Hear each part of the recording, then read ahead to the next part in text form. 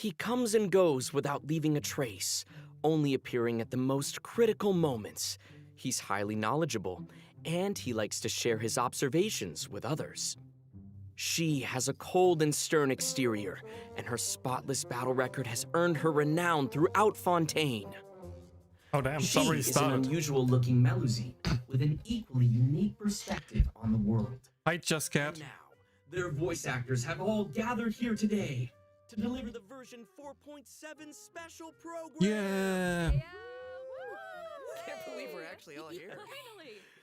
Hello, travelers. My name is Zach Aguilar, and I voice the male traveler. That was faster than Today, our expected. hosts for the special program I wasn't ready. include- Hello, everybody. I'm Yuri Lowenthal, the voice of Dainsleif.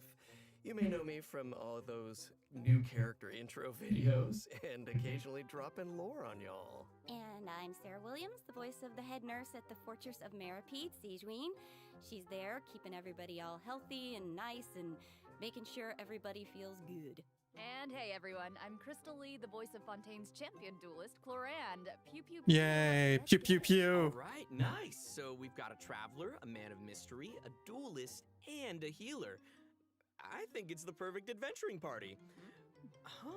What a wild coincidence, you guys. I just received an invitational letter to a new domain. Yeah, that's Yeah, not a imagine that. coincidence. Gee willikers, where did that come That's from? just destiny. Yeah, definitely. You know, this new domain seems to be right behind us, but in order to complete the challenge, we'll need to tackle several missions first. Well, then what are we waiting for? Let's do this. Traveler, Paimon, would you join us and play Marechaussee Hunter Judgment Day? This script was adapted from the real history of the Marechaussee Hunters. You all will play the role of hunters from a bygone era and resolve a series of events unfolding in the capital.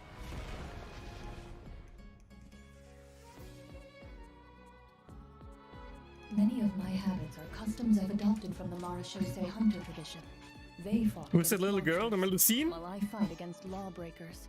For when She's I draw really my cute. blade, I am but an instrument of Fontaine's law.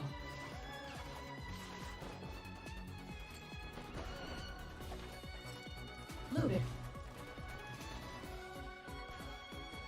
Time to testify. Yeah, she looks pretty good. That every page of a storybook is a segment of the present. So vast and mysterious. The new game mode? There must be quite a story behind this place. So, I'll explore this Sethos, place yeah. with you to the end. Let's never stop hoping for victory. Way ahead of you!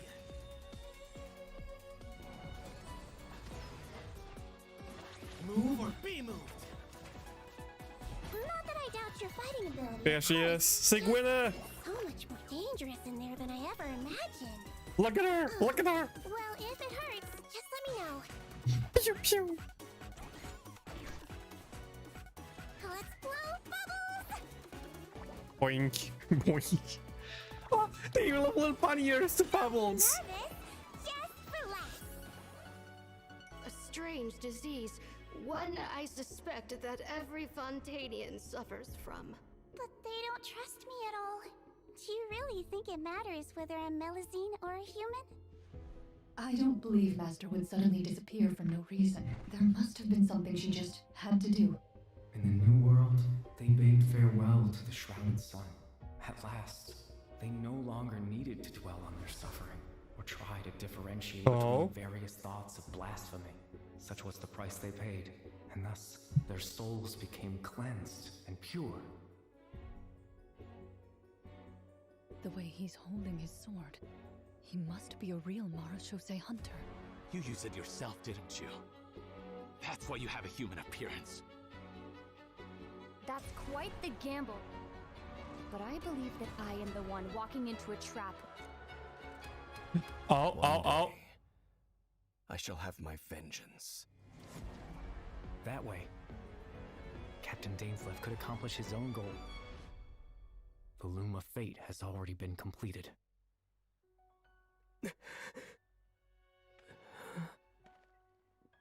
Traveler, let me ask you this. Do you believe your sibling to have betrayed you? Do we really finally meet? Do we really finally meet? Oh, first code? First code. Let me actually move myself over. Guess I put myself over here. That might be better.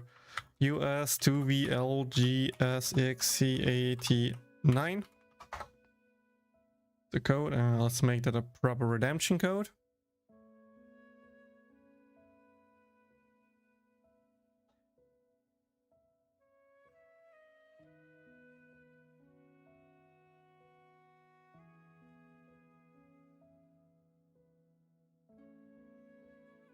And code equals that.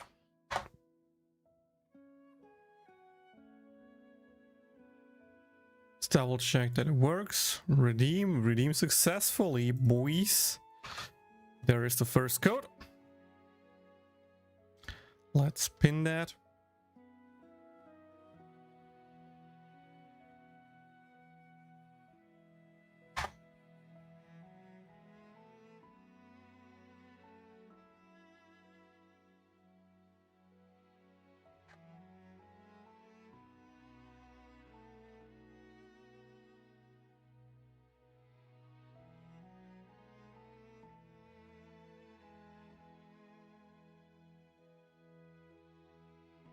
Yeah, I think over here is potentially better. Should I go down here? Or maybe like go down there? Maybe just here? I'm not sure, I'm not sure. Feels like I'm covering less screen that way.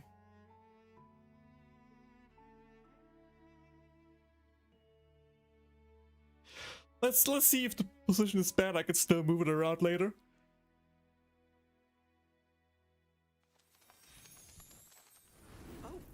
Looks like our first mission is here. Fancy that. Assemble your team.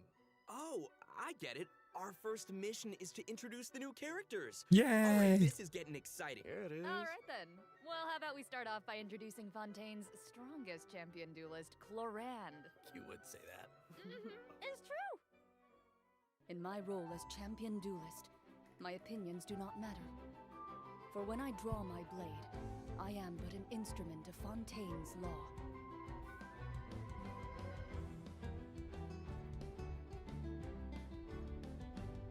Ready.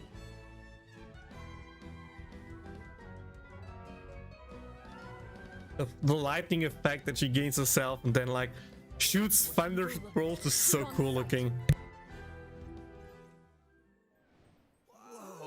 Ulti also looks great, not gonna lie. So good. That ultimate is so cool.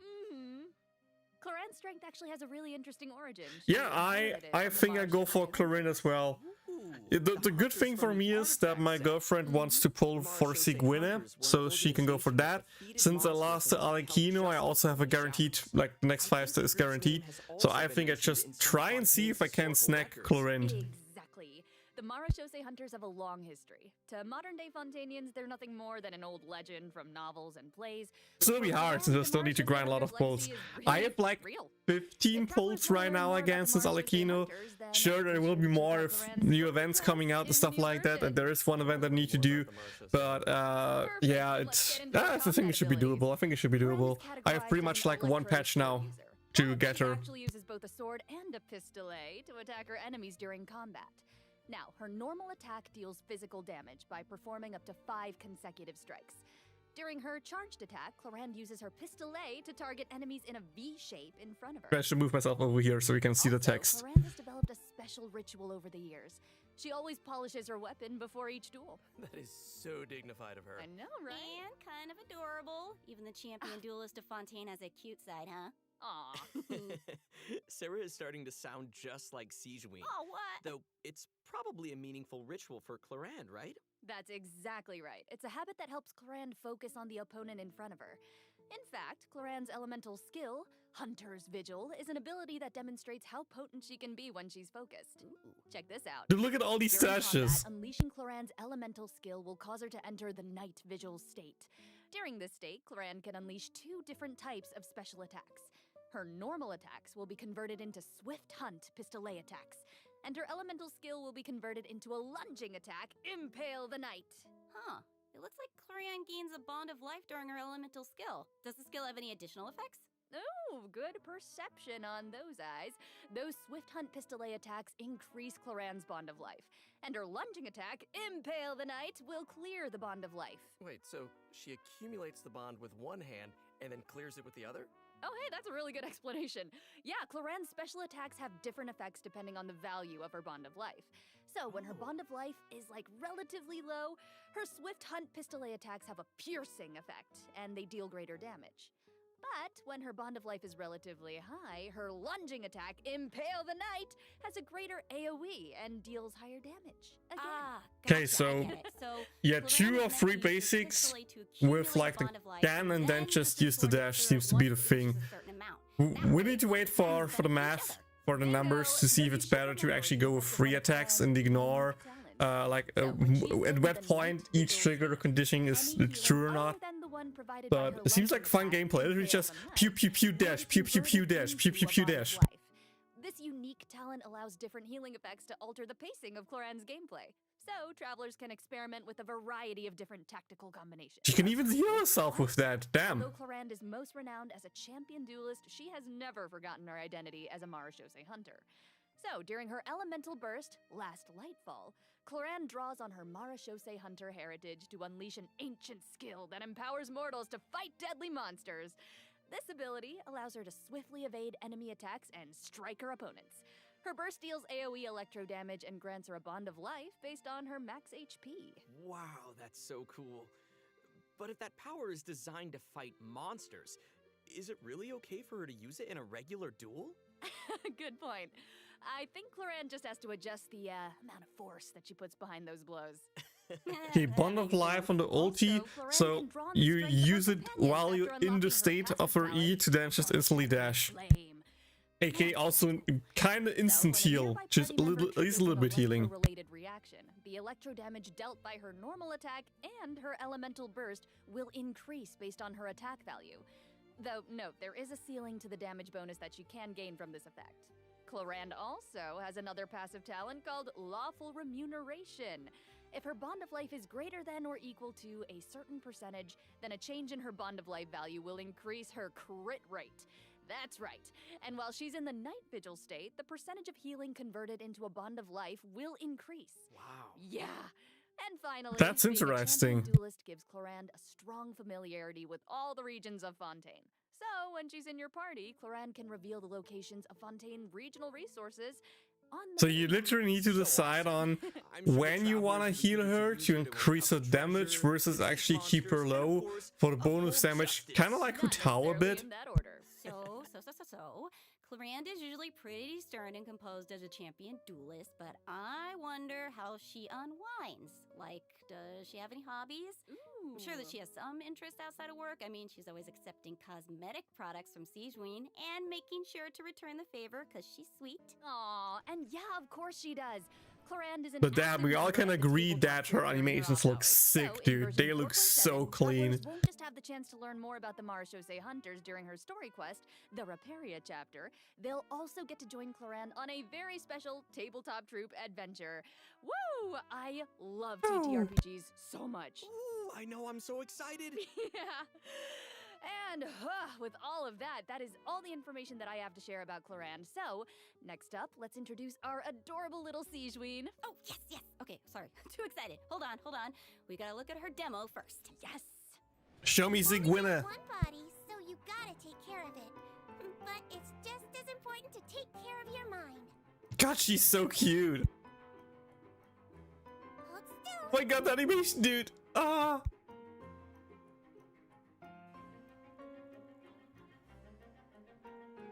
And the fact that the enemies get put into like these heart battle with the bunny ears. Her beam is a heart as well. It's so freaking cute, dude. She's so cute. It's unreal. Wow. I love her pills so Cuteness much. overload. The bubble has ears on it. I would love to ride around on a bubble like that. She's with her little legs dangling in the air. Oh. Yeah, with the bubble gun and the giant syringe. Guys, so cute. Those bubbles are so big. Her kit looks really, really fun. I know, but if that's the syringe she uses on her patients, I can see why they might be nervous about getting sick. Oh, for sure. Hey, sometimes you gotta take your medicine. And since she's the head nurse at the Fortress of Meripede, Sigewinne wants everyone. But let me remove She the believes that taking care of your body is the most goals important here real role, quick. But she often encounters people who overwork themselves in the production zone, so she always tries to sneak them healthy meals. But she Yo, doesn't think Stevie-O. that's a substitute for some proper rest. Oh, take a page out of her book. Yeah, seems like you'll need to be well fed and well rested if you want to keep up with Sigewinne. Let's make it like that. Let's make it like She that. seems like such a Sure. caring and attentive person. But then Big comeback for Stevie-O. True, true. Well, Sigewinne The is a gambling hydro bow user. Her normal attack unleashes ball a stirring significant bubble attack. ball. During the second and third attack, Sigewinne takes out a pill and tosses it at her opponent. I saw that in the demo. It's like she's literally telling her opponents to take their medicine. Look at the size of that thing. She can make aim shots using her charged attack. This Once is so the cool, shot by the way. is Look held at and that. fully charged, Pew, Sigewinne's pew. bow will fire slow-moving ministration bubbles, dealing hydro damage to her target. Just make sure not to release her arrow. Oh, and also, Sigewinne uses a specially made bubble gun to fire a giant bolstering bubble bomb during her elemental skill. It's so cool that it actually focuses on the enemy, not just randomly bouncing. That's so good. Dealing hydro damage to I was so anyone scared attacking about that and fact. restoring HP to all nearby party members, well, except for Sigewinne herself. Sigewinne will be healed a Boing, certain amount of boing, health when the boing. bolstering bubble bomb disappears, which is based on her max HP. Bolstering bubble bombs. And you can actually aim at who gets hit first. You know, travelers could have a bubble blowing contest with their Sigewinnes. Would that be great? You can have that idea for free. It's exactly It's a like great blowing idea. bubbles. The longer you hold her elemental skill, the larger the bubble grows. Once the projectile is released, it will gradually decrease in size as it bounces around. Boing, The boing, bigger boing. bubble, the greater the damage and healing effect. And if a large bubble hits a weaker enemy, they'll be trapped inside. Whoa. Guys, it's like she's trapping them in a cage of kindness. Like the hydro You know, you can tell she cares about it. Her bedside manner is so strong. Yeah, sure. Just wait a just second, what caring, does not the like Nicolette actually drop? hurting them or anything like that. Not like people would drown in a water bubble. No, no, no. And it looks like she gains a bond of life when she touches him? Oh, she also gets the roulette balls? Explain that as well. Since she has training as a nurse, Sigewinne understands how to make the most of Can her we let valuable absorb these situation. balls? Her elemental skill creates source water droplets, and Sigewinne can give herself a bond of life by absorbing them. When that bond of life is cleared, Sigewinne can regain some elemental energy based on the value of the bond of life. I don't think so. So Sigewinne's Will be healing OP can otherwise. nullify her bond of life, and she can restore energy for herself. Nice. That's right. While the bond of life is hazardous to most people, it can actually be perceived as a real advantage for Sigewinne. After she unlocks her talent, Detailed Diagnosis, Thorough Treatment, Sigewinne's healing will be increased based on the total bond of life values across all the characters in her party. Oh, thank goodness. Sounds like a Across Melusine will make all. the bond of life a lot less scary. After using her elemental burst and absorbing nearby source water droplets, Sigewinne will use the syringe to spray enemies in front of her. This attack deals continuous hydro damage. Wait, that's so cute. Even her attacks are a form of medical treatment. A huge syringe. Yeah, I mean, hey, she just wants everyone to be as healthy as possible. Pew, pew, pew, pew, pew, pew, pew, pew, Sigewinne pew. wants every patient to get a proper amount of rest. After unlocking her passive talent requires appropriate rest, unleashing her elemental skill will also trigger the semi-strict bed rest effect. Oh. This effect will grant her a hydro damage bonus and several stacks of convalescence. When non-active characters deal damage with their off-field elemental skills, Sigewinne can consume a stack of convalescence to increase that elemental skill damage. Ooh. I like how it's So only she can semi-strict. buff Not off-fielders? super strict, because she couldn't be super strict. She can buff off-fielders, So it huh? seems like the bond of life mechanic is pretty integral to both Sigewinne and Clorinde's kits. That sure was a lot of information, though. Oh, yeah. I can't wait to see these abilities in action. And travelers won't just be limited to the playstyles that they've seen here, right? As I understand it, the mechanics leave a lot of room for open experimentation. Yeah. Right. And outside of combat, Melusines are very connected to the ocean, so Sigewinne always takes care of her companions during underwater exploration. Sigewinne is especially helpful when her friends are endangered by underwater enemies. She can use her emergency dose talent to continuously restore HP to her party member for a period of time. Unfortunately, doing so will lower all of their elemental and physical resistances. There's always a price. You can heal, but you shouldn't take damage Down then. handy, though. Sigewinne is always looking out for us. Thanks, head nurse. But only in the water, right? Oh, and I've got a quick question for you all. Yes. Have you noticed any differences between Sigewinne and other Melusines? Yeah, well, I think her appearance and her interests definitely stand out. Like, if you ignore the tail and the feelers on her head, then she actually doesn't look that different from a human child. How could you ignore those? Right. Well, fair. But also, she's interested in beauty, and she knows a lot about skincare, and she actually even contributes to the most famous beauty magazine in Fontaine. Did not know that. Oh, and her medical knowledge. Right? We haven't encountered any other Melusines Dude, who give if she medical feeds me treatment to medicine, I'll eat it. And Sigewinne seems to care the most about the people of Fontaine. And she's also one of the few Melusines who work in the Fortress of Meripede, right? Wondrous dragon her, yeah. She's a dragon, guys. Dragon girl. We finally have Bailu in Genshin Impact. Finally. Sigewinne's does. You're all bringing up great points. Don't you think that Sigewinne's differences from the other Melusines make her seem more unique and approachable at the same time? In the Neri chapter, travelers will have the chance to learn more about the background of this very special Melusine in her personal story quest. Woohoo! Oh, that's awesome. Hey, speaking of story quests, didn't travelers meet a mysterious youngster last version? Oh? Sometime during Sino's story quest? Well, Imagine travelers playing will now story have the quests. opportunity to add him to their parties. He recently left the desert and he's eager to travel around. So, Zach, why don't you introduce him? Go, Zach. Oh, me? Okay then. Let's take a look at Sethos' demo.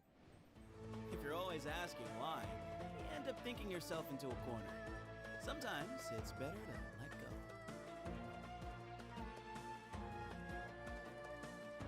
Give me some space. Instant charge shot that pierces through, okay. Another electro infusion. To just go pew pew pew. Oh, whoa. Imagine doing anything expected dailies in Genshin, true. Cool. He looks amazing. Yeah, the clothes and the hair, I love it. Right? Sethos didn't just get power and wisdom How from his dare desert I heritage, recently he's doing some also achievements and a little bit of archery. exploration. Sethos has Imagine, always dude. loved hiking, Imagine and what he a has great loser I sense need of to be to do direction. that. Whether he's exploring the desert or the rainforest, he knows the roads like the back of his hand. And he always knows where to find the best regional specialties. Yeah, you probably know where this is going, but I'll say it anyway. When Sethos is in your team, he'll reveal the location of Sumero regional specialties on the minimap. Nice. Cool. Wait, so I'm curious. He's lived in a remote desert for his entire life, and he carries the weight of such an ancient legacy. To me, it seems like someone with that kind of upbringing would either be, like, really introverted or just super arrogant, but Sethos doesn't seem like that at all. Yeah, you're absolutely right. Sethos is a very open-minded and cheerful person. As the successor to the mysterious Temple of Silence, he had more educational opportunities than other people who live in Sumeru's desert. His responsibilities drive him to learn about other people and places. He has a very open mind, and he tries to be optimistic. In fact, his personality is a huge help in getting along with other people. So wait, that sounds like... are you saying he's a social butterfly? Cost of X Defiant release, you have no time for Genshin. He's a pretty busy guy. I don't know what and X he lives a Defiant pretty is. I varied just know lifestyle. everyone plays Wuthering And Waves he's right around the now, same age as the so no one general cares about Monarch Genshin. Rhino. He occasionally visits the academia. He's always trying to make friends. Oh, a shooter, okay. Nah, I'm not playing much shooters, so Grand Bazaar. But we've that's already probably talked why I a didn't lot hear about of his it. hobbies. But not gonna lie, he looks fine. But like nothing too crazy. Where I'm like, oh yeah, wow, that's He can't move when his attack is charged to its second level. but such it a cool allows him to fire design, such a powerful cool shadow-piercing shot that can pierce enemies. something, dealing I don't know. electro damage to targets in its path. Sethos' talent, Black Kite's Enigma, can decrease the charging time of his aim shot by consuming elemental energy. Some elemental energy will also be consumed after releasing the shot. Nice. Yeah, he looks like a Yeah, and also, just a no basic one's 4-star, which is really sad, dude. So I think that means players need to store up elemental energy to fire the shadow-piercing shot faster, right?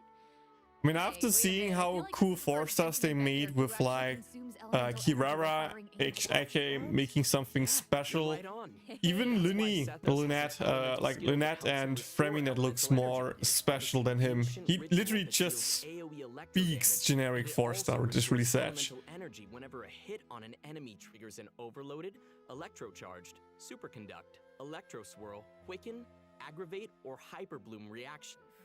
That's a lot. But travelers also have another option for firing powerful shots. By unleashing his elemental burst, Sethos will perform an ancient ritual that was passed down from King Deshret's era. He will enter the twilight meditation state, converting his normal attacks to enemy-piercing dusk bolts that deal Wait, that's his increased damage ulti. based on his elemental mastery. I thought that's his Cool. That basic. sounds like a mini I like his version of the skill. shadow-piercing shot, only No, it that's his doesn't take as ulti. much time to Damn. fire. That sucks. Okay, also it seems like the records of King Deshret have a lot of powerful abilities, so between you and me, does that mean Sethos has mastered other mysterious rituals and techniques? Of course! Yo. I'm sure that the Temple of Silence has a whole archive of secrets. One of his other talents will also increase the damage dealt by a shadow-piercing shot for a period of time based on his elemental mastery. Okay, alright, sounds like the Temple of Silence is a real impressive legacy. No kidding. So many ancient rituals. Sethos is definitely a talented fighter who can make full use of his martial heritage. He's so strong. He just did 3 double charge shots and the enemies are still fine. Oh wow, Lamau. we finished the first mission. Nice, I wonder what the next one's gonna be. Let's get it. Oh, it looks like we'll have to uncover hidden secrets in our next mission. Secrets, like the banner order. Well, I mean, secrets are kind of your area of expertise. All your character does is speak in riddles. Speak plainly, sir. Yeah. Okay, that's a good point. Okay, well, I guess I'm the only one who can shed some light on the hidden secrets. Oh, here he goes. So here we go. Archon Quest Chapter 4, Act 6, Bedtime Story. Bedtime will become Story. Available in version 4.7. Travelers will finally reunite with Dainsleif, who will share more information about Conria's past. Ooh. That's what you guys were waiting for, right? Yeah. And also, I, got to break out my voice acting skills for this patch, you guys. Oh my gosh, words come out of your mouth. Hell yeah. He speaks! Yeah. He This speaks! time, Ether and Lumine will get to meet face to face. And based on what we heard in the trailer, it seems like the Loom of Fate is now complete. So travelers can look forward to learning more about Kari Bear in this quest. We just can't reveal everything right now, okay? Leave some secrets for me. These are important secrets that travelers should uncover for themselves. So, okay. We can call off the snipers, call off the snipers. Right? I'm actually kind of hyped for the story. I get it. I really hope it's a good one. Genshin needs a banger story now. I will throw you a bone. To help tide you over until the next update, I'll be sharing a special surprise with y'all. What is it? Come Oh, I on. love surprises. It is. You'll know very soon, I promise. But first, we need to introduce the event wishes. There we go, banners. Okay. In the first phase of version 4.7, Clorinde and Alhaitham will be featured in the event wishes. Alhaitham's back. Sethos Oof. will be the new 4-star unit that appears Ooh. on this event wish banner. And in the second phase of the version, travelers can look forward to event wishes from Sigewinne and Farina. And, because there's never enough, a new 5-star sword, Absolution, and a new 5-star bow, Silver Shower Okay, that bow looks gorgeous, for real, yeah. respective weapon banners. They look so good. So cool. I mean, the sword looks pretty basic. I need to see it R5, like max level, to see how it glows, because that can probably make or break the weapon. But Sigewinne's bow just looks amazing, dude. Oh. Anime time? Genshin anime time?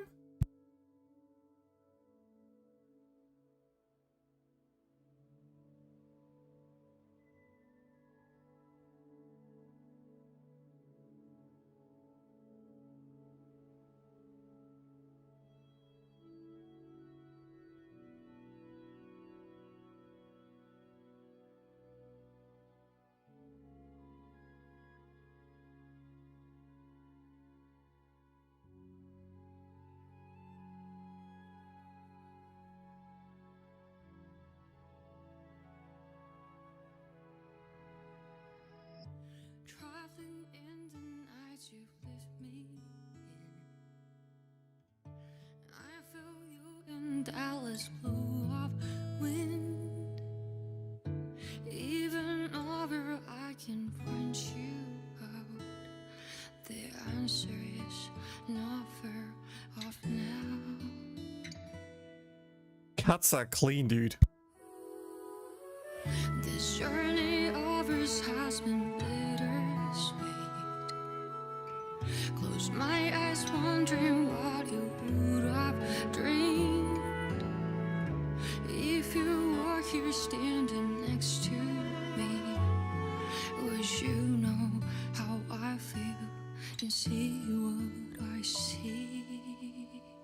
I'll feel bad for Lumine for not having Paimon beside her. She looks so sad and alone. Know that I will always try. Funny you're rhythm and rhyme. Though the nights are long and dark, I see you shining bright. And no matter where you are, you've come with me this far, showing the way when all is falls apart.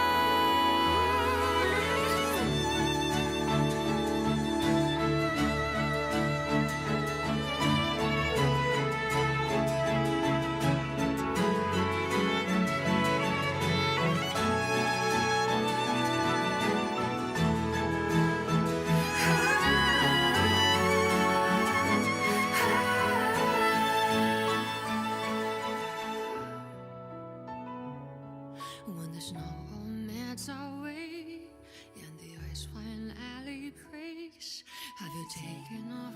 Are you already on your way? No matter where you are, I've come with you this far.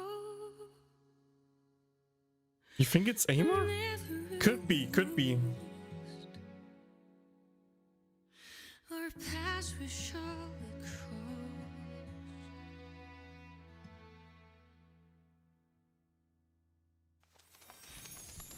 Damn, that was gorgeous. That was gorgeous. Okay, second redemption code.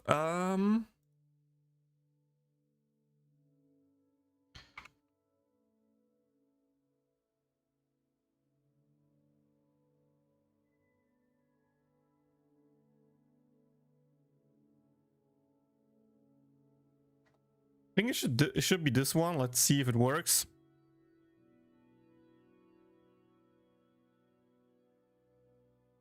Redeem successfully. Nice, nice. Which means now I have 2 codes to pin.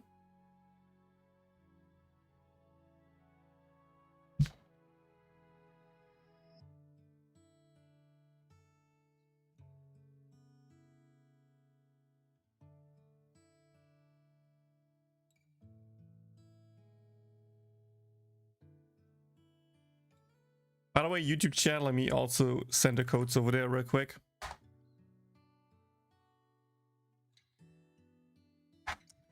Just so I'm not forgetting your side as well. We want to be fair here, right? We want to be fair here.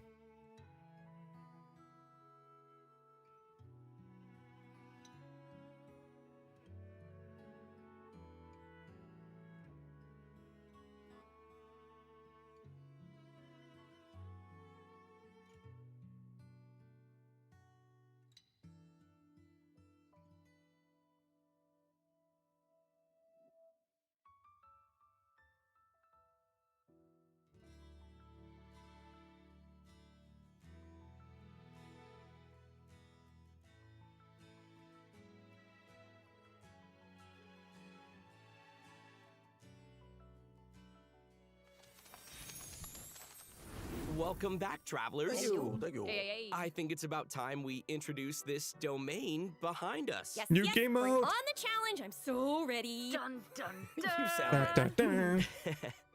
The location of this challenge seems pretty intriguing. Paimon and the traveler discovered a secret room within the Mondstadt library, and they've received an invitation to participate in a mysterious performance. Oh, I love secret rooms in libraries. I've always wanted Oh, one. it's Mondstadt's So that's right, library. the all-new event, Imaginarium Theater, will become available in version 4.7 for travelers who are adventure rank 35 or higher.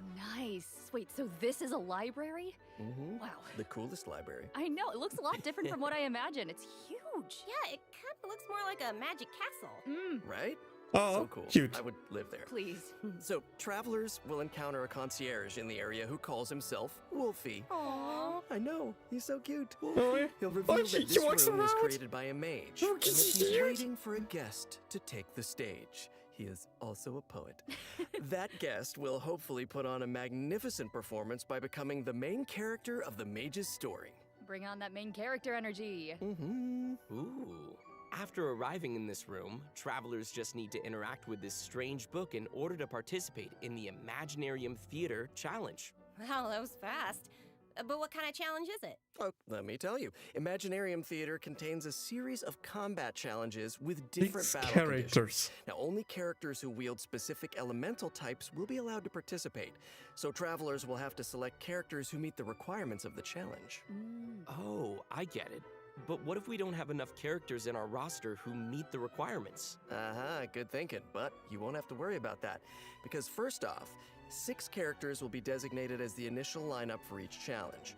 Trial characters will be provided for travelers that are missing any of those characters. Nice. And travelers can also invite special guest characters to participate in the challenges that aren't restricted by the event requirements. Wait, you can see the artifacts and the weapons of the trial characters? Hoggies. As supports for their friends. They can also select their friends' supporting characters to join their own team. That's a nice way to get to try new characters. Right? Friends? Oh. Friends. Who would say no to more friends? Support each other in staged combat. Friends helping each other.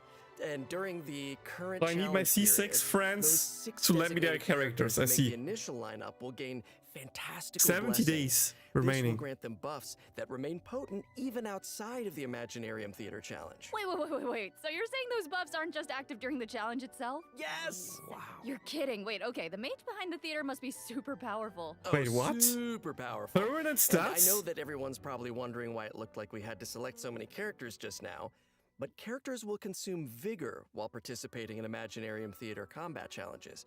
So when a character's vigor is fully depleted, they will no longer be able to fight, and you will have to replace them with a new character. It's time for some R&R.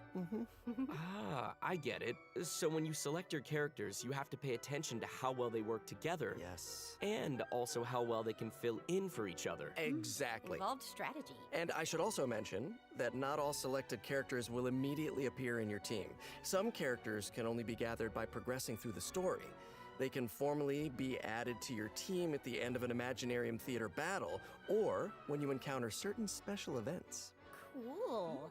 So assembling your team is part of the challenge. Yes, which makes it even more fun. But let me explain a little more about the special events that I mentioned.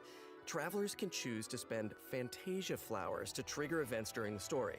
Now, some events will unlock certain characters for battle, and others may trigger certain perils, certain doom. So, travelers will have to choose very carefully. Ooh, no pressure. Right? Travelers can collect performance tour rewards by completing challenges and finalizing their performance results.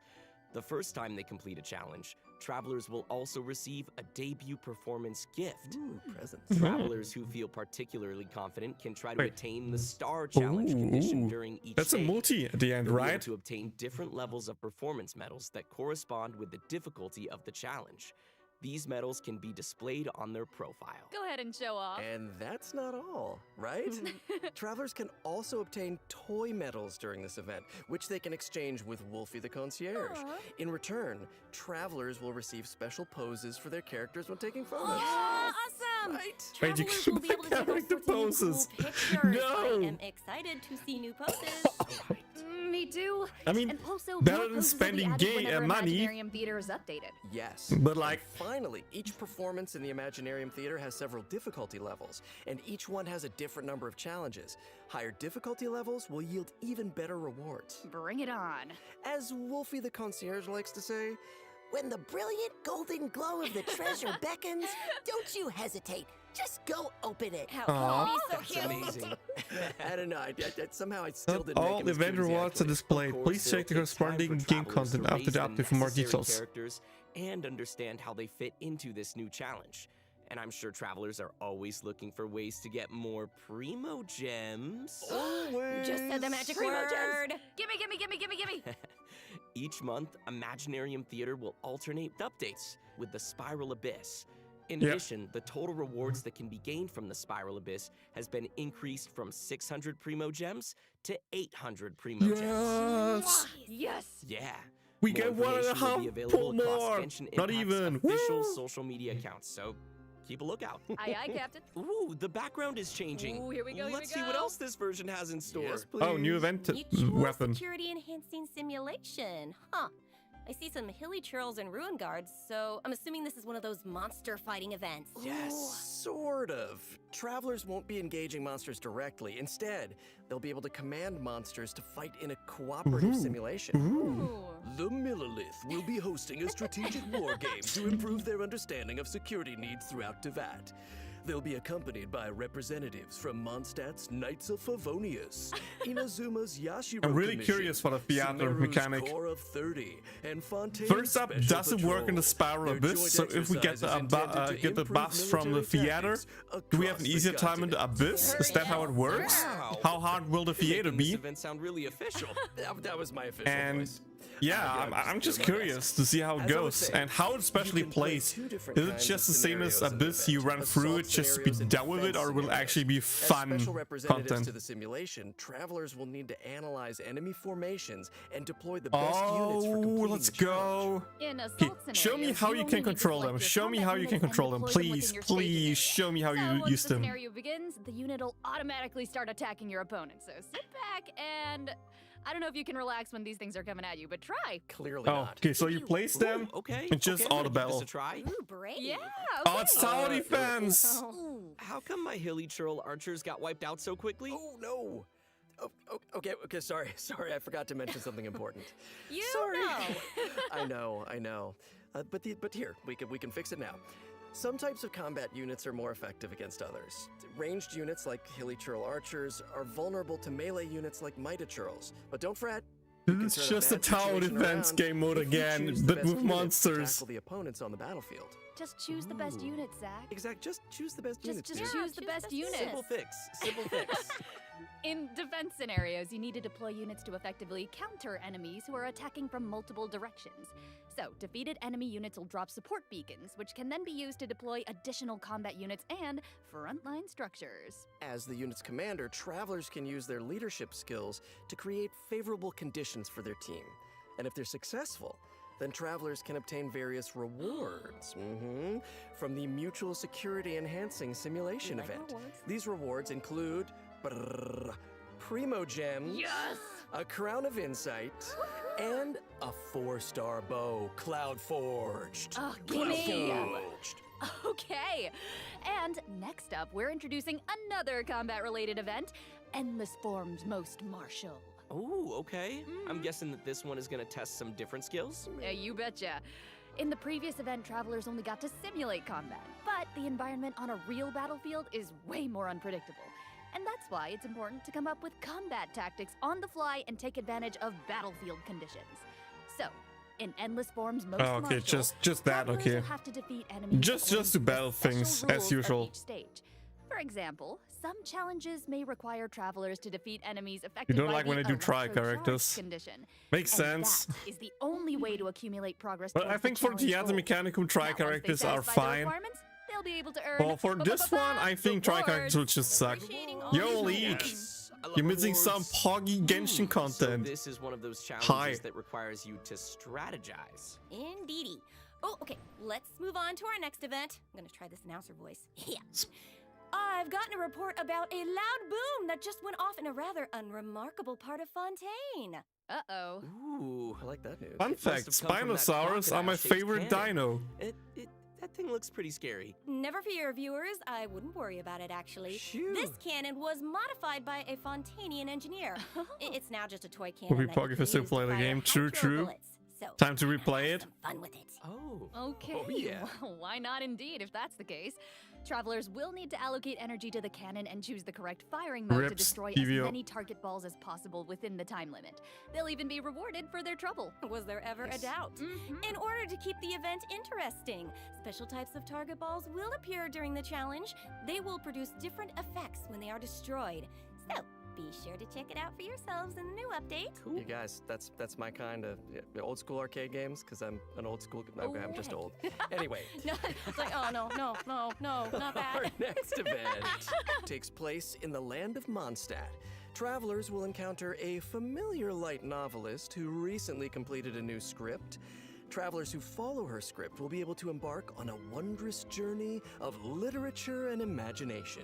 And the script will lead travelers to mysterious locales where they will have the opportunity to earn rewards. That is, if they can evade bullet curtain assaults from, various mechanisms and collect enough labyrinth coins. No big deal, you can do it. Easy peasy. Wicked warlocks will Actually, also be scattered decent across the lineup field. of events this time. I like it. If you defeat them, This seems like a then you can combination earn of some of my favorite event types at once. Looks like we'll have to move Question really is, can we skillfully make if our want own to domains avoid all here those again? attacks. No pressure. But hey, don't worry. Travelers can take advantage of adventure techniques to gain special buffs. So these buffs will make the oncoming bullets a lot easier to deal with. You'll also be able to get rewards more easily if you're smart Kazuha about how OP, you use guys. them. Kazuha will be OP here. Great. So great. Speaking of strategies, the new version will be adding more updates to the Genius Invocation TCG. Travelers can look forward to new character cards, monster cards, and action cards. Also, more NPCs will be ready to challenge travelers in the open world. Oh, and I hope they're ready to lose. Oh, well. They could take a challenge. Also, the Leyline Overflow event will also return in the new version, so don't miss out. Whew, that was a lot of information. Let's take a break while we take a look at the last redemption code. See you soon. That's why I'm not grinding the TCG. I'm too lazy for that stuff, dude. BS3 DLY AF BAUH. Let's see if I did everything correctly. Redeem successfully. Yes. At least Ultra understands me when I say TGG. At least Ultra understands me here. Boop. Boop. And boop. This should be all 3 codes. So let me just spin them real quick.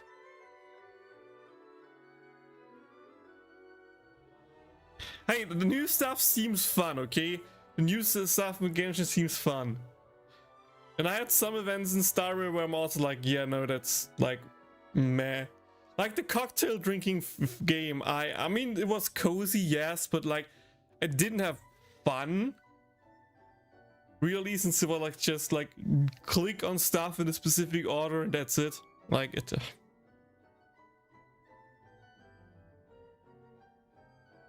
I feel like all games have some hit or miss events. Heck, even Konosuba has some events where I'm like, yo dude, that's a really cool idea and had like some cool special things, and others are like just filler events. Maybe you would write a TCG very better with gift primos. That's like the only reason, yeah. I totally agree.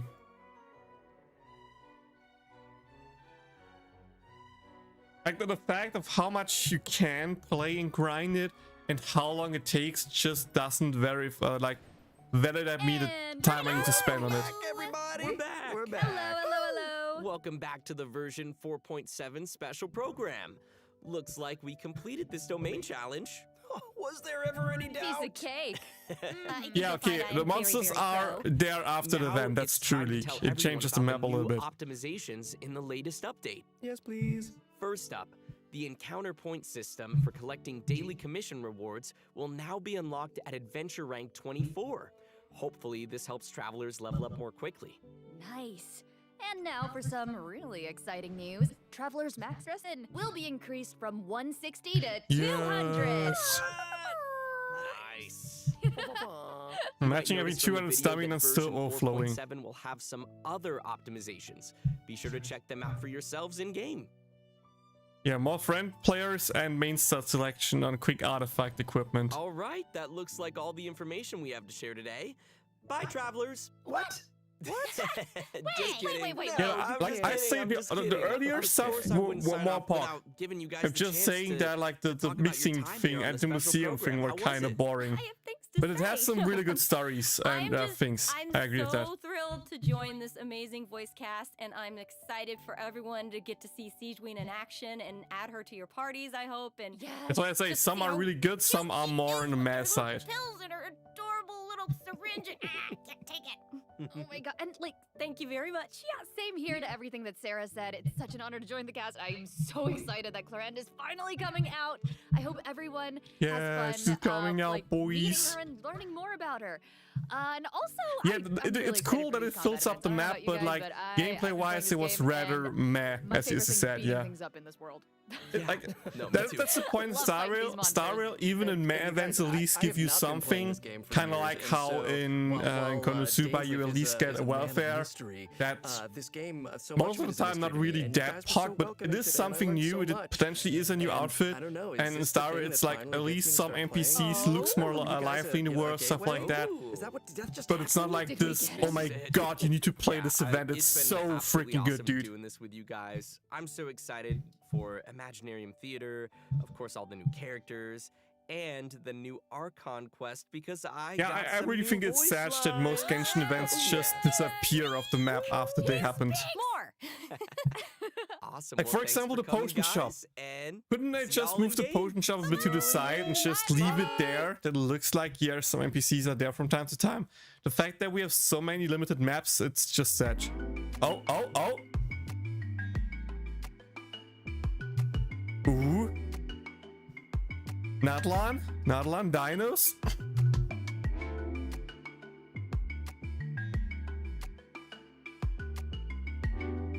They climb up walls. Oh yeah, I heard we can ride the dinos, right? Oh my god, we don't need to climb up walls ourselves. Fast swimming as well?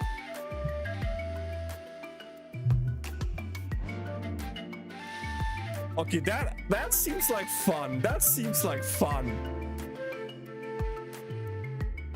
We have Yoshi! We are Yoshi now, boys! We are Yoshi now! We are Mario! We can play this. This is literally Yoshi! Come on, guys! Can we fly? Can we fly? Please tell me we get the flying dragon as well. Please, please.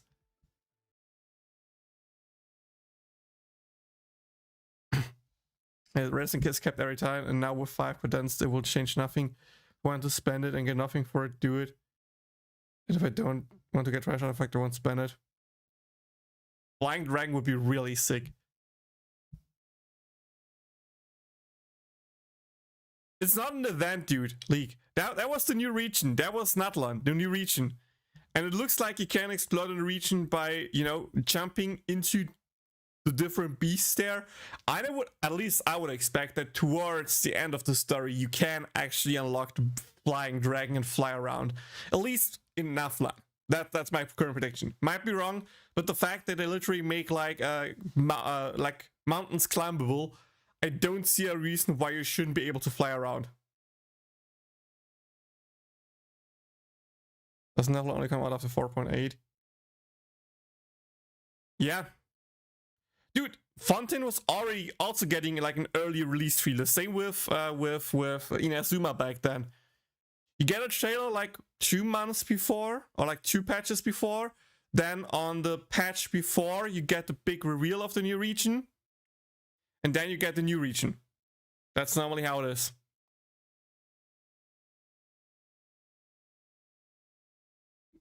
Yeah, they needed to add a trailer because of Wuthering Waves. 100% biased, yeah.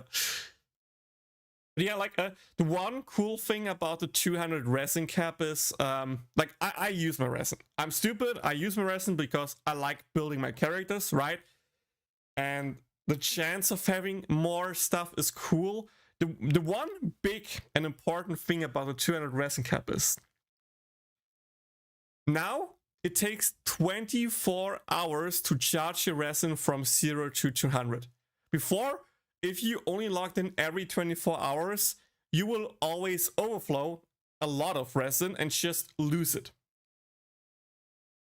Now with that, if I say like, okay, I play every day at like, I don't know, 8 PM or something like that, Genshin Impact each day, that would mean by the time I log in again, I should be full, but not like overflowing full, but like just perfectly full to just convert all into resin, use it all at once. And the next day at the exact same time, it's back again, right? I think that's the most important thing Like, it literally triggered me that when I log in early, like, let's say I play a day earlier than usual, by like, I don't know, 2 hours. I would have potentially, like, I could be like, okay, let's convert my resin because it's already capped. By the point in 2 hours when I play again, I have more resin then, but it's not enough to be 40 to convert it. And then, but next day, if I don't log in early, I just lose the bonus that I got from converting it early, because if I log in the next time, it will just be overflow again. Now, if I do that, I have more time frame to log in early. Like, let's say if I just remember to log in after work to just convert 1 stamina, I would never ever need to worry about my stamina overflowing again, compared to before, where that did not matter at all.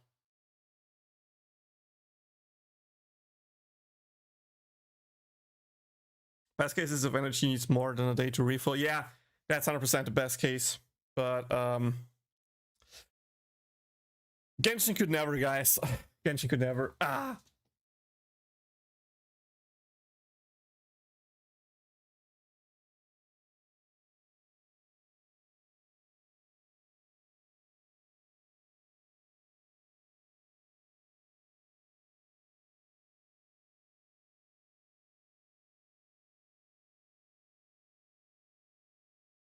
Hey, give me a minute. Give me a minute, guys.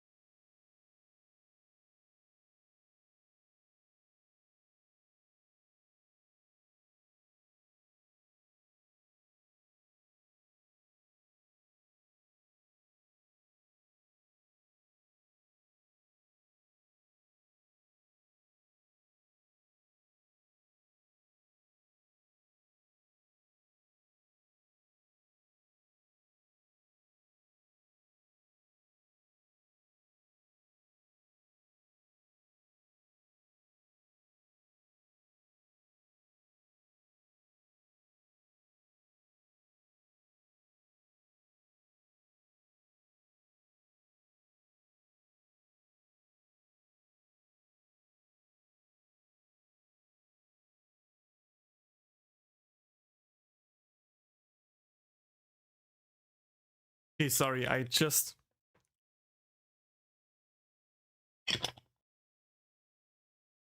had a big brain idea for a problem I have at work. I just wanted to note that down, that I don't forget it. Hi, Turkey.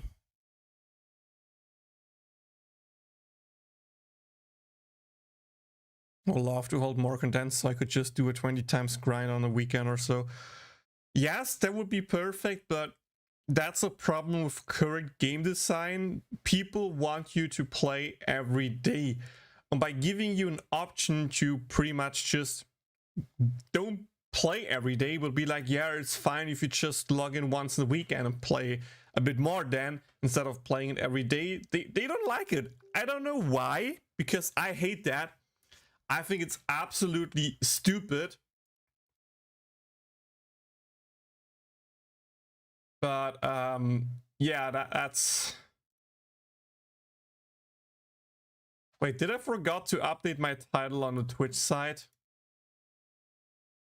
Was my Twitch title not updated? Oh god.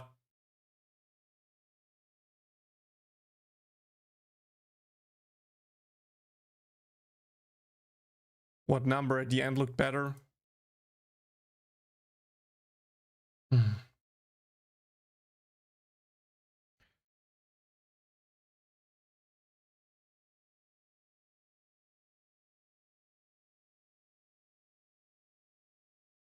Yeah, oh yeah, on that way, numbers looks better as well.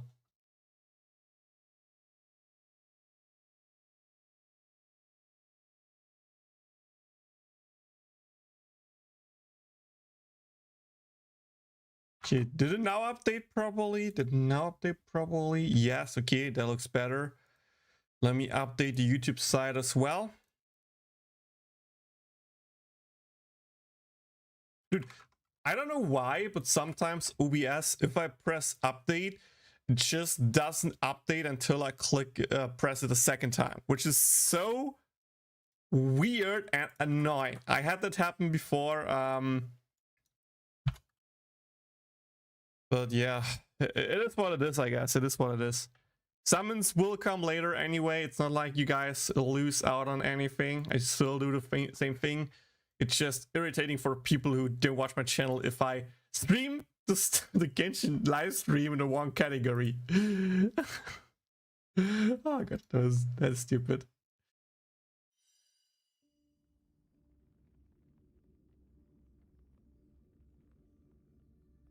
Okay, let's look like. Here we go.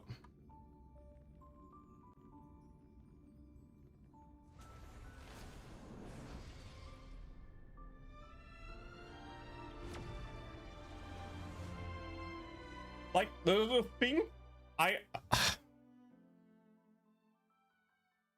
wouldn't mind playing every day if they make it more side game friendly, aka what Konosuba does. In Konosuba, you can pretty much skip everything besides arena runs, and arena runs are a bonus. You don't need that to get your quartz.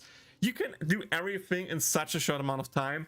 Same with Star Rail. Like in Star Rail, I log in with my full stamina. I go to a domain. I do auto battle 5 times. I need to press the replay button 4 times.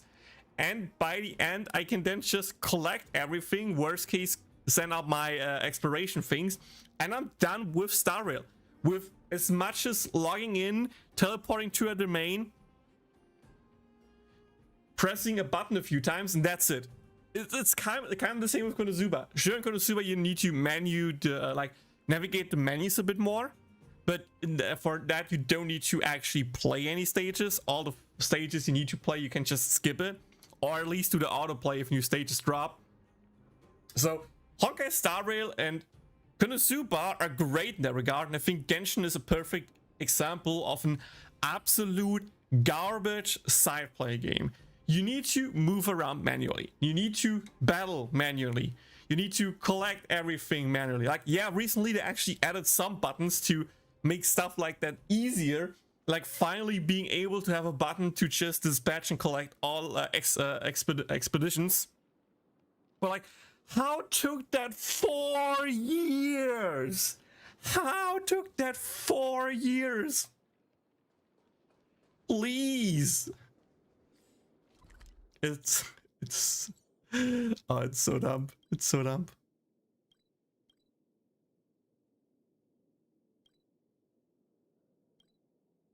Wait, which one was the right one? I forgot. No, you're not the right one. Guess it was this one then. Yep, you're the right one. Okay.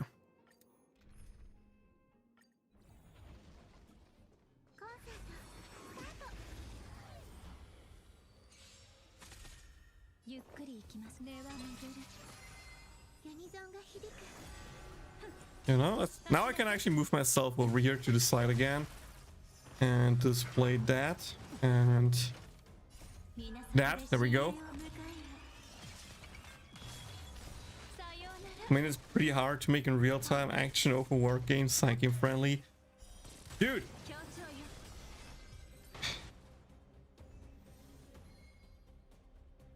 I can check the DM in a second. They can do a lot to make Genshin more side game friendly. If I am able to clear a domain in, I don't know, 10 seconds, 5 seconds with my team, why can I not just be like, skip this domain? Why can I just be like, okay, go to domain, select how many attempts you want to skip, and boom, like make it a requirement that you need to do a specific time window, or like have no one don't have a unit die, clear it in X amount of seconds, and if you do that, you can just skip it.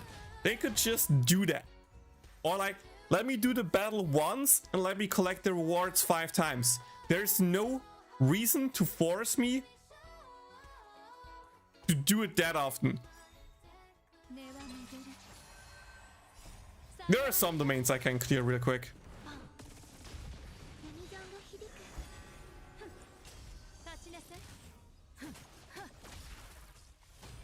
Like, out of my head, for example, the Navia artifact domain, I can clear that really quick. Like, do some Kazuha swirls, use Navia's E 2 times, and I clear it. Like, no joke, I clear the domain real quick. Even with 4 players, and one of the players not playing, I can clear this domain in like 20 seconds. Damn turkey, these units look clean. The units look really clean.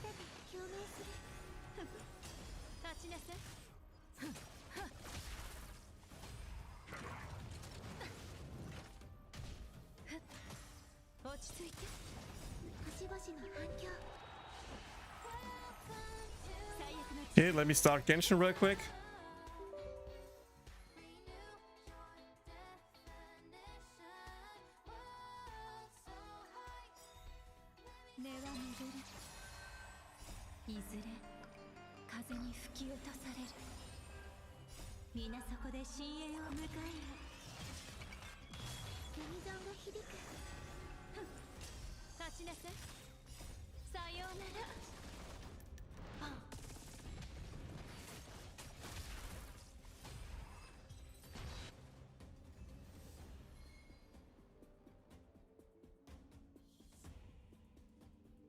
Make it like that.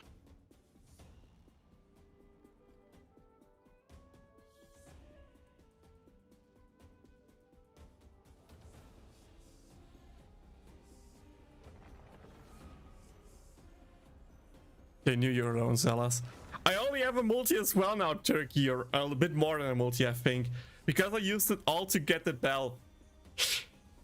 Oh, I should have skipped bell.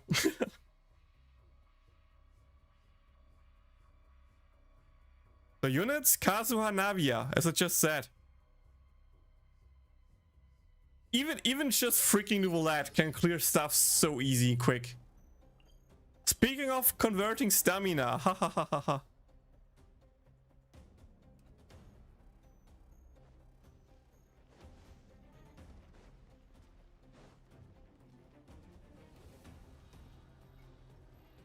Oh. You didn't want to see me play. Okay. I can show you the units real quick. But it's for the Machi, not for anything else. So only if you care about the Machi, it's really interesting for you. I wanna go here.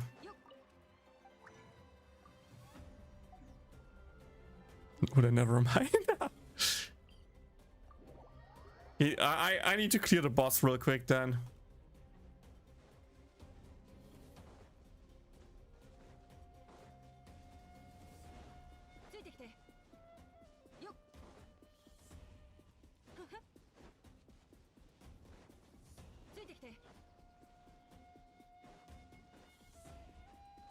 By the way, Leek, when I have you here, what artifact set should I do on Topaz? What artifact set should I do on Topaz? Just a follow-up attack one, right? Or does she need something else? Hi, Katie Void. Yes, I will play. I will do the summons for the collaboration later.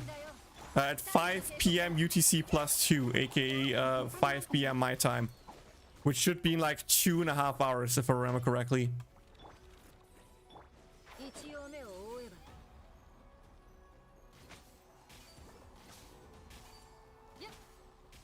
Yeah, I need to do Spiral Abyss, but... right now the rewards are not that enticing, not gonna lie.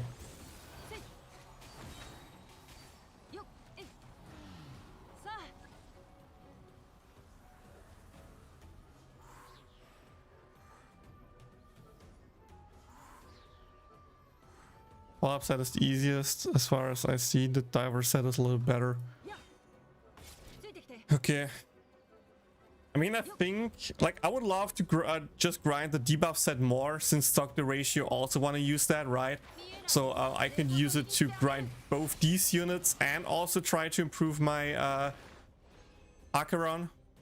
But I could also just grind the follow-up set and just try to improve my dot team's power.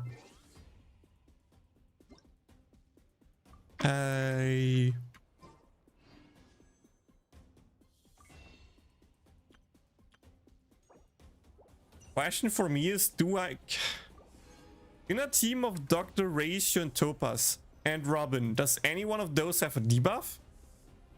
Like, no joke, does any one of those three has a debuff? I could run him with a Gepard who has like the Future's Market thing, who can apply a debuff on the enemy. Topaz has a debuff. One or multiple?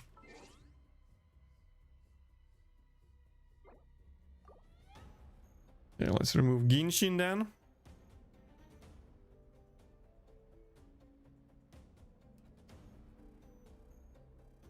Yeah, Reagan is the second coloration. I got a rerun in the GP version. The first one was ReZero so far. I only missed now for me with my rollbacks when she had to recall up. Oh, nice. Only missing one unit is pretty good, I would say. Yeah. So yeah, just to show it off real quick. My Robin has now like 4,500 attack with 123 speed. I think so far she looks fine. Like some pieces are like not optimal. Like I guess break effect is fine, but like rolls in crit damage is meh. Flat attack rolls are also fine on Robin, I know, but like I don't prefer it.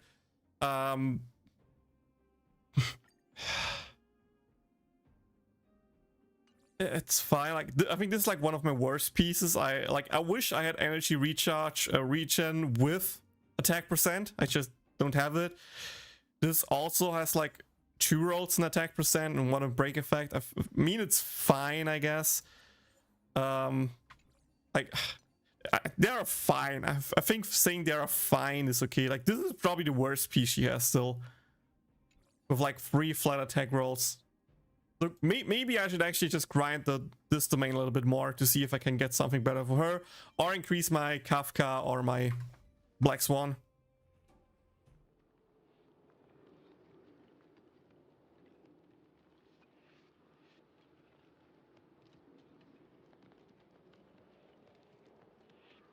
You still use Raftalia and Philo even now? In the GP version or in the global version?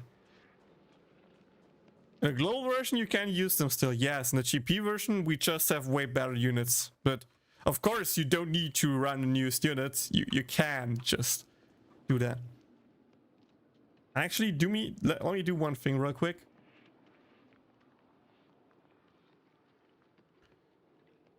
Scripts, timer.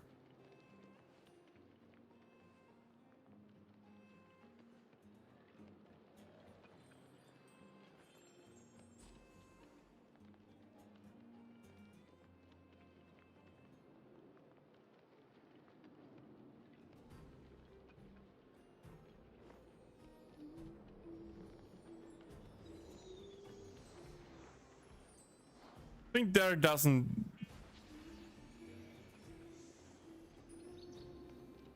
JP, because you don't have much stronger collab cars for Wind and Light.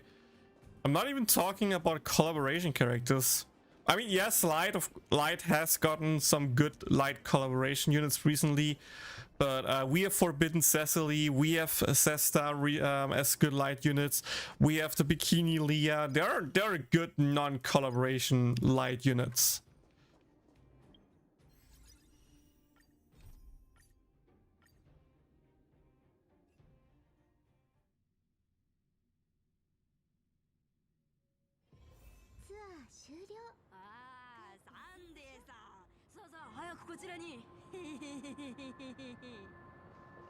助けが必要な方がいるようですね。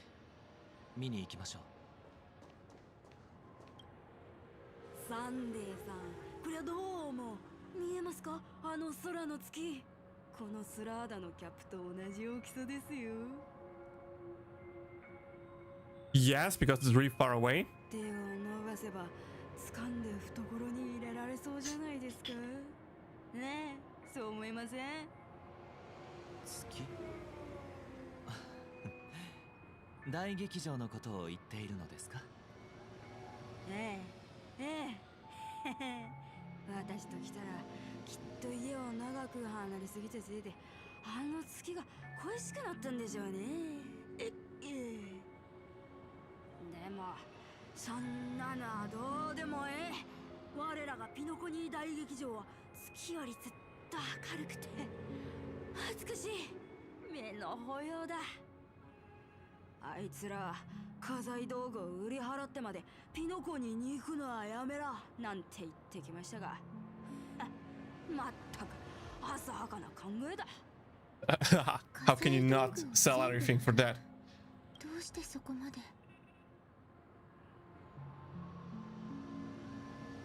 Okay, give me a second. Let me just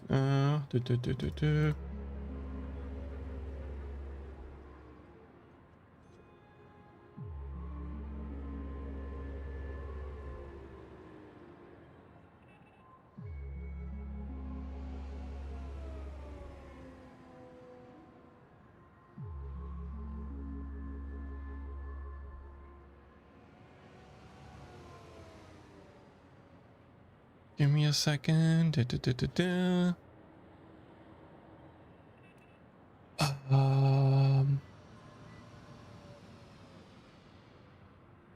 need to go record Paper Mario. Good luck with getting Aqua. I mean, you can just tune in later again, Ultra. There's a big timer at the top. Just come back in like 1 hour and 43 minutes and you can watch it. I would recommend it. Forbidden characters and Conan fan. All I'm missing is Aqua, Chris, and the pretty recently released Kazuma. Hey, that's pretty good. I mean, Aqua is not needed anymore. Chris is still good. And Kazuma is like really good, I think. So hope you can get them soon. But the next Forbidden unit is just around the corner anyway. So just wait for that, I guess. And you potentially can get the older ones.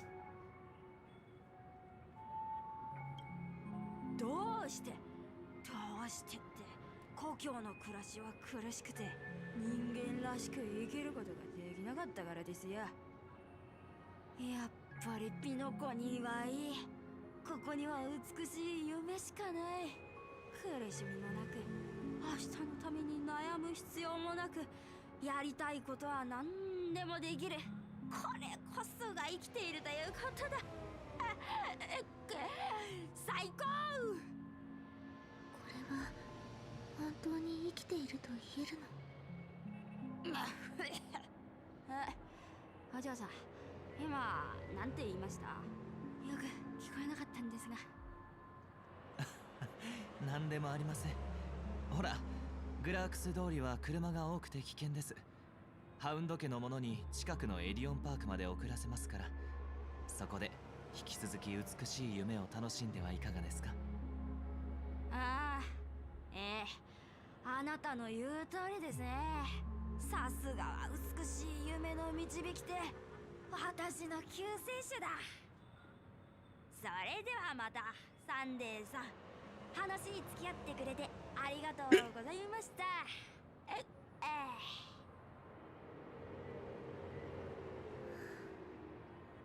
どうしました、ロビン？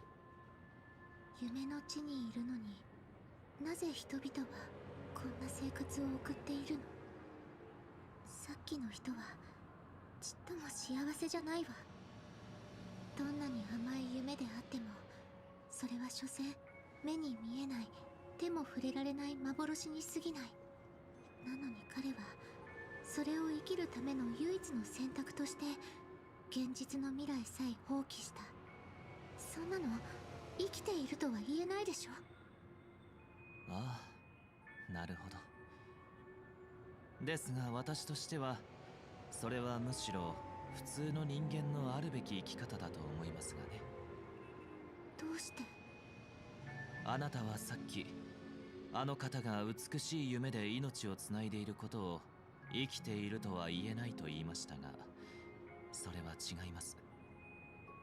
ピノコニーがなくても人々はそれぞれの幻覚の中で生きている。自己価値と呼ばれる幻覚の中で。 As for like collab characters, you got Alpha after I got Raphaelia back then, and I missed getting Kokusho, which was also light after wasting the 30 keys saved. Oof. But hey, Alpha is also, it's like really good. Alpha is still a great character, so at least you have her. That's something.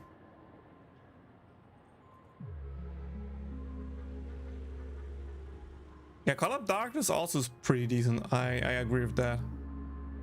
I'm curious to see how we actually use the Call Up Darkness in the future and how much she will like be good. At least I hope she will be more good in the future. When I think the most recent Call Up character was Hari Call Up. Yeah. Asahina is like still one of a really good collaboration unit. She still gets used a lot. The other one would be Ram from ReZero Call Up 2. 人は常に自分は何らかの価値を実現するために存在していると思っている。自分の価値を高めた者こそが強者であり、逆に価値のない者は弱者に格下げされます。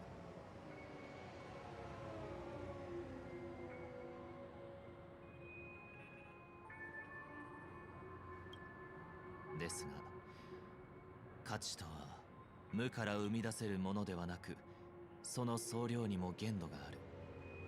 そのため、価値を実現するには他者から奪わなければなりません。こ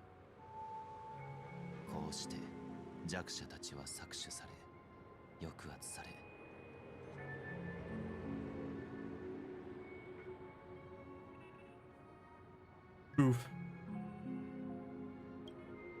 兄様はそんなことはあってはならないって言いたいのよね。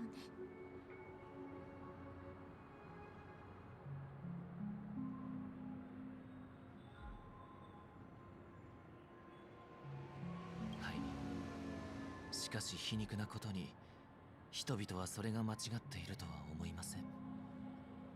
なぜなら彼らは一貫してその儚い自己価値を絶対の基準としてきたからです。それは弱者も同じこと。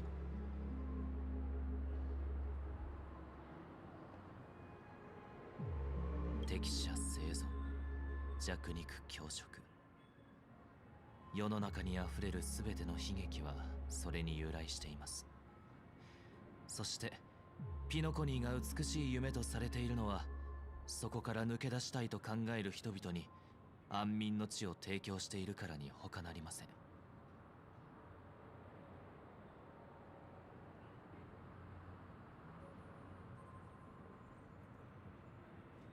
Give me a second.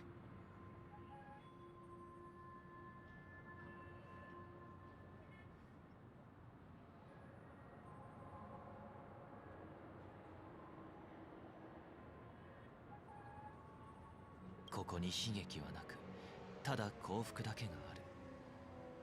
雛形だけではありますがね。これこそ私たちが思い描く楽園の姿ではありませんか。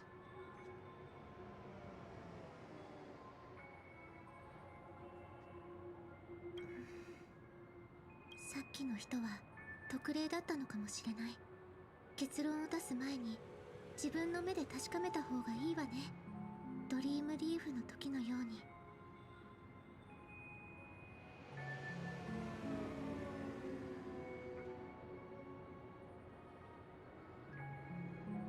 ええ、大事なのは自分の目で確かめることです。私も一緒に行きましょう。夢の主はまだ来ていませんから、もう少し見て回る時間はありますよ。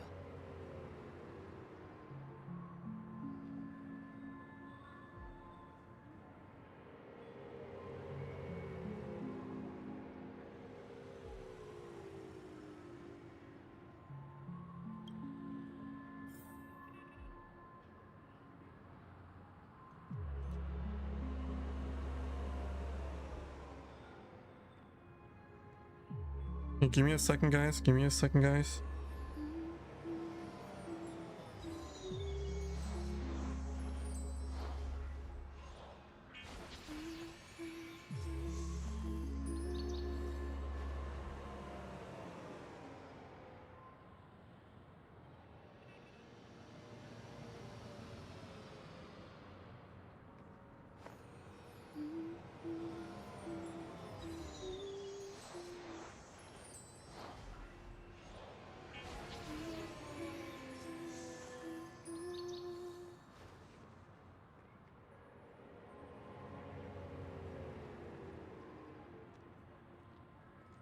Need to finish something real quick.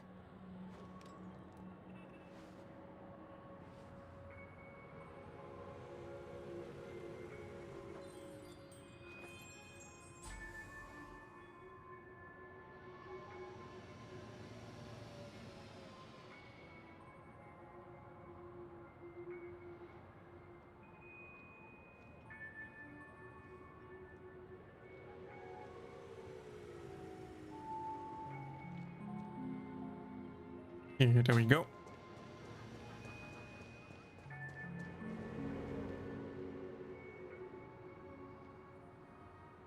You did get both Sama Misaka and Kuroka with just 12k. That's really lucky. It took me way more than 12k.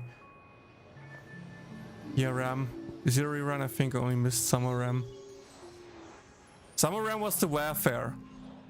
Oh, you do mean... Oh, Ram, sorry, no Ram. Summer Ram. As I got. Again, if you don't count call up custom characters.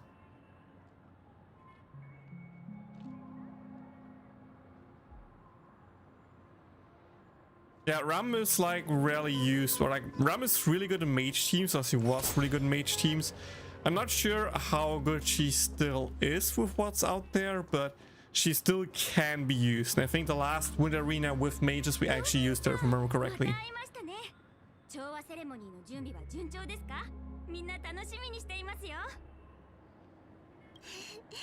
順調よ。ありがとう。遠路はるばる調和セレモニーに来てくれて嬉しいわ。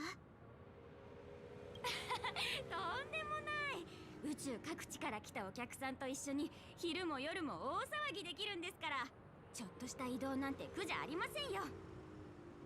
私は孤独が嫌いで退屈な生活には耐えられないので、この楽しい無境が肌に合ってるんです。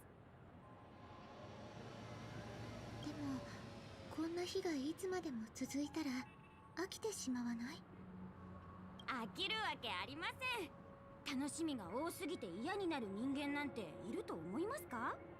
毎日綺麗な服を着ていろんな夢の泡を好きなように体験できて、いくら食べても太らなくて病気にもならなくて年も取らない。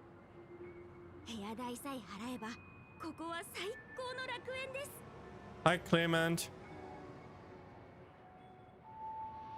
Yeah, we just got a rain banner. We just got a rain banner, a GP version, and she appeared in season 3 of the anime, yes, so it kind of makes sense with season 3. We already also have like the first leaks regarding the next upcoming character, but I'm not going to spoil it here.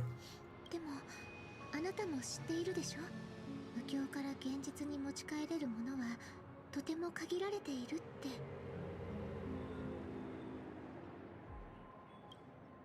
だから持ち帰らずに夢の中で遊び尽くそうと思っています。私は長命種じゃないので寿命はせいぜい6、70年。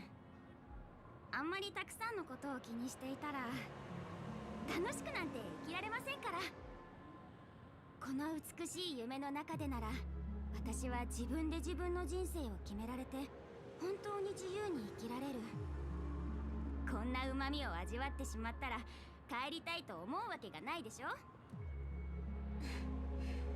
分かったわ。あなたの幸せを心から願ってる。私もロビンさんの公演が成功することを願っています。それじゃあ私はブルーの時のダンスパーティーに行くのでこれで失礼しますね。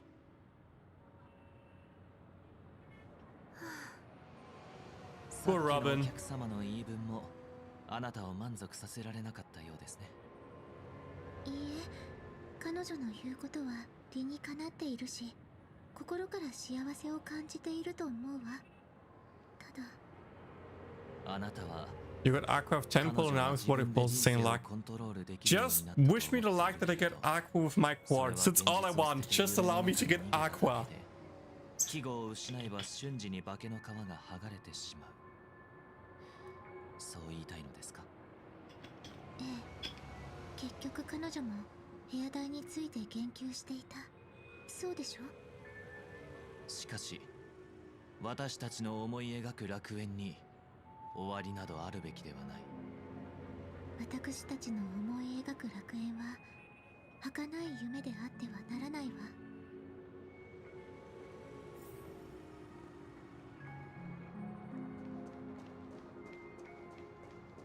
Okay, quick thing, I'm going to grab a quick snack. I just bought peaches yesterday, so I'm just going to prepare 2 or 3 peaches for me to snack while doing the story. So 2-3 minute break, then I'm back and hopefully answer some more questions. And again, if you wanna make sure you don't miss the call-up summons, just set up a timer or something like that. Join my Discord. I probably do a ping when I do the summons. And for all the Honkai Star Rail enjoyers out there, more story in just 2-3 minutes. BRB.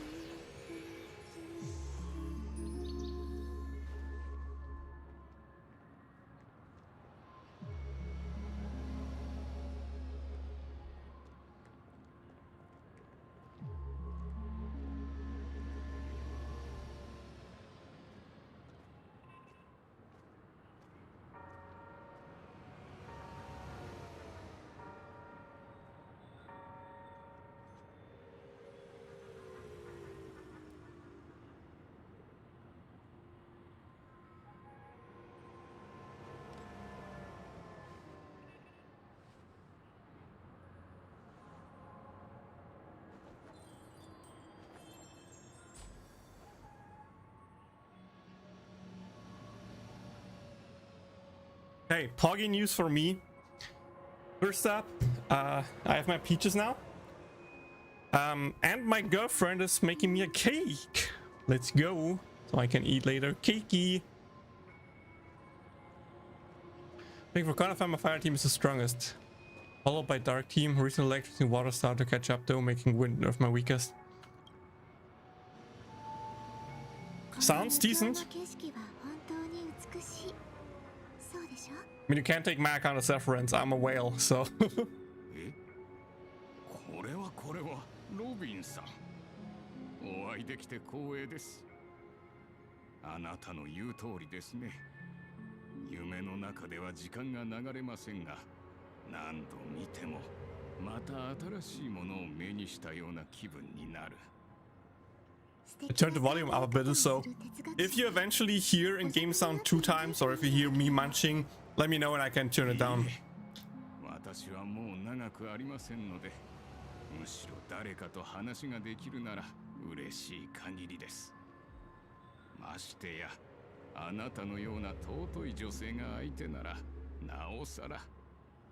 よろしければ少しお話ししませんか？喜んでお相手するわ。さっきもう長くないと言っていたわよね。失礼を承知で聞くけれど、あなたはそのためにピノコニーに来たの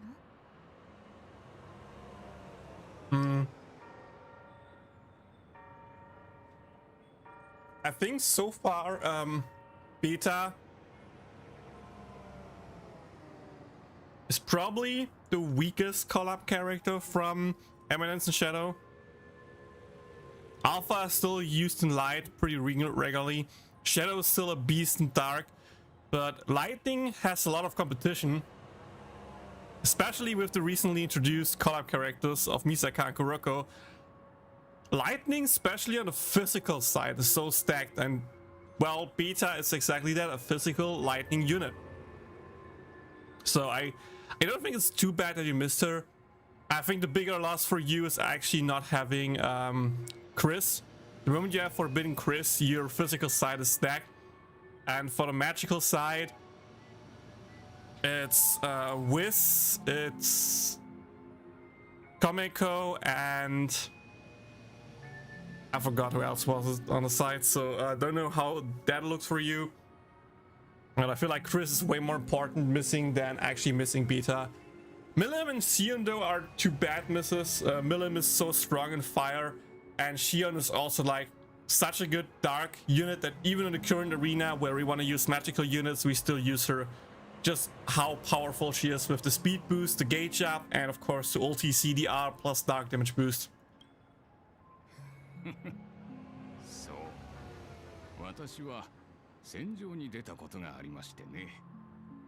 そこで蒼空の母艦から出た際、放射線を帯びた鉄の塊に頭を撃たれてしまいまして、その後戦友はみんな死に、故郷も何度かの中性子線の爆発で溶けてなくなりました。何もかもを失い、この命も長くはありません。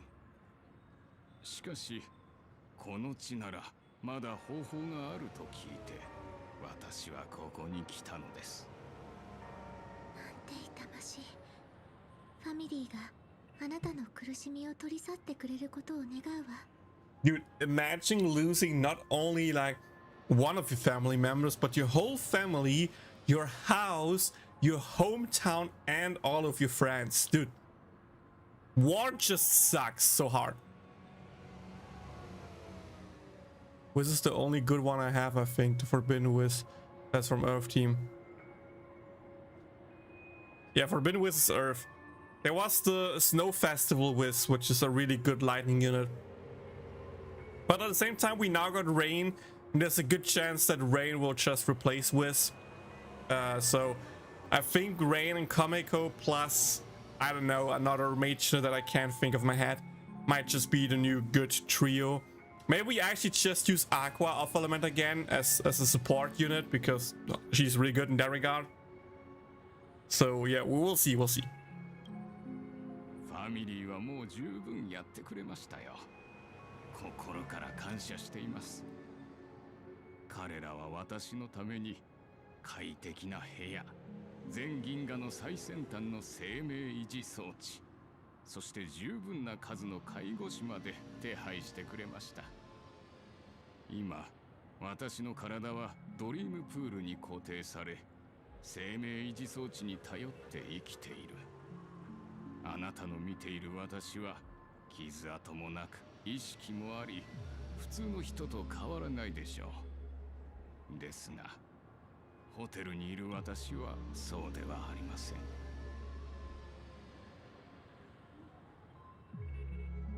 Our fire team is Ares, Kazumi, and Shuna, I think, as well as Forbidden Union.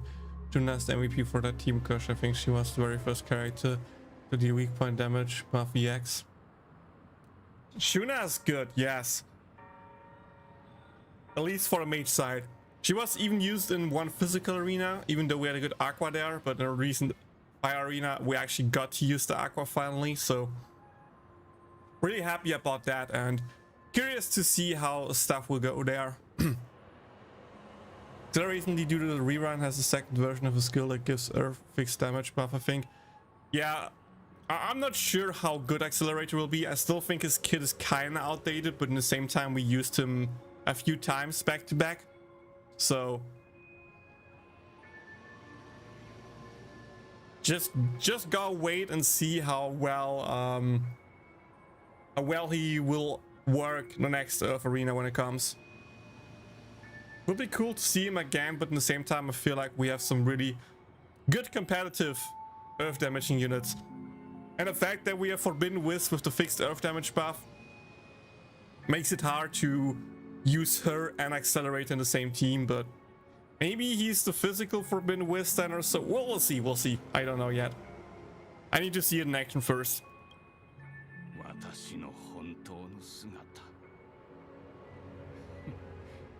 ロビンさんには永遠に見ないでいただきたいものです。だからあなたは永遠にこの夢の中で生きていくつもりなの？はい、生きているだけで幸運なので、夢か夢じゃないかはどうだっていいんです。どうせ私に選択の余地なんてありませんから。 He's pretty much forced to live in a dream, huh? 次の瞬間、消えてなくなってしまうかもしれません。だから、たとえ無境が偽りであったとしても、私にとっては楽園なのです。ここにいる1分1秒が愛おしい。ああ、永遠に変わらないものが羨ましい。 I mean, Shield Hero collab dropped in a bad time where we were limited to one event, and I think a Shield Hero was more like of a trial collab. We had the Raygun collab, the Overlord collab with 2 events and 2 banners. They wanted to see with the Shield Hero collab how well it goes if we just have 1 event and 2 banners. And since that didn't work too well, they afterwards decided to go back to 2-2 and then updated to 2 events and 3 banners in the other way and see if that works. And since that stick, because more banners, more money, stuff like that, more collab units especially, they are now going with that formula. If Shield Hero ever gets a rerun, which I think actually has a pretty decent chance, I think we see a lot more collaboration units. Kind of the same with what they did with Zero, where the part 2 collab just dropped like 5 new collab units with 0 outfits. And I think the same thing could happen for the Shield Hero, where we just get a lot more collaboration characters and max 1 outfit, something like that. Just give us now Fumikazuna or something like that, and we're good to go, right? So I'm hoping for that if we get a Shield Hero collab. But I'm not the biggest Shield Hero fan, so if it gets a rerun or not, I don't really care, to be honest. I would pull for it anyway, but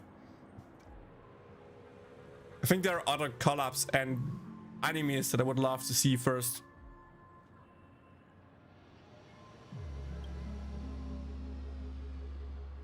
お年寄りのお話があまりにも悲しくて、この美しい夢が彼の余生に幸せな思い出を残してくれてよかった。これがピノコニーの美しい夢が存在する意味です。でも美しい夢にも限界があるわ。それは失意にくれた人々が荒波を避けるための防波堤でしかなく、現実の苦痛を根本から断つことはできない。いずれ全てがうまくいきます。ピノコニーはすでに正しい道を歩んでいるのですから。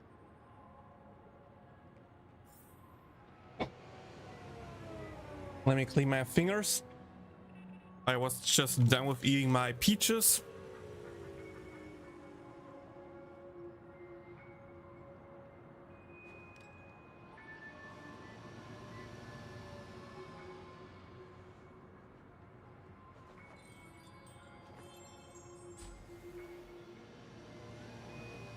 I mean, Shinichiro, if I remember recently,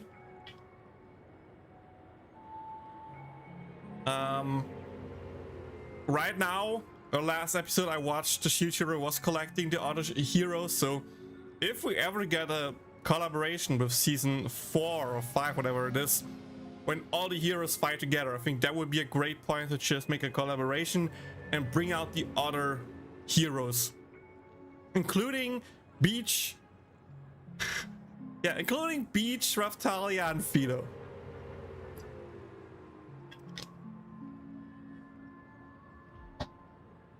Question. Is this after update story finished? You mean in Star Rail or in what story? If you talk about Star Rail, yeah, the main story is finished after this, but we of course get some more side stories afterwards.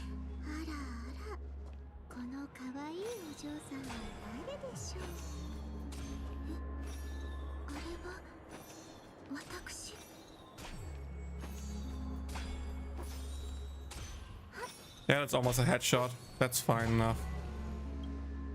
兄様、偶然また会ったね。正体を表しなさい。あなたのトリックは私たちには通用しません。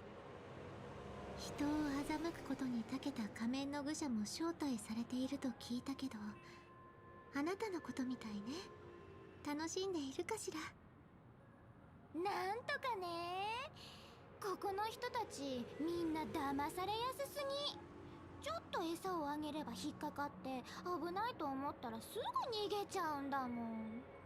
簡単に言えばお金だけ。 I still need to learn more about Sparkle. For now, she's just a trickster who's there to troll people. But like, what? We need more information about her backstory besides the trailer animations.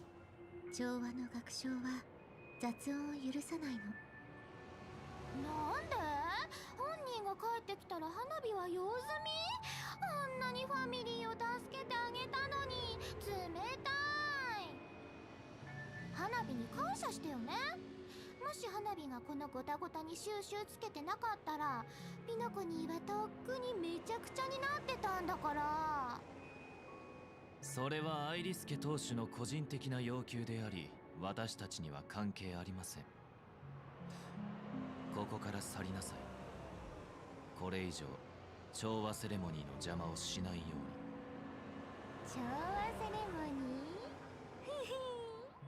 ー誰を脅してるつもりかな。花火は君たちの考えなんてお見通しなんだけどな。それはさておき、手羽ちゃん、そっちの可愛いChicken Wing ちゃ Boy んはもう舞台に上がるつもりはないみたいだよ。君もわかってるよね。この美しい夢が調和の働きの下でどんなに醜い姿を晒してるか。夢の地ピノコに君たち兄弟が欲しがってる楽園がこんな姿でいいの？黙りなさい。どうしたのテボちゃん。もしかして痛いところついちゃった？私たちの約束はあなたとは関係ないわ、愚者。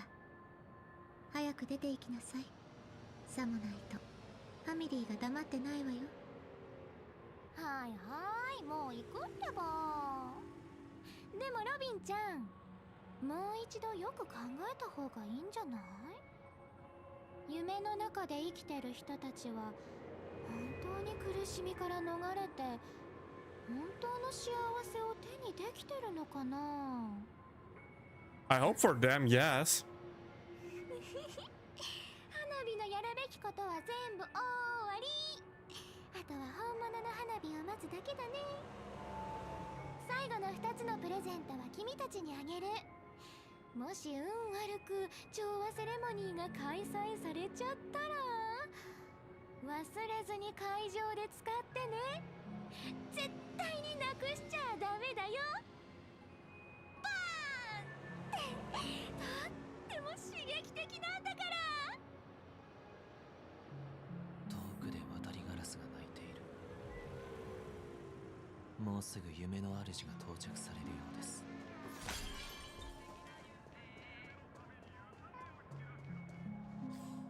Oh wait, can I? Oh, I can't show the auto map. But I just wanted to say that I actually went through and manually checked each map available for all the chests. So now I have full exploration up until all the parts that I have discovered so far. I know there are new regions that I still need to discover, but those who I have unlocked already, I already 100%ed. ところで兄様、もう甘いものは食べなくなったって本当？子供の頃はよくデザートを取り合ってたのに、なんだか私がいない間にいろんなことが変わってしまったみたい。一体何があったの？美しい夢の中でも常に目を覚ましているものが必要なのです。でもそれが兄様である必要も特定の誰かである必要もないでしょ。兄様は一人で抱え込みすぎだと思うわ。私たちが約束した楽園はこんなはずじゃなかったのに。ピノコニーはただの夢、現実の苦悩を消し去ったり本当の幸せを与えたりすることはできない。できるのは現実逃避の場を提供すること、ただそれだけ。さっきのお年寄りを覚えていますか？この夢がなければきっと今頃彼は取り返しのつかないことになっていたでしょう。そうね。でもピノコニーがなくても彼は別の人生を歩めていたかもしれない。私の知る限り博識学会はもう彼の状態に対応できる医療技 Yeah, 術を feels 普 like 及させている Penacony is like the easy option, but not always the best 退 option. 屈で困難なものだったかもしれないけれど、それももう関係ない。今の彼は昏睡状態の中で美しい夢という名のターミナルケアを受けている。そしてその結末はすでに決まっているわ。ピノコニーはそういう人たちに未来を与えたのかしら、それとも奪ったのかしら。その前にあなたは全ての人が未来に迎えるわけではないということを知っておく必要があります。人にとっての未来は鳥にとっての空に等しい。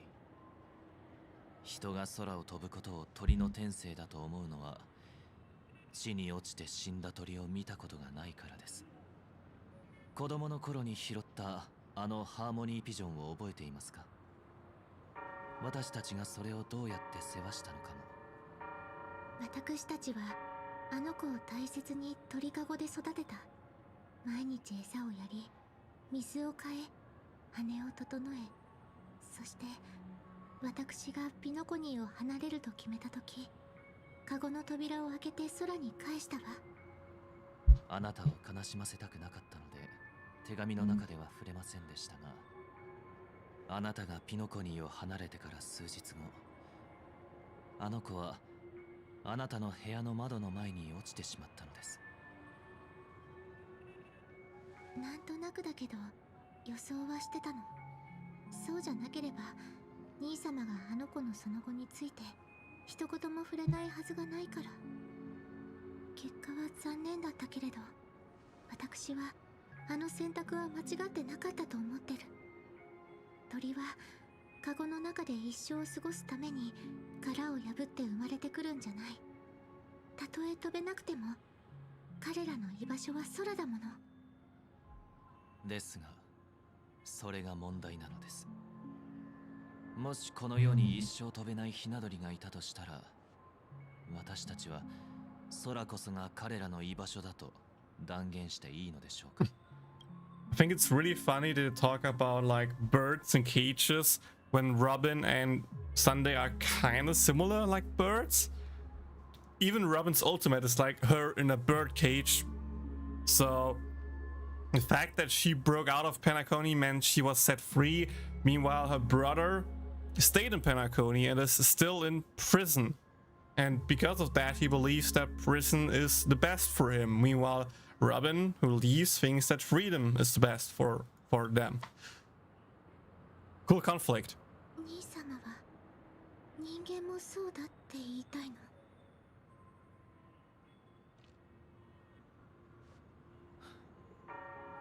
請求列車がいい例でしょう。七死人は各世界を結ぶために多大なる努力を払い、高い名声を得ていますが、そのような苦しい旅を続けられる者はごくわずかであり、一様にただ人ではありません。開拓の道は決して凡人に背負えるものではない。そうでなければ、なぜかの運命は一度レールが断たれ、列車は廃棄され、アイオンも消失したのでしょうか。そんなのへりくつだわ。その理論でいくなら、未来は英雄たちの特権ということになるじゃない。残念ながら、それが現実なのです。未来の別名は、まさに自己価値。That's just wrong, Sunday. 世の中には確かに英雄が存在し、人々は彼らに憧れ賛美していますが、ほとんどの一般人は生涯英雄になること。I mean, yeah, not everyone can succeed, but people should still try. 後天的に不幸に見舞われた者、卑劣と臆病の前に屈した者、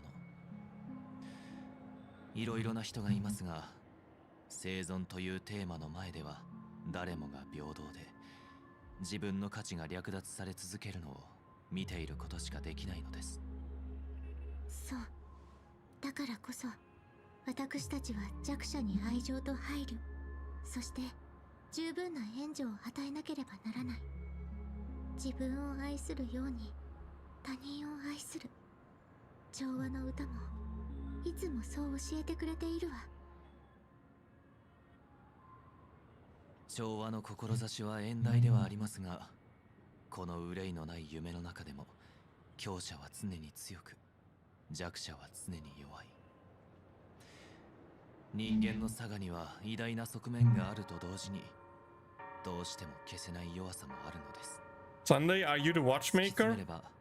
人間は生存すら保証されていない状態では、雲をつかむような未来など語れないということ。世界に自然淘汰の法則がある限り、必ず地に落ちるひな鳥はいるのですよ。人々が未来のために生きていないなら、彼らはただ生きるためだけに生きているというの？調和でも弱者を苦境から救えないのなら、どのアイオンなら私たちの理想を叶えてくれるの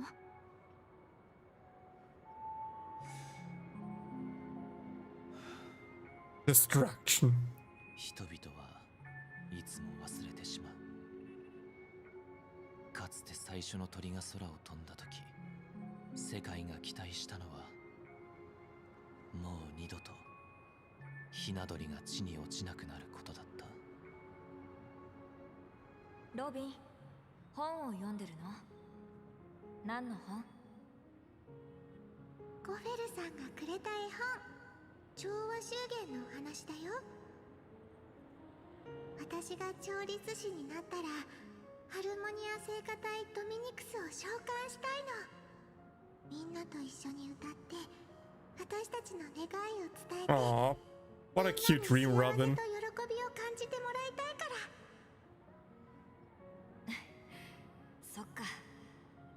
じゃあ僕もハルモニア聖歌隊にしようかな。お兄ちゃん、自分の願いはないの？もちろんあるけど、それには君の願いもみんなの願いも含まれてるんだ。誰もが安らぎを得られる本当の楽園が欲しい。それが僕の願いだから。そしたらその中にステージを作って、私たちのショーにみんなを招待しよう。そうすれば私の願いもお兄ちゃんの願いも叶えられるよ。ハルモニア聖歌隊の力で。いいね。じゃあ約束しよう。約束。でもどうすれば調律師になれるのかな。It's funny how they just say trustful boy and girl when Sunday and Robin. まずは星になることでしょうか。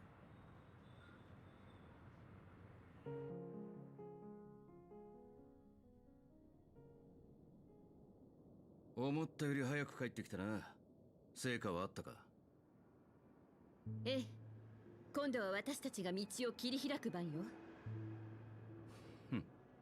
あの人の意志が届いたなら俺の最後の任務も完了だな。こんなことを言ったら不愉快に思うかもしれないが、闘志を抱くのはいいことだ。ただミハイルがあんたらに残した道は生優しいものじゃない。そうでなければあの人が孤独の中で眠りにつき、未来の七死人に全てを託す必要もなかったはずだからな。幸いあんたらは人数が多い。負けるとしてもあの人よりは長く持ちこたえられるだろう。励ましとして受け取っておくよ。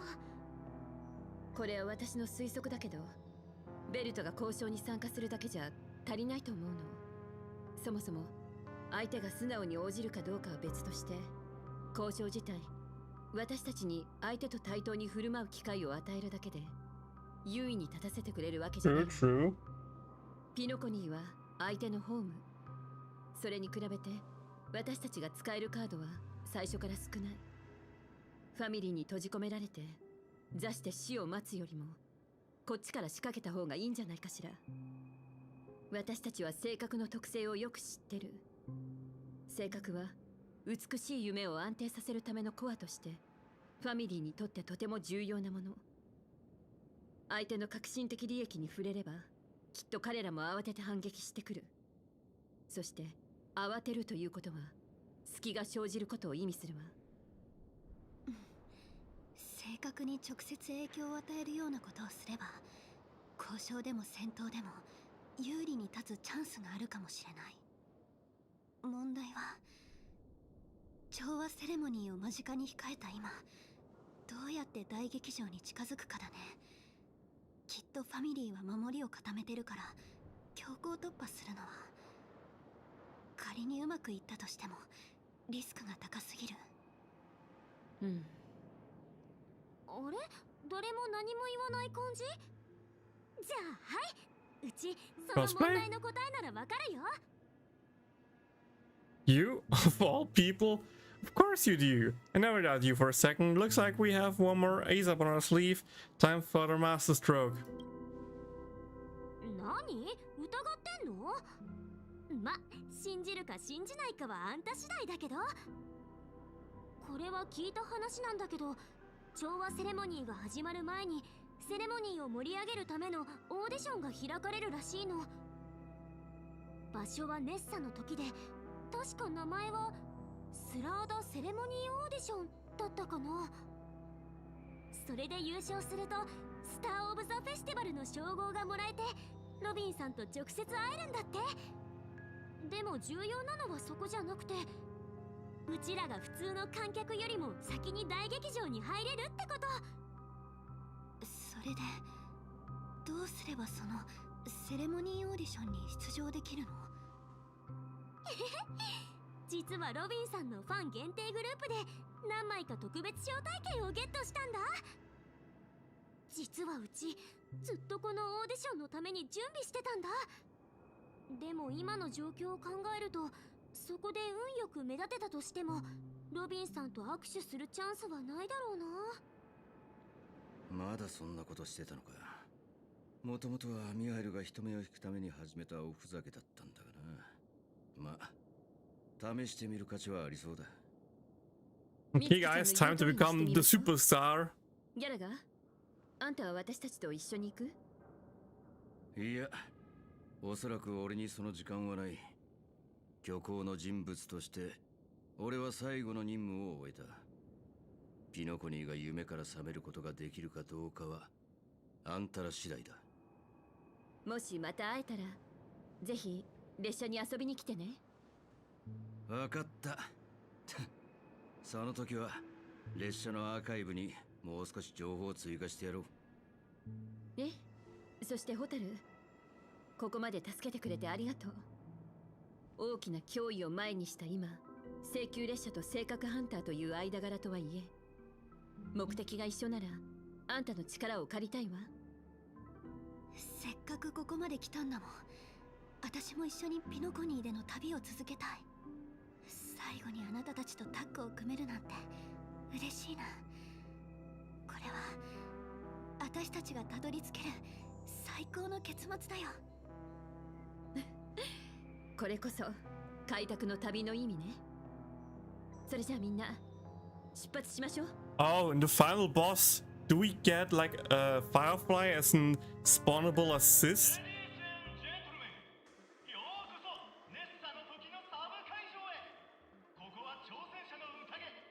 But if you remember, Elborg, we got Himiko's laser beam from the Express.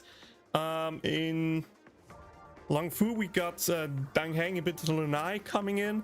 So either it's Marsh or Firefly this time. Will be a pressable button to come into the battle and assist us. At least it feels like we should be able to get that.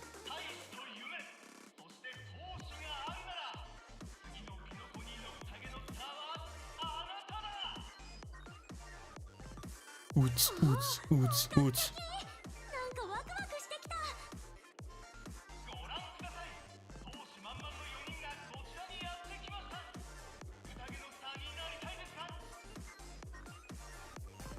I mean, at least it's 3 hotties, 4 hotties.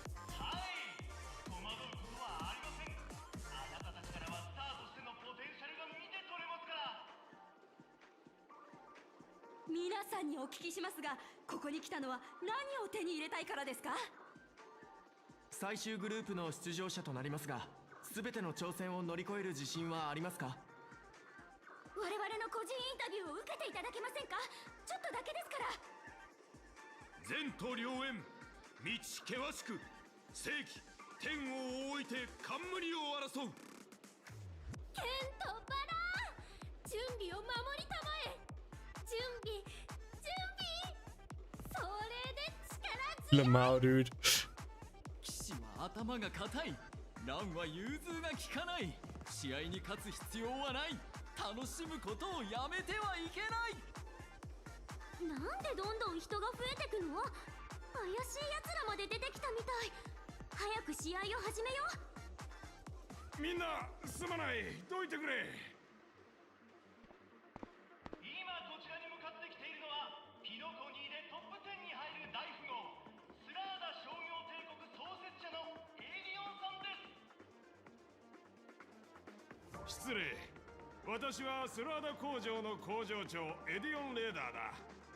君たちも全銀河の観客に向けて自己紹介を頼む。 40-minute overtime. 私は請求列車の七死人、姫子よ。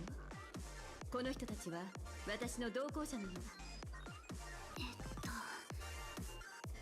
たち、正体を隠さなくていいの？ Hey, how much longer do you think the story is?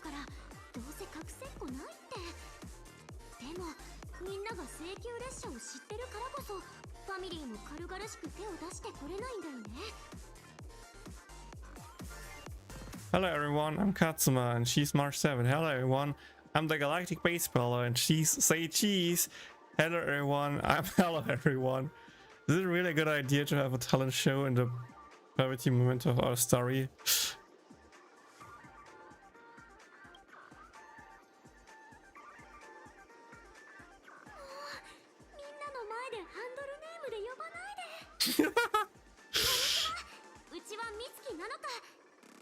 冒険するのが好きな普通 3 for の女の hours. 子だよ。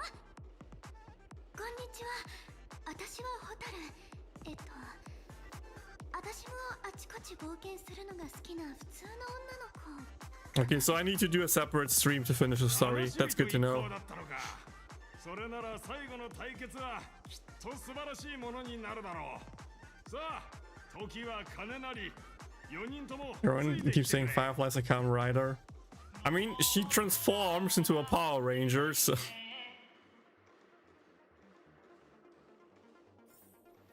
Kamen Rider reference makes a bit of sense, I guess.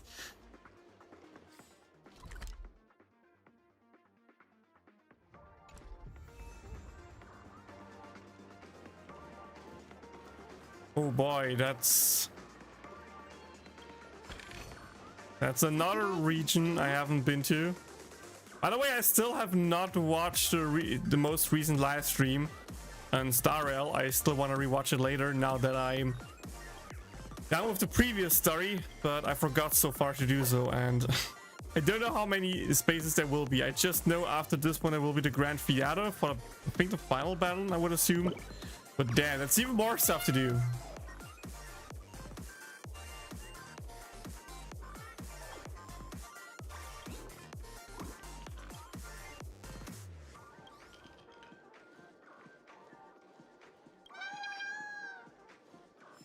We want a good spot. We're going to stop at the end of this region.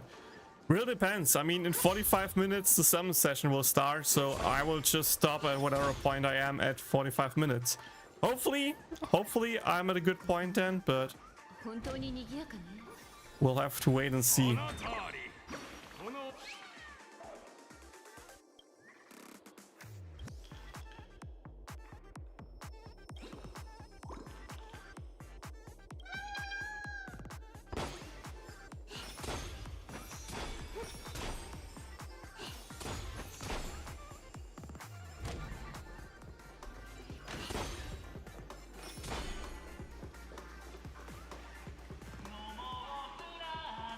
七死人の諸君、君たちの来訪はピノコニーができた当初の盛況ぶりを思い出させてくれる。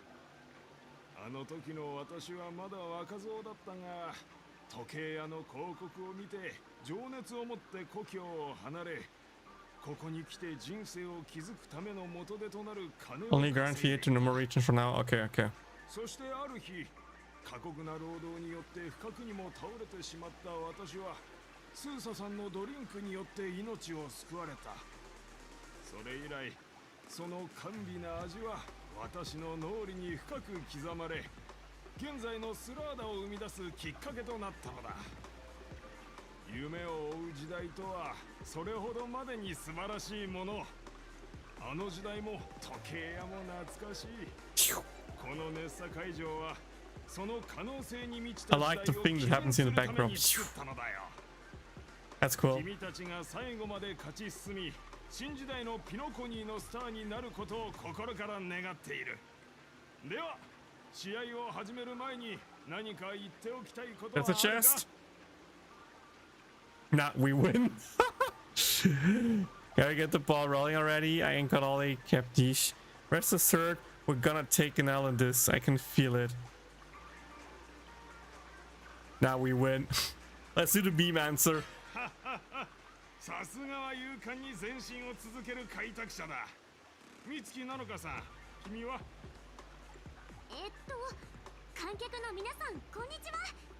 これからクリアスピードの記録を塗り替えるスーパー美月なのかの大冒険をお楽しみに。未知なるものを開拓して極限に挑戦する。さすがは美月なのかさん。ホタルさんは？旅の終わりにみんながそれぞれ望む結末にたどり着けますように。なんと素敵な祝福だろう。姫子さん、君は自分のチームに何を期待しているのかな？みんなが無事でいてくれることかしら。とても素朴で温かい言葉だな。君たちを待ち受けるのは3つのステージだ。どのステージもその時代に関係していて、最初の2つのステージにはそれぞれ2つのルートがあり、各ルートにはユニークな挑戦が用意されているぞ。そして最後のステージでは、今もその地位を守り続ける守護者、後期で品格のあるチャンピオンに挑むことになる。ルールはこれくらいだ。勇者諸君、分かったかな？それではスラーダリミテッドカンパニー協賛第20回ネッサの宴第33試合開始。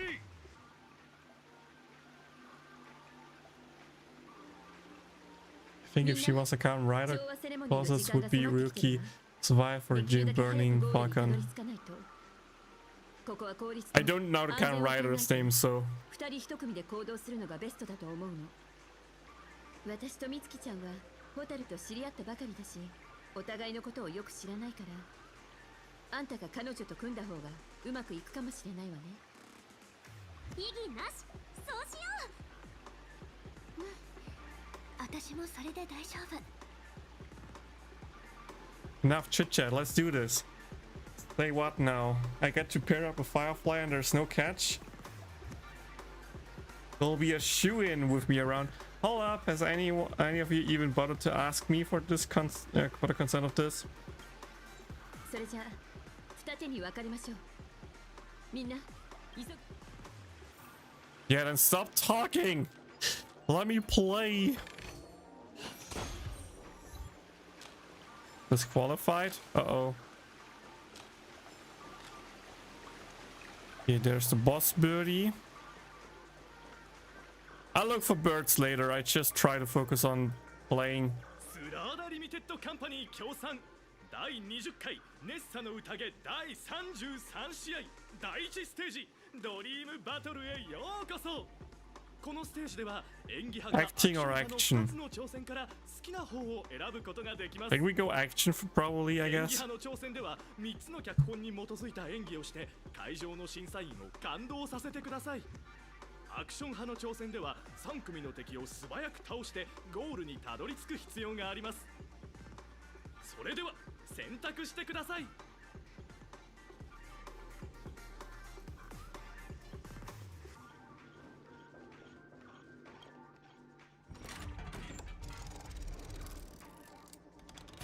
Oh! It's a pinball machine!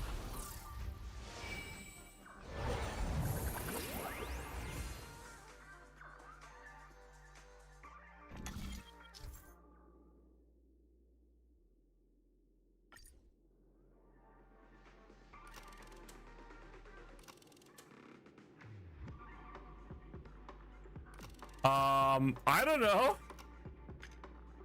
I mean, the battle thing seems easier, so let's go with acting, I guess.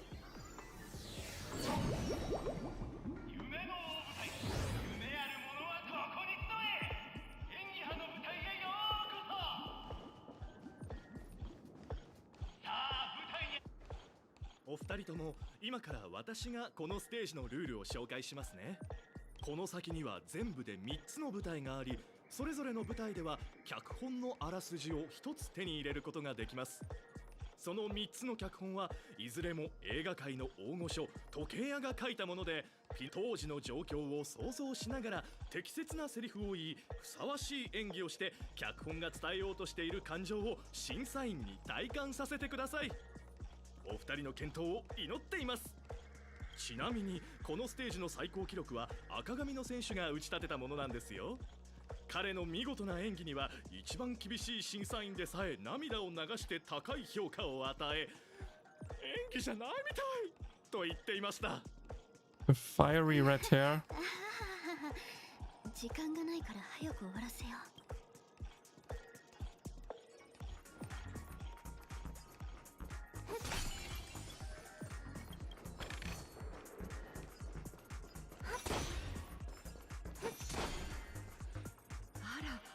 この魅力的な2人を見て、スターの顔つきをしているわ。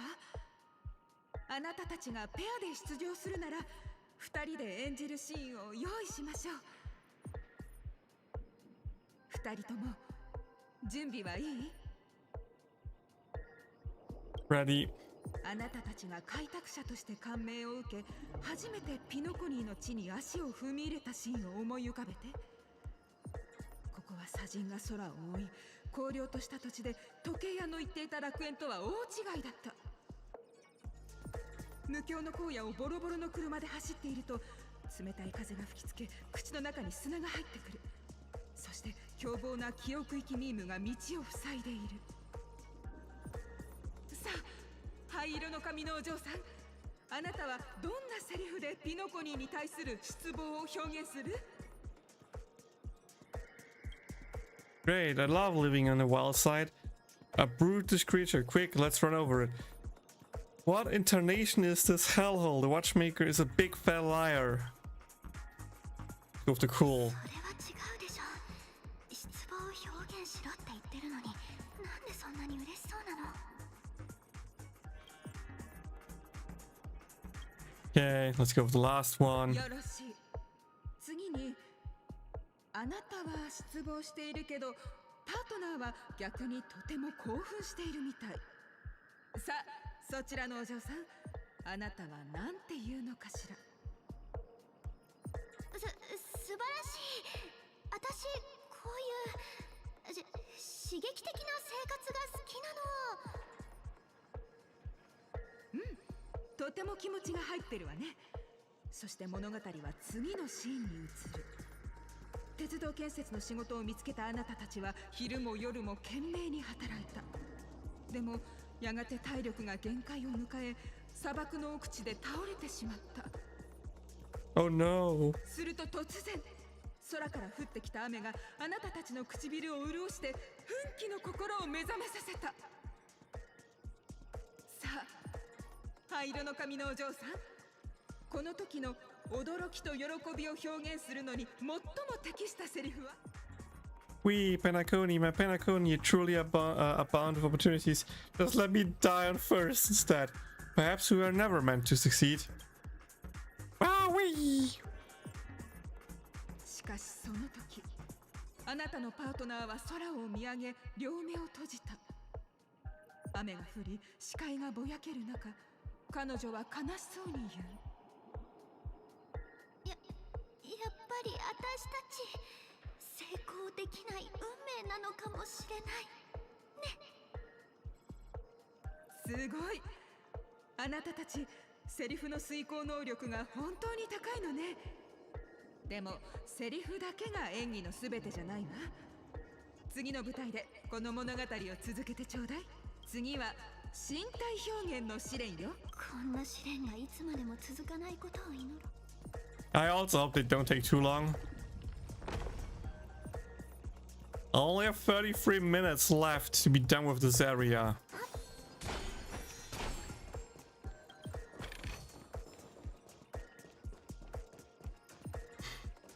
I'm probably missing so many burps, but I don't care. 私が描く物語の情景を表現してもらう。さあ、前回の続きからだ。大雨は砂漠に倒れた君たちを救い、その心の中にあった怒りをかき消した。君は闘志を完全に失った隣の仲間を見つめ、彼女を慰めようとする。この時、彼女を笑わせるためにどんな行動を取るべきか。Pat her head, tell a dad joke, stand up and prepare to move out. Roll about the sand. 今テストしてるのは身体言語なんだか。 Damn it. Pat her head then. Pat her head always works. Yes? Roll about in the sand. あ、それは。正解。仲間は砂の中を転がる君を見て。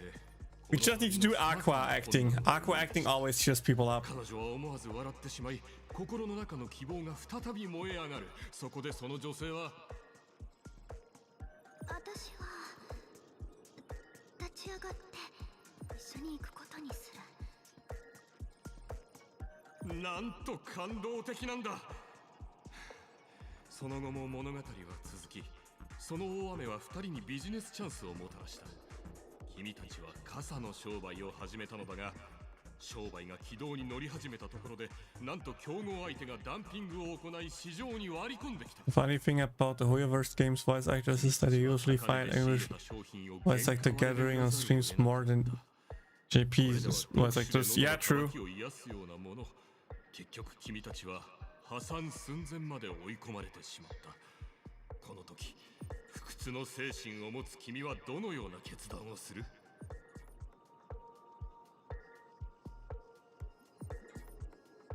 ？Stand up, smack the table.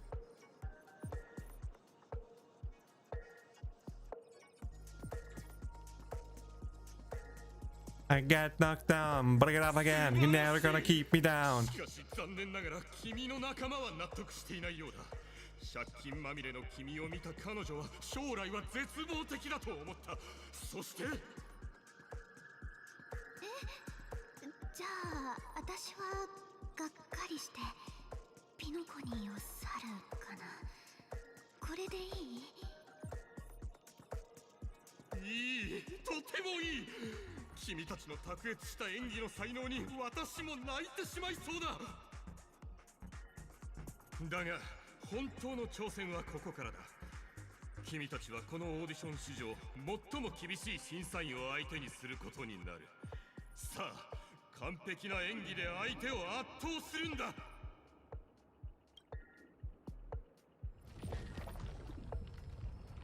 Hold up.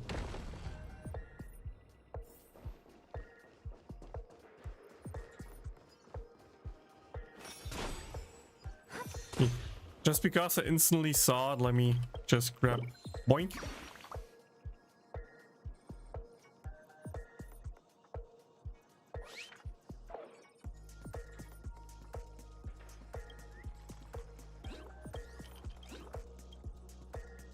He actually made an etching. Wow, that's a drama bird.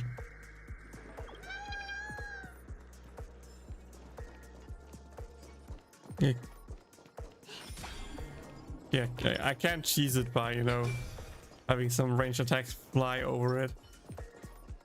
Okay, let me grab the chest real quick. Oh, never mind, I cannot grab the chest yet. Well, there's only one thing to do then. 実はあなたたちが演じてきたシーンはすべて映画「夢追い物語」のものなの。同じ道を歩む二人が夢を抱いて裸一貫でピノコニーへやってきた。彼らは成功を夢見ていたけど、幾度となく挫折を味わうことになる。そして最後に一人は諦めきれずに多額の借金を背負い、もう一人は事業を諦めここを去っていく。それから何年も経った後、二人は賑やかなピノコニーで再会する。でもなかなか相手に話しかける勇気が出なかった。なぜなら became a big shout out, but she ended up destitute, died to poverty while she's leading a normal life. 生まれ変わったピノコニーであなたたちは互いに見つめ合う。再会の喜びと別れの悲しみ、そして見知らぬ人に会ったような気まずさと再会の照れくささが一気に湧き上がってくる。さあ、この喜びと悲しみが交錯する一幕を正確な演技で私に伝えて。これじゃあキリがない。いっそのことあれを使ってみたら、クロックトリックってやつ。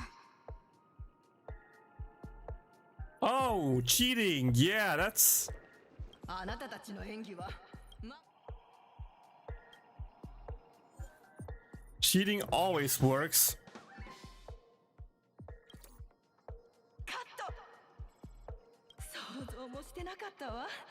これほど悲しい場面があなたたちの演技でこんなに楽しく温かいものに変わるだなんて。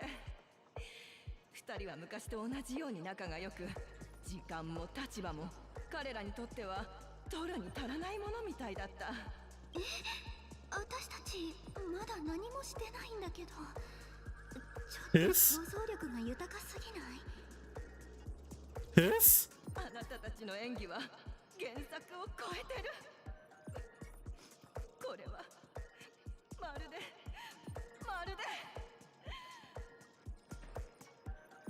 演技じゃないみたい。試練は突破できたけど、先を急ごう。性格の方が大事だもん。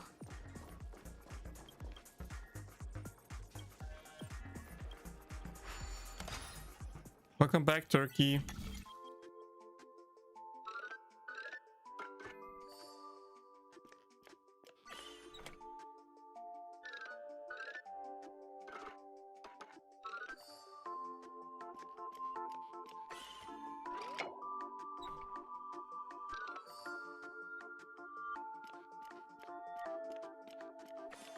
You know, they call Solarans the same name as archetype Yu-Gi-Oh! Oh, really? Didn't even know that. Okay, so these are enemies, but I'm not sure what they're doing there since I don't see anything blocked. I'm just going to ignore them for now and go over there to grab the chest.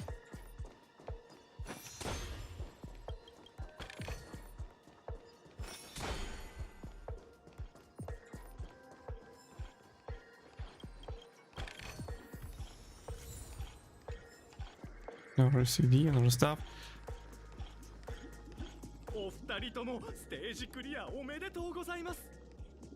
タイムを見る限り、あなたたちはあの赤髪の選手より。その赤髪。それはそのうちわかるでしょう。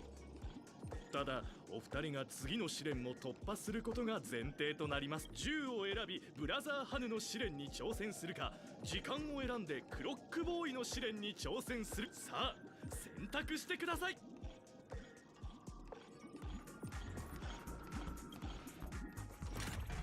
Okay, guys, which stage should we go?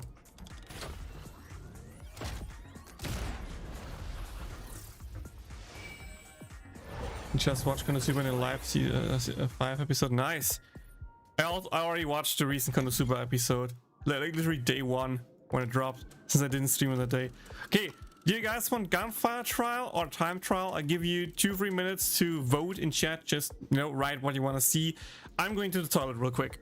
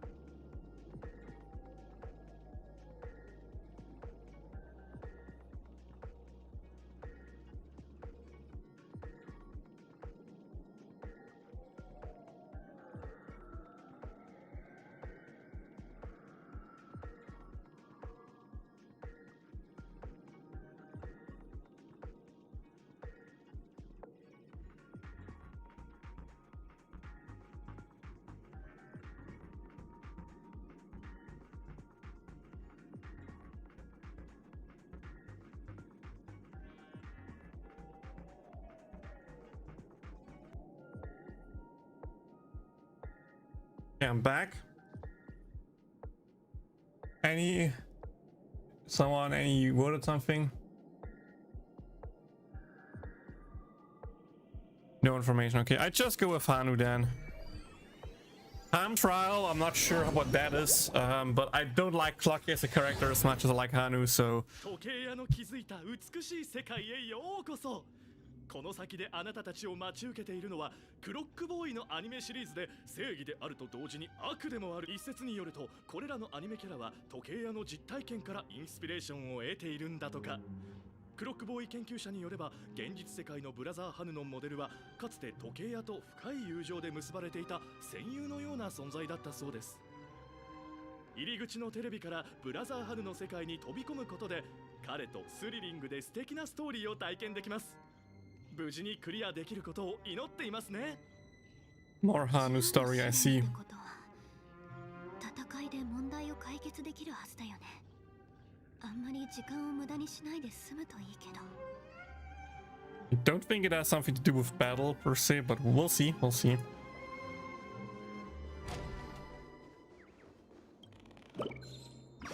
Hi, birdie.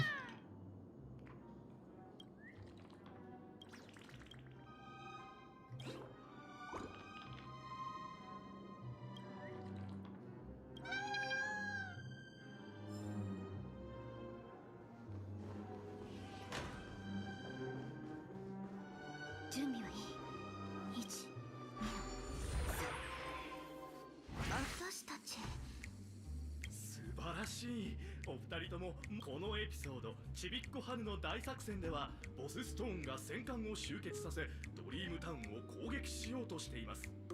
ハエジー、しかし現在のブラザーハヌは丸腰で悪の軍団には太刀打ちできない。そのため彼はパズルジェントルに助けを。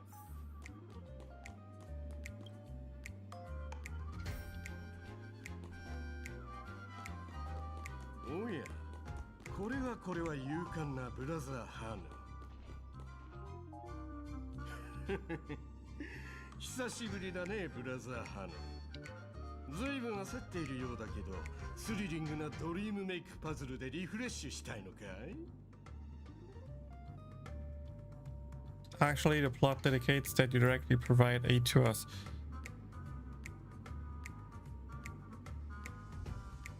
Really cool. Sound.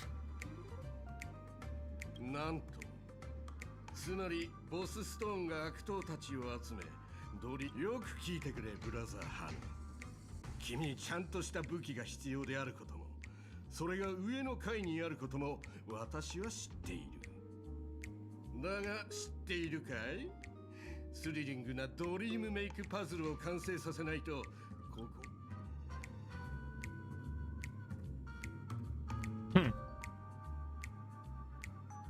さあ、早く行くんだ、ブラザーハヌ。気をつけた方がいい。二人の悪党もパズルのピースを狙っているからね。どうにかして彼らを気絶させるか、気づかれないように動くことだ。私は君がドリームメイク。あの怪物たちに見つからないように気をつけよ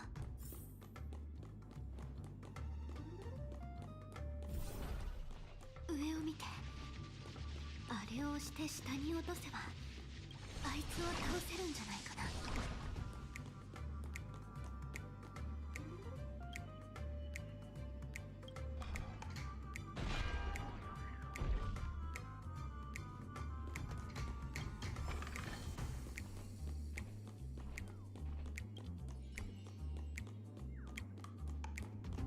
Hello, I said yank.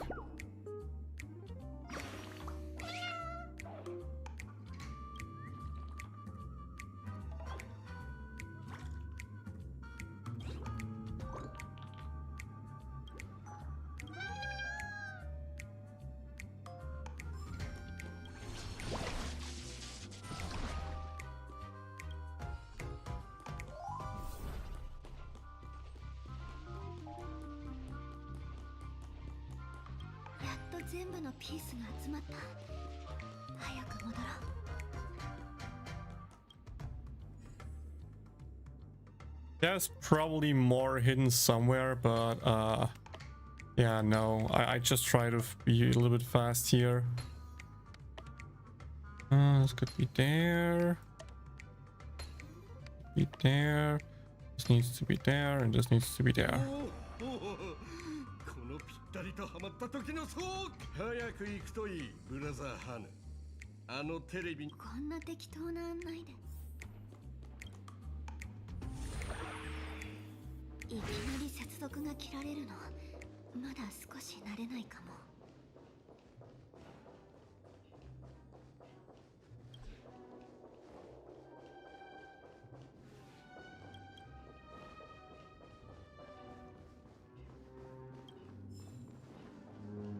Like that. Let me also open that door.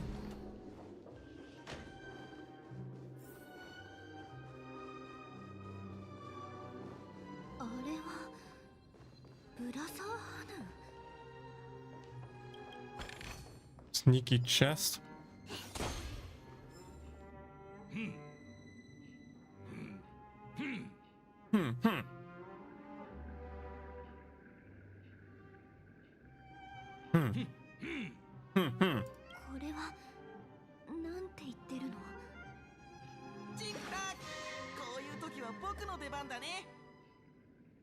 Oh, we get both here.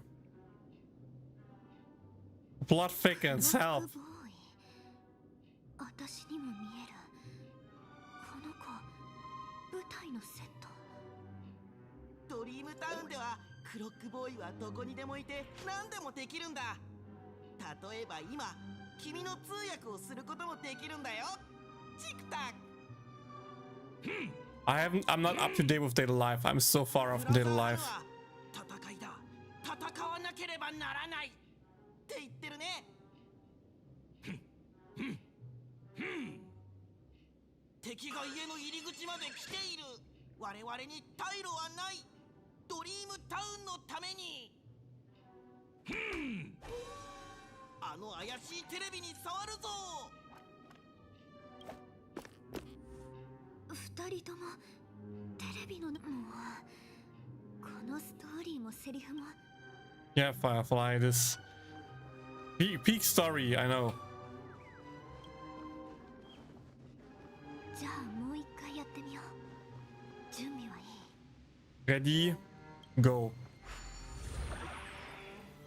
この感覚にもだんだん慣れてきたねもしかしたらおや今どなたか難しい動きと言いましたかその前回のストーリーで戦いの準備を整えたブラザーハヌその時ちょうど廊下から重い勇敢なブラザーハヌは決して事態を傍観したりしません彼はでも知っていますかブラザーハヌが愛用しているロケットランチャーが本当に便利なプロセス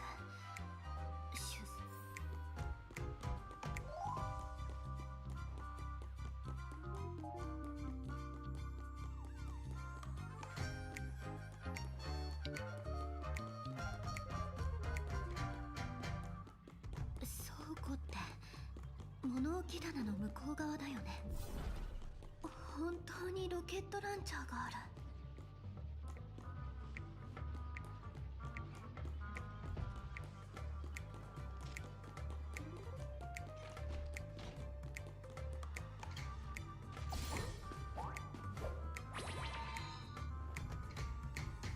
これであの悪党たちと戦えるね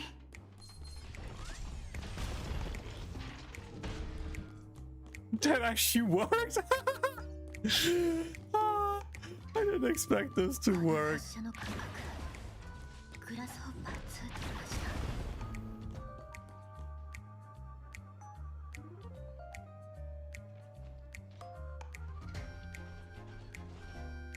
気をつけてまだまだモンスター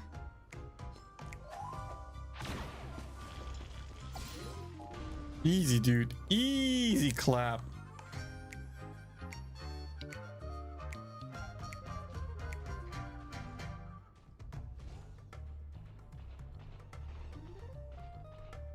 Oh, from multiple sides. でも大丈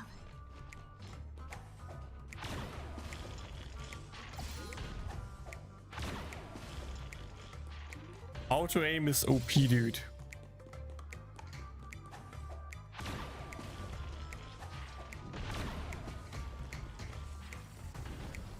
Look at that. I'm just too good at this game.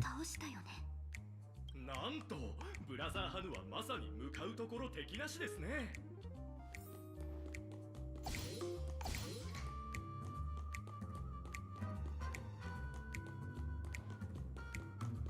Wait, is there anything else over here?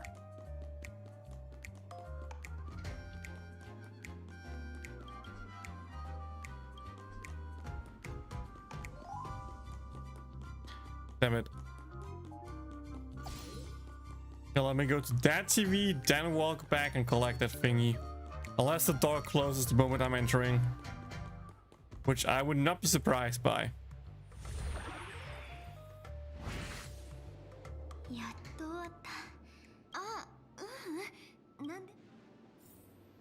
Oh wait, my audio just died. Whoops. I skipped through because I thought there's no audio, but no, I just might. There we go.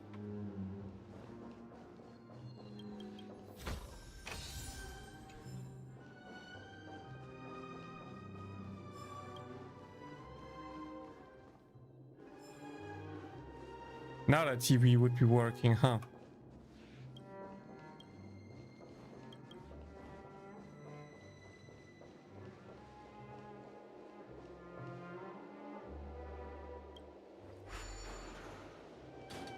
Guess we want to go up. Okay, that was the wrong thing.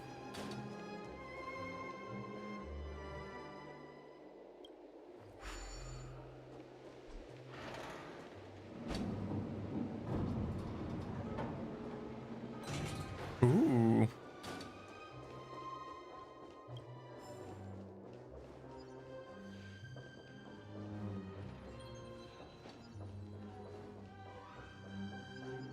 Hold up.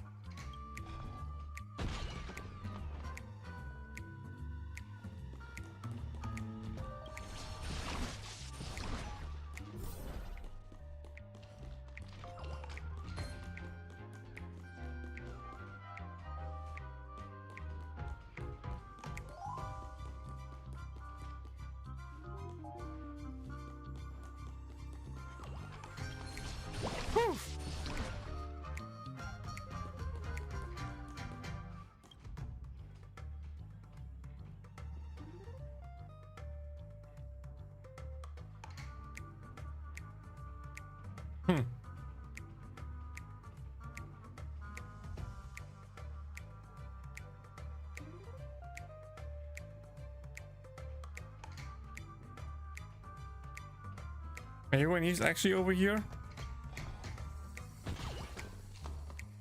Oh, distracting them. Oh. That way I can get the launcher. Now I can go bada bing, bada boom. Did you hear anything? Nope, nope, nope. There's...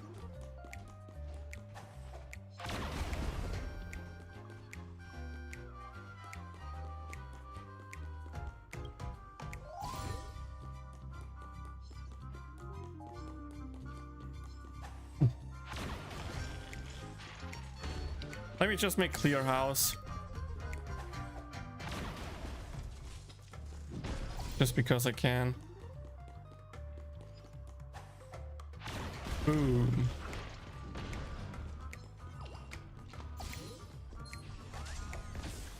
It just shot!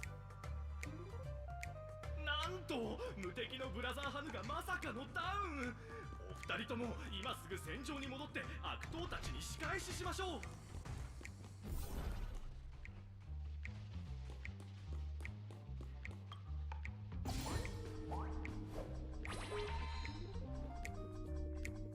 Yeah, you saw nothing. You saw nothing, enemy. Nope, there was nothing. All good.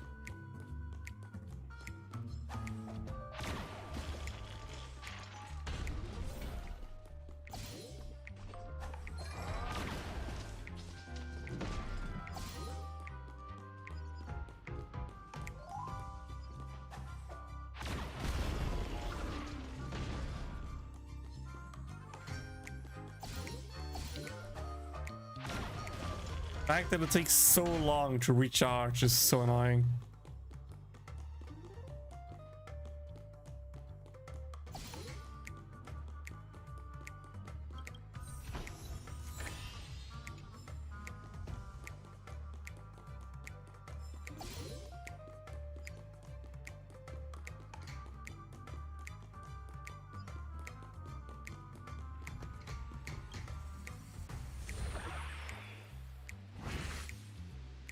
Okay, let's grab that chest over there.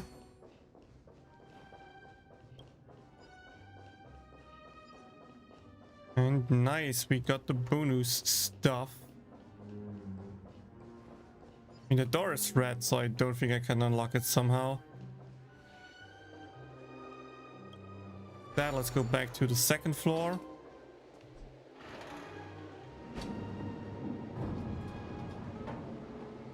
Where we started here, there was nothing, so we need to go back here and just continue going up the stairs, I would assume.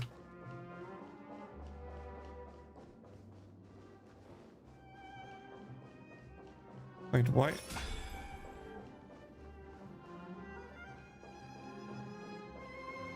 Why is there a puzzle symbol?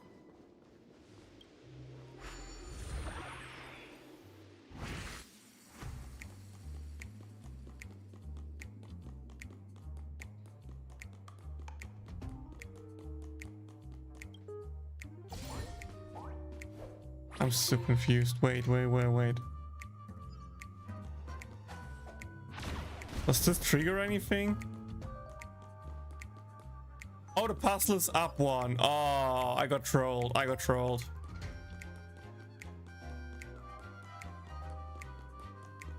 Dude, the map made it look like it's right where I am. That's scam.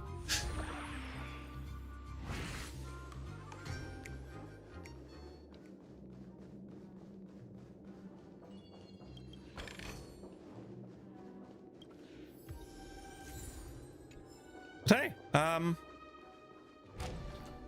with that, we are done with the second stage, I would assume. お二人ともおめでとうございます。あなたたちは数々の難関を最後のステージでは現在まで防衛中のチャンピオンと戦うスラーダリミテッドカンパニー協賛第20回ネス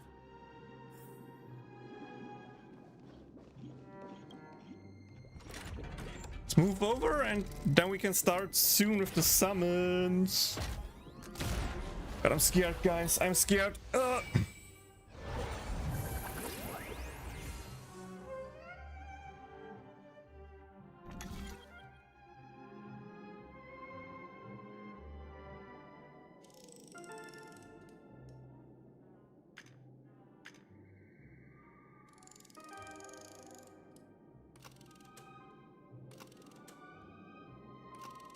Oh, I can choose between two areas. Let's go with blue-green over blue-purple. I chose the wrong one, never mind. Okay, let's flip over again.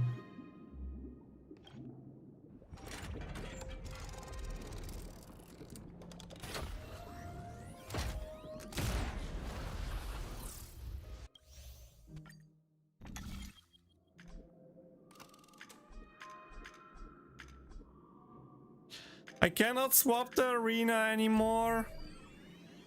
Oh, I got scanned. I thought we go to the right bubble, not to the left one. Oh, he's the superstar. Agenti. That's the redhead. I see.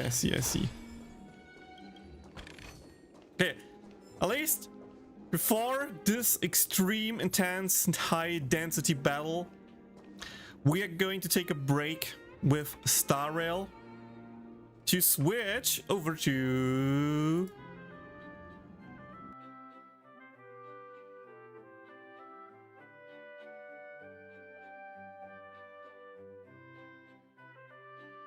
after the fight. You have another 30 minutes or so story.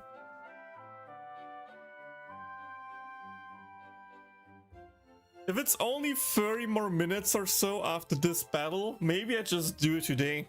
I thought after this battle it's still like 2 hours or something like that. Since you wrote 4 hours and we streamed now for roughly 2 hours, I expected this to be a little bit more longer than this. Yeah.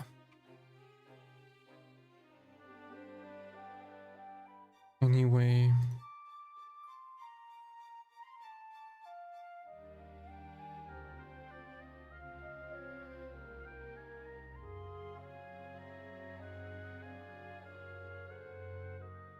Let me do the pings real quick in the different channels.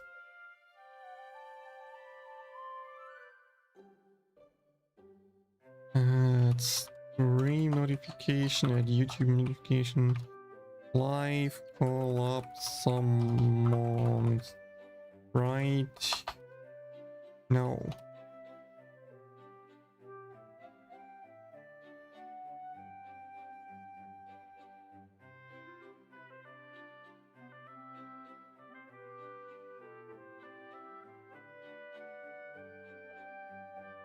Oh, it's not the end of the story, it's the end of that region. Oh, okay, okay.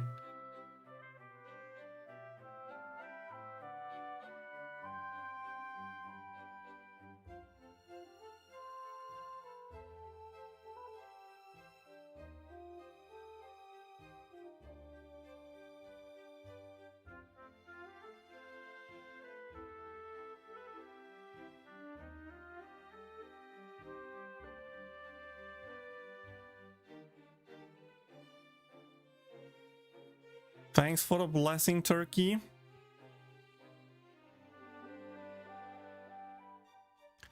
Let me switch title and everything like that.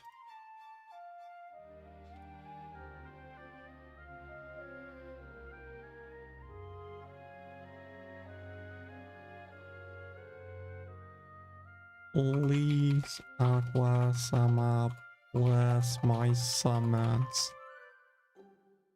Yeah, that's the title.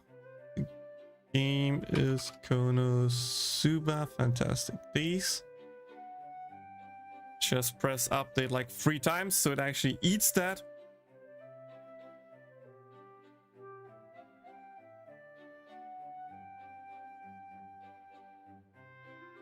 Let's change the icon of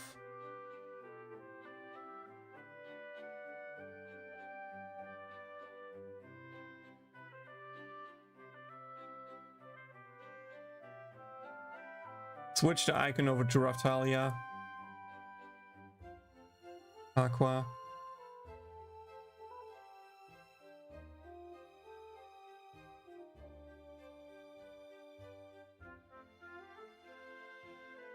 Damn it.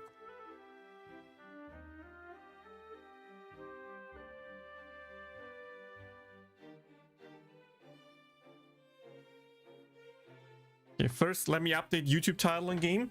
There we go, there we go.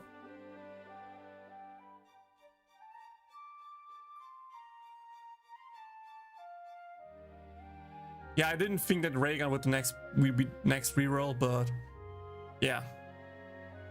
I know you don't have Aqua Turkey. I know about your bad luck, Sally.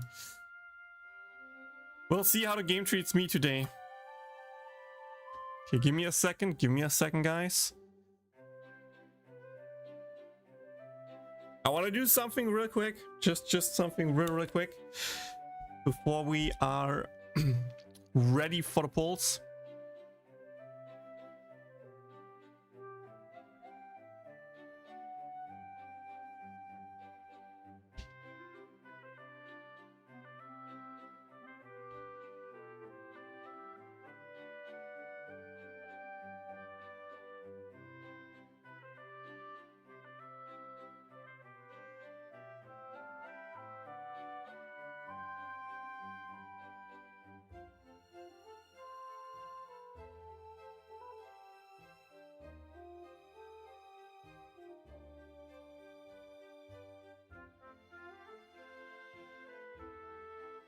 Go with that, and let's also go with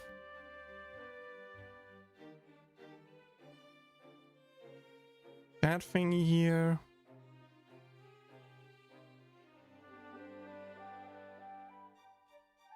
Okay. Move it down a bit.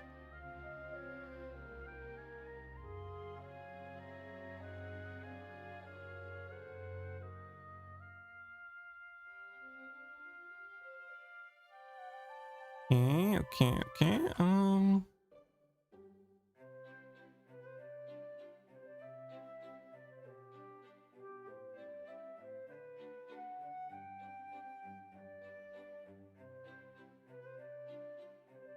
How would that look? That looks good. I like that. Okay. Okay. Export life. Yes. Okay, now I can close everything without saving it. Nice. Also update the image so it's a bit more clicky bait.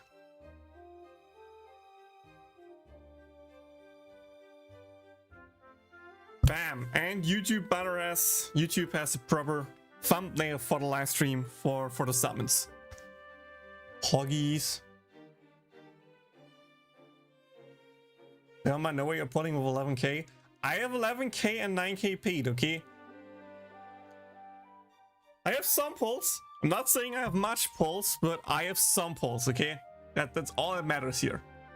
There is a chance, guys. There is a chance, and I'm going to grab the chance and hopefully use it to its full potential.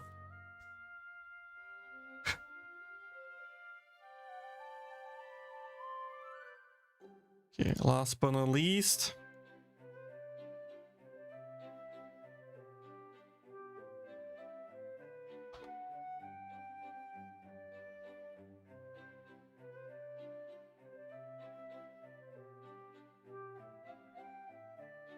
There is it.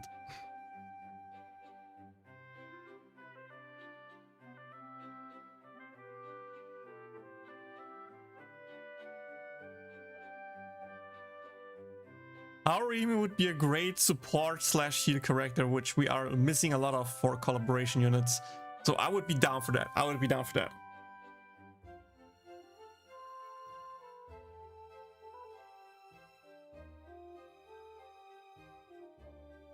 Okay, I think this should be enough of a delay.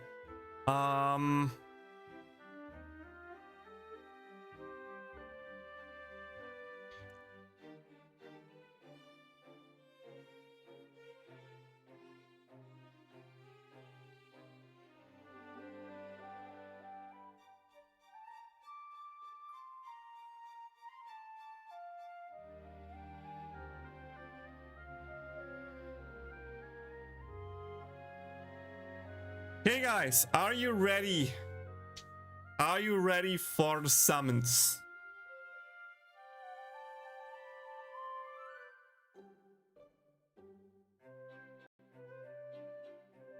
It took us over a year, but collabs are finally back in Konosuba Fantasy Days global version. I repeat, global version, not the JP version. Global version. As you can clearly see here on the screen, we have English text, it's for the global version, and we have the Rising of the Shield Hero Season 3 collaboration. Yes, in the JP version it was based on Season 2, and it doesn't really matter which season they write, but Season 3 is the more recent season, so I guess it makes sense. It doesn't change anything that we have one goal for this collab alone, and you see it in like, now, there it is. A new Aqua. A certified Aqua sim with a huge collection of Aqua merch from, I don't know what else I have. Like, I have so many crazy merch stuff from her, it's ridiculous. I cannot miss her out. Even though I have her already in a JP version, and as much as I would love to have the full collaboration collection, you see my quartz, right? I have like 20k quartz, and yes, I will be able to get more quartz over the time. So maybe I can try to pull more on part 2, we'll see.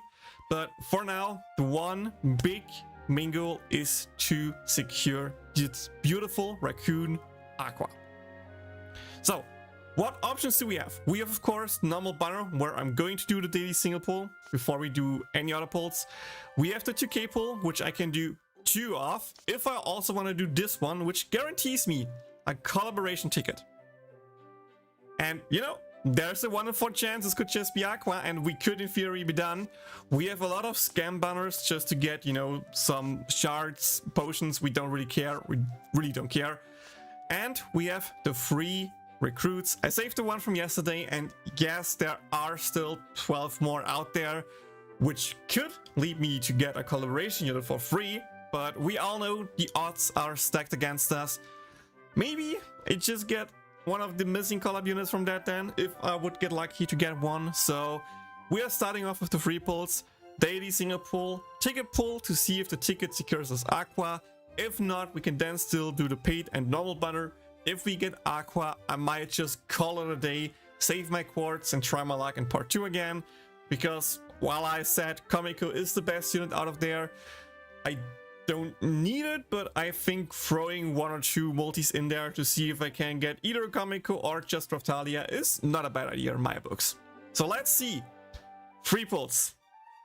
Can we start off strong with a collaboration unit from the free pulls? It would be magnificent if that could just be Aqua. I would love to just get Aqua here and save my whole quartz. That would be a dream scenario. But we all know the reality. That looks more like this. And even if there's a 4-star, the chances are not that great. But you know, we cope. We cope. Classic bare minimum multi. Okay, okay. You know, that means bad luck out of the way, right? We used our bad luck on these pulls where we didn't get any 4-stars. So surely the other pulls will give us luck, right? Surely we get 4-stars in the other pulls. Okay, daily single pull, nothing as well. Okay, hear me out here. Hear me out here. To explain this ticket a bit, because some people might potentially be confused how it works. Wait, this one is it? Sorry. The cool thing here is you get a 2-in-1 deal, right? We get a first initial multi that has a 4-star guaranteed on the last pull. And if you scroll through here, you can see the collab unit here, Fluffy Tail Aqua, is in there, but like with no rate up. This also, I think, includes the other units. So if we scroll all the way down here, I don't think Kamiko should be in there, because now Fumi and Raftalia are also in there. So we have a multi with a guaranteed 4-star that can potentially be a collaboration unit. And after that, we get a ticket in our inbox that we need to collect. They will also give us a guaranteed collaboration unit. So we're getting one of the 4 units guaranteed from the ticket, not from the initial multi. So keep that in mind. But if you get lucky, you could potentially get collab unit out of the ticket, of the multi. So let's see. Who will be our first 4-star? And will it be a collab unit? And we are lucking out? Or will it just be, you know, normal stuff? Just one 4-star, which is fine, which is fine. We just take the guaranteed here. We're keeping the luck for the normal banner if we need to. But of course, the ticket will just give us Aqua and we're done, right? No need to change expressions here, because so far nothing unexpected happened. Yeah, okay. Alerica. Again, expected. The odds are against a collab unit, but coping never hurts, right? Coping never hurts. So again, we need to go to our inbox. There is a collaboration special character guaranteed recruit ticket. We are collecting that. Let's see. We have a 1 in 4 chance to get the Aqua and just be done. And we have a 3 in 4 chance to get something else. I said it before, I'm saying it again. I would be happy with either Kamiko or Aqua. I mean, I would be happy with all of them. Besides Naofumi, I'm pulling on the banner for Aqua anyway. If I get Naofumi like I did in JP, I will be molding. Naofumi would be like the worst his luck. So pray with me that we are just either securing Aqua and can skip part 1, or at least get a part 2 unit. Let's see. Let's see.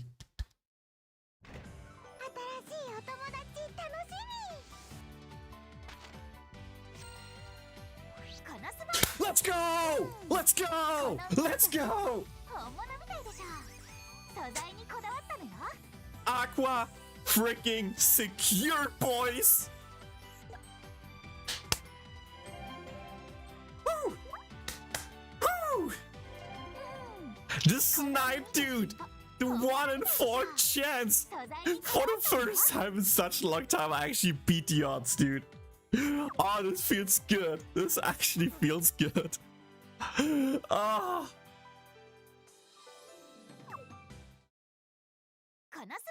Okay. Now the question is, what do we do now? And I'm going to do one thing. We have 6k pay quartz left. I'm going to throw out 2 multis. 2 multis to see if I can get Naofumi. That way I still have a few more pulls left for the part 2 banner where I can potentially also pull. Because as much as I said I don't want the Naofumi from the ticket, I kind of want to have him for the ulti spam. While my chat says stop gambling, and I probably should. I already topped up for this, okay? I already topped up for this down to invest this into this collaboration, so you know, maybe we just get lucky, be confident, one and done multi, getting Naofumi, getting out. All good, fake out. Damn it.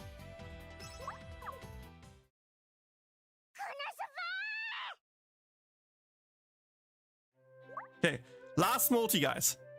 Last multi, last chance to get Naofumi. Of course, we also have the chance to get him from ticket, but literally, for real now, not like the other some stuff I say, here's a few more. No, this will be the last chance to get Naofumi with like quartz.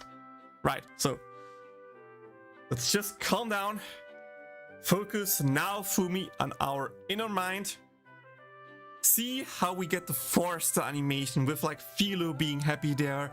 You see 2-star, 2-star, 3-star, 2-star, 5-star, or 4-star, sorry, 2-star, 2-star, 2-star, 3-star, 3-star. You see the multi for you, you click through it in your head, and bam, there is Naofumi. With that exception, we are now going to throw out this multi.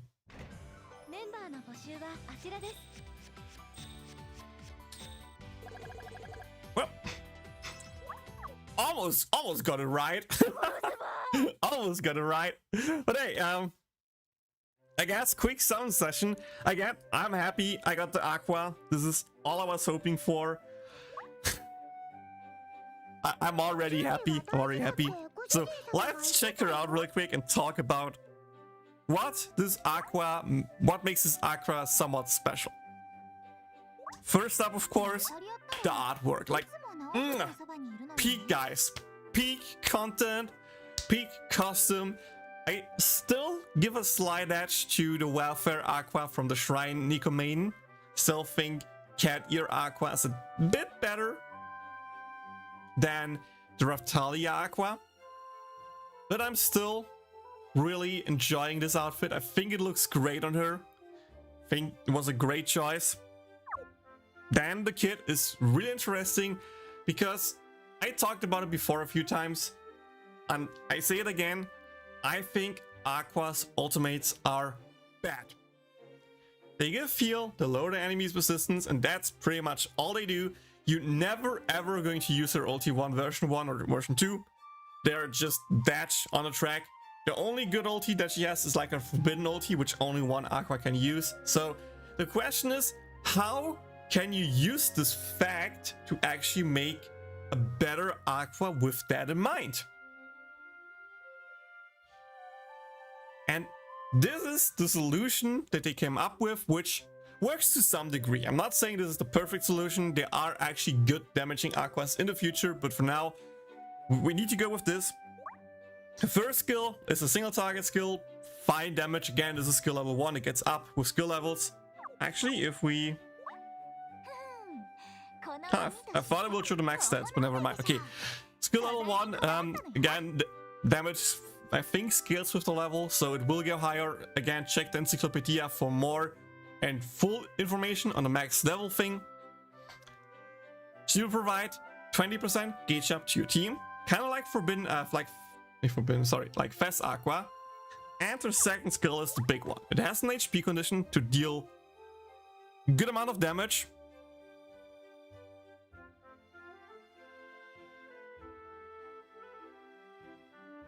It doesn't say the HP condition in the English text. They forgot to include the damage number for the HP condition? I think they actually forgot that, Lamau. But yeah, this skill should or is supposed to deal more damage if you are above 70% HP, which you normally can be. Again, it will be harder without the healing, of course, but it's still pretty decent damage. And the cool thing here is, by actually using your gauge up, you not only have a good damaging skill, you also get the 6 seconds of CDR. So by exchanging the effective use of your ulti, you gain 6 seconds of CDR for your team. And again, this is pretty much just Fess Aqua's kit with more damage by exchanging gauge, which I think is a fair deal in that regard. So if you have a proper team where you can secure that Aqua stays above 70% HP, she works flawless in that team and is pretty decent damage, not gonna lie. Again, these kind of skills that use super gauge to do something special are already gone because they realize they're not the future. The collaboration is a little bit older, so these units still have these kind of effects, but it's fine. I think it's actually a cool idea that we are getting collaborations linked to new kind of features in the game. Like, for example, the moment we had the new Echo effect with the Harvey collab in the JP version and stuff like that, they work around these new type of effects and implement it in collaboration units in like a special manner. And they just did it here again. And I think for this Aqua specifically, this works great. Is she a OP unit thanks to that? No. Is she still a great unit? Yes. We won't see much of her, but she's still good, especially if you're lacking some other physical meta units. You can still greatly use her. And of course, the big replacement for her in the future will be Maid Aqua with her even more insane kit than that. But I'm not going to spoil that. Watch my GP summons for that. I go over the kit there. Otherwise, again, check the Encyclopedia. That's it for today's summon session. I know, rather quick. I'm surprised by that. But again, I am happy. I got what I wanted. I saved some cards. I can't complain. Thank you so much for watching. I hope you enjoyed this video. If you did, like, subscribe, follow for more. If you want to support what I do, feel free to become a YouTube member to get benefits like cool emojis on the YouTube side, or for Fire Tiers, cool benefits like a shout out at the end of a video, or a special Discord role if you are an active Discord pleb. Otherwise, subscribe on Twitch as well and follow me there. I want to break the 500 followers. They're really, really bad, so every follow helps me a lot of there. Otherwise, there are links down below in the video description to directly support me with a donation, or if you want to support the Encyclopedia, because version 1.6 is coming soon TM. With that, I mean, I will have a week off at the beginning of next month, which should allow me to finally ship out the giveaway items. Sorry for all the giveaway winners, they get shipped out soon for real. But yeah, they will be shipped out soon, and of course with the week off I will have time to rework the Encyclopedia, which means new rankings for all the units. We already have a new page for Dungeon Guide, and a few more things are coming for version 1.6. So stay tuned for that. Support me if you want to see that sooner than later, and see you all in the next one. Bye! Is her weapon best for her, the Wind Crystal weapon? 100% her weapon. Wind Crystal weapon increases her healing, and she's not supposed to use her ulti, so the healing bonus does nothing, and you just have the elemental damage bonus with less physical attack than Aqua's personal weapon has. So Aqua's personal weapon just wins out here strictly. In the temple yesterday, got Aqua, Onsen Aqua, oof, Ucha, oof.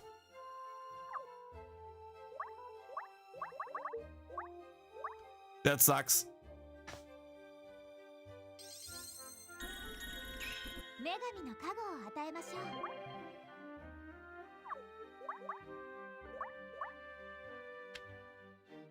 By the way, guys, I love that you guys spam stop pulling, stop it, don't do more pulls. And while I appreciate that, two things. First up, I cannot just upload a video where I do like 3 pulls and that's it. It will be really short and boring, so I just decided to extend it a little bit longer, right? And second of all, I'm a gacha gamer. Of course I go deeper than I should. That's just how I work. Speaking of that, as a quick bonus for all the people who are still here live, quick bonus. You will see it in a future YouTube video as well. So for all the non-YouTube people, there will be the chance for that. But for all the people who are live here, I did more summons on the rain banner. If we scroll all the way back here, you can see I think I topped up again. I have 12k pay quartz now. Just wanted to see if I can get her. Did a multi. Got 2 4-stars. 2 4-stars. Was like, surely one of them will be OG Rain, right?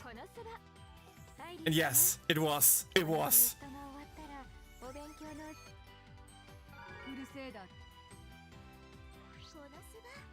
And the second one was, of course, not another clear. Why should I get more rain shots? Why should I get more rain shots? But hey, I got her. I got her. She came home. That's good, right? And yeah, 109 pulls at the end. I tried to put my finger there at the top and just failed miserably. But yeah, 109 pulls in total. I not happy with it, but at least I have her and can, you know, relax. He just did the same paid banner and got Rosalia from the banner and now from the ticket. I think now Fumi is a dupe for you, if I remember correctly, but Raftalia is new, I think. So that's a 2-in-1 deal. I think that's not too bad then. Unless I missed something.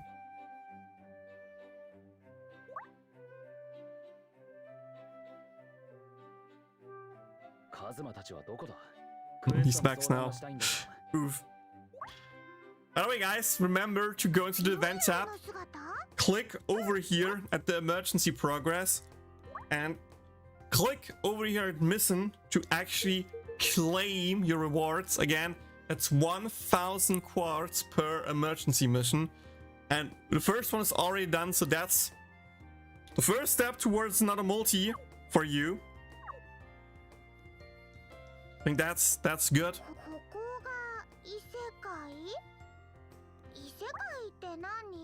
But yeah, Turkey, you lucked out then. Getting the 0-point-something chance to actually get Raftalia out of the ticket of the initial multi is pretty pog, dude.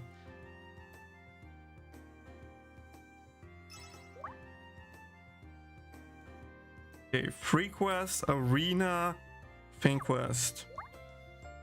まずはノーマルクエストで様子に。さて、今日はどの先立つ者のためにエリスクエストは忘れないようにな。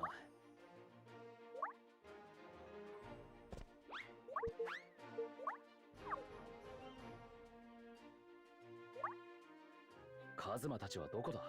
クエストの相談がしたいん。 How do you grind skip tickets? By playing manually?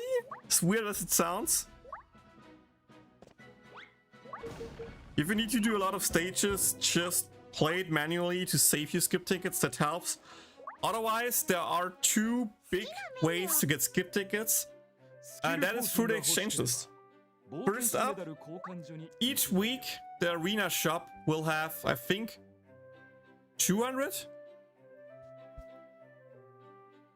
It's 500 skip tickets. So yeah, if you're not needing any arena weapons, and even as a fresh player, you're not forced to grab the arena weapons because personal weapons and elemental weapons are just better anyway. So I don't really recommend going for them too much. But that's a lot of skip tickets, right?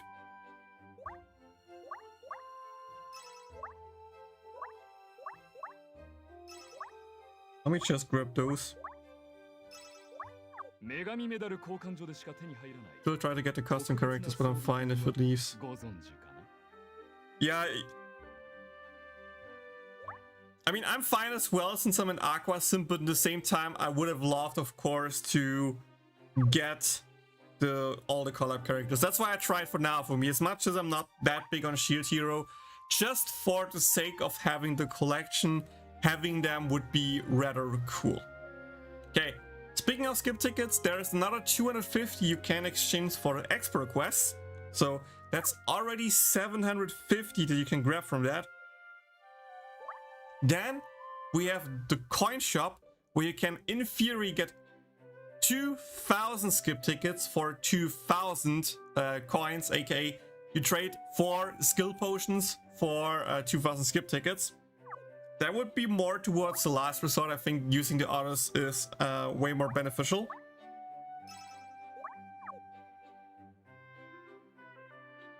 And Event Shop should have skip tickets if I remember correctly. Let me just double check.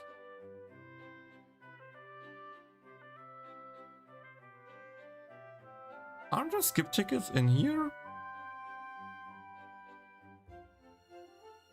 Oh, I guess not, okay.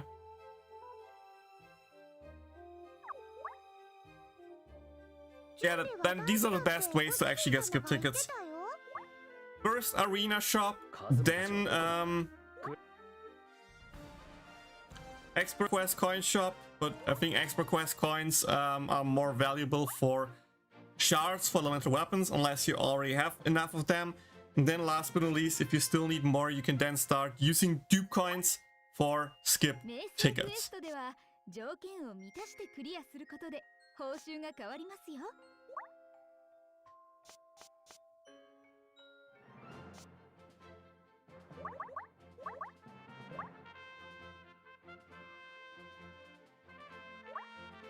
So, let's do a little bit of Fane Quest grind, just a bit, like 3 runs or so.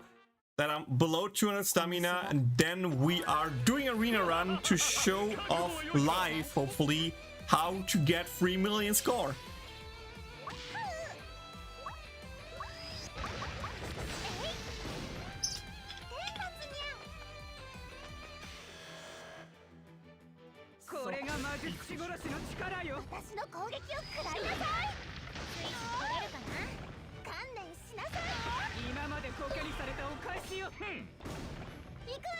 No problem, no problem. Glad it helps.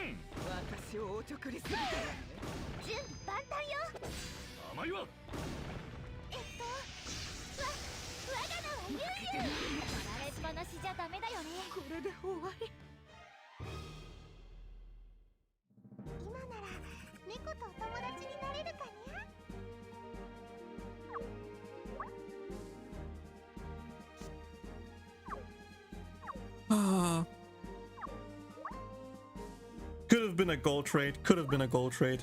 But I think my union actually already has a magic attack gold trade. So, it's fine, it's fine.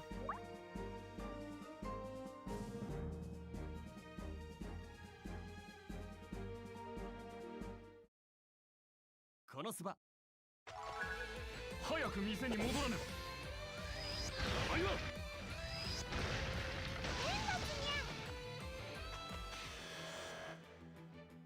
これが魔術師殺しの力よ。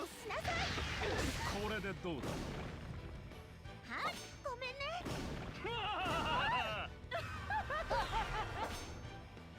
いらっしゃい。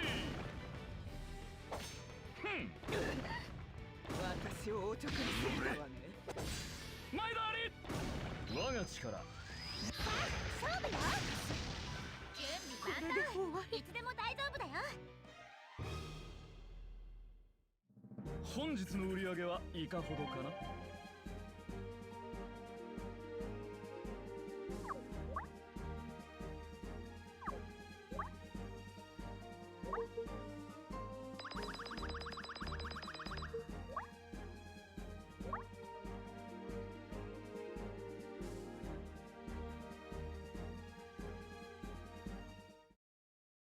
このそば。参ります。これでどうだ。にゃんとかにゃったみたい。これが魔術師殺しの力よ。しなさい。これでどうだ。ごめんね。ほらほらどうした。灰にしてあげる。いって。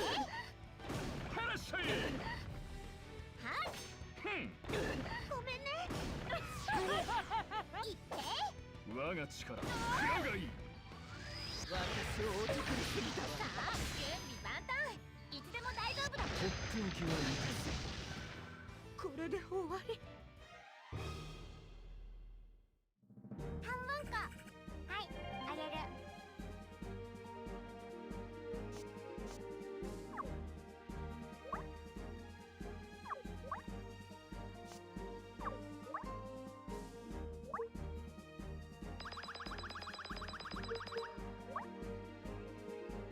Okay, one more round and then we can go to arena. Poggies.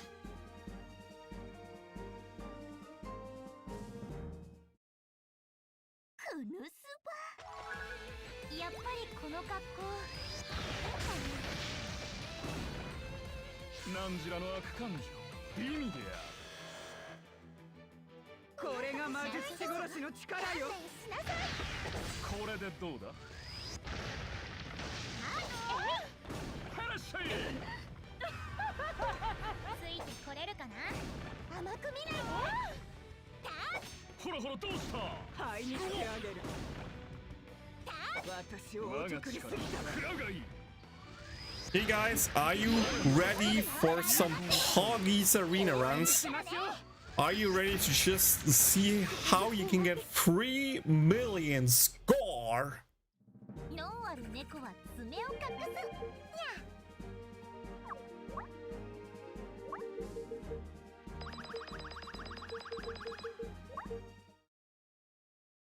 このそば。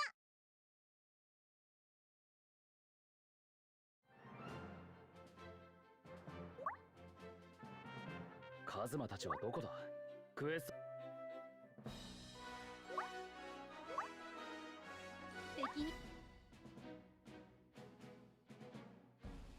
Hey, let's do this. Let's do this. I mean, I already made a YouTube video, so you pretty much know it already. But I have a few changes here and there that I do to just see if something helps. So maybe one of those changes will actually benefit your strat.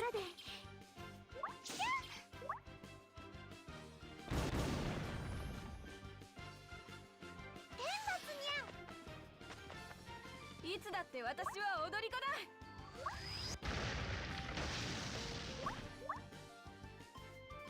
天罰にゃん。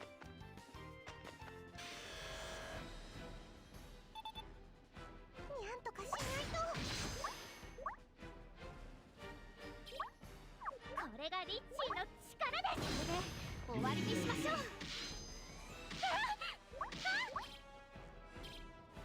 私に力を貸してください。 Yeah, look at that rotation, guys. Fly Rashford first. Into Union ulti. Into CDR. Into Leah ulti. Boom.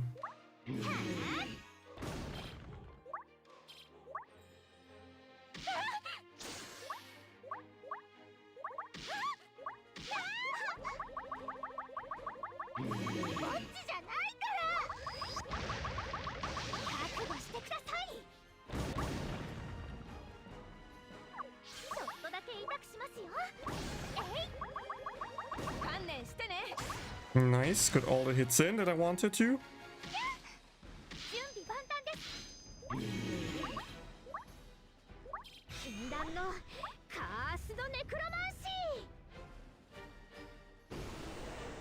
Good, good, good.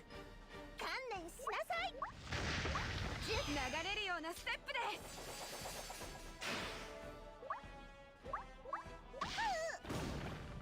倒れるなら舞台の上で。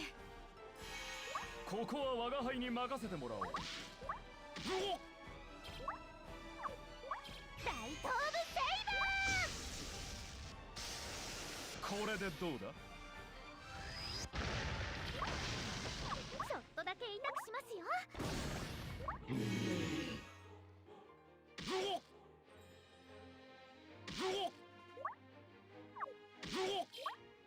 私に任せて。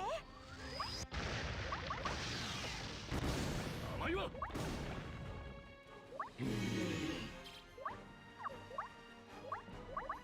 我が力有効に使うのだぞ。おのれ。いやー、これは困った困った。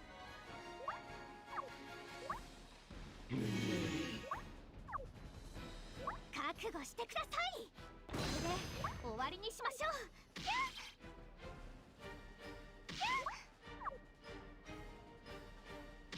おっと、体にひびが。 What a freaking unlucky targeting, dude.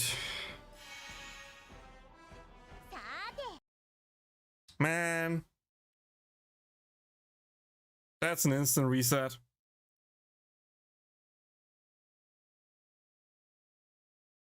That was such hard targeting, dude. That was so sad.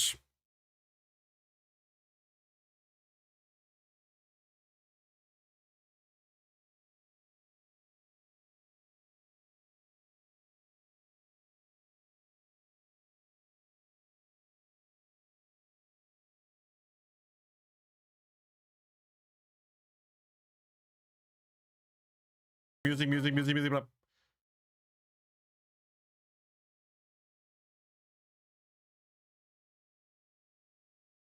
Could have already been too long for copyright, damn it.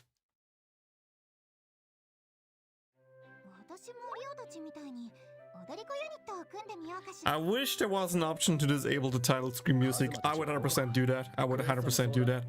Not because I'm not liking the song, but because of copyright strike. It's so stupid that you cannot stream this game in the intro thing thanks to copyright. It's just stupid. So stupid, guys. Konosuba! 最高のショーにしてみせる。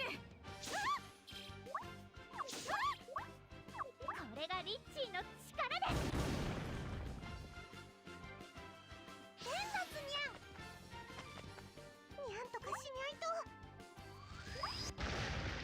This was a little bit early. Could still be fine. Could also be a little bit oof.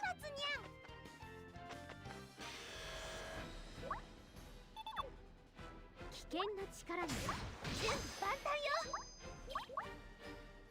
覚悟してください。これで終わりにしましょう。私に力を貸してください。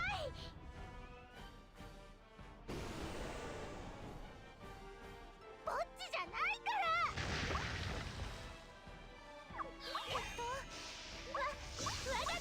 Can we, by the way, appreciate the damage of Union there she does with 2 skills? Even Leah, with a like non-effective skill, does some pretty good damage there. Kinda nuts.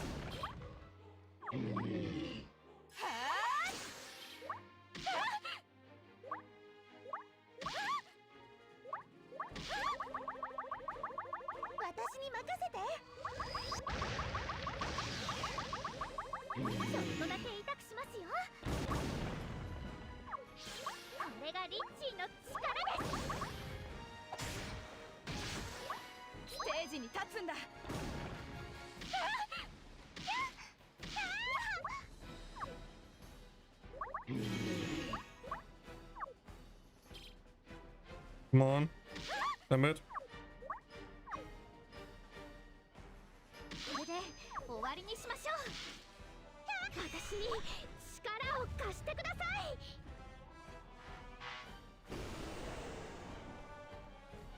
観念しなさい。流れるようなステップで。ここで倒れるわけには。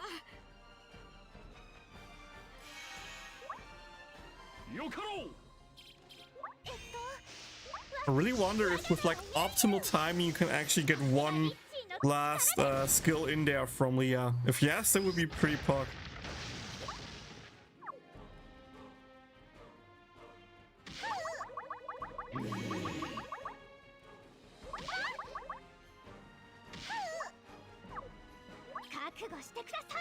Oh. の攻撃を食らいなさい。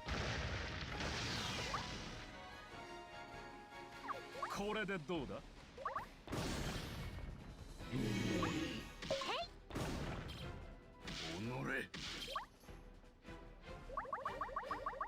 覚悟してください。これで終わりにしましょう。私に力を貸してください。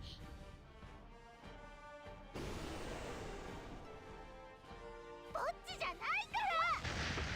はっしゃい。とっておきはいかが？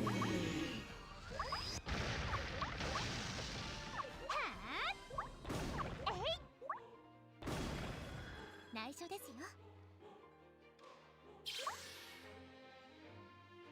ごめんなさい。蹴散らしてくれるわ。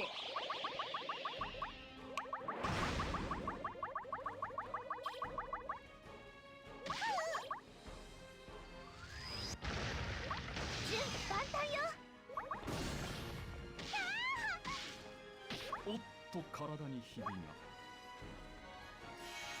大頭部セイバー。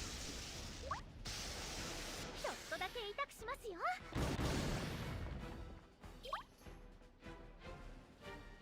さあ勝負。ちょっとだけ痛くしますよ。準備万端です。Nice. 私に力を貸してください。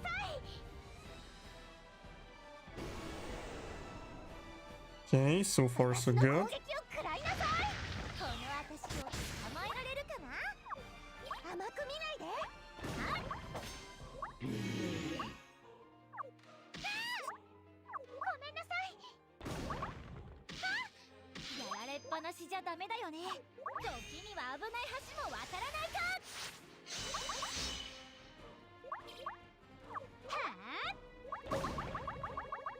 No, why you missed the basic there, Wiz?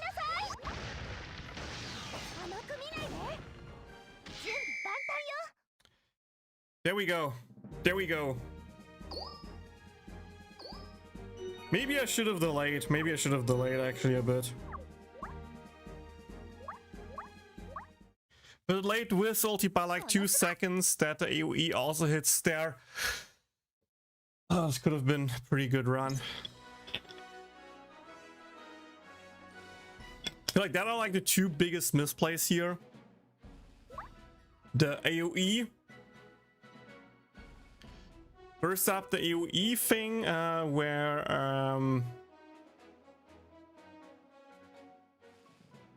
I missed one AoE from Union's defense down, a match defense down that didn't have the bonus damage. I of course missed then the Union ulti when Chris came in without the buff, which is not optimal, but you know, it's there. And then at last here, of course, the AoE from Union as well. I like the 3 misplays that I have in this run. Is this enough to go to 28 million? I'm not sure. Maybe? Maybe if you play this flawless and get some good crits, it can work. I think the biggest thing here is 100% the HP of Union. If you can get your Union to stay above 70% HP for as long as possible, then you should have the highest amount possible. Also, of course, one thing I need to mention here, my Aqua is not into full magic attack. She is physical attack with a bit magic attack. So just regrinding my Fast Aqua from her current stats to full magical attack with physical defense to just take the small hits of the mobs better could actually help my score drastically increase. Am I going to do that? Hell no. I'm too lazy for that. I am too lazy for that. If it was like, okay, I'm only slightly behind Syndrome, maybe I would have done it, maybe I would have tried it, maybe I would have grinded for that, but nah. I don't think I have the willpower to try this hard for for a chance to maybe get a rank 1 run if I play perfectly and don't do any other F-ups. That makes sense.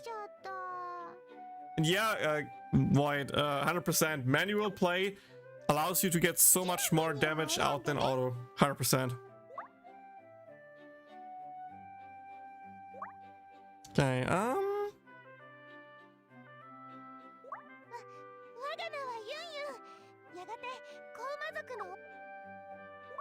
let's go with Yun profile picture for now.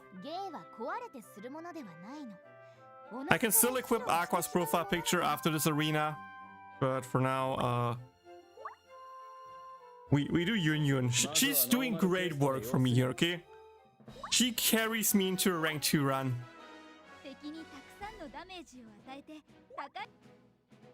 What's with the pausing during the arena runs? I answered this question a few times in videos already, but I can also answer it another time. Pausing is your multi-function tool for 3 main things. First up, quicker actions. By pausing, unpausing, and instantly double tapping to press an action, you can just click the action faster and avoid animation times from buttons popping in and out. Second of all, it just gives you breathing room to check times. For example, if you would go full Mathically, you could be like, okay, you know what? Union's ulti lasts for 16 seconds. Okay, I'm using ulti at 50 seconds left in the run. So if I want to loop the ulti, I would need to use my Union ulti by 35 seconds, roughly, right? So you could just be like that, pause a second, think about that, calculate it out, note that down, whatever, so you have it in your head. And do that pretty much with like all the buffs, all the timings, all the debuffs, just to plan out everything perfectly, how you want to do it. It also allows you to just compare skill cooldowns between units by, for example, you know, pressing pause, checking the skill duration. It's like, okay, 5 seconds left, you switch over to the next character. Okay, here the skill duration is 4 seconds left. So maybe I should stay on a 4-second cooldown character to use his skills first, because that skill is coming up first. Meanwhile, I can then go over to the unit with 5 seconds cooldown and still use that cooldown on time perfectly. That allows for that. You know, you can also just pause to relax a bit, calm down, don't let your nerves hit you, and just relax a bit. And last but not least, also pretty important, thanks to pausing and the auto button, you can time off unit actions way better. So for example, if all my 3 units are ready and Wiz was the last unit ready and Leah was the first unit ready, if I press auto, Wiz will automatically use the skill, then Union, then Leah, thanks on how auto works. It will prioritize the unit that you're currently not on, that got the most recent action. In that case, that would be Wiz, then Union, and then of course Leah. And that is a mechanic that you need to understand properly to fully abuse it, and also pause just works there really well. So for example, pausing right before unit gets your action. So you're okay, now I just need to unpause, press the auto button. By the time I unpause and press the auto button, the action cards will move up a slight bit, and with that you should be able to time your ulti perfectly. You have just quicker reaction times and stuff like that. Like, pausing in this game actually does quite a bit, not cheating or increasing your damage through some voodoo magic meaning, just by allowing you to time stuff better, to just calm down so you can, in theory, more collective, think on when you should use stuff, time your stuff properly, and just allow you to execute it flawlessly. Unless, of course, RNG happens like my first run where Ranier just gets hit down by absolutely awful RNG targeting. And yeah, I can try to see if I can do it in an arena run to explain it a bit. Konosuba. For example, here I pause, he who gets hit, Union gets hit, okay, Union is first, Wiz is last, so I'm going to switch over here, pause again to get the hit in, and okay, now misclicked. Like, you see, by just pausing, it allows me in theory to just time my stuff better. Having quicker actions is just you know, carefully observe what's happening next, like who gets the next move. If I press the switch button, who do I switch over to if you're unsure, for example? And yeah, make that stuff a lot easier. Konosuba. 最高のショーにしてみせる。 Okay. In that case, for example, Leah also got first. これがリッチーの力です Use that. 勝利ばかりも無駄し Use that. Press the auto button after that skill so it will instantly get used in the next 勝利 wave. ばかりも無駄しいですね So far, so clean. On auto. Pause. Press the skill timing better. Speed up again. 歌う準備はできてるよ。 For example, here again, I'm not switching over to Wiz. Just waiting until Leah's full or almost full. Press auto and you can see Wiz was the last action. And with that, she instantly got royalty off. I didn't need to double swap to get to her. 我が名はユンユン流れるようなステップで内緒ですよ観念してねごめんなさい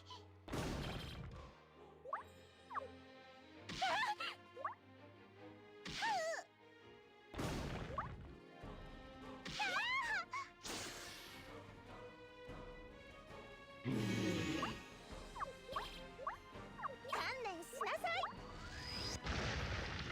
すぐ楽になりますから Okay, good, good, good. 準備万端ですステージに立つんだ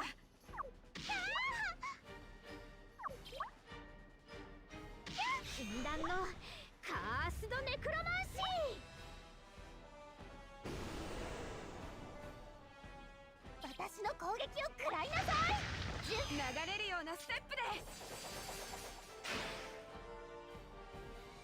ここで倒れるわけには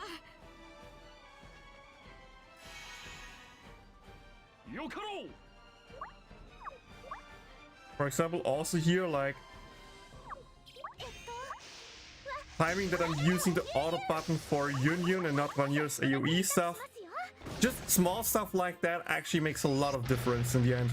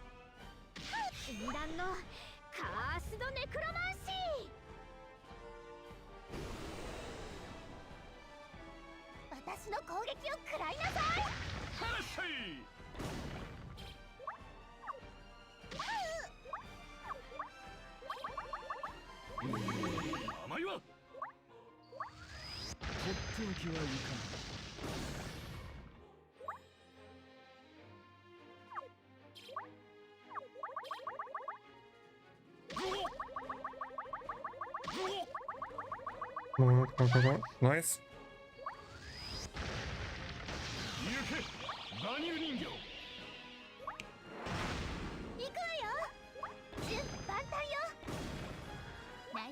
Again, here pausing just to see who gets the action first that I can. Damn it. Tried the time to get the CDR out. I just failed here. Bad, pretty bad.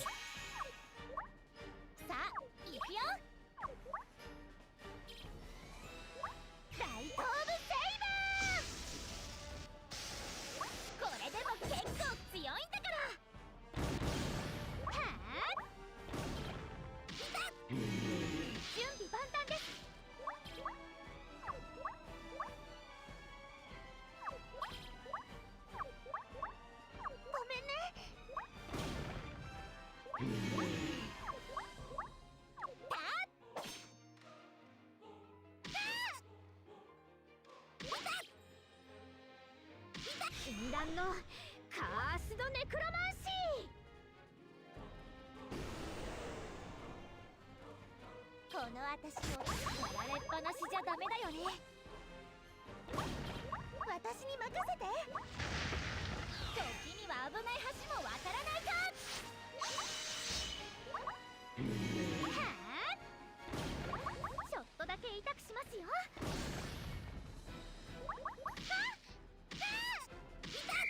Yeah. The CDR timing there screwed me off a bit.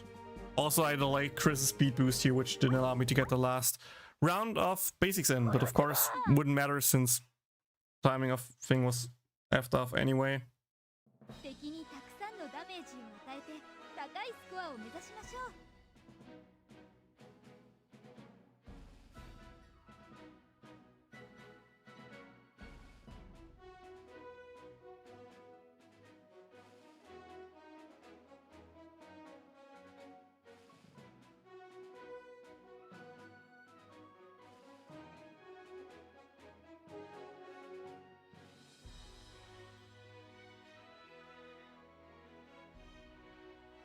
Okay, give me a second. Yeah, hello Naruto, you missed the summons, but it was actually a rather quick summon session. Let me know if you want us to get a spoiler of what happened or not, but I didn't have much cards anyway, so couldn't have been that long whatever happened.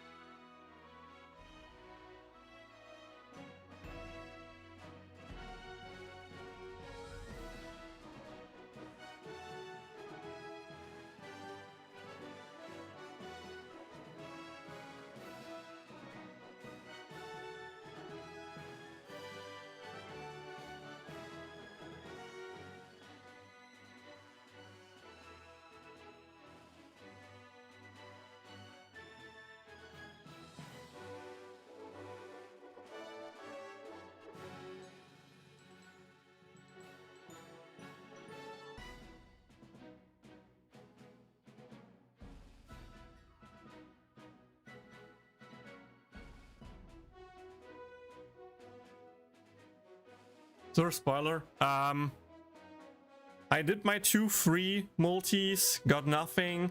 Daily single pull gave me nothing. I then did the ticket pull, where the pull itself gave me Erika, dupe, And the ticket gave me Raftalia Aqua, aka my goal. Then proceeded to do 2 2K multis and got nothing either. So far 1 out of 4 collaboration units secured. But luckily for me, the most important one got secured early. So I'll see if I do more pulls or not. There's a lot of stuff coming up after the collaboration. I got the 1 unit that I mostly cared about. Now it's time to wait and see what I'm doing. Speaking of, what do you guys want to see next? Do you want to do multi-battles? Do you wanna, I don't know, watch me do JP arena runs, or should we just continue with Star Rail? Any preferences?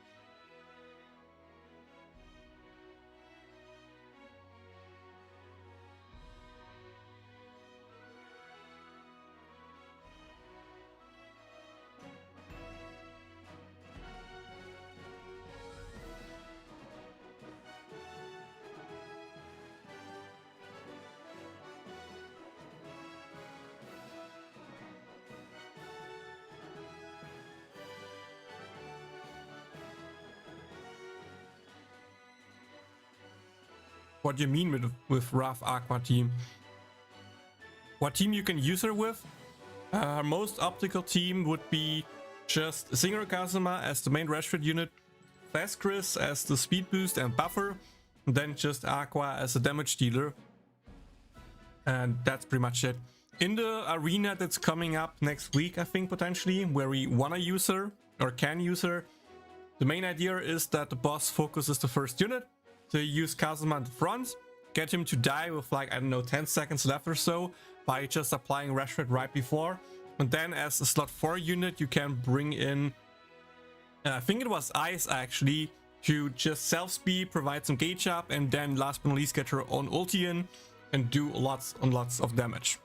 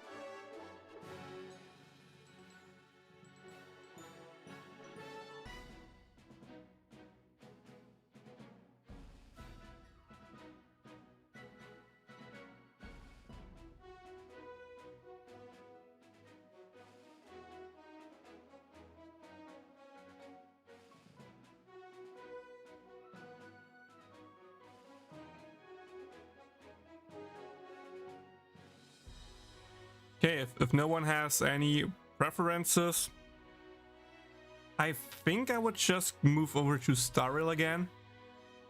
JP Arena, I can show it off in theory, but I'm not ranking high since I'm lacking lots of shards for rain. Multi-battles, we can do that still later down the line, doesn't matter right now.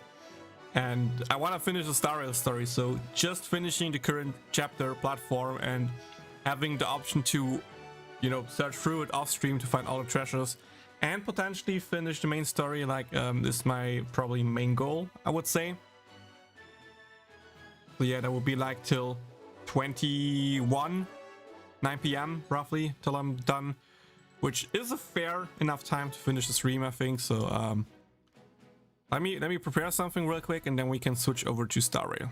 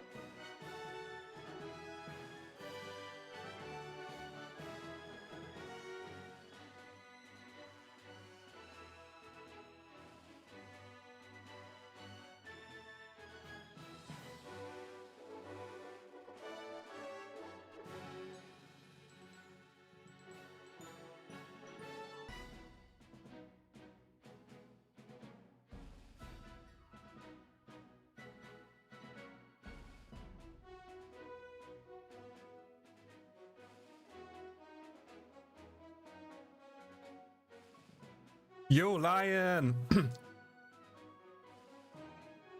Yes, I did my pulls already.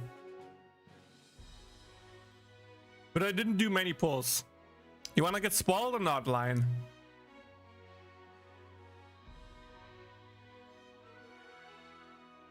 Oh, you need to let me know how your summons went as well. I'm curious.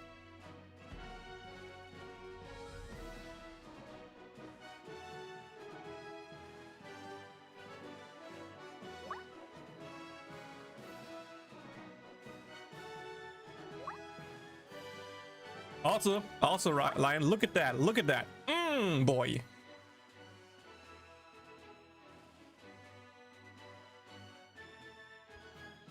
That was with 3 misplayed attacks.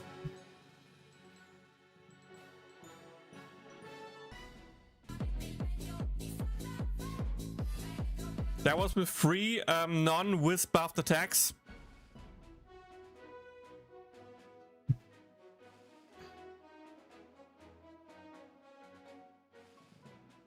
And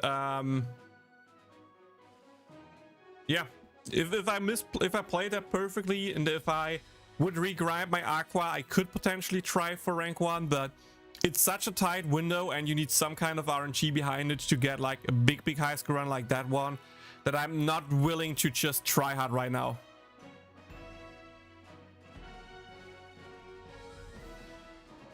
But it's a really fun team. It's a really fun team.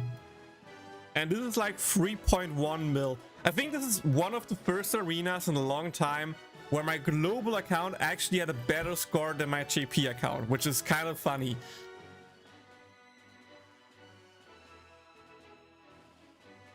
But yeah, your summons sound like they went well. I can show you what happened for me real quick.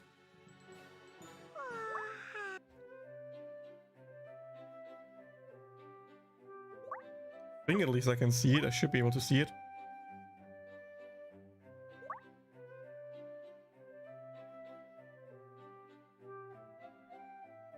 So,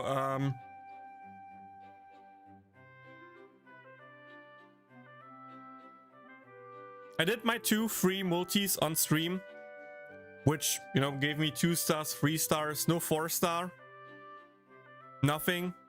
Then I did the recruit ticket, guaranteed recruit ticket multi, which start like with the Melissa bottom left here. Also, nothing besides the Axel Hearts Erika. The ticket actually gave me Aqua, aka my main goal.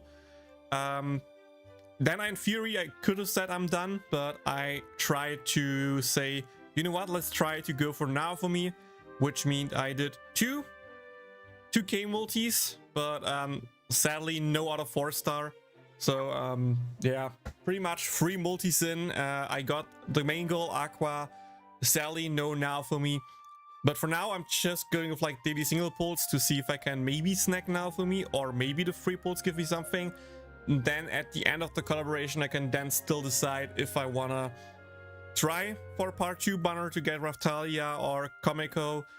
If I try to wanna pull for part 1, or if I'm just like, F it, screw it, I'm skipping the hell out of it, because, you know, Forbidden Chris is coming and Cesta is coming also rather soon. So, saving some quartz for those banners would not be a bad idea. And of course, the 3.25 banner also has a new union that, you know, I would like to get. So, enough good stuff coming up that I'm, you know, kind of curious. But yeah, if you need any help with your arena runs, feel free to ask. I can gladly help you out with the rotation. I actually learned a few more things since my high score YouTube video, so...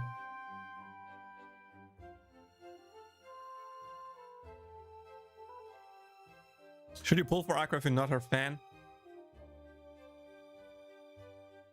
Comes down, Michael. If you are a collector, yes. If you are a meta slave, then no, probably. I don't think Aqua will see any use whatsoever.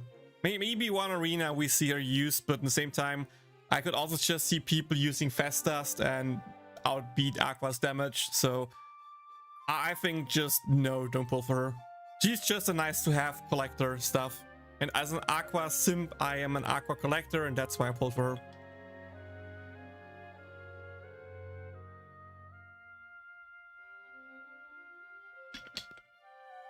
I mean, yeah, Lion, I understand you. I like Raftalia as well. I think Raftalia is a really cute girl. I just don't have that much quartz, so I can't pull that much. You got Now from me and Comico selling the Raftalia from paid pull. I mean, with Comico, you already have the best unit, and Now for me is nice to have, I would say.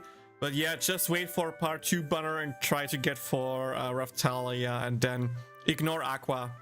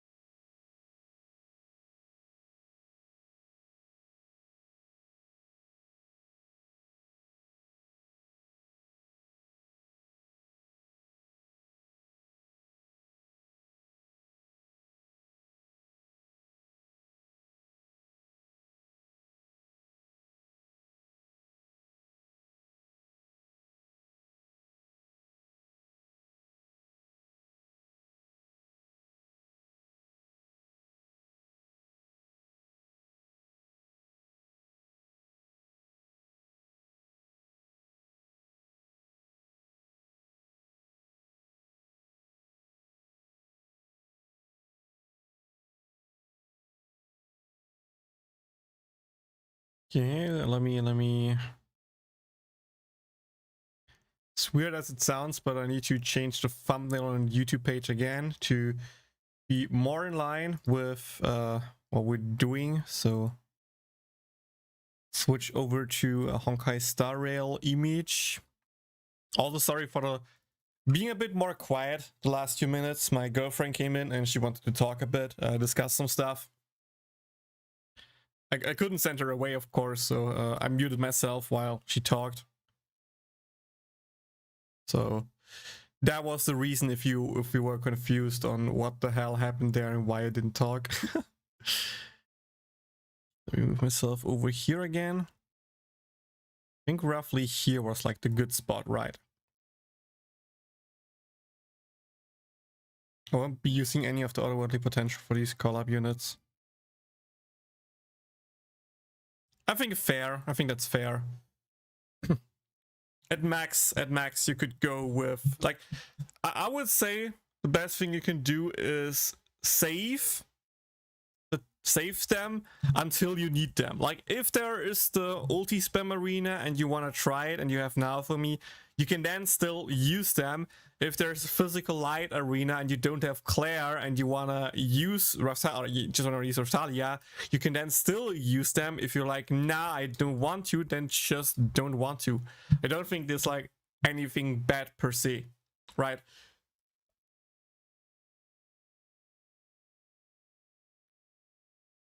I mean, I didn't get any outwardly potential shots besides, well, I can grab some from the event tab, so potentially there, but I don't have any right now, so I can't use any of those anyway. And yeah. But yeah, a line for you just to quickly update what's happening. I've done the arena today. I got my rank 2 run. I did my pulse already. I said I could do some JP arena, but it's not that interesting because, to be honest, the rotation is kind of basic, at least what I'm using. I just don't rank high because I'm just lacking shards for Rain. Like, I can see other people having like max dark damage bonus or like just maxed out shards completely because some JP whales are just insanely nuts. And yeah, I don't have that. I have like 8 out of the 12 in dark damage bonus. I have like 5 in lightning, but you need like 24 collected before you even can unlock the last 4, so I couldn't push dark more. That's why I went with lightning. And yeah, like that's like 9% damage loss just from locking 8 out of 12 on each element, plus the remaining 6% boost or so from the next stages in the dark part, plus more magical attack. Like that's a pretty big amount of damage loss just from that. Also, top ranks already have like the first Aura ulti with crit, plus I don't know how many double hit crits. It's so unlikely that I could rank high even with of all the shards. I could potentially make top 10 then, but I think this arena like top 10 is just like if you have max shards or something like that, and I'm not willing to open my wallet just for that. I think that's stupid. I think that would be absolutely stupid. So yeah, instead of doing that, I'm just trying to finish the Penacony story today because I'm curious how it ends.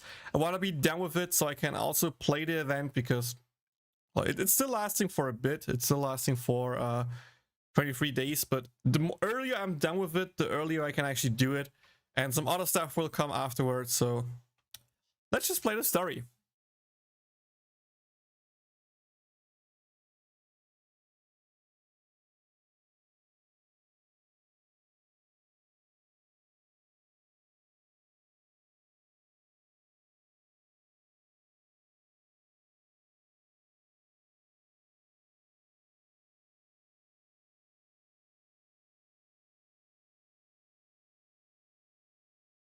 Playing Withering Waves at all? Hi Panic.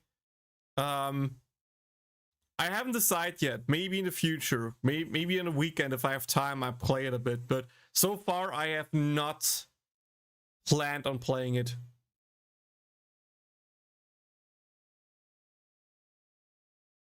Do you know how many shards you need for the upcoming update? Yes. You will need 880 bonus shards. It's like 50, 50, 60, 60. So 220 for one element to be through, and then that for 4 elements, which totals up to 880 shards per character on top of the current shards you need, aka a lot. That's the point. Like, I would need over 1,000 shards or so for Rain. And yes, I could have maybe had more shards if I got lucky or more lucky, or I could potentially have more general shards if I, you know, get more lucky with collaborations, if I pulled more collaborations. If I did all the step ups for collaboration shards, then I could have saved my general shards for now Rain coming out. But yeah, it's absolutely unrealistic for me to do that. That's a lot. I mean, yeah, it was supposed to last for quite a bit before people max it out, but on my GP account, all units besides collab units, Rain and Claire are max shards there. So I can literally every month exchange all the shards from all units besides Claire and Rain now. And the moment, like, Claire is not that far off. She needs like 2 more paths, like 440 shards to be done. And after that, in theory, I could just yoink it all into Rain. But then again, collaboration units are there. I probably need some for collab. And with collabs coming regularly every 3 months on JP, I'm scared of using the general shards for units like Rain, because I just have in my brain, but there could be a collab coming up and you could potentially need the shards for collaboration. What to do if you can't max out a collaboration unit, or what is if an older collaboration unit is suddenly needed again because you suddenly have an AoE physical wind arena where you want to use Harry again, and for that you would need to upgrade your Harry shots first, use the max power. It's so dumb. I really wish I could just exchange more shards. I would love to just exchange more shards. They give so little shards for how many collab units they are dropping, it's ridiculous. But the good thing is the rerun collaboration with Raygun is like the one odd per year, I think. So the next collab should just be 2 free collab units plus some outfits, and with that it should be hopefully easier, because then I only need, you know, 3 units to max, not like 5 units plus older. Like we had to upgrade Misaka, Kuroko, even potentially in theory Accelerator, maybe if he comes back, we'll see. Then of course the first girl that ran with Darkness, Misaka, something like that. Sorry, I'm not familiar with the names. Then we have the Duo unit. We had Frenda. That's like 3 units plus 2 potential free older units you need to upgrade. So that was just more shards used than otherwise. Same with ReZero back then, where we had in theory Subaru, Ram, Emilia, Beako, Echidna, and Ram as like new units that you need to upgrade shards. Like if there are so many new units, it's really hard. If it's just like 2 or 3 new units in a collaboration, it's way more doable, especially if one of those is just a welfare that you don't need to invest in, which the Shadow collab also just didn't do by dropping the sneaky bonus Shadow unit that is good, that you suddenly need shards into Shadow.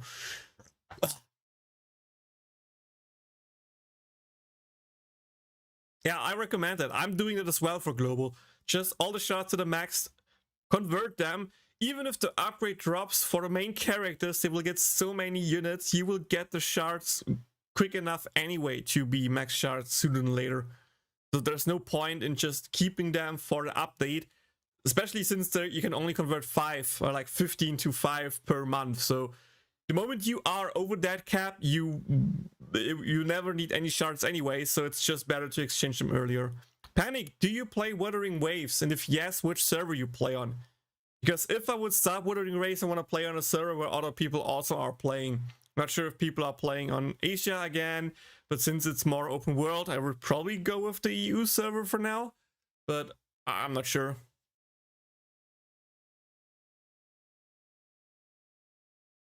The red hair contest was you all along. Will I be participating?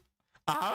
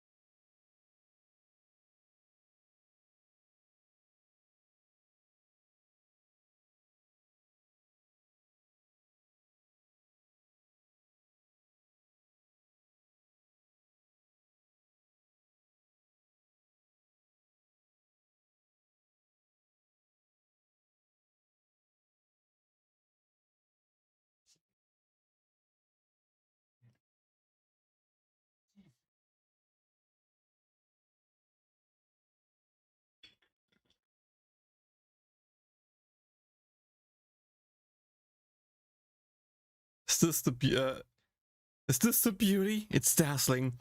Quite a server, aren't ya? I'm busy saving the world. Could you please make way?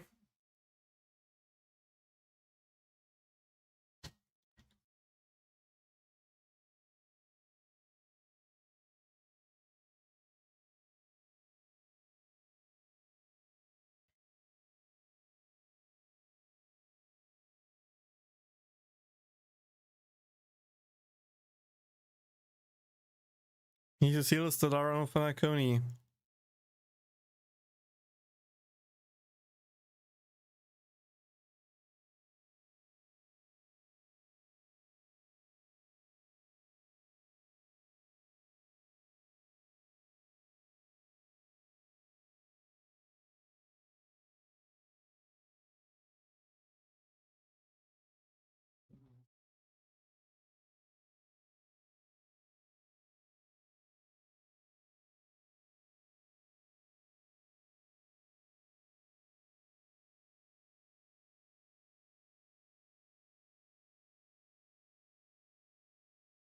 Tell the truth about the watchmaker and Stellaron.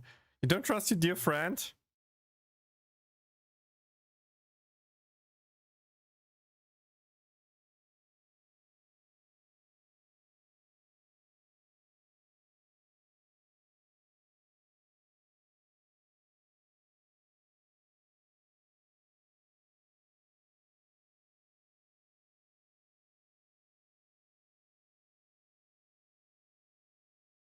God, I hate the way he speaks.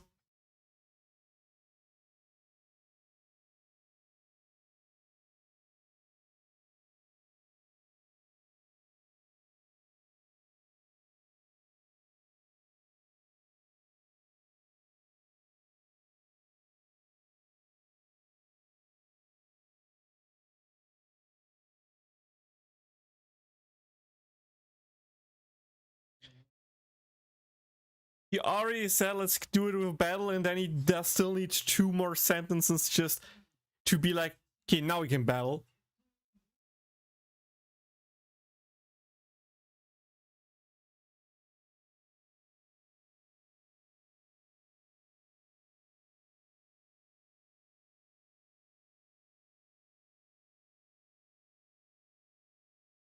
Finally.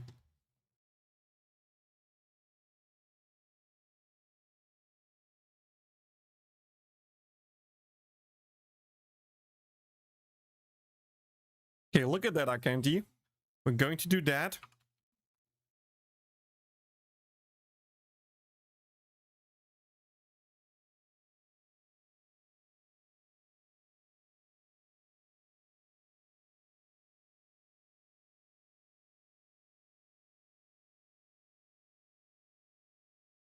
Okay.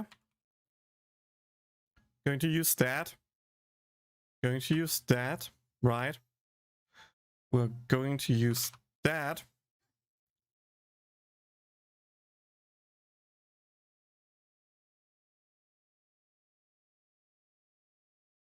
Wait, why did the ulti start in the middle?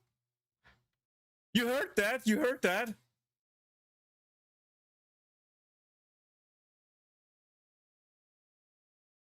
The music stopped from my ulti!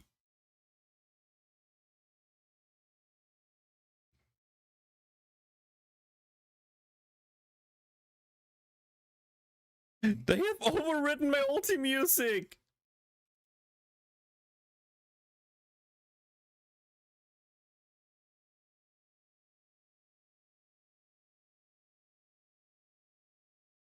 You surrendered 1% because you don't want to lose? What a douchebag!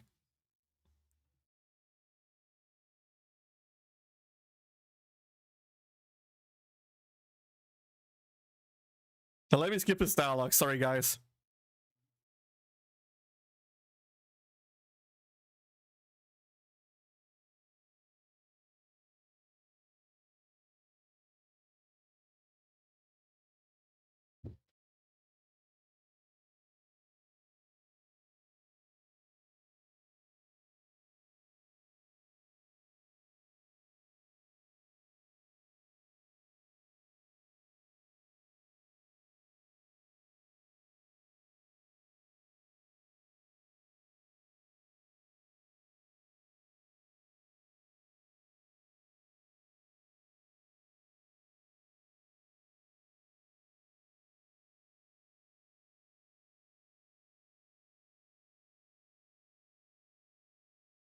Pew.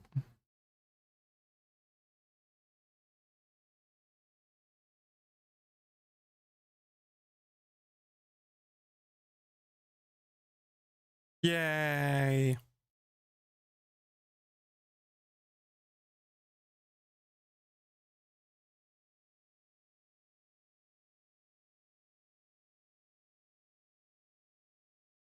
What did Himiko and Tarcha even do?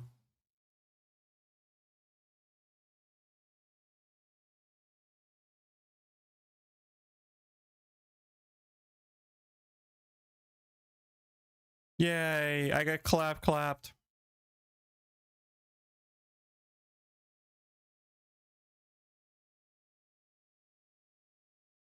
No, my soundtrack CD.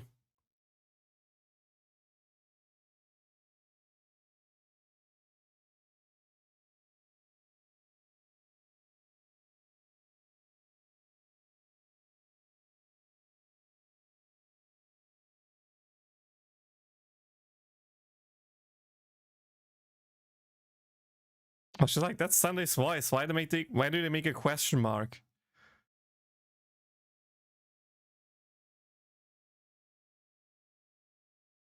How I get our Sin's constellation. Where am I still on Shade? I need Pulse game.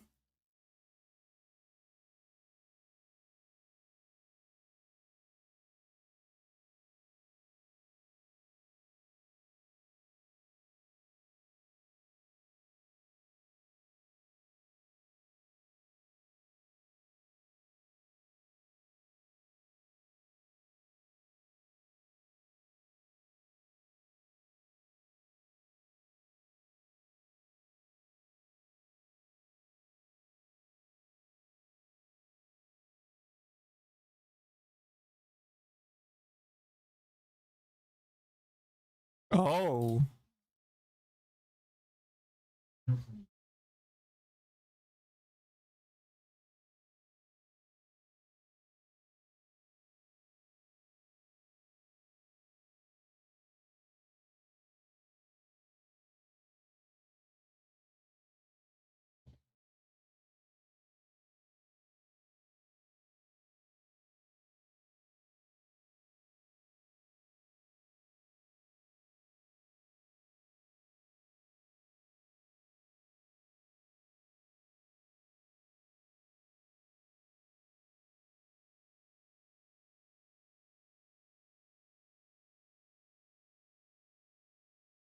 Wait. I just see it.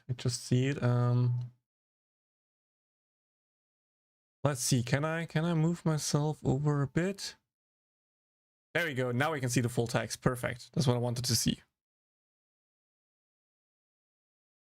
Also, let me just move a tiny bit up. I think this should be like the max length, hopefully. So if I go with like that, you should have below my ear enough space for one more word there, potentially. And that means all the text should be visible.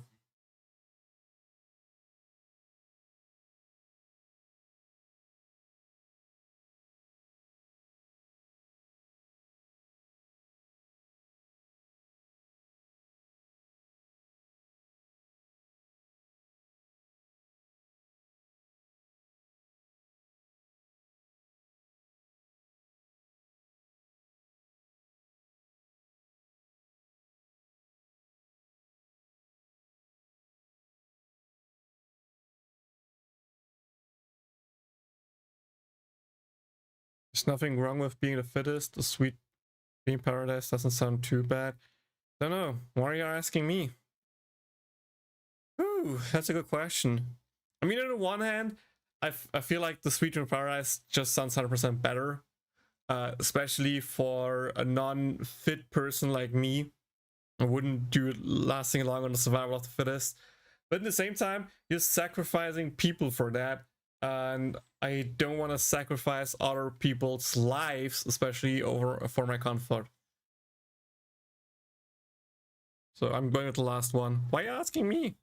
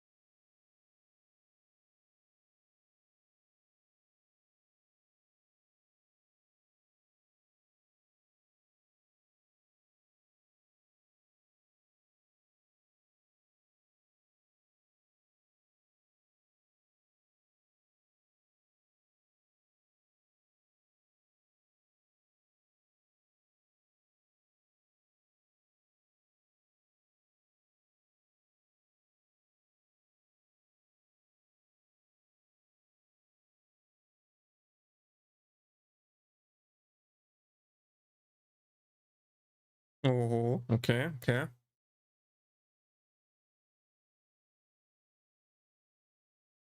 Do we get Wells' perspective now?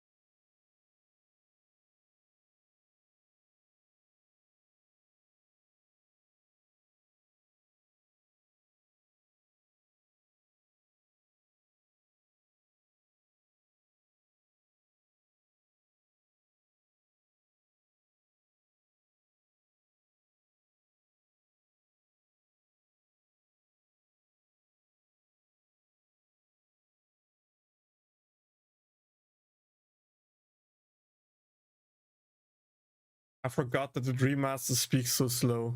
Ah.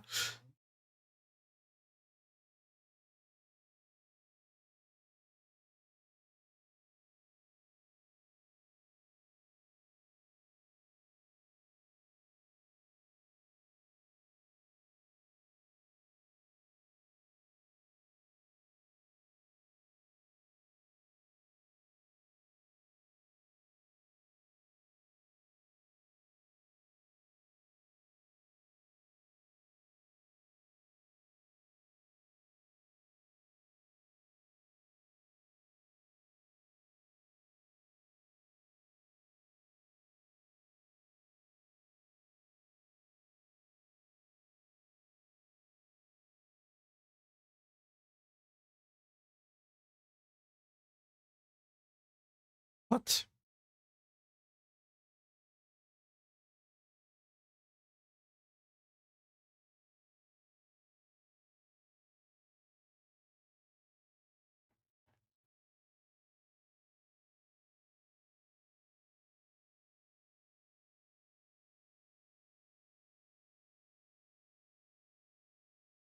Yeah, I got a Charon, and I also got Robin. And even got Topaz the Spanner. I got like really lucky this Spanner.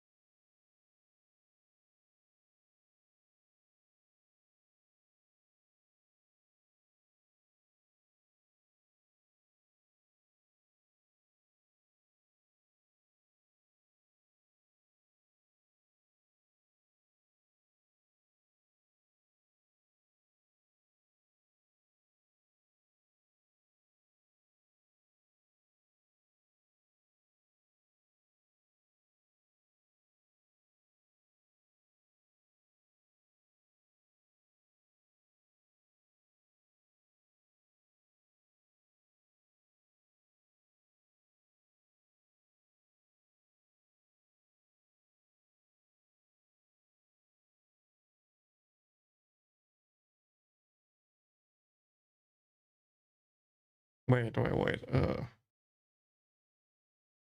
Need to translate that word. I don't know it.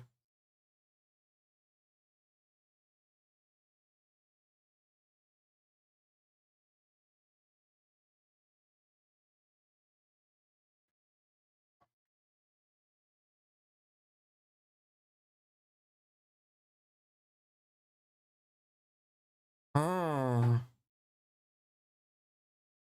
That means a word, okay. As I haven't tried for Topaz, but got Robin. Also really good. But yeah, you didn't answer my question. Do you play Wuthering Waves, Panic? And if yes, which server do you play?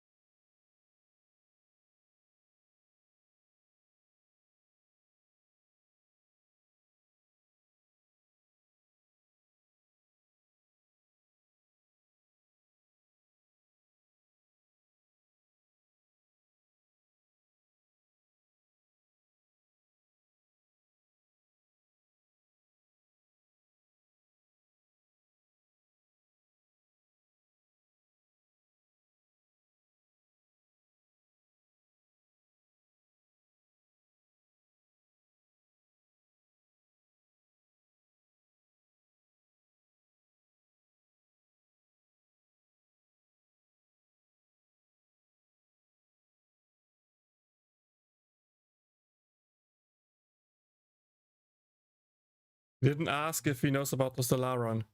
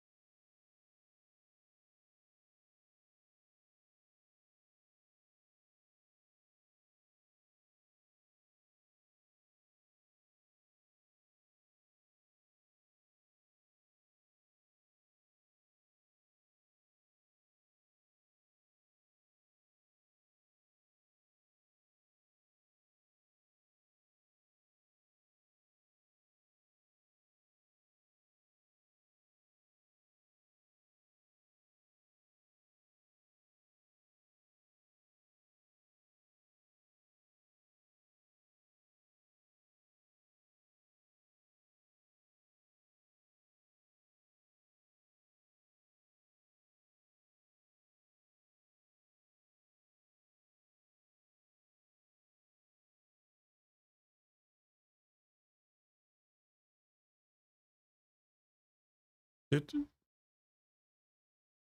the audio just die for you as well?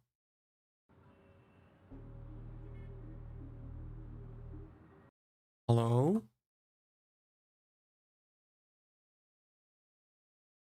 I think it might be a me problem. Might just be a me problem.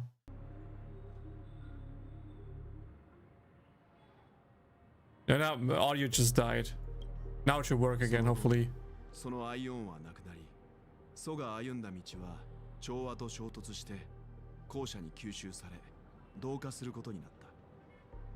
そして宇宙に響き渡っていた合唱は一度静まり、再び聞こえ始めた時にはすでに調和の賛歌となっていた。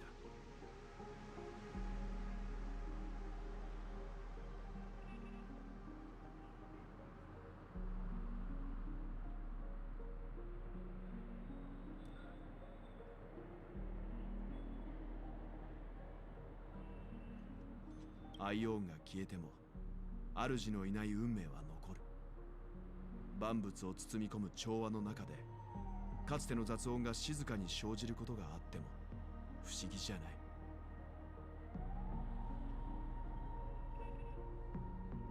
ベルトさん、鋭すぎるのは良くない。特に孤立無縁の時にはね。やはりそうか。私たちの偉業のためだ。サンデー、二人には少し休んでいてもらおう。何ですって？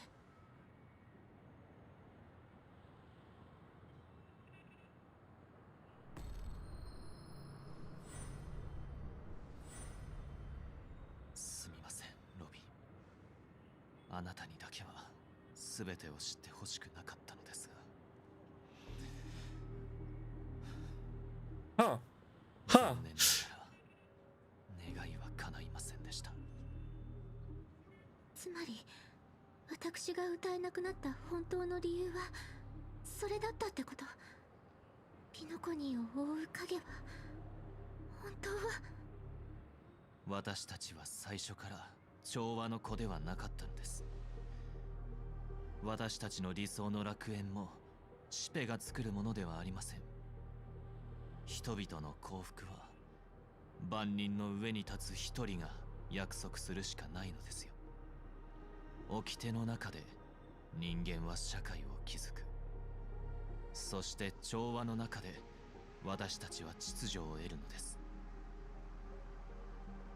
Oh. Do we kill Sunday?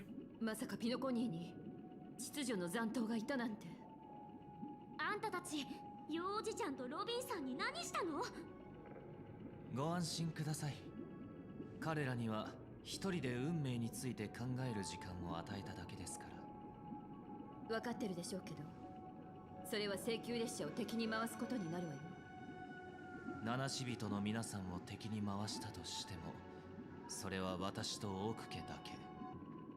しかし実際にはそこまでは言っていませんよね。皆さんがピノコニーの正義のために奔走していることは誰もが知っています。You want to talk terms with us? Stop beating around. Hush and get to the point. 辛抱強さは一種の美徳だというのに。しかし私はあなたを責めるつもりはありません。むしろここに来た意図を明かしましょう。もし秩序があんたを使ってベルトとロビンさんを監禁して、それを出しに私たちを従わせようとしてるなら、話し合う必要なんてないと思うけど。それは誤解ですよ、姫子さん。彼らは無事です。ファミリーが約束しているように、無境の中では誰も傷つくことはありません。秩序の美しい新世界に属しているならなおのことです。ピノコニーとこの宇宙はあまりに多くの無辜の血を見てきました。強者は弱者に刃を向け、勝者は敗者の命を終わらせる。自然淘汰。世界はこの法則に従い、全人類の幸福を弱者の屍の上に築きました。そして私たち、あるいは私だけがこの不条理な茶番を終わらせる力を持っているのです。あんたたち、死んだアイオンを蘇らせるつもり？これまでにそんなことを成し遂げた人はいないわ。姫子さんが興味を持ってくださったなら、こちらも隠さずに話さなければなりませんね。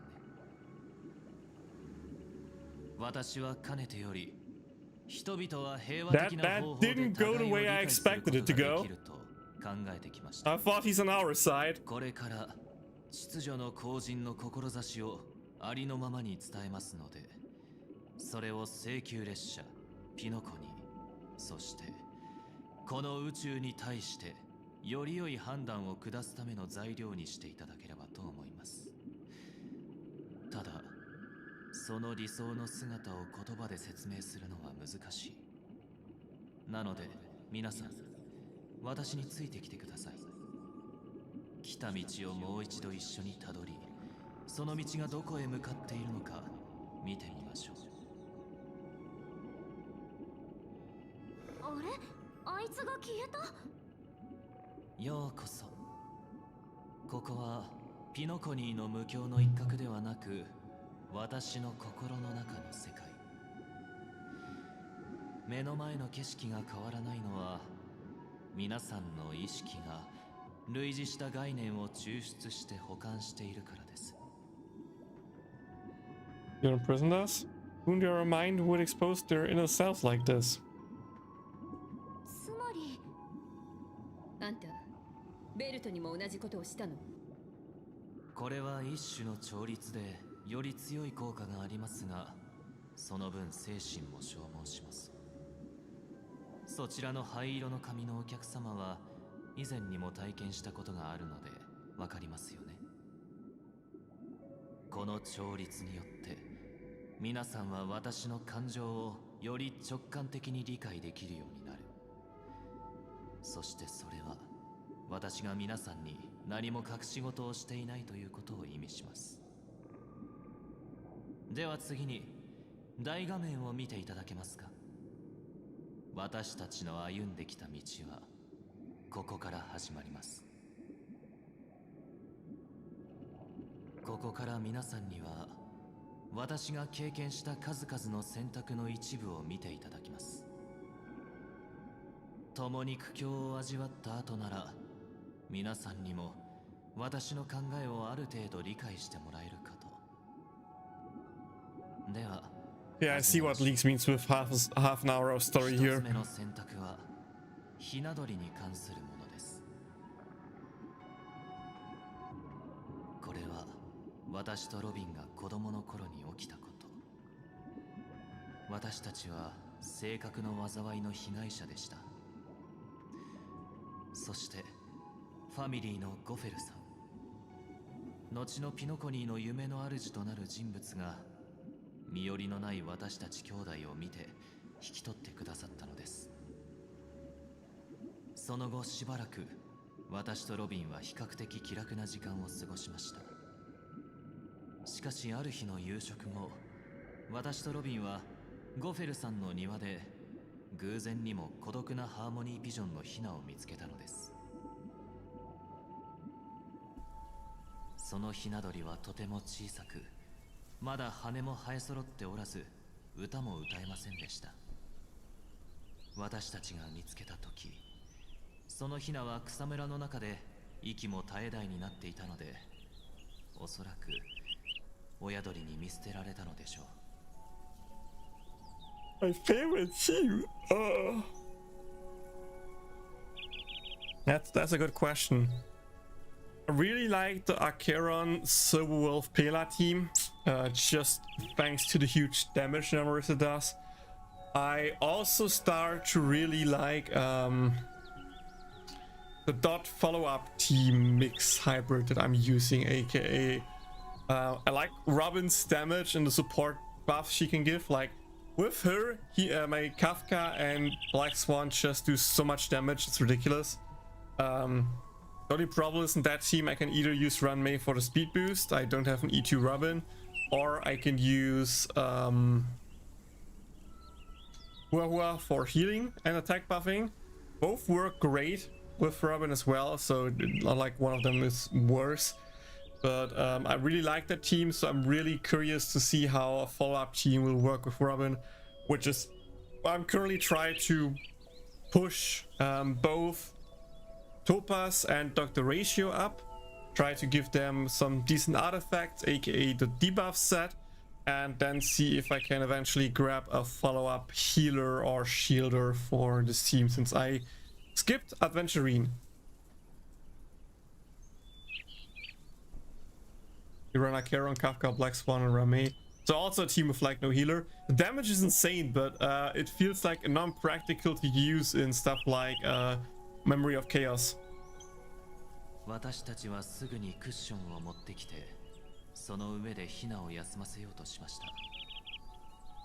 しかし、よく考えてみると、その年の冬は寒さが厳しく、夜になると庭には強い風が吹きすさび、多くの毒虫や野生の動物が出没していたのです。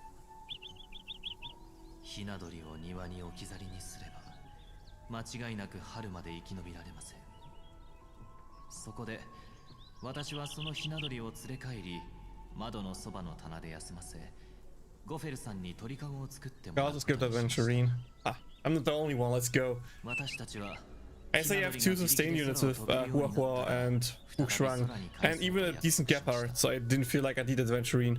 しかし残念なことに、その鳥の運命は私たちの知らないうちにすでに決まってしまっていたのです。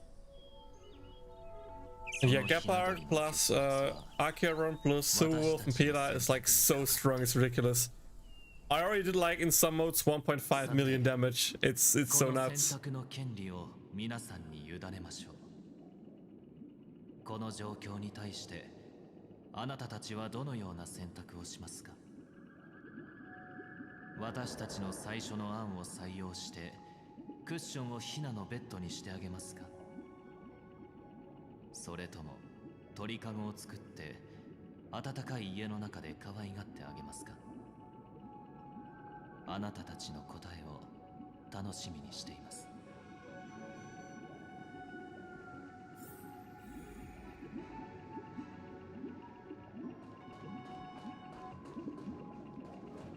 Oh, I can finally grab the CD. Nice.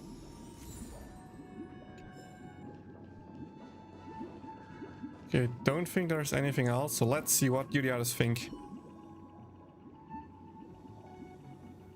あいついきなりこんな質問投げかけてきて、一体どういうつもりなんだ。うちだったらハーモニーピジョンのヒナに鳥かごがあって庭に置き去りにしたら、きっと野生の動物に傷つけられちゃうもん。彼は私たちを閉じ込めるつもりはないみたいね。ただの質問ゲームなら質問に戻るけど、私ならハーモニーピジョンのヒナに鳥かごを作ることを選ぶわ。別にこれといった理由はないの。ただどのヒナ鳥にも空を飛ぶ権利はあると思って。でも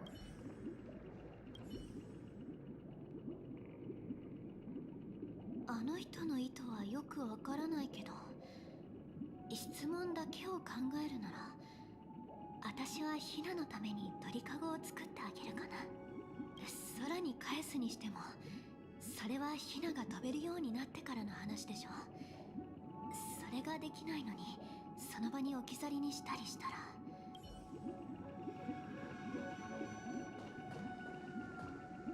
Everyone says right, but I'm more like on the left. Oh yes, it could die if we just leave it where it is.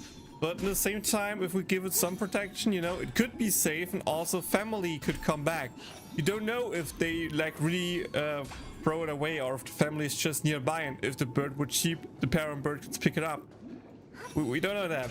But also, like, sure, if we just take her to, you know, feed her up and make her grow big, I think building a cage for the dove is fine, because that way it guarantees it's safe and it will survive.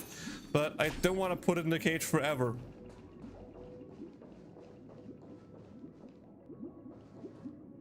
Yeah, I agree. For regular content, it's not, you don't need a healer.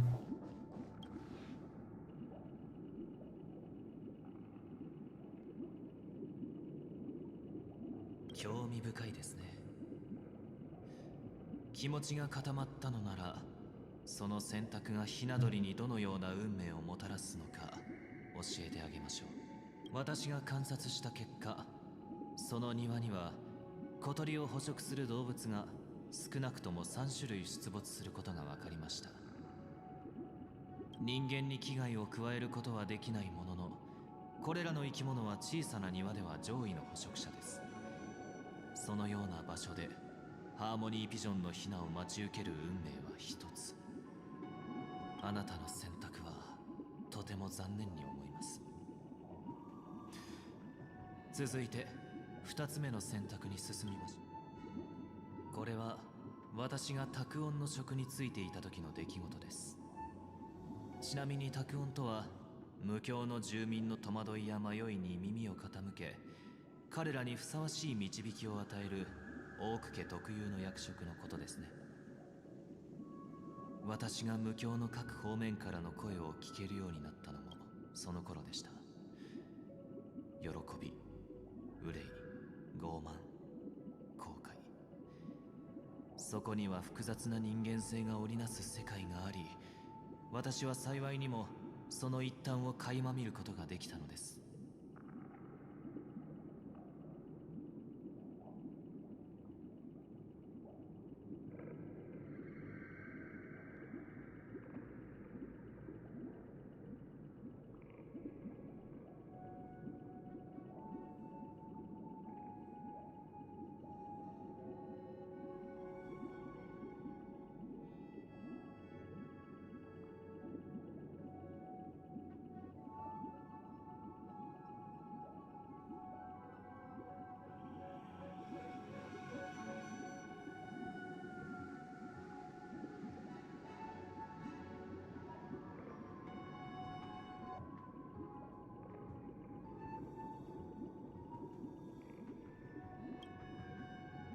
それは一人の夢追い人であり、密航者でもありました。他の人々と同じように、彼は素晴らしい生活に憧れを抱いてピノコニーにやってきた。しかし、彼が支払った代 This is 償 the dad who sold his family, right? 普通の人間にとって He was like, yeah, I wanna earn money to buy my kids back 全てを later. 投げ打つと言えるようなものでした。彼は私に、家にある売れるものは全て売ったと言ったのです。家、土地、そして2人の子供も。自分には子供を養えないが、奴隷になれば少なくとも食べてはいけると話していました。彼は計画も立てていました。財を成した後、子供たちを買い戻し、ピノコニーの美しい夢を共に楽しむという計画を。しかし残念ながら、彼の密航は少々ずさんだったため、頑固なハウンドたちに嗅ぎつけられてしまったのです。Let me translate real quick. I'm curious about something.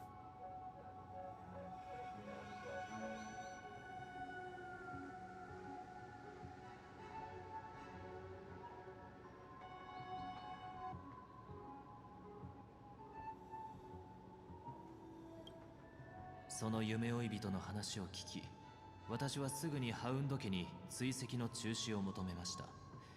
そうすれば彼は安心して暮らせるようになると思ったからです。ですが私の考えは浅はかだった。この独りよがりの決断が後に苦い結果をもたらすことになるとは思いもしませんでした。答えを明かすのは後にしましょう。さあ皆さん、選択してください。私と同じような決断をして追跡を中止するようハウンド家を説得することで、その夢追い人を生き延びさせ願いを叶えられるようにしますか。それとも沈黙を貫き、運命の審判が下されるまでハウンドに彼を追わせ、苦しみながら生き続けるようにしますか。皆さんの選択を楽しみにしています。もしかするとその悲劇を変えられるかもしれません。Yeah, more to the right. If he can get his children back, would somewhat be a happy end. If the child wants to go back to him. On the left, he will suffer, his children will suffer, and yes, normally you should be punished if you do some stuff, but 本当に珍しくないみたいだね。でも話に出てきた人に同情する必要はない気がする。夢を追うために子供たちまで売っちゃうなんて。買い戻すつもりが、そう考えると選択肢は一つしかないよね。ハウンド家の人たちに強制送還してもらうの。are they now all against it? 私だったら善意でハウンド家に追跡の中止を求めて彼を助けようとするでしょうね。でもこの選択がどんな苦い結果を生むのかしら。きっとサンデーさんはこの出来事から。この質問はひな鳥の話と本質的な部分でつながってる気がする。そのつながりこそサンデーさんが私たちを説得するための突破口なんだと思う。私だったらハウンド家にお願いして追跡を中止してもらうかな。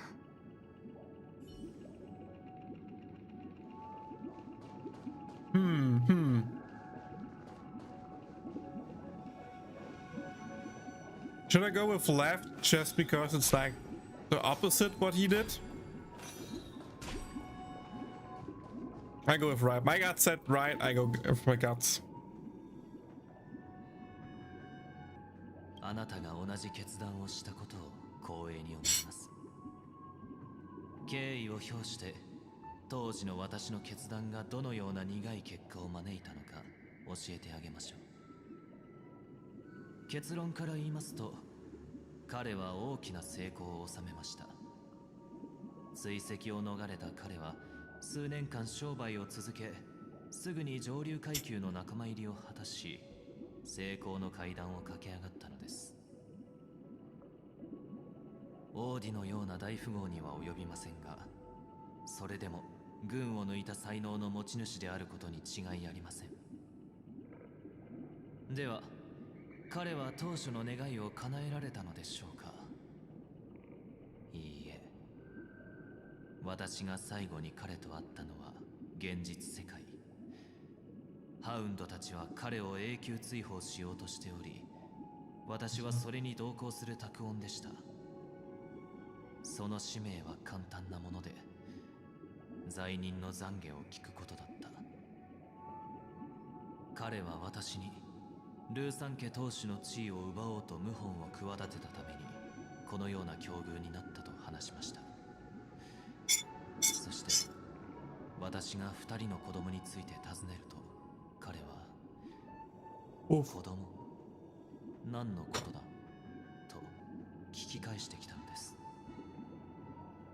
結局調和の教えに習い危険を冒して成した私の善行は何の意味もないばかりか悪行となり、一人の悲しい抑圧者と無数の抑圧される側の人々を生み出してしまったのです。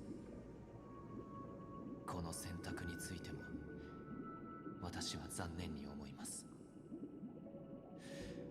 次は3つ目、そして最後の選択。I mean, that's the sad part that can happen to that path. 私自身に関するものになります。これは私がオーク家の当主に就任した日のこと。当時ゴフェルさんはすでに夢の主となっており、彼の求めに応じて私たちは個人的な話し合いをしました。驚いたことに、夢の主は私に一通の手紙を持ってくるためだけにその話し合いの場を設けたのです。そこで私は手紙の内容を読むよう言われたのですが、その手紙は妹からのものでした。手紙には日常的な挨拶や彼女が旅したさまざまな世界での体験について書かれていました。そしてその手紙が話し合いと何の関係があるのだろうと疑問に思ったとき、不意に夢の主が口を開いたのです。この手紙は誰が書いたものかわかるかい？ Let's see. それはもちろん妹です。この筆跡は妹のものですから。夢の主、なぜ私たち兄弟の日常的なことで訪ねてこられたのですか？この件を深く理解してもらうためだ。聞くが、君は今ロビンがどこにいるか知っているかい？手紙の内容からするとカスビリンアート8でしょうか。今はそこで巡回コンサートをしているようですね。その通り。では彼女は流れ弾に当たったことについて触れているかな？流れ弾？ Yeah, exactly what? その星では戦争が起きている。だからこそロビンはそこを目的地に選んだんだ。調和を広め、その星の命を救うため、彼女は自ら前線に赴いた。その歌声で人々の苦痛を和らげ、自らカンパニーの救援物資の輸送を手伝おうとしたようだが、残念なことに流れ弾は無情だからね。ロビンは今どうしているのですか？手術が成功していれば今頃は野戦病院で休んでいるはずだ。その銃弾は彼女の首に直撃した。しかし日頃から調和の善行を実践していたためか、銃弾は命脈を傷つけなかった。 How does he know that? 君の雑務が済んだらすぐに彼女に返事を書いてあげなさい。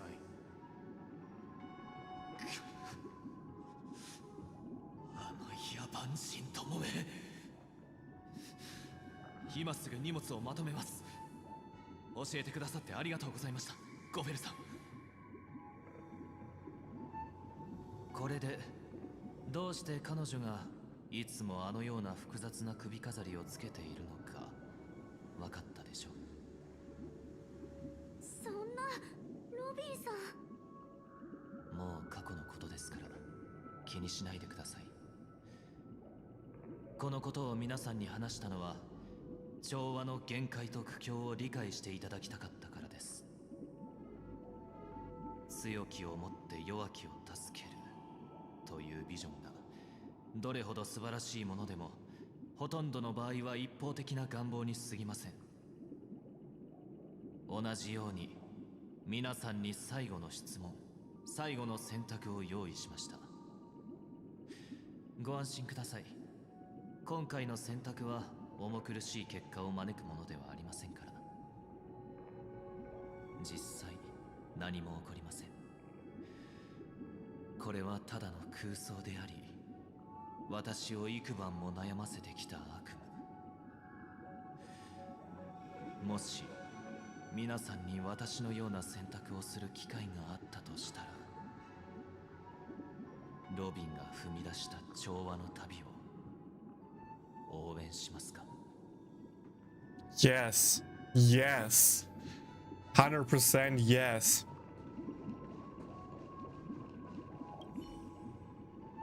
ロビンさんの勇気はすごいね。私、彼女はただステージの上で輝いてるだけのスターだと思ってた。でもロビンさんはサンデーさんの妹でもあるんだよね。どんなに崇高な理想を持ってたとしても、そのために自分の妹が犠牲になることなんて望まないんじゃないかな。I mean, let me give you my answer here, right? It's pretty much just people out there going on war. You never want any loved one to go to the battlefield because they could always, you know, die. Something could happen to them. But here's the thing. First up, it's their own choices. If, you know, for example, if I had a son and my son like that, I want to go to the military, I want to go to war. I like that. It's my passion. It's my thing. I want to save people.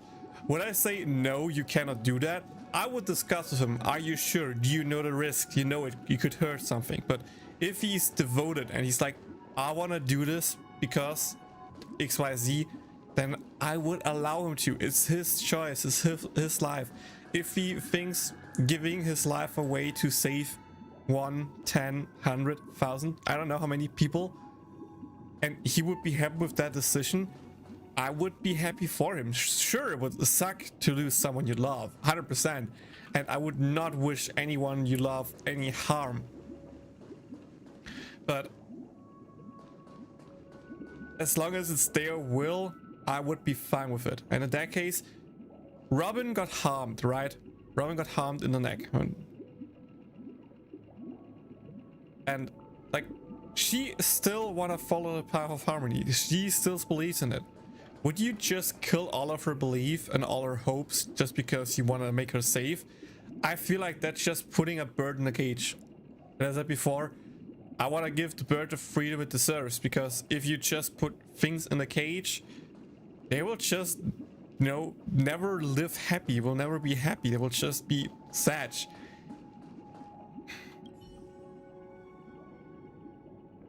なんだか似たような光景を夢で見たことがある気がするの。夢の中でぼんやりとした顔がいくつも浮かび上がってきて、彼女たちが誰かはわからないけど、私たちは家族も同然だった。そして何か超越的な存在に抗い続けていたわ。彼女たちの迷いや恐怖ははっきりと覚えてる。そして夢の中の彼女たちが諦めようとしなかったことも、ロビンさんと同じようにね。もしあんたがサンデーさんの質問に戸惑ってるなら、開拓の旅はいつも困難が伴うけど、あんたはそれで引き下がったりする？美月ちゃんや炭鉱が次の目的地に向かうのを止めたりするかしら？心の中ではもう答えは出てるんじゃない？ロビンさんがそんな目に遭ってたなんて、確かに強きをもって弱きを助けるのはすごいことだけど、そんな代償を支払うことになるなら、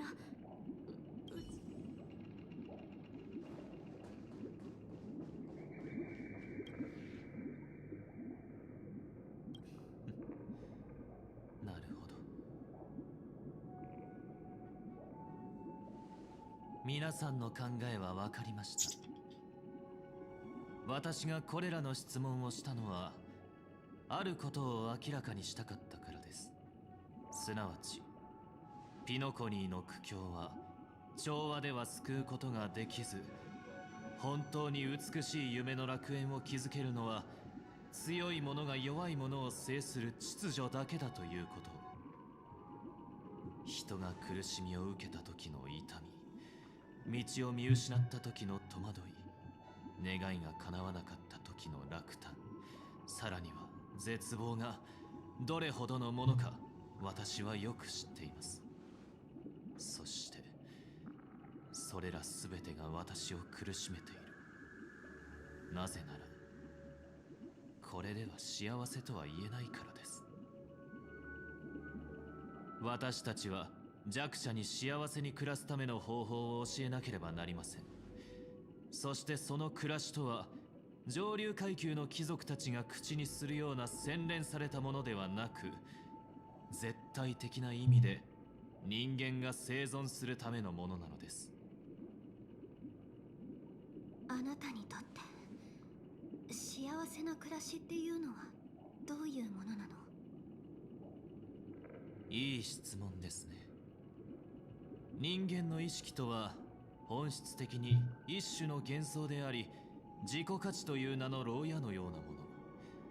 人々はその幻想に導かれ過ちを犯しますが、その結果は自分以外の人が背負うことになるのです。過ちが一つまた一つと人々の中に満ちていき、やがて限界を迎えると、その牢屋が連なって監獄を作り出す。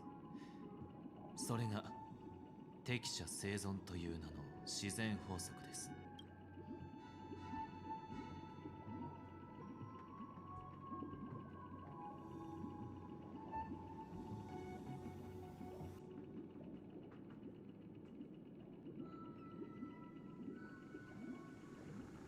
Oh, Amassing means like collection, something like that. If you put one on top of another, make a big hill of those, something like that. そして自然は常に略奪と犠牲を伴う。その反対にあるものこそが秩序なのですよ。私がしようとしているのは、すべての生き物の幸せを唯一の秩序のもとに置くこと。そうすれば、人々は苦渋の選択をすることも、人間の弱さに向き合う必要もなくなるでしょう。野獣の悪習を捨て去らなければ、人間のための楽園は築けないのです。ただ思想を説明するだけでは抽象的すぎると思うので、簡単な例を挙げましょうか。皆さんはすでに知っているかもしれませんが、いくつかの世界には2連休または3連休という社会運営制度があります。その貴重な休日に人々は生活の重圧から解放され、魂の平穏を取り戻すことができるのです。そうした日にだけ人々は弱肉強食の法則と向き合わずに、ほんの数日の幸せな暮らしを送ることができる。しかし数日という時間は長い人生に比べるとあまりにも短い。私としては社会の理想的な制度は週休7日であるべきだと考えています。日曜日の翌日、翌々日、さらに翌日、そうして永遠に続く日曜日。これこそが新世界の姿であり、何もしなくていい永遠に平和な日々なのです。これにより人々は楽園の中で本来あるべき居場所に戻ることができます。ある人は銀河を見上げ、孤立した世界ペガーナまでの距離を計算することに全力を注ぐ。ある人は片隅で抱き合い、余計な役目を負わずにいられる。Can I scroll up somehow? Yeah, that's the best way to read the sentence here fully.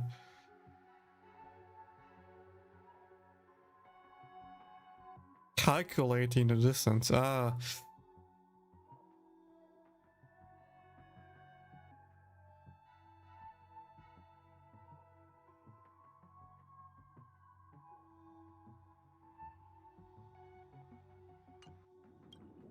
More 現実世界の苦しみを背負う必要はない。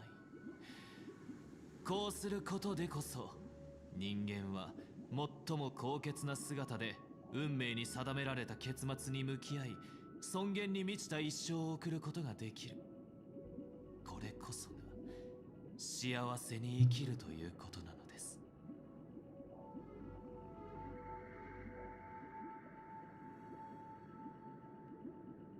Oh, I need to collect. Whoops.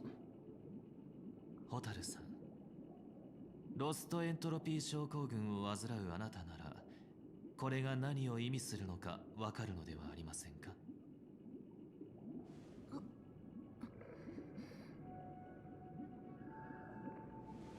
なんか完璧に聞こえる。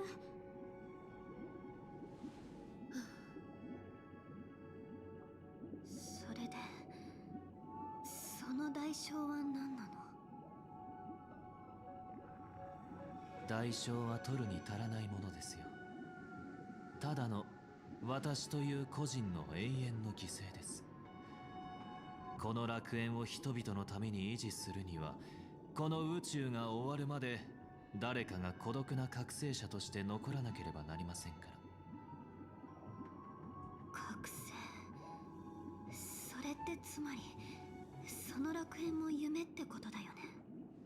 なら楽園に足を踏み入れることは現実世界を捨てることを意味してるんじゃないの？捨てるのではなく超越するのですよ。人の肉体は弱い。物質が精神的苦痛の根源であるならば、私たちはそれに打ち勝たなければなりません。でもそういう幸せの中で人々は苦痛に打ち勝つこともなければ、その機会も永遠に失ってしまった。言い換えれば、これは逃避だよ。そう思われても構いませんが、逃避は恥ではないでしょう。むしろ誰の心にも逃避の種はある。蛍さんも生命体はなぜ眠るのかという疑問の答えは、夢から覚めるのが怖いからだと思っているのではありませんか。しかしそれは異形とは矛盾しません。そのことを認めなければ、私たちは人間の弱さを理解することも、それを受け入れ守ることもできないのです。 God, dude, what the hell is going on? サンデーさんが生まれながらの指導者であることは認める。あなたは人間に対して悲観的でありながら否定する心を持ち続け、全ての生き物を平等に憐れんでるから。でも私はあなたと違って自分自身のために生きてるの。だから私は人間が自分のために選択するのは当然のことで、生まれつき持っている権利だと思う。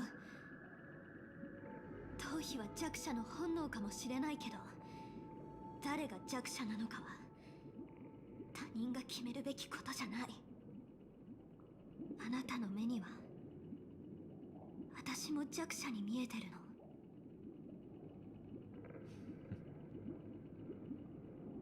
私は自分が弱者だとは思わない。蛍は自分の意見を述べた。私たち請求列車も答えを出しましょう。あんたに任せるわ。ミハイルさんが言っていたように、彼に私たちの選択を教えてあげて。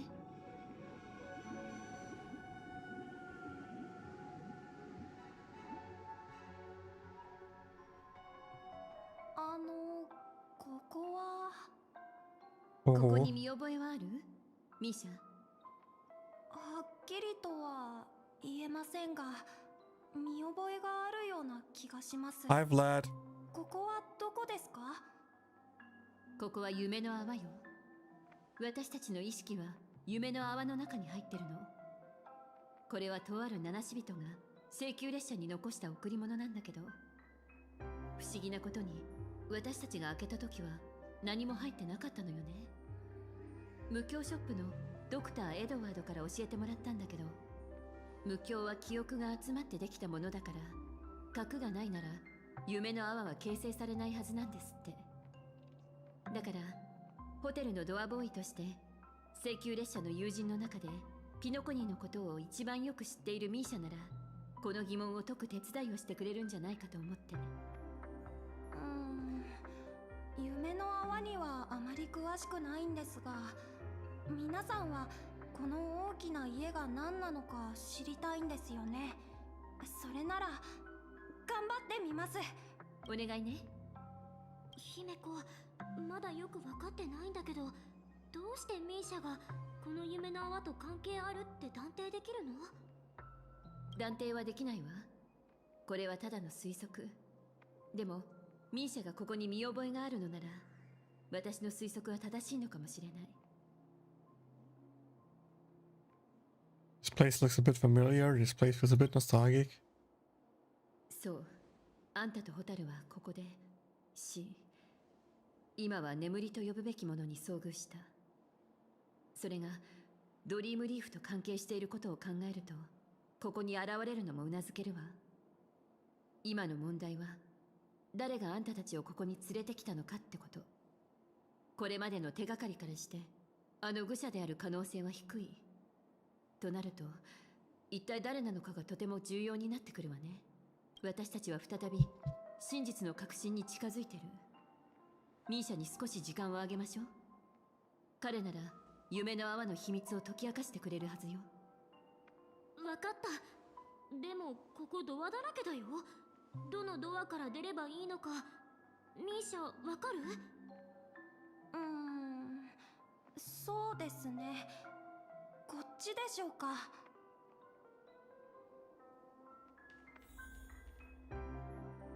確信はありませんが、試してみましょう。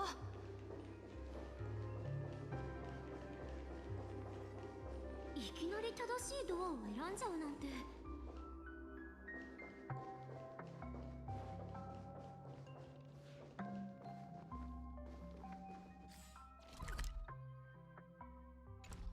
Okay, don't think there's anything hidden in here, so... 不思議ですね。ここはホテルとは全然違うのに、来たことがあるような気がする。 Okay, who the hell is Misha in reality? 住んでいたような。僕の記憶が正しければ、あの廊下を進むと暖かい暖炉があるはずです。僕とクロックボーイはそこで火に当たって、薪の反対側の部屋はおもちゃが置いてある部屋です。僕は箱の中のものを全部床に並べて、おもちゃ一つ一つの物語を考えるのが好きでした。いえ、でもそんなはずありません。僕はドリームリーフで育ったんですから。じゃあここは一体。それは記憶喪失かもしれないわね。心配しないで、ミーシャ。誰だって過去を忘れることはあるわ。でもそれは別に消えたわけじゃなくて、ただ脳の奥で眠っているだけなの。同じようにその記憶を取り戻すことだってできるのよ。Hey guys, I'm going to the toilet. I'm just letting it play and watching my own stream from the phone so I can, you know, read the story while you also read it to make some progress. ここに見覚えがあるなら、他の部屋にも行って、もっといろいろ思い出せないか試してみるのはどうかしら。わかりました。では、さっき僕が言った2つの部屋を見に行ってみましょう。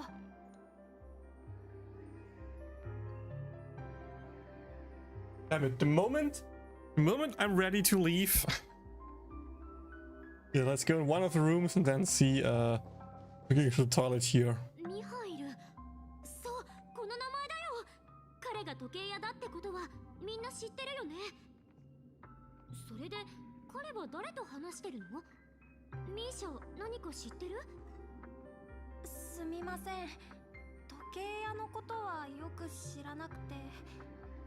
ですが、ミハイルは。何か思い出したの？ミハイルはおじいさんの名前です。おじいさん？どういうこと？まさかあんた時計屋の子孫なの？でも私たちがこれまでに聞いた話の中に時計屋の子孫に関する情報はなかったわ。珍しい名前でもないから単なる偶然なのかも。ミーシャ、そのミハイルおじいさんのこと詳しく教えてもらえるかしら？はい、もちろんです。ミハイルは航海士で、いつも家を留守にしていて、大勢の仲間たちと一緒に旅をしていたんです。どんなに神秘的な海域だろうと、どんなに危険な嵐だろうと、彼の敵ではありませんでした。あと、ミハイルはおじいさんと呼ばれるのを嫌がってましたね。まだ若いのにお年寄りみたいな感じがするからだって。それからミハイルという名前は両親の名前、ミハリーとイリスから取ったものだそうです。二人とも偉大な海の旅人だったんですよ。ミハイルは戻ってくるたび、僕に航海日誌を見せて、海での出来事を話してくれました。僕の夢はミハイルのような冒険家になることなんです。確かに時計屋とは関係なさそうだけど、本当にただの同姓同名なのかな？それでそのおじいさんは今どこにいるの？ミハイルは次の旅に出ました。もうずっと会っていません。それにしてもクロックボーイはどこに行ったんでしょう。ドリームタウンを守りに行ったんでしょうか。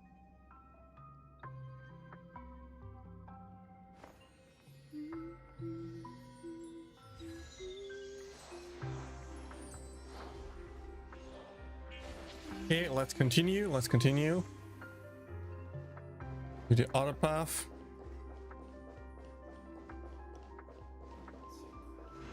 Hi, toy room. Anything special? Nope. Just dialogue. 部屋の中でかすれた声が折り紙の小鳥？それは友達の名前です。折り紙の小鳥とも友達なの？はい、折り紙の小鳥はクロックボーイやミラーさんと同じコンパス号の乗組員です。折り紙の小鳥は大家族でそっくりな見た目をした兄弟姉妹が大勢いるんです。彼らはミラーさんの指示に従って船でさまざまな仕事を担当している最高の船乗りなんですよ。船乗り？折り紙の小鳥にそんな設定あったっけ？ミシャ、そのコンパス号についてもう少し詳しく聞かせてもらえる？コンパス号は新大陸に向かうための船です。クロックボーイや仲間たちを乗せて幾重もの霧を抜け大海原の奥へと進む。危険に遭遇するたびにクロックボーイがコンパスを操ってみんなを正しい方向へ導いてくれるんです。素敵な物語ね。でもピノコニーのアニメだとクロックボーイと仲間たちはずっとドリームタウンに住んでいて一度も街を離れたことがないみたいだけど。あ、確かにおかしいですね。僕の記憶ではクロックボーイは最終的に新大陸にたどり着いたはずなんですがクロックボーイには私たちの知らない過去があるのかもしれないわね。水の音がするような。そういえばあんた言ってたよね。この先にすごく大きな噴水があるって。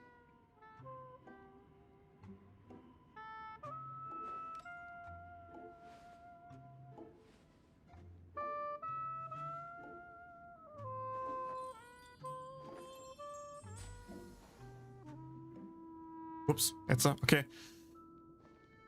Let's double check. There's nothing here, right?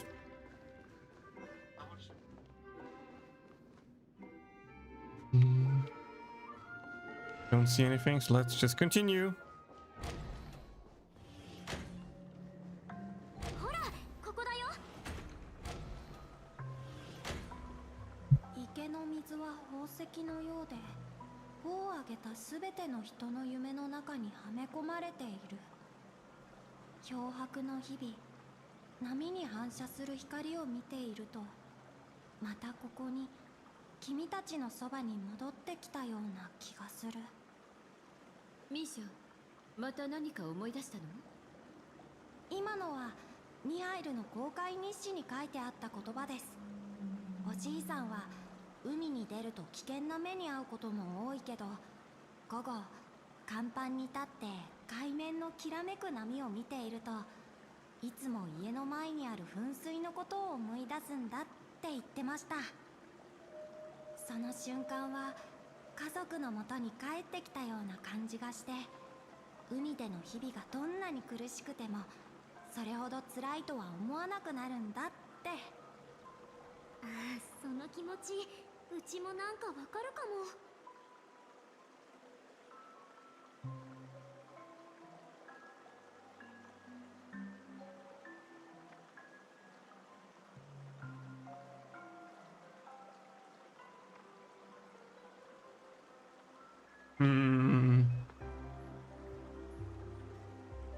Talking like an elder.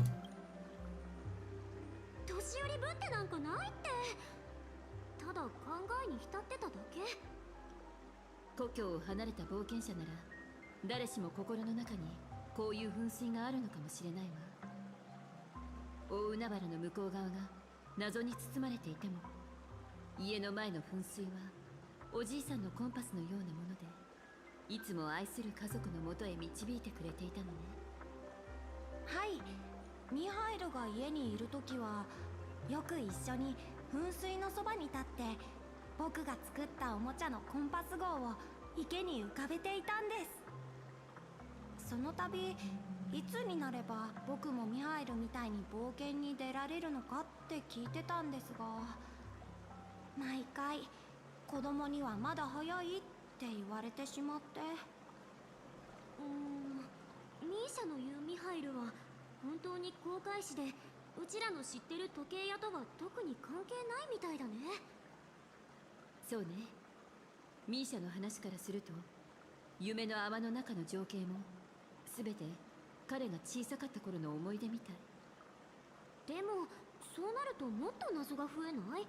ミーシャの話だとミハイルは明らかに海洋惑星の生まれで平凡な日々を送ってた子供で、ピノコニーとは全然関係なさそうなんだけど、もしかしてこれって何かの比喩？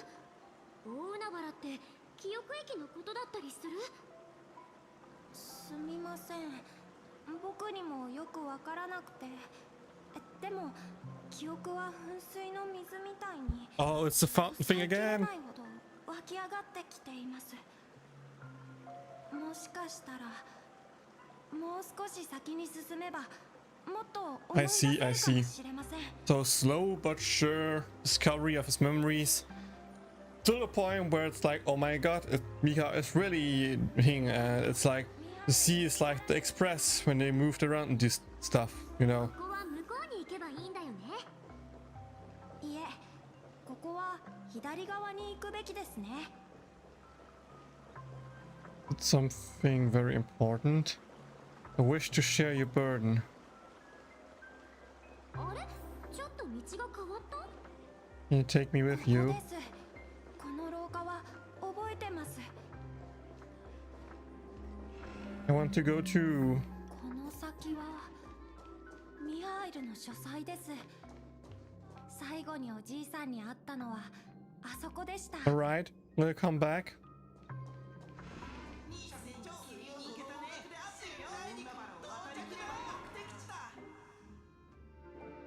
So many texts. Captain Nisha, we are now heading to the correct direction. Let's continue sailing. Not even sea can stop us. But in the end, we arrived at the new world. We overcome so many challenges. We finally come out of the fog. Across the ocean is our destination. I cannot interact with the puzzle yet. この部屋、他のところと全然雰囲気が違うね。ミーシャ、やっと来たんだね。クロックボーイ、ここにいたんですね。そうだ、僕たちが初めて会ったのもこの部屋だったような気がします。この壁一面の本はその航海士ミハイルが残した日誌かしら。はい、ミハイルは航海から戻るたび航海日誌を部屋の棚に置いてました。これは彼が世界の隅々まで探検した記録です。ミハイルは僕たちの世界はあの噴水のようなもので、いつからか海水が少しずつ人々の住む場所を飲み込むようになったと言っていました。だから人々が安心して暮らしていける土地を確保するため、ミハイルは海を探検し続け、海水の源を見つけなければならなかったんです。その日、ミハイルは僕を書斎に呼び、いつものように航海に出ると言いました。でもその時の彼の表情はとても険しくて、お父さんが最後の航海に出る前も同じような顔をしてたんです。僕は一緒に連れて行ってほしいと頼んだんですが、ミハイルからは僕の冒険はここにはない、家に残って外から聞こえてくる音を辛抱強く待つようにと言われてしまって。音って何の音？ミハイルは空にはもっと広大な海が、星の大海原があると話していました。そしてそこには遠くへ行きたい子供たちを乗せ、星の海を走り続ける列車があるって。彼ははその列車に乗っている人を知っていて、僕を連れて行ってくれるよう頼むと言っていました。僕が夢にまで見ている旅はそこから始まるんです。列車？それってまさか請求列車。思い出しました。ミハイルのお友達は七死人たちです。彼らは星が引き起こした災いをどうにかするために僕たちの世界に来ていたんです。それからミハイルは自分の懐中時計を僕にくれました。それは彼の宝物で、後悔の旅に必ず持っていくものだったんですが、これからの日々は大変かもしれないけど、懐中時計の針が僕に方向を示してくれると言っていましたね。前に進む一歩を踏み出し続けていれば、必ず自分の行きたい場所にたどり着けるって。それから何か聞こえたような気が。そう、列車の汽笛です。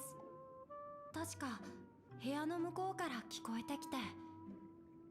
そうだよミーシャ。それから僕たちは音のする方に向かったんだよね。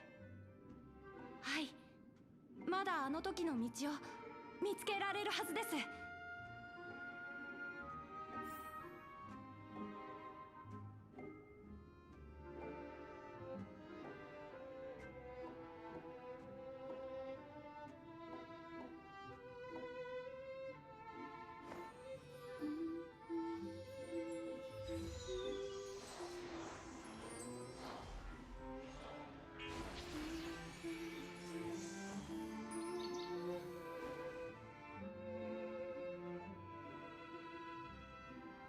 You know, watching my own stream while being somewhere else actually works pretty well, not gonna lie.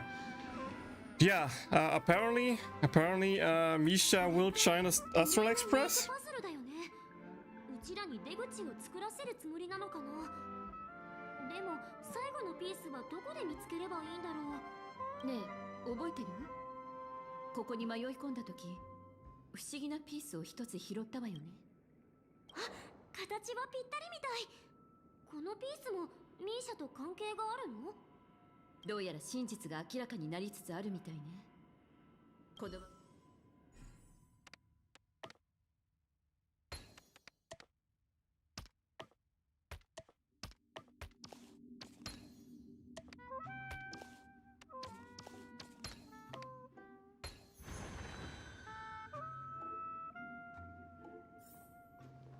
Oh, okay.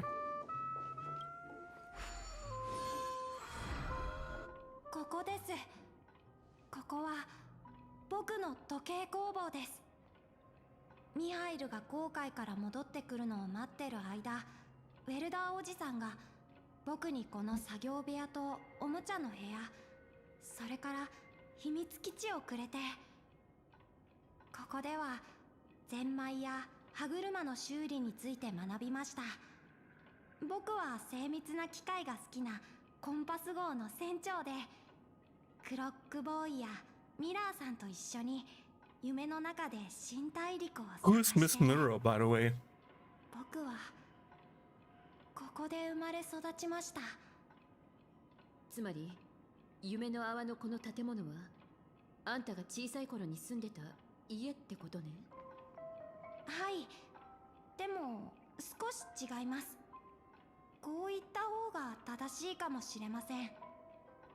この夢の泡こそが僕の家だと。全部思い出したみたいね。 Wait, Misha's a dream? ちょっと待って、ストップ。なんでうち以外なんか分かってる風なの？どういうこと？ Or it's just Misha's the watchmaker? You're the only one in the dark, just for Kek. みつきちゃん、彼女が前に自分にしか見えないクロックボーイがいるって言ってたのを覚えてる？覚えてるよ。横にいるこの子のことでしょ。でもドリームリーフではうちらにも見えてたじゃん。幼児ちゃんだって挨拶してたし。請求列車のみんなには子供心があるんだね。答えは請求列車にあるわ。彼女の体験からもわかるように、少なくともホタルとヨミにはこのクロックボーイが見えてない。そしてみんなも気づいてるかもしれないけど、ドリームリーフでは列車のメンバー以外誰も彼とちゃんとした会話をしていないの。True. Yeah, I know this too. I'm smart. Yeah, yes. I knew that. 特定の人にしか見えないミーム生命体。まるで誰かが七死人に残した秘密の手紙みたいね。ねえ、ちょっと気になったんだけど、ミーシャにもクロックボーイは見えてるんだよね。小さい頃から一緒に育った仲良しだって話だし、でもこの子はまだ開拓の道に足を踏み入れてないのに、どうして？それこそが謎を解き明かす鍵なの。みつきちゃん、もう一度よく思い出してみて。クロックボーイの件と同じように、列車組以外の誰かがミーシャと話してるところを見たことはある？まさか。それこそが答えです、みつきさん。この夢の泡は僕が生まれたゆりかご。僕は He's a dream? 記憶域ミームと何ら変わらない夢の中の住人なんですよ。本当は夢の泡の中で皆さんを待つべきだったんですが、現実と記憶が重なり合って無意識のうちにドアを開けてクロックボーイを連れてここから出てしまったんです。じゃあ時計屋が残した夢の泡が空っぽだったのは中身がなかったからじゃなくて、中身が Really interesting. Really interesting. I did not expect that. あんたが聞いた汽笛って列車がピノコニーに到着した時の音だったの？それも一つの解釈ね。でもその裏にはもっと長い物語があるはずよ。すべての経緯や明らかになっていない謎についてはやっぱり彼自身に話してもらうのがいいと思うけど、まずはあんたの名前から始めるのはどうかしら。私たちはあんたをミーシャと呼ぶべきなの？それとも。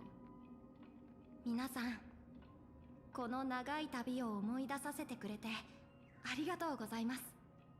改めて自己紹介させてください。僕はプルスミル星系に位置する惑星ルサカに生まれ、航海士ミハイルとシャール夫人の養子になりました。そして老夫婦は僕に宝物をくれた。それは彼らの希望が込められた名前。ラグウォーク・シャール・ミハイル、あるいは略してミーシャ。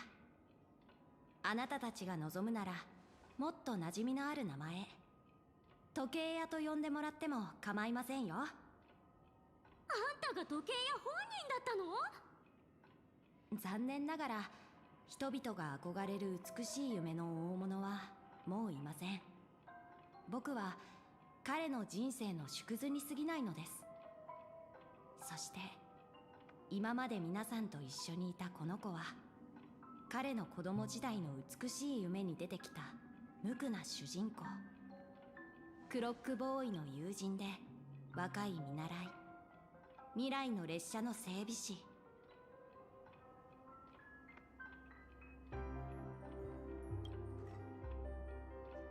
同時に彼の開拓の生涯の出発点でもあります。僕は人生の旅の最後にこの大切な火種を一番深い夢の奥に残して後世の七死人たちに託したいと思ったのです。ところがどういうわけか、彼は勝手に夢の泡から出た挙句使命をすっかり忘れてしまったようで、申し訳ありません。皆さんには恥ずかしいところを見せてしまって。それは彼が生まれながらに開拓を望んでいたからなんじゃない？ミーシャも案内人としての使命は忘れてなかったと思うわ。だからこそ自分のことをホテルのドアボーイだと思い込み、彼女が初めて夢に入った瞬間に現れたんじゃないかしら。気を失っていた彼女をここに運んできたのもミーシャなんでしょ。こうして考えると、私たちは最初から時計屋の遺産とすれ違っていたのに、それに気づかなかったってことになるわね。僕には悪友がいるんですが、その人が言っていました。僕の人生はいつも遠回りしていて、最後には必ずスタート地点に戻ってくると。きっとこれは七死人なら誰もが経験する過程なのでしょう。ですが最後はあなたたちが僕を見つけてくれた。本題に戻りますが、皆さんがここに来たのは時計屋の遺産が何かということに関心があるからですよね。僕のハウンドが性格や大物の財宝については話していると思いますが、申し訳ありません。性格については事実ですが、ミハイルの財宝はただの巷の噂に過ぎないんです。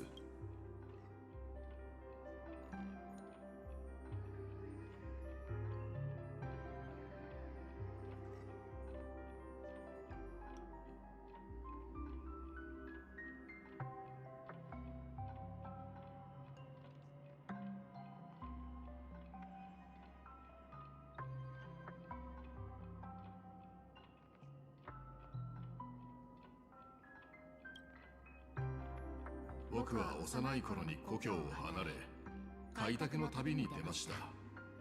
さまざまな場所を訪れ、最終的にアスデナで足を止め、僕と友人は最初のピノコニーを築き、今までその未来のために努力を重ねてきたのです。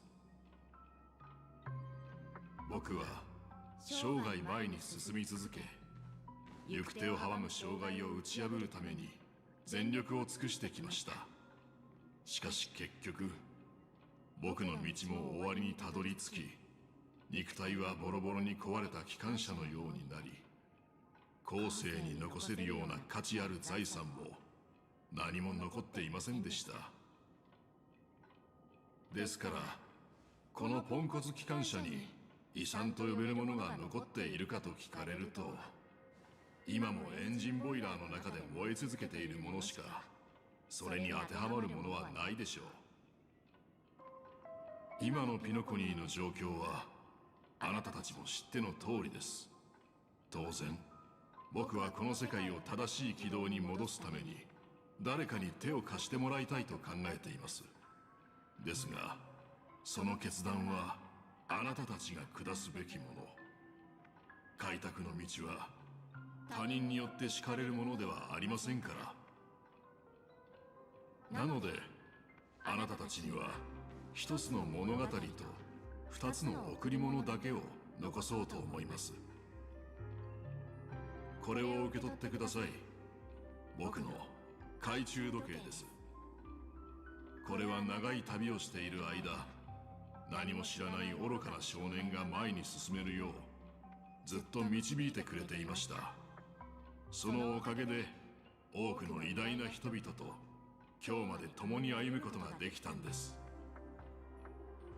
それから僕の帽子を、僕をナビゲートしてくれた人がそれをかぶせてくれたんです。それ以来開拓の旅は永遠に終わらないという非現実的な考えを抱くようになりました。さあ次はあなたたちが選択する番です。決心がついたらそのドアを開け、ある老人の長い夢の中に入ってください。僕はこの時の廊下の果てで皆さんをお待ちしています。さあみんな、決断を下しましょう。まあ異議を唱える人はいないと思うけど。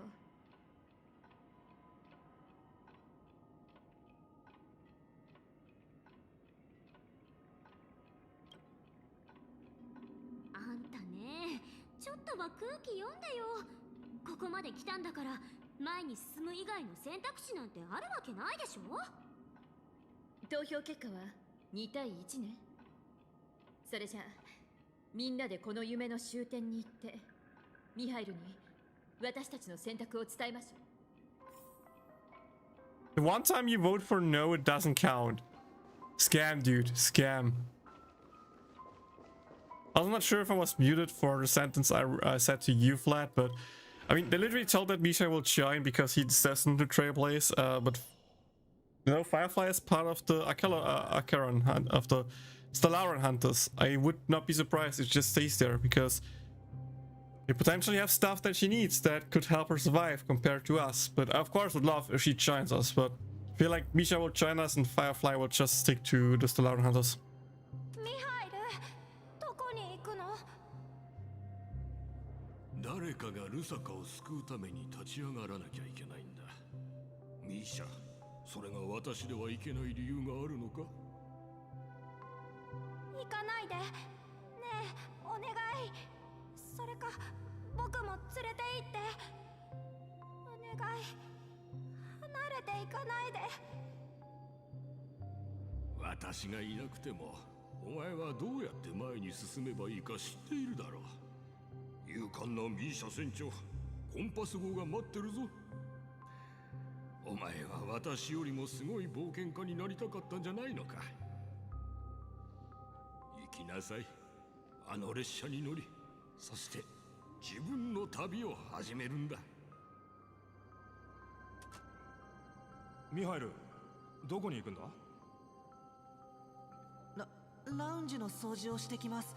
車掌さんと約束したので。待て、行く前に答えてほしいんだが、この時計はお前が直したのか？はい。俺はこの時計がどんなだったか知ってる。鎖は切れ、裏蓋は壊れ、文字盤もほとんど見えないくらい摩耗してたの。He's good. He's good. どうやって直したんだ？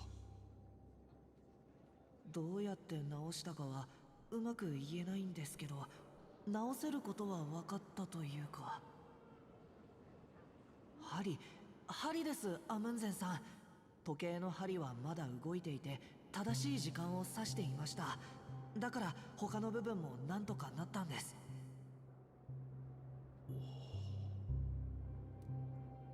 お前、これからは俺と一緒に働け。ずっと列車をいじりたがってただろ。今日からお前は列車の整備士だ。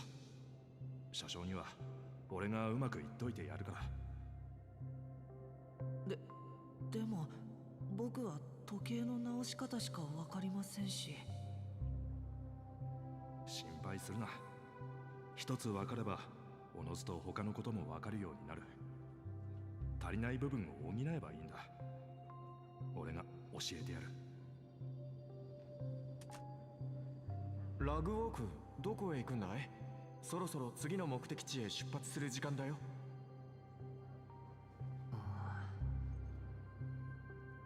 僕は行かないかもしれない。実はラザリナやティエルナンと一緒にアスデナに残ろうと思ってるんだ。おや、ここは君に故郷を思い出させたのかな？アスデナの人々は小さな勝利を手に入れただけで本当の自由にはまだ程遠い。ハヌヌは僕たちを必要としている。大丈夫、全ての旅が星の海へと向かうわけじゃないから、列車を離れても僕たちの開拓は終わらないよ。いや、君たちを引き止めることができないのは分かってたから、安心して行っておいで。あとこれも持っていくといい。これはアムンゼンさんの帽子。どうして？彼がいなくなるとき、それを自分の一番弟子に渡してくれって頼まれたんだ。今がその時だと思って。さようならラグウォーク。ティエルナンとラザリナの面倒を見てやるんだよ。それから僕たちに手紙を書くのも忘れないでね。時計屋、どこに行くんだ？心配するなミカ。ちょっと遠出するだけだから。誰かが青函開拓の最前線に行かなくちゃならないんだ。今のピノコニーには元七死人が一人しかいない。僕では行けない理由があるのか？あんたしかいないからこそだよ。ティエルナを忘れたのか？銀河は昔と違ってすごく危険なんだ。あんたまで失ったらピノコニーはどうなる？逆に聞くが、僕たちが活路を見出せなかったらピノコニーはどうなると思う？ティエルナ、忘れるはずがない。眠れない夜はいつもどうして彼と一緒に旅立たなかったのか自問しているからな。七死人の歩みは止まらない。大丈夫だミカ。ただ昔の仕事に戻るだけだから心配しないで待っていてほしい。だがもしもの話だが、もし僕が生きて帰ってこられなかったら次の時計屋は君に任せたい。じいさん、どこに行くんだ？おや、いたのか。俺の質問に答えてくれ。あんた何をするつもりだ？肩の力を抜きなさいギャラが。ただ素晴らしいアイデアを思いついたんだ。聞きたいか？もうやめてくれ。あんたのアイデアは自分の身を顧みないものばかりだ。じいさん、こんなこと俺も言いたかないが、ピノコニーのかつての英雄はもうあんたしかいないんだぞ。もしあんたが死んだら性格の秘密はもう二度と日の目を見ることはないだろう。そうだな。もうピノコニーが歩める道はないのかもしれない。だからアスデナの外に目を向けるしかないんだ。盛大な宴を開こう。時計屋の遺産を口実に、そして全銀河に招待状を送り人々をここに集めるんだ。自分の自暴自棄にファミリーを巻き込むつもりか？まだ君がいるだろう。これは確かに難しいことだが、これまで歩んできた道の中で難しくないことなんてあったか？ああ、そうだ。どんな方法を使っても構わないから必ず請求列車に招待状を届けることを忘れないでくれ。ミーシャ、どこに行くんだい？ああ、クロックボーイ。ドリームリーフに連れて行ってくれないか。昨夜とても長い夢を見たんだ。僕たちが出会ったあの日の夢を。その夢を記録に残したい。記録に残したいって何のために？大事なことを忘れないようにするためさ。クロックボーイ、君はまだ自分の名前の由来を覚えているかい？もちろん覚えてるよ。君は子供の頃時計工房で暮らしてて、壁掛け時計や懐中時計と一緒に育ったって、みんな最高の友達だったって僕に話してくれたじゃないか。そうだな。だがこの話の裏に面白い誤解があったことは話していなかっただろう。まだ幼かった頃のある特別な懐中時計のことが深く記憶に残っているんだ。その時計はいつもおじいさんと一緒に海に出て、彼のために進むべき方向を示してくれていた。僕もそんな懐中時計が欲しいと思っていたんだ。そんな時君が僕の夢に現れた。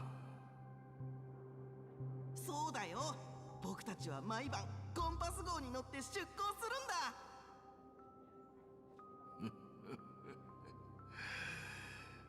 だが知っているか、おじいさんがその懐中時計をくれた日、僕は初めて気がついた。それが懐中時計ではなくコンパスだったということに。だから君の名前は本当ならコンパスボーイになるはずだったんだ。そして時計屋こそが七死人なのさ。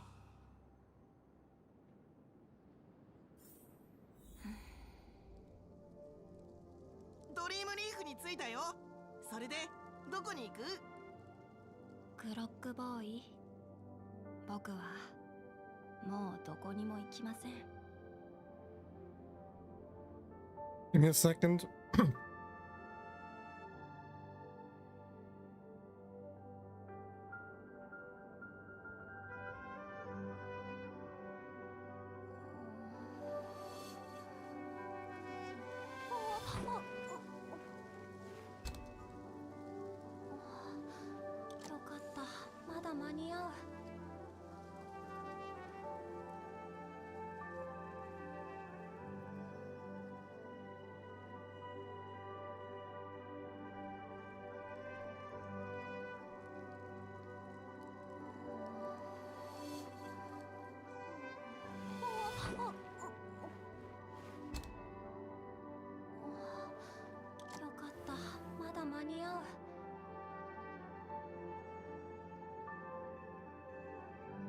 Okay, let's continue.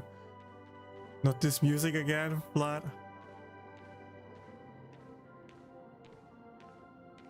ちょっと待ってください。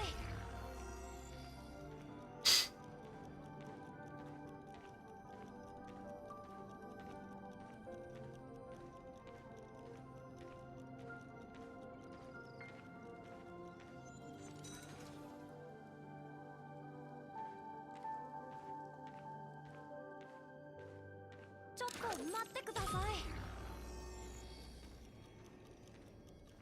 ちょっと待ってくださ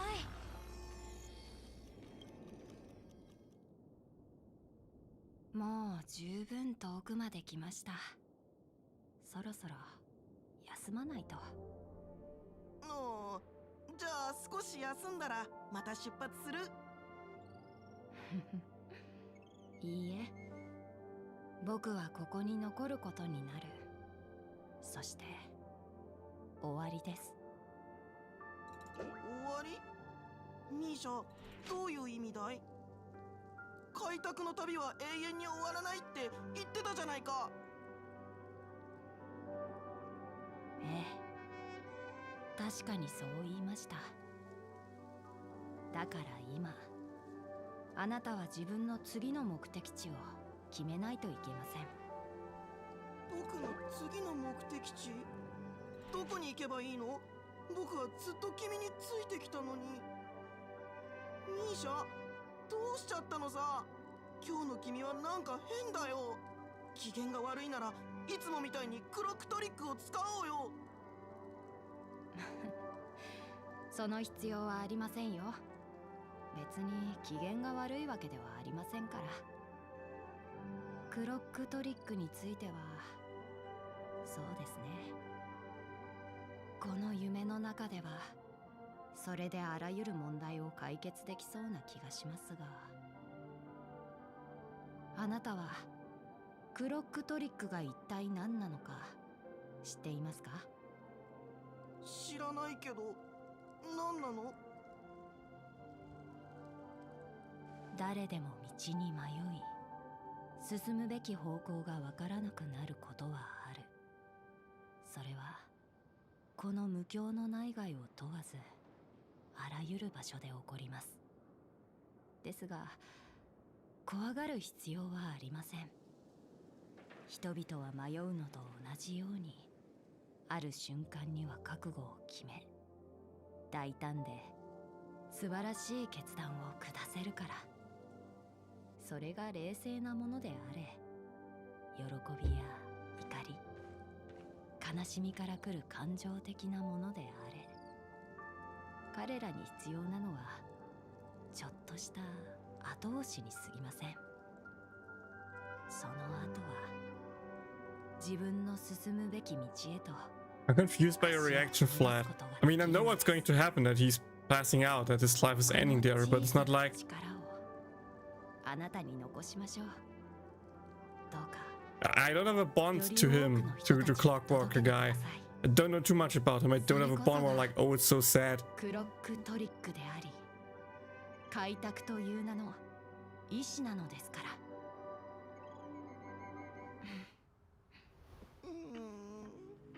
時計の針は人の困惑、苦悩、弱さのようにいつまでも回り続ける。でも何があろうと人は進まなければならない。その針が永遠に前を指しているように、僕の旅はここまで。ここからは君の道だ。開拓はかつて至れなかった道を行き、さらに遠くへ向かうこと。Oh. ミハイルが夢見たピノコニーは秩序なんかのものじゃない。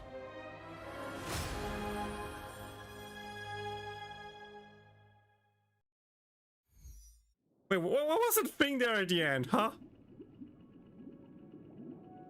こんな時にあのアイオンがピノコニーに目を向けるとは。これは開拓の伝承が共鳴を引き起こしたのでしょうか。それとも皆さんの絆がアイオンをも動かしたのでしょうか。私としてはアイオンもピノコニーの未来が誰の手に渡るのか知りたかったんだと思うわ。だからこそ亡くなったアイオンの代わりに見届けに来たんじゃないかしら。 I mean, you say 07 Misha, but it's not Misha who fainted, it's Mika. You just talked through Misha. Misha is an old friend who's set to China Trailblazers, so... Oh, dude, is it the same? I mean, he said his true name, but at the same time, he had the overlapping voice, like the old voice guy, so it sounded like Misha is a memory from Mikhail that, you know, was supposed to be there for him, but got his own consciousness worked out, and so it became his own identity, kinda. And maybe, I guess, with the end, he's also gone, but the true Misha still exists out there, I think. I don't know. ならば、ピノコニーの夢の主を、そしてオーク家107,336名の同胞を代表して、皆さんを正式にピノコニー大劇場で開催される調和セレモニーにご招待しましょう。もちろん皆さんが行くのは観客席ではなく舞台の中央になりますが、性格、ピノコニー、さらには銀河全体の未来に関わることですからね。公平を期すため、そこで決着をつけましょう。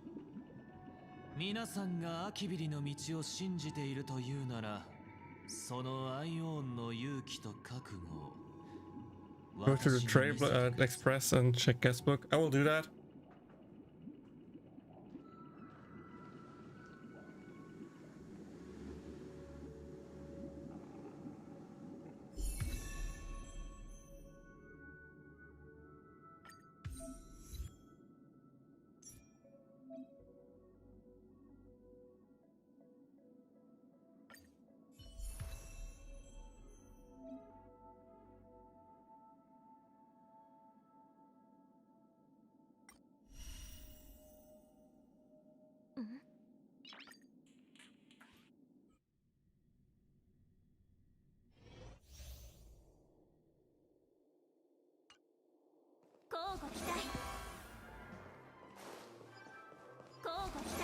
It just doesn't destroy anything. But it's a range attack, okay.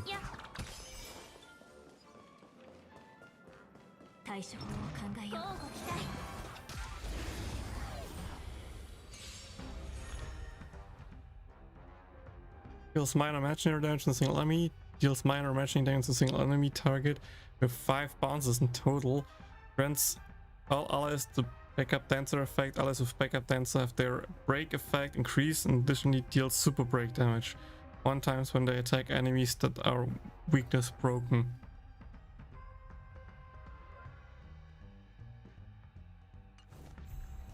Interesting. 敵ターゲットを確認。まだ立ち上がりますか？お仕置きされたいのか？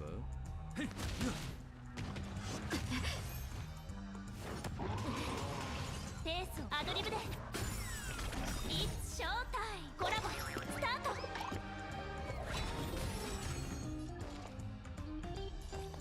ト。おや？ This should now weakness break. 捕獲マーク起動。愉快な反撃の時間です。獣王が直魔を抽選。 92k super weakness break. Did I see that correctly? さあ、存分に味わえ。ドリームカブテル。よく見せてくれ。まだだ。 50. Okay, super weakness break seems to be pretty strong, I guess.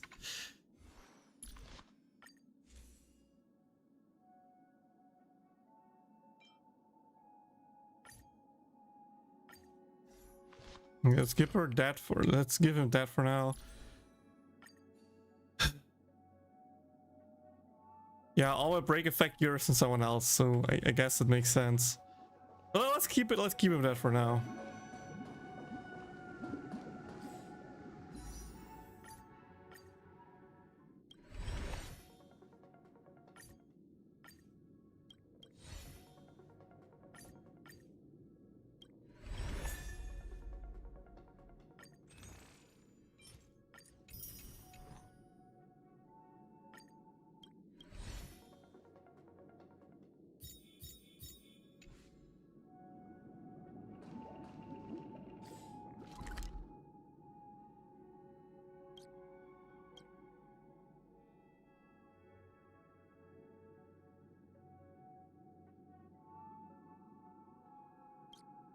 Wait, I have 14 out of 29.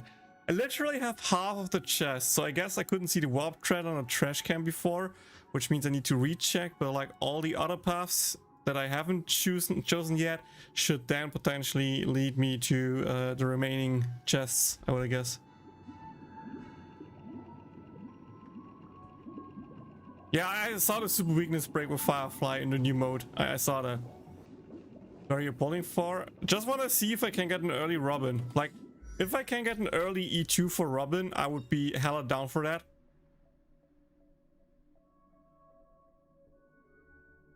I mean, more energy regen and a 60% speed increase is pretty good. Pretty good. Like, even around May's speed boost is like capped at 10%. So getting a 20% or like 16% speed boost is like pretty nuts. Sure, it's only when your ulti is active, but it's not bad. It's actually not bad. I would love to grab that, but I'm not willing to spend for it.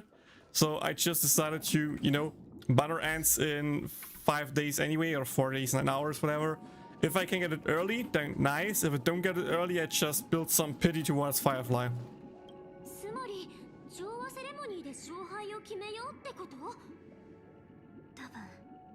そういうことだと思う。何それ、ずっと悪党が何かしないか警戒してたのに、最後には公平を期すためとか言っちゃって、あいつうちらのことなんて眼中にないんじゃないの？サンデーさんは自分の理想を固く信じていて、本気で秩序の正しさを証明しようとしているように見えるわ。What's my pity? Between 30 and 40, I think. 正々堂々やって勝たなければ自分に納得がいかないんでしょう。だからこそ次の勝負では全力を出してくるはずよ。 You're thinking about dropping a dono so I can go to next 5-star? I would be down to. I would be down to. He won't back down either, but he's such a gentleman. If evil, why so nice? I'll flex on him too hard with my peak swag. Guess I messed around and found out, huh? あんたね、まったくいつも肝心なところでずっこけるんだから。うちらは壊滅の絶滅大君だって倒したんだから、たかが秩序なんてきっと大したことないよ。いずれにしても請求列車として正確の存在を無視することはできない。それにピノコニーの未来を開拓することはミハイルたち先人の願い。 I can check my pity in a second. みんなバトンを受け取った以上、彼らの意志を裏切るわけにはいかないわよ。でもそれは秩序にとっても同じことだよ。彼らの計画は長い時間をかけて準備してきたもの。その背後には宴の星が数百年かけて育んできた巨大な意志があると思う。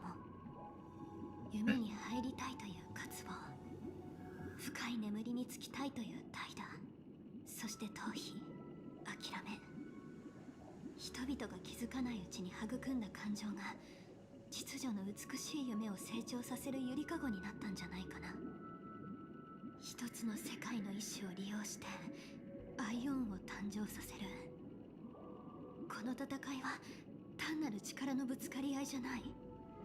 ピノコニーの未来のためにも君たちだけを舞台で戦わせるわけにはいかない。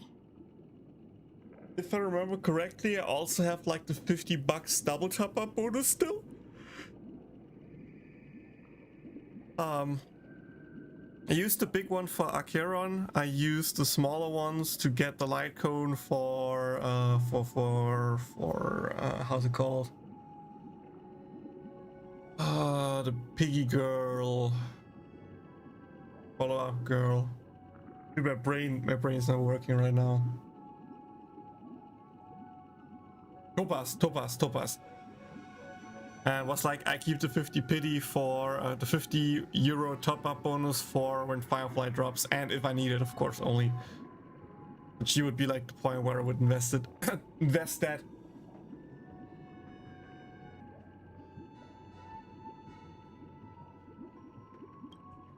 君たちどういう意味？ホタル、うちらと一緒に行かないの？ホタルが言いたいのはもう一つの戦場に向かうってことだと思うわ。出発前に運命の奴隷が教えてくれたの。この旅で私は忘れられない収穫を得るだろうって。彼がくれた脚本はほんの数行しかなかったけど。I got Robin for 76 polls you lost to Himiko. Oof. その中の一行に、私は夢の地で死を3回経験するって書いてあったから。3回？きっと鍵括弧がついてるんだろうな。1回目は死に等しい苦痛で、私の体は眠りの翼人に貫かれ、そこから全ての物語が始まる。脚本は必ず現実になるけど、どういう形式かはそのページを開くまでわからないんだ。たった今、私は2回目の死の意味が理解できたから、それを行動に移そうとしてるの。うまくいけば君たちにとっても大きな助けになると思う。この勝利を勝ち取らないとピノコニーに未来はない。それにこうすれば、まだ訪れてない3回目の最後の死が最悪の形で現れることはないはずだから。最悪の形、それって本当の死。ピノコニーの全ての人々が秩序の美しい夢の中に永遠に沈むことね。それは絶対に避けけなきゃいけない未来だよ。ホタル、覚悟はできてる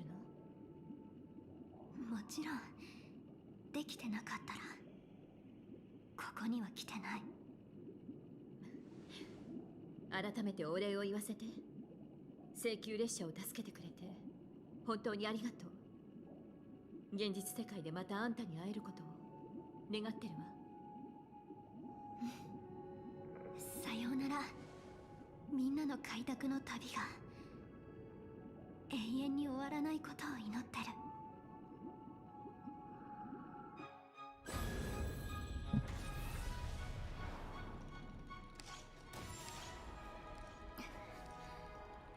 衝動を夢に見た。みんな準備はいい？新たに生まれたつぼみは朝日と共にほころびささやく。 Music! あ生きるために死ぬのだと。現実でまた会えることを願ってる。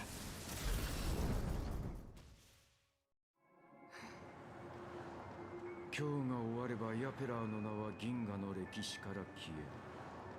そして陛下艦艇が奴らにとって変わり、近い将来招待状を受け取るだろう。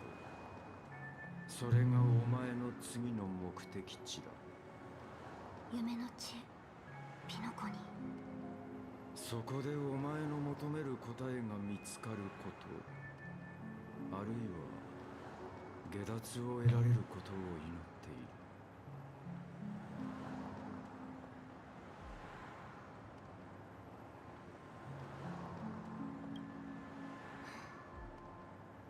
それは3回の死のこと。銀狼から聞いた。残念ながら俺の脚本にそれはなかった。私は生き延びたいとは思うけど、死ぬことを恐れてるわけじゃないから。死の反対は永遠の命。それは決して私が望んでるものじゃない。人はいずれ死ぬ。それは私も例外じゃない。死は脚本みたいなもので抗うことのできない運命だもん。だからこそ私たちはちゃんと自分の骨を埋める場所を選ばないと。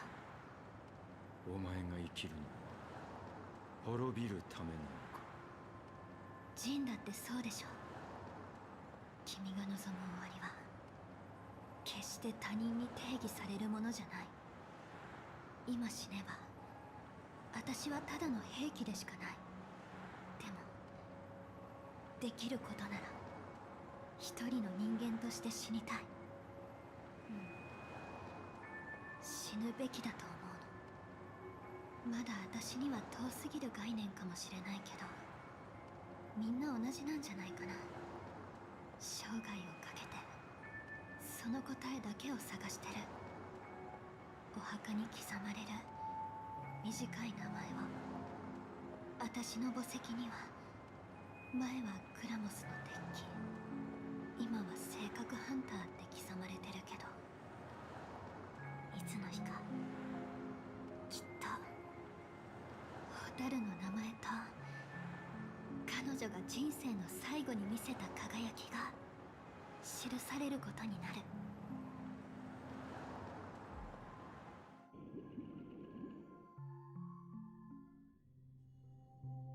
驚いたぜ、じいさん。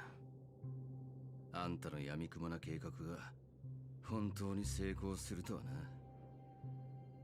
な。あんたら七死人ってのは感情で突っ走るだけのバカの集まりなのか。感じるんだ。偽りの美しい夢が終わろうとしてるって。あの七死人たちはまだ若いが、この大義を成し遂げるだけの力を持っている。かつてのあんたらがそうだったように。あんたがその光景を目にできないのが残念だ。かくいう俺も運には恵まれてないらしい。見破られた虚構のものは存在しないも同じだからな。七死人たちのことはこのくらいにして、あの頭に羽を生やした小僧もあんたにそっくりだ。頑固で棺桶に入るまで涙を見せない。運命のいたずらってやつかもしれないな。このクソみたいな運命さえなければ、俺たちは一緒に笑い合えていたかもしれない。だが最後はしっかり鬱憤を晴らしてやったぞ。これですっきりした。昔あの連中が俺たちに何て言ったか覚えてるか。地獄に落ちろ、この裏切り者ども。なあミハイル、あいつらの言ってたことが本当かどうかはわからないが、自由を求めるだけで地獄に落ちることになるなら、俺もすぐにあんたのとこに行くことになるだろうよ、じいさん。そしたら地獄でまた一緒に晩飯を食おう。ああ、忘れるところだった。もう一つあったんだ。この集いと別れは時の定めで、お前に敬意を示そう。開拓者、完璧ではない明日に乾杯。ああ、本当に暖かい。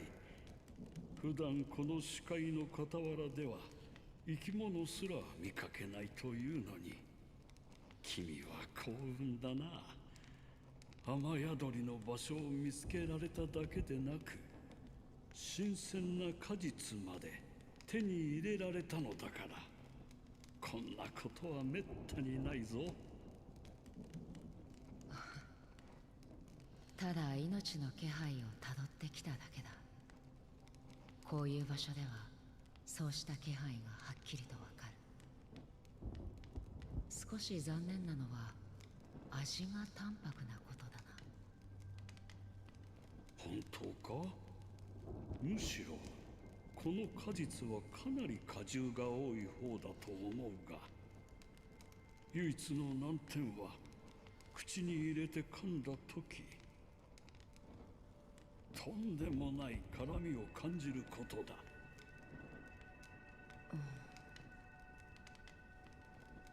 まさか味覚がないのか？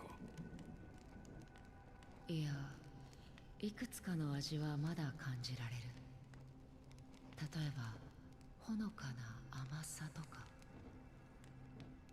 ここに来る前はエオルケロンという場所にいたんだが、そこにも人気のない崖があって、夜は焚き火で辺りを照らしていた。空からは赤紫色の雪が降っていて、ふと思いつきでそれを口に含むと、ラズベリーの味がしたんだ。その味は甘美とは言えないが忘れがたいものだった。改めて振り返ってみると、私のたどってきた道をつないでいるのは、印象に強く残る物事の顛末ではなく、そうした忘れられない瞬間の数々だな。気にするな。次第に自我を失っていくのは自滅者なら向き合わなければならない現実だ。少なくとも私はまだ完全に感覚や記憶を失ったわけじゃない。それでは君の旅に新たな注釈が加わったことを祝福しよう。ところで君は一人なのか？いや、エオルケロンにいた頃は仲間がいた。彼女は小柄な七死人で、自分をイックスに飛ばそうとしていて、いつもアキビリよりも奥深く、さらに遠くまで行くと言っていたな。体は小さいのに野心は大きいのか。それで結果は？彼女は死の水になった。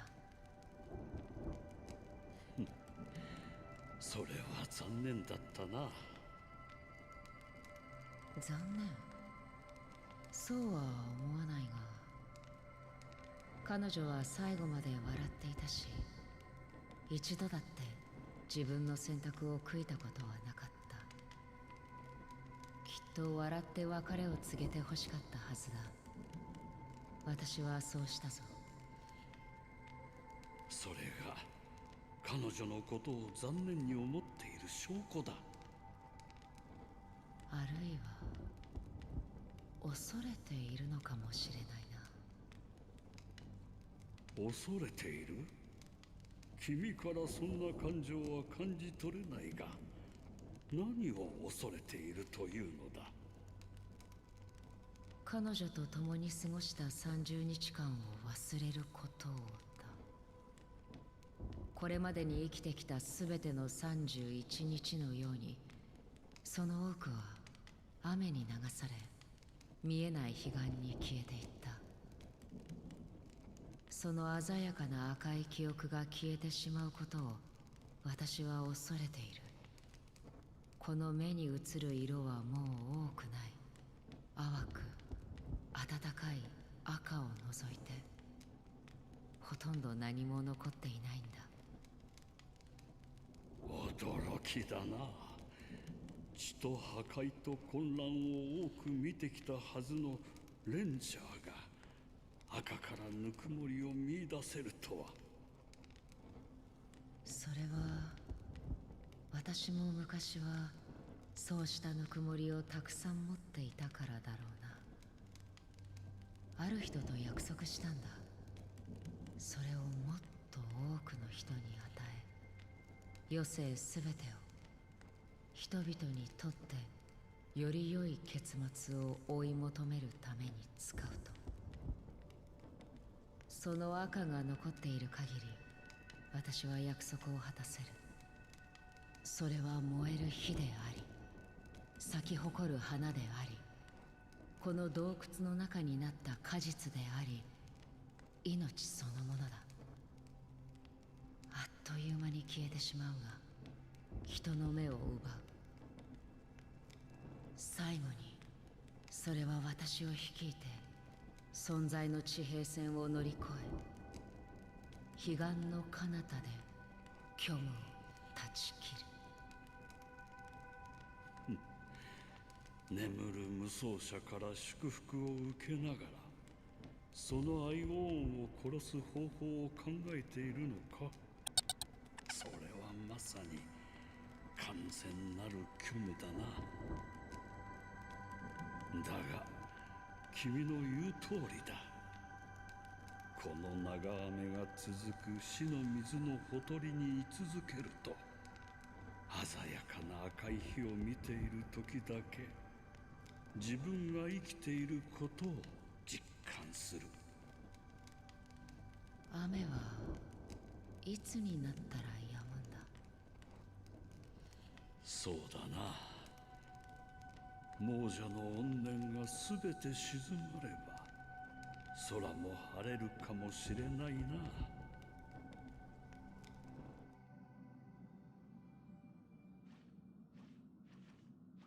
炭鉱さん、ビアリスカマンドロス星のことは聞いたことあるかしら？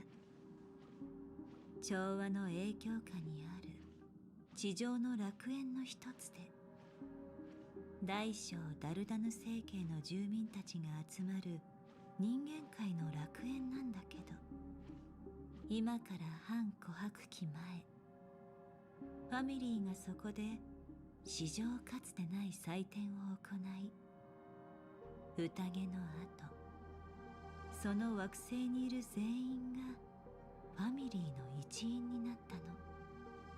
ピノコニーでも同じことが起こると思っているのか？それ以外に何があると思うの？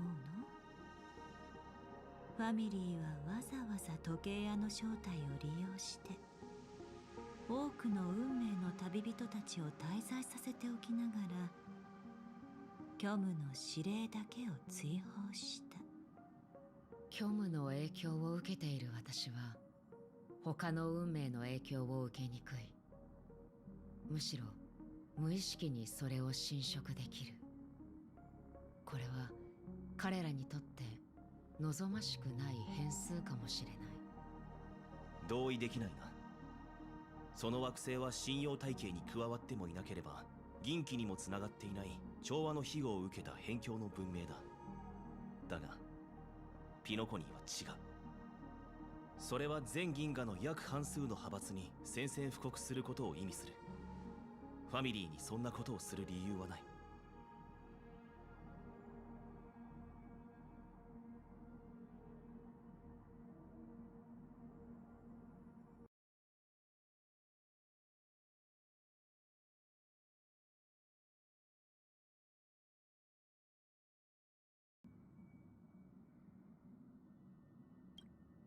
それは彼らが本当に調和を信仰していることが前提になるだろう。どういう意味だ？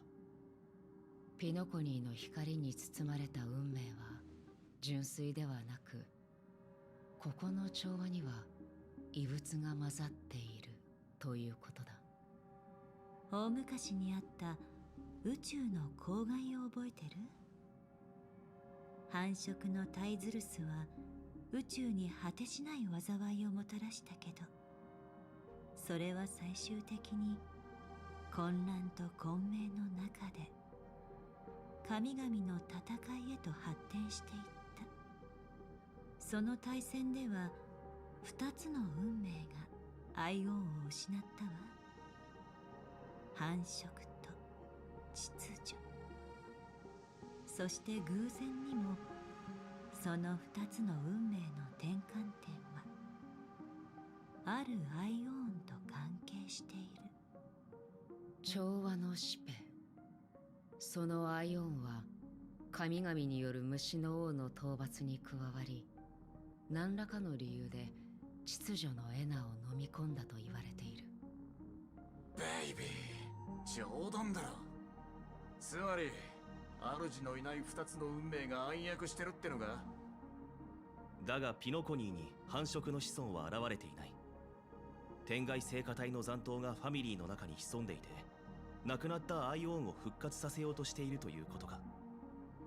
まだ断定はできないが、少なくとも彼らが調和セレモニーを利用して何か企てていることは確かだ。ホーリーウーボー、んな複雑なことになってんのか。なら今すぐアステナを離れろってのはどういうことだ？まさかお手上げってわけじゃねえよな。調和セレモニーの開幕が目前に迫っている今、どうしても確認しておきたいことがあってな。それには跳躍するのが一番手っ取り早い。いや、時間が差し迫っているのなら今すぐ別の手段を講じる。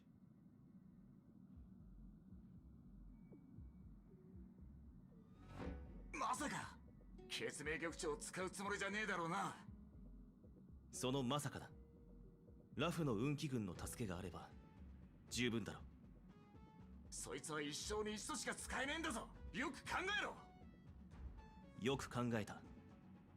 だが俺の仲間も一生に一度しか得られないんだ。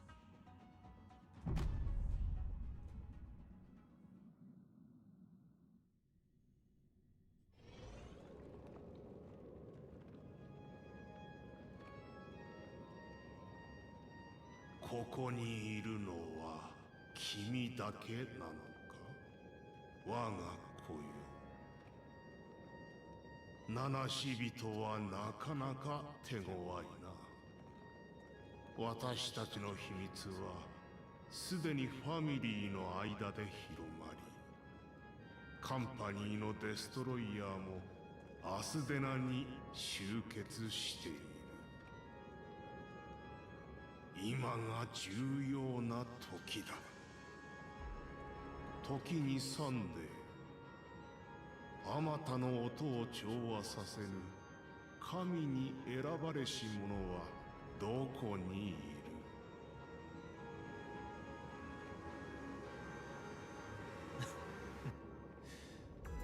難なことでしょう。私はこうしてあなたの前に立っているではありませんか。知っているだろう。私たちの計画では彼女こそが調和セレモニーの主人公であると。しかし計画に変更が生じました。彼女の兄である私は秩序に歌を捧げることが彼女の本意ではないことを知っています。ここには私がいれば十分でしょう。君は子供の頃から賢かった。その行動がどんな代償を支払うことになるか、きっと理解しているのだろう。これを裏切りだとお考えなのでしたら、天に2つの太陽はいりません。必要ならば私が太陽を撃ち落とします。君は報いを信じるか。報いが本当に存在するのなら、それは全ての生命に当てはまるはずです。あなたにはあなたの報い、私には私の報いが。ですが私の報いはあなたとは関係ありません、ゴフェルさん。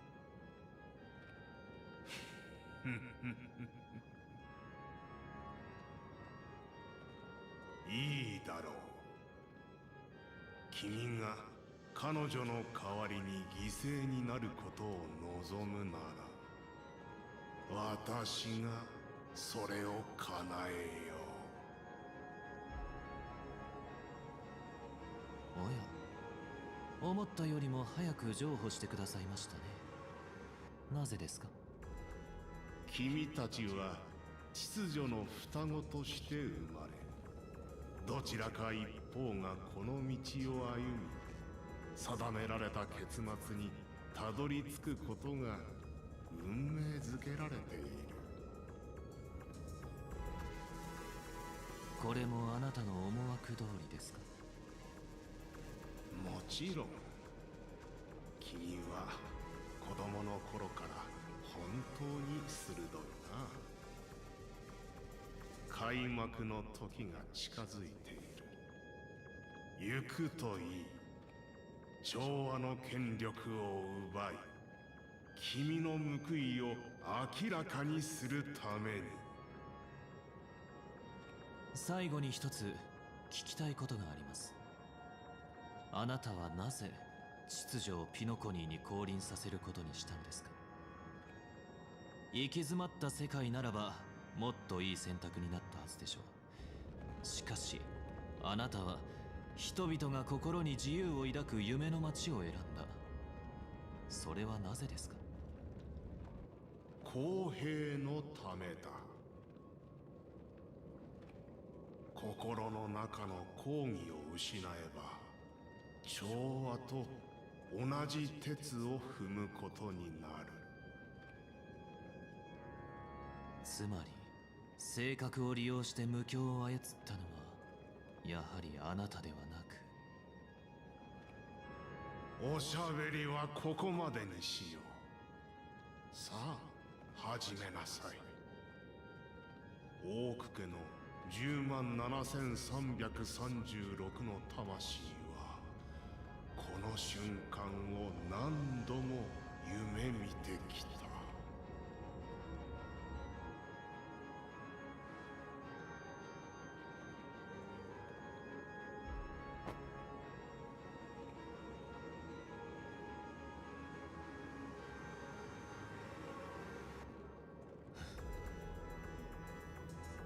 私は空高く飛び、天上の太陽となる。すべての生命は我が光の中で生き生きと育ち、すべての罪悪が隠れることができなくなる。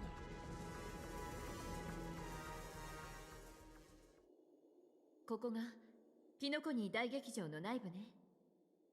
そうだで空に飛ばされるのは面白かったけど、もうすぐ調和セレモニーが始まるっていうのに、どうしてまだ入場が始まってないんだろう。それだけじゃないわ。劇場全体が不気味なほど静まり返ってる。観客はおろか、スタッフや役者の姿もないなんて。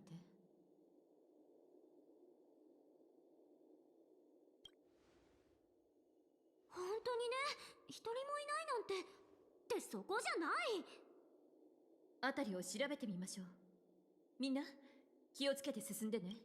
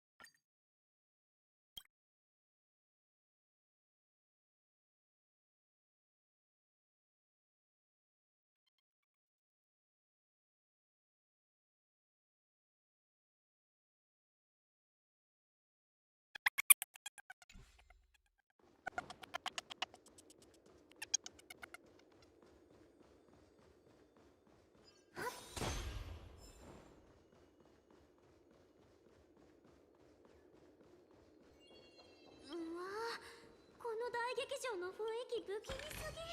ずっとする。普通観客が入ってなくてもスタッフくらいはいるはずだよね。なんで物音一つしないの？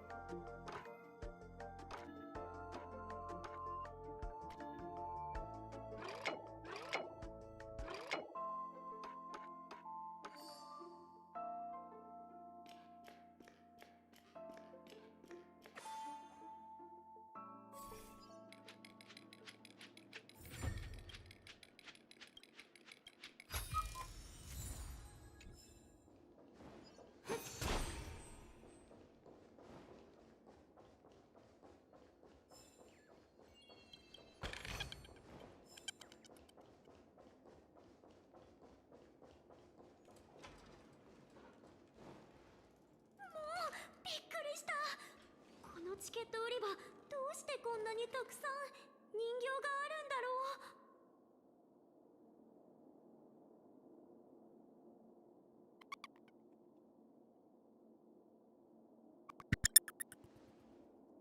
う。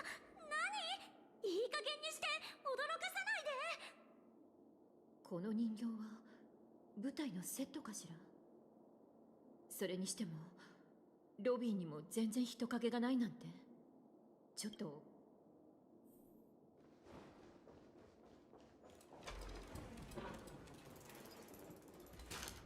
なんか変な感じがするんだけど、うちら来る場所間違えたわけじゃないよね。この無境に大劇場は一つしかないはずよ。じゃあサンデーにすっぽかされたのかな。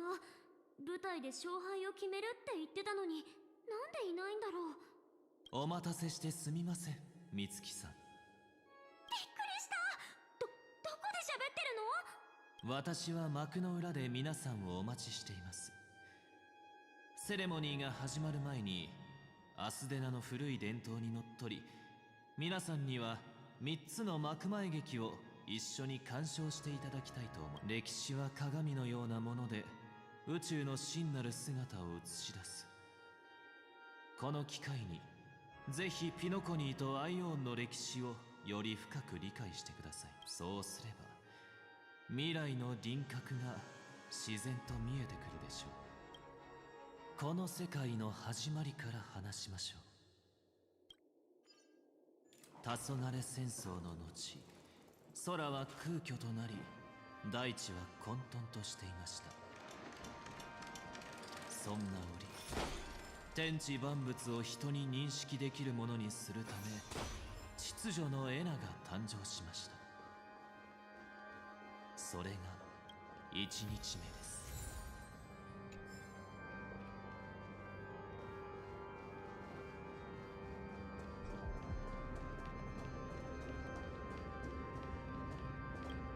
ソは星雲をプレクトラムに白と黒の鍵盤のあるチェンバロを作り上げました。白い鍵盤を叩くと太陽が昇り、黒い鍵盤を叩くと月が昇ります。こうして昼と夜ができました。これが2日目です。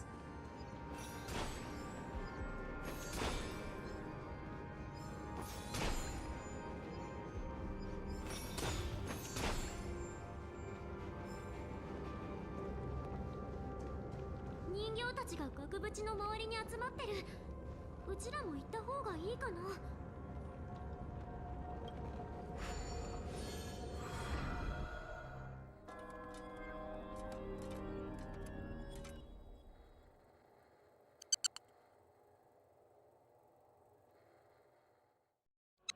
ここは一体どこなの？この場所の雰囲気はサンデーさんの心の世界に似てるわね。この劇のタイトルは囚人参加。最近の開拓の旅じゃ監獄に入れられなかったから、やっと運が向いてきたって思ってたのに、結局こうなる運命なんだ。皆さんは遠方からいらしたお客様。私としても武力衝突は望むところではありません。ですから取り返しのつかないことになる前に3つの劇を用意しました。どこから物語を始めましょうか。そうですね、ピノコニーが辺境の監獄だった頃の話から始めましょう。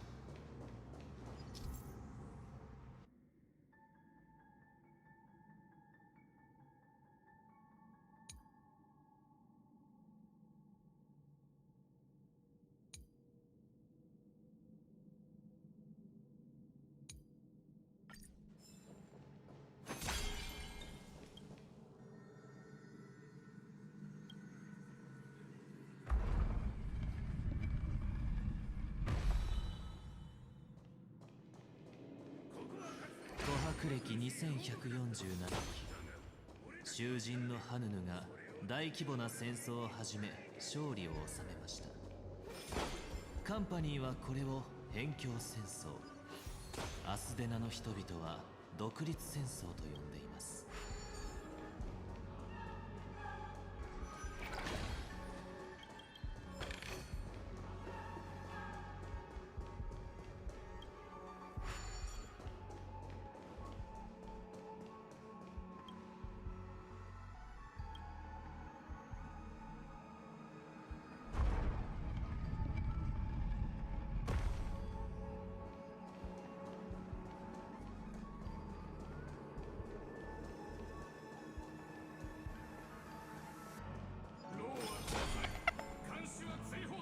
主は偉大な人物でした。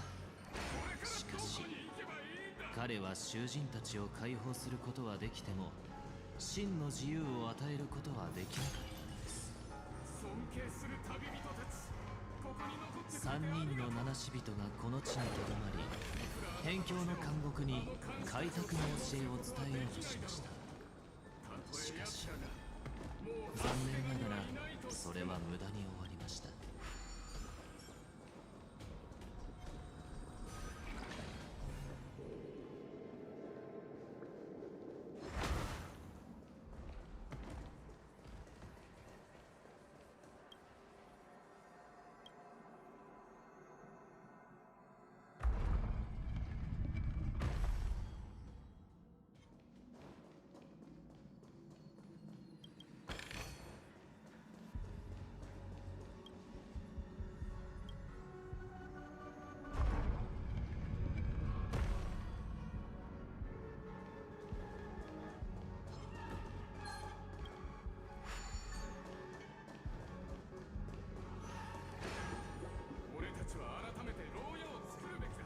アスデナは再び戦火に包まれました。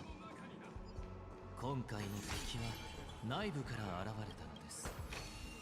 囚人は死ぬまで囚人のまま。知っているのはこの焦土の上に築かれた自由の地を気に入ってもらえ。ご覧ください。彼らの刑期はとっくに終わり、カンパニーの看守も追放されました。しかしこの囚人たちは奴隷のままです。自由はどこにでもありますが、弱い魂にだけは存在しない。囚人たちよ、自由を学べ。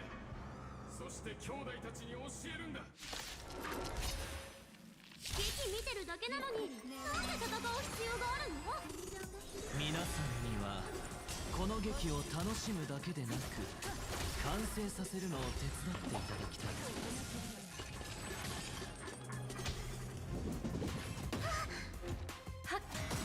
立ちなさい。いずれ風に吹き落とされる。さようなら。パン協調よ。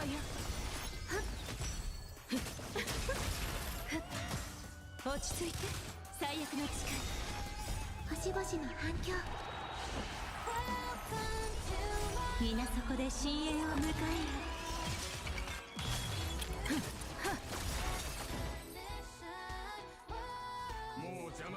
はいない。お前たちはここまでが第1幕です。今のは多分ピノコニーの成り立ちの話ね。囚人たちは外から来た人たちの助けを借りただ、サンデーさんは肉体的な牢獄よりも人々の精神的な苦境を。この劇、うちにはちょっと文学的すぎる。わかりやすいのは戦うパートだけだったね。この人形たち、今度はどこに連れてくつもり？ソは星の流れを集めて筆先を作り、発音と数の記号を書きました。ソは星屑を集めて川を作ると、善と義に属するものは川上に、悪と不義に属するものは川下にあると定義しました。それ以降、万物はそれぞれの属性を授かり、人々は善悪と利害を知ることができるようになりました。これが3日目と4日目です。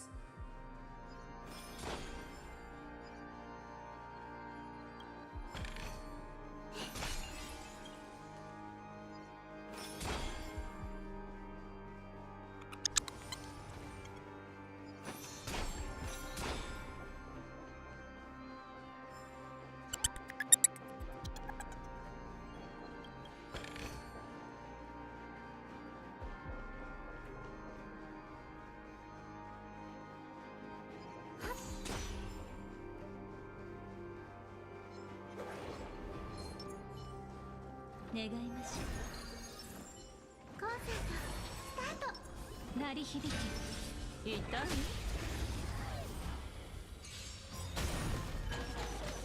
質は同じ。はっ、立ちなさい。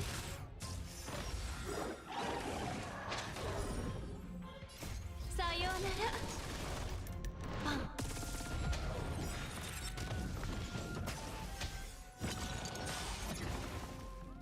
いずれ風に吹き落とされる。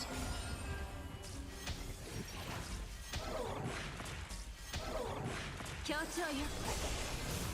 ふっふっふっ。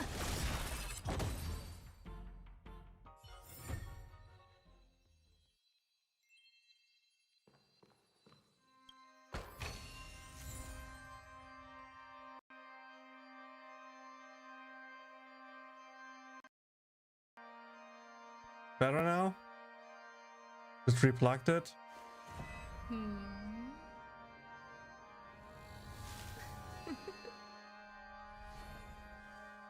Okay, okay.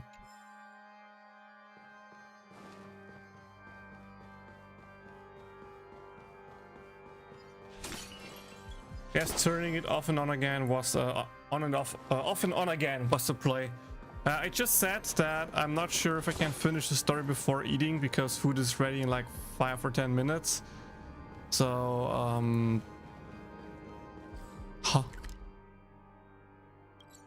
so I might need to sadly leave. You know, just pause the stream. Leave it running, but put it to how do I call it?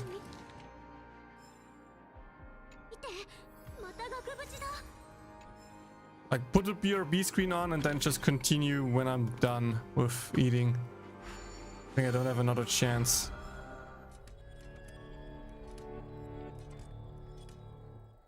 The food is ready in like 5 minutes. And we have Act 2, Act 3, and the final battle plus the story. これが2つ目の劇のようね。情景もさっきと違うね。周りの装飾がちょっと整理されてる。続いての物語はしかし流刑の地に本当の意味での平和は訪れていなかったのです。この歴史は入り乱れていて複雑すぎるので偶話の形で皆さんにお見せしましょう。 Thank you for not giving me subtitles because I interacted with the bird. I like that. Thank you.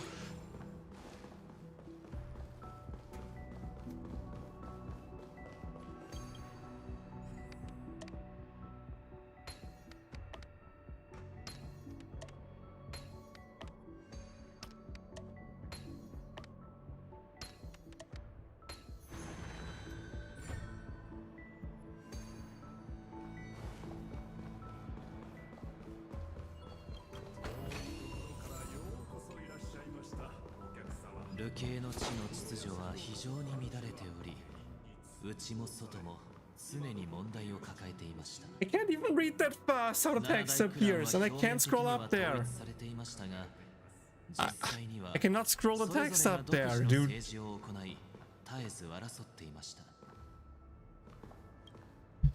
Dude, that's so stupid. That's so stupid. Ah.「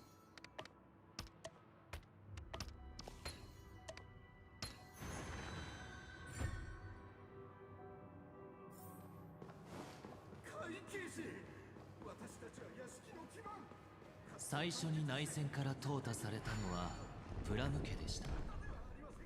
ルーサン家が企てた白い砂漠事件によって彼らは永遠に歴史の一部となったのです。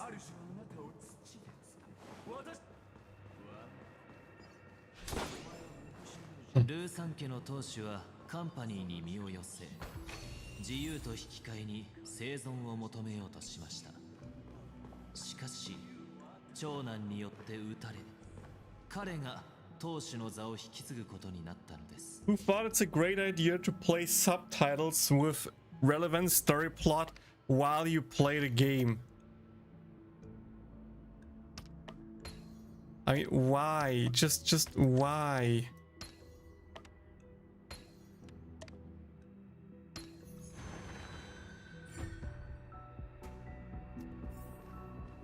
Do I even need to defeat mobs here? That's the bigger question for me.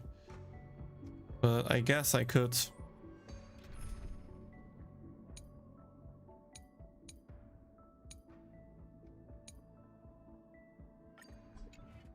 Let's switch to that team.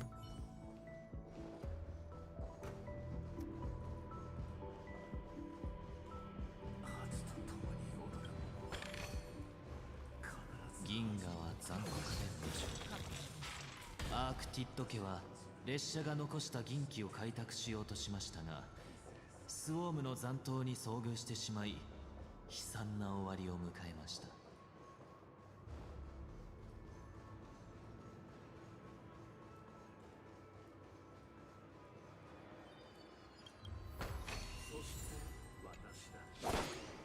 ゴフェルがファミリーを率いて流刑の地に来ると、五大クランは次々とそれに属するようになり、外から来た客人、どうかこの屋敷を隠れている先導者の毒から。あんたたちを助けるってどう？彼らに理性を取り戻させ、もう偽りの支配に操られ。第2幕はピノコニーが夢の知恵と変わっていく過程を描いているようね。でもこの新しい主人って、これこそがサンデーさんが言葉の裏に隠してることなのかもしれないわね。調和はピノコニーを変えたけど、それってつまりこのひざまずいてる人たちを全員。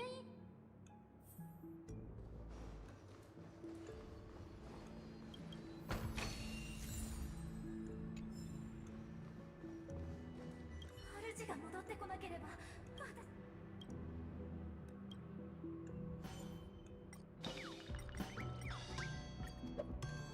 私は新しい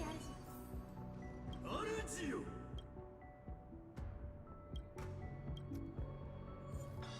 And also calm.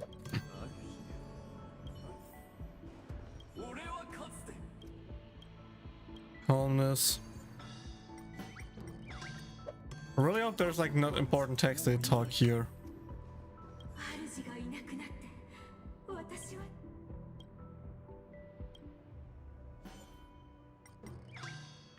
Everyone wants to calm down, I see. 自分自身の主になるか。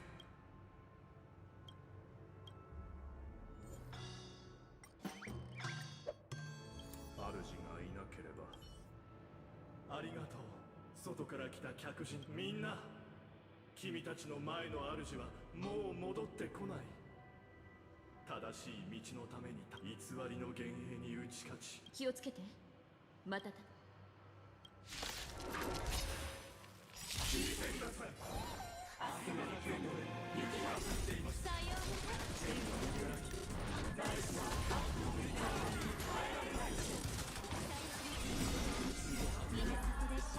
Yeah, that's about to all work out. Okay, okay, good, good, good.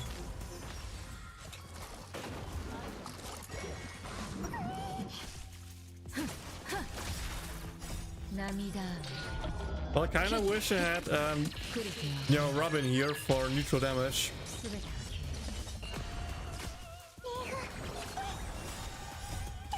Just for a tiny bit more damage.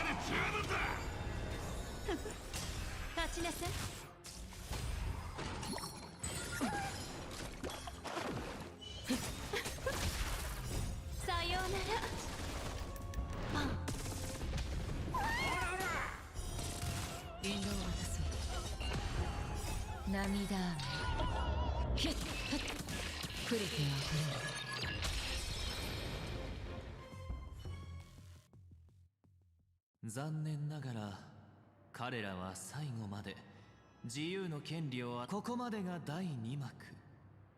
儚い調和の中。今のはピノコニーが徐々にファミリーのものへと変わっていく過程ね。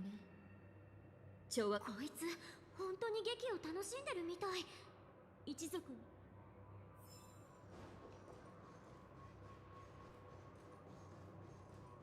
Did that shot had an aura around?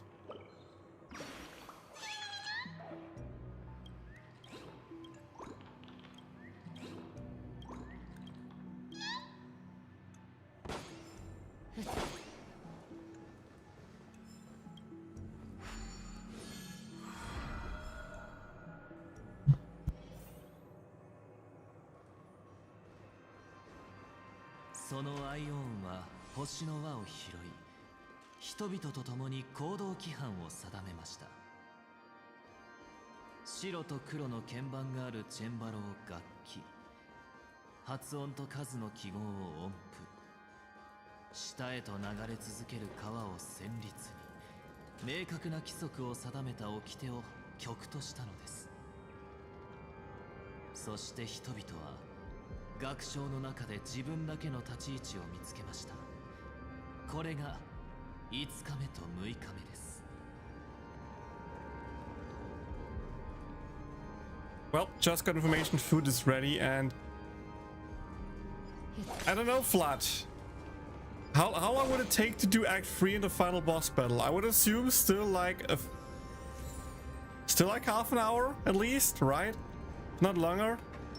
Or am I over exaggerating? It's actually quite quickly done.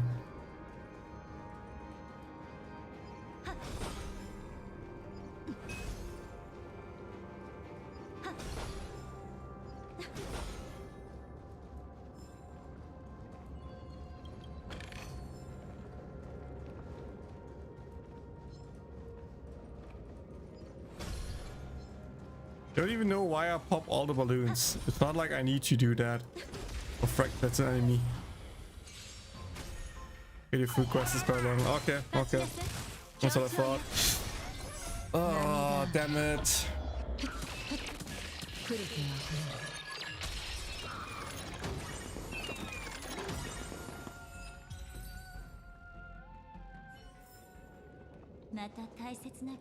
Okay, let me do this riddle and then we go on a break. Food break.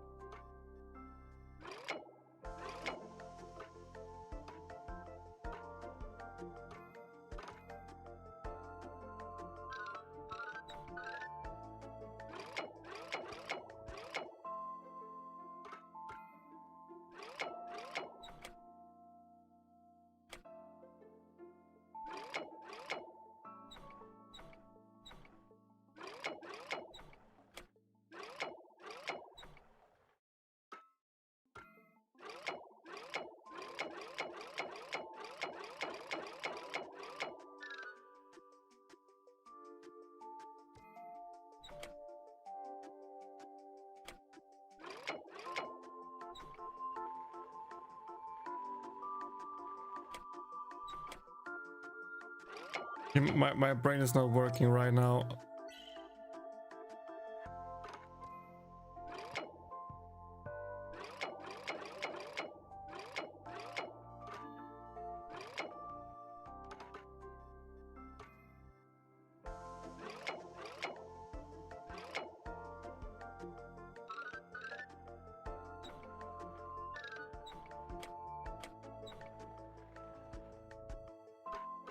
The problem is, how do I get over there now?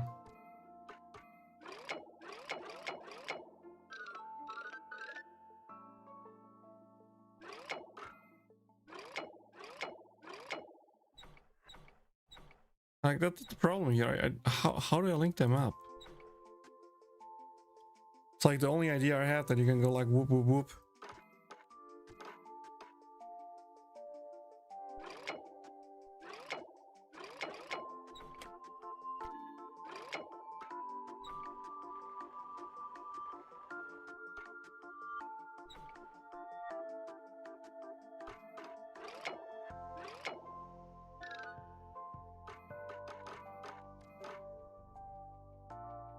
Like I can't link them up over there either.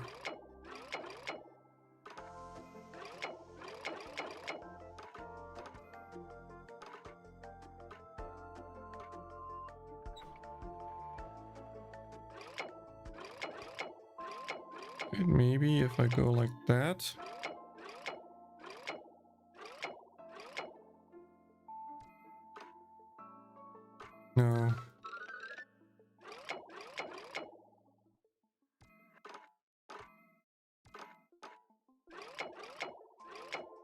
It's like the only piece to connect, so this needs to be here. This is like the only way I can connect this, otherwise it's disconnected, even without the mirror, so I think we can ignore that. Then we have that piece, it can be like that or that.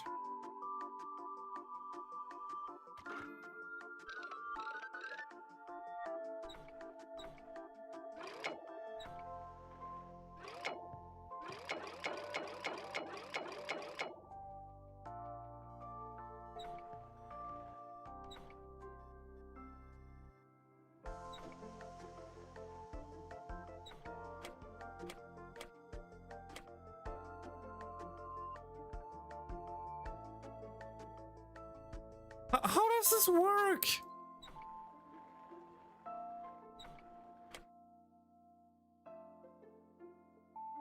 How is this supposed to work? What?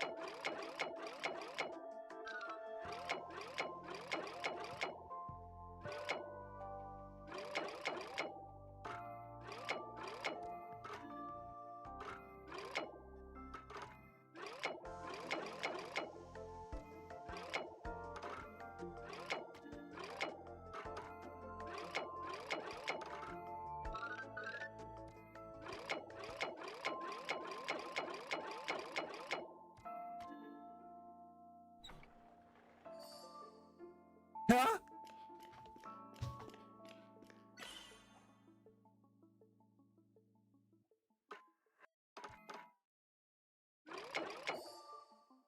I have okay, that was just pure luck here. That was 100% pure luck. Okay. Okay, we need to go back over there, and for that we need to go here. We cannot connect you like that, so we need that to connect you, right? Oh wait, can we?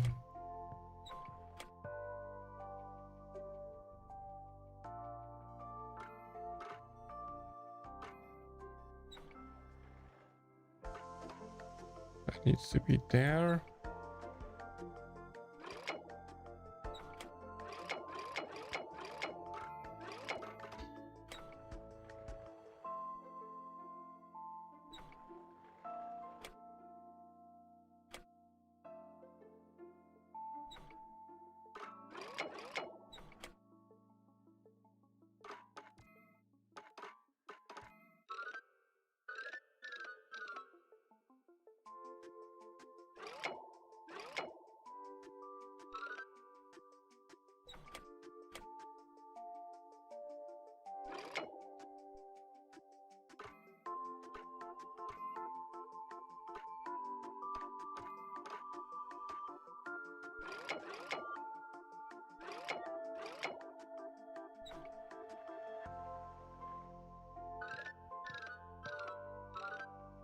Normally I have some idea what I do. Here I just feel like I'm completely planless and just randomly press stuff, which annoys the heck out of me.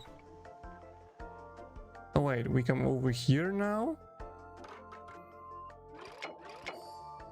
There we go. There's another one?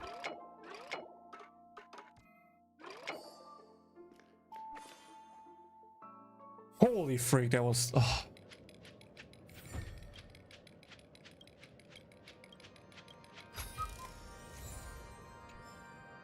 Okay. With that, food break, and I will be back later, I guess. BRB.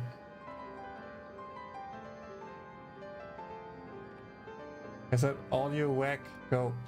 Here we go. That a Penacony music, I guess.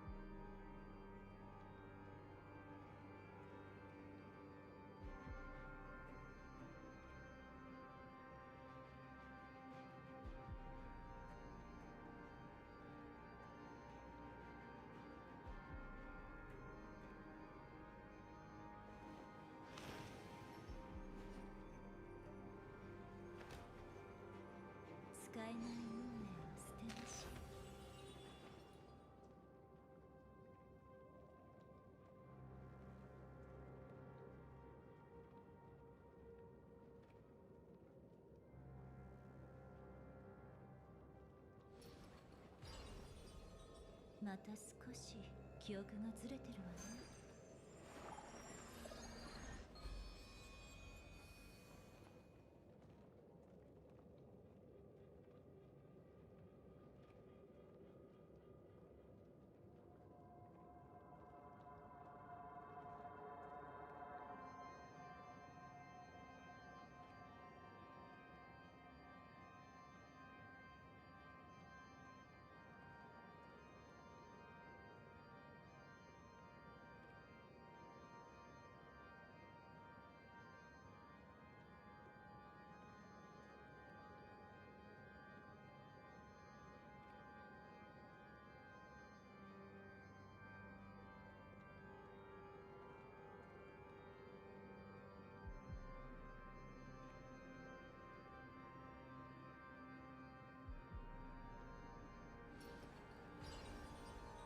また少し記憶がずれてるわね。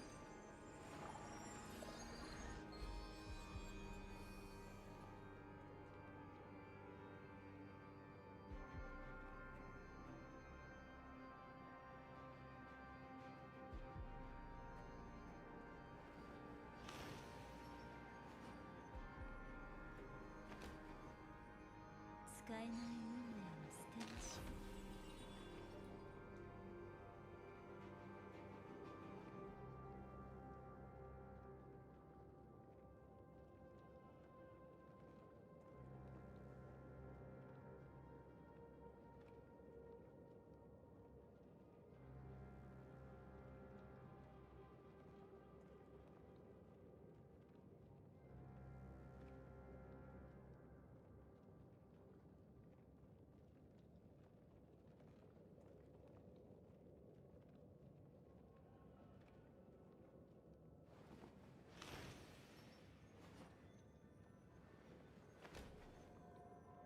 使えない運命は捨てなし。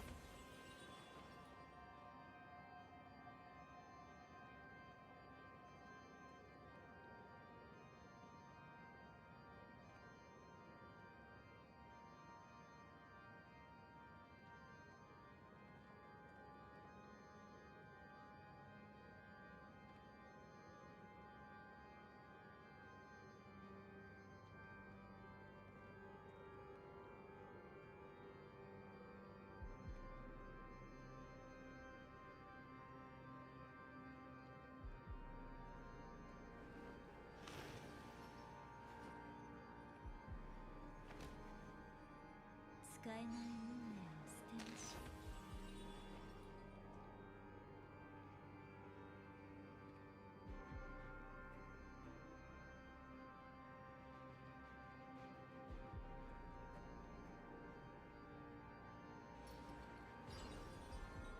また少し記憶がずれてるわね。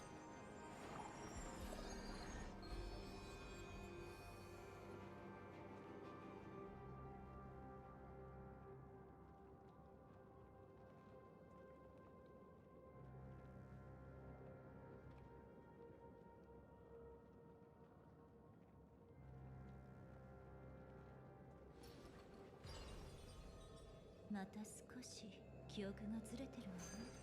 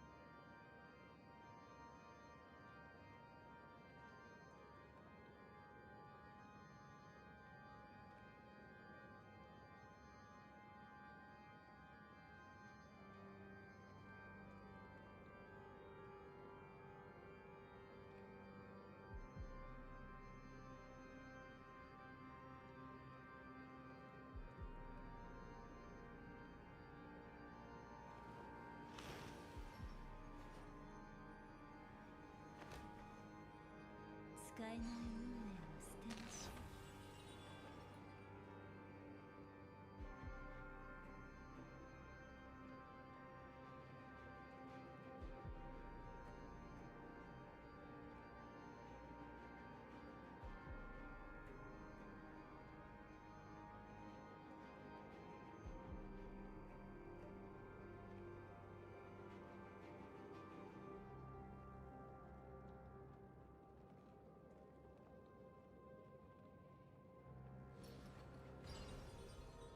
また少し記憶がずれてるわね。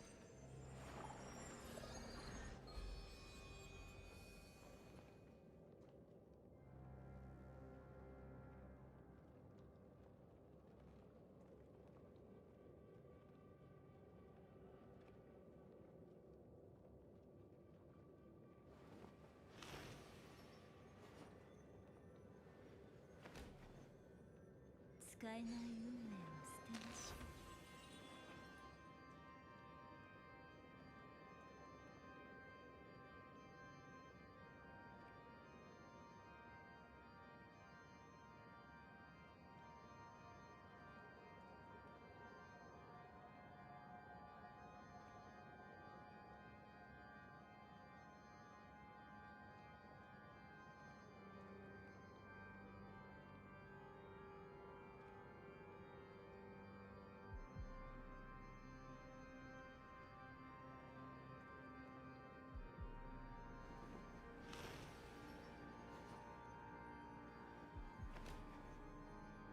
使えない運命を捨てましょう。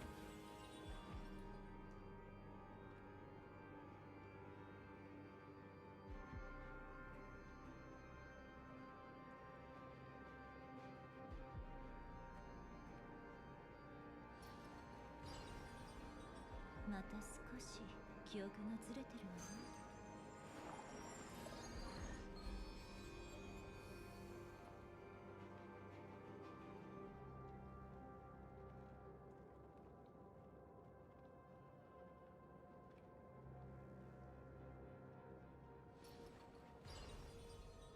また少し記憶がずれてるわね。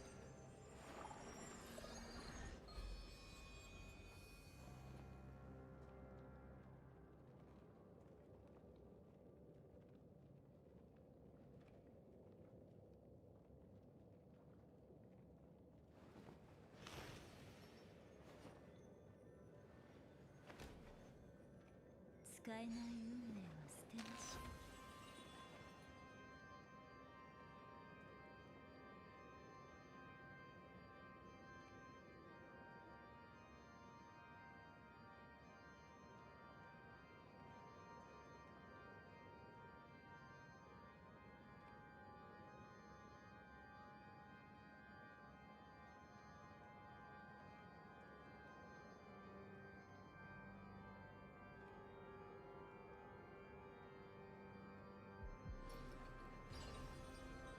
また少し記憶がずれてるわね。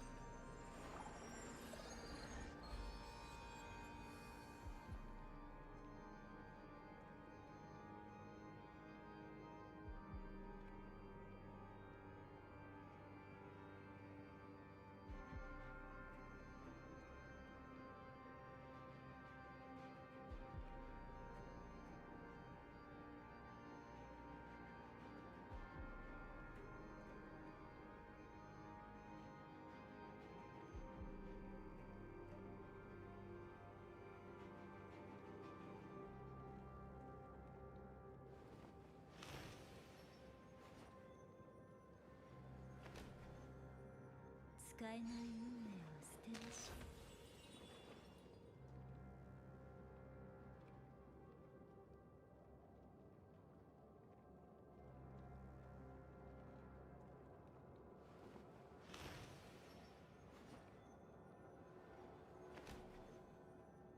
使えない運命を捨てましょう。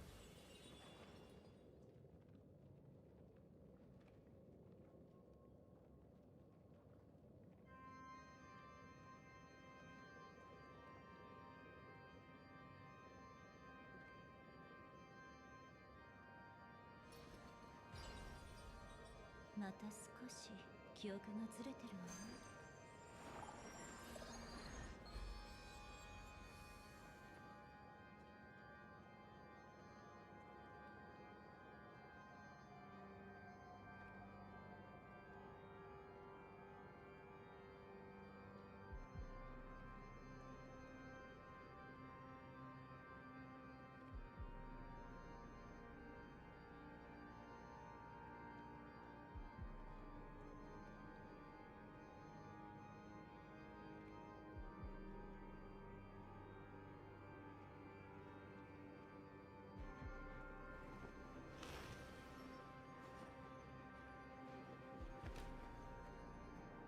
えない運命は捨てなし。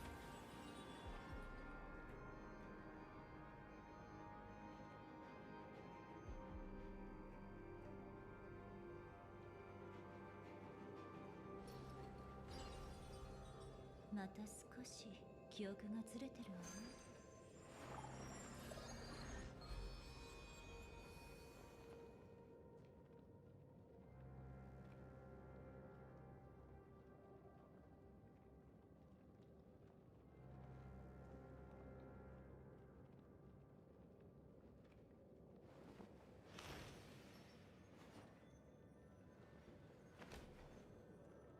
使えない運命は捨てなし。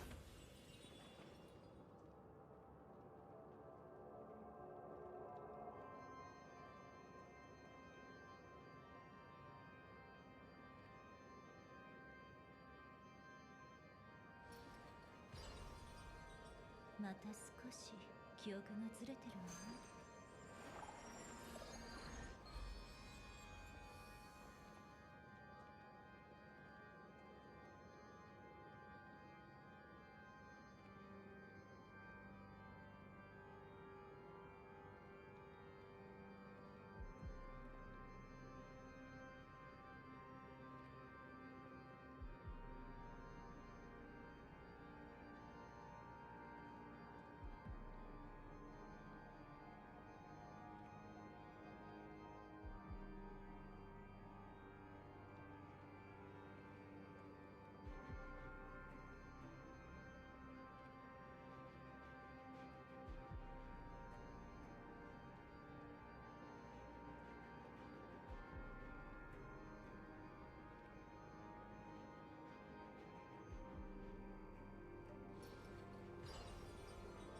また少し記憶がずれてるわ。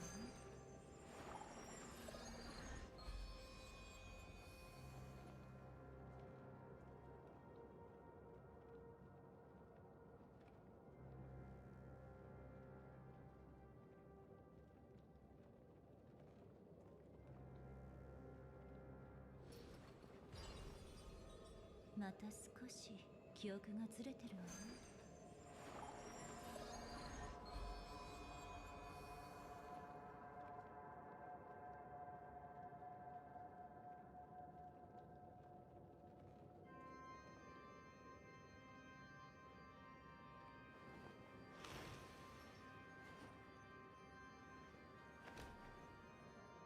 使えない運命は捨てなし。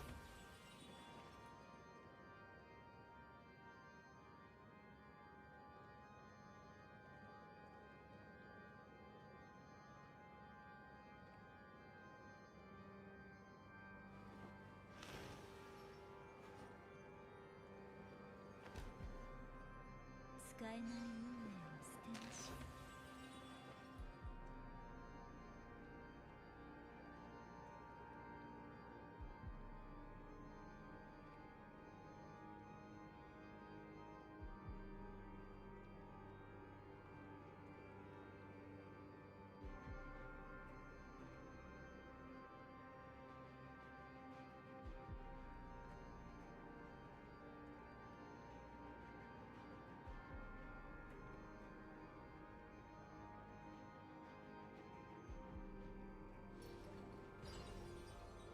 また少し記憶がずれてるわ。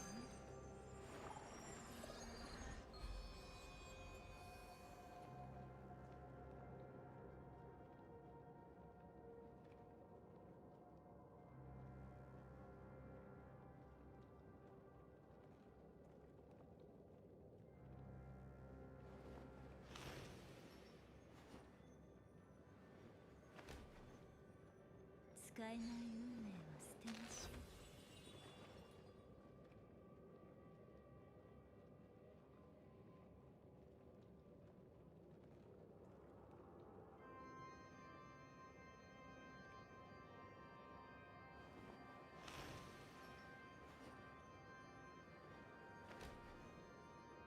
使えない運命は捨てなし。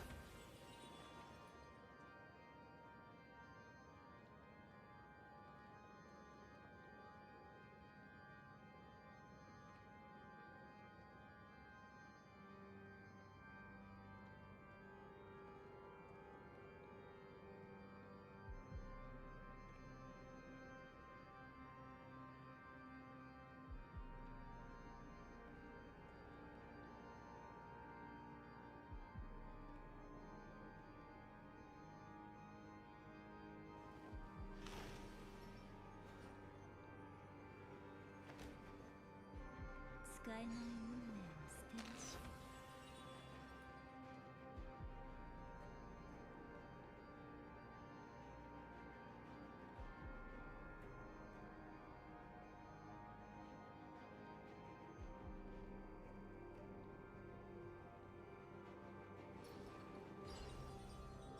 また少し記憶がずれてるわね。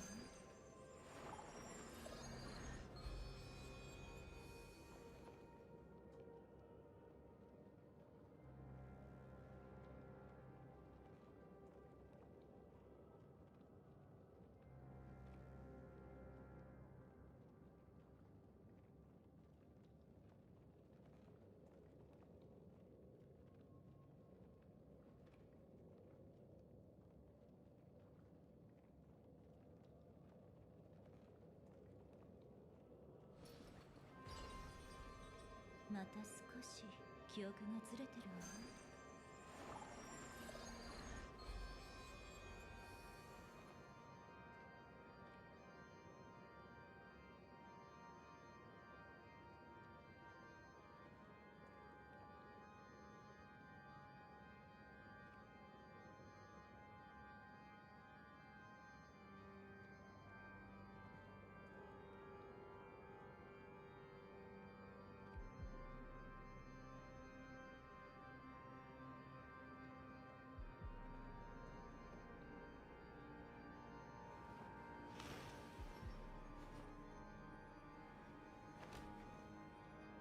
使えない運命を捨てましょう。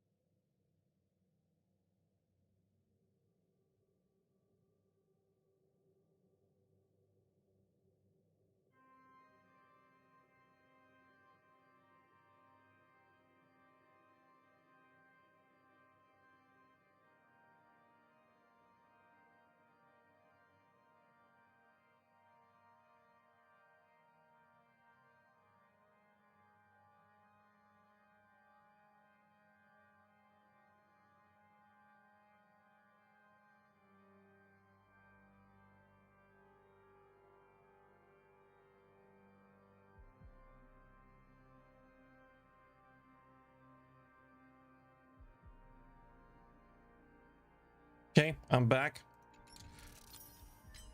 I'm back.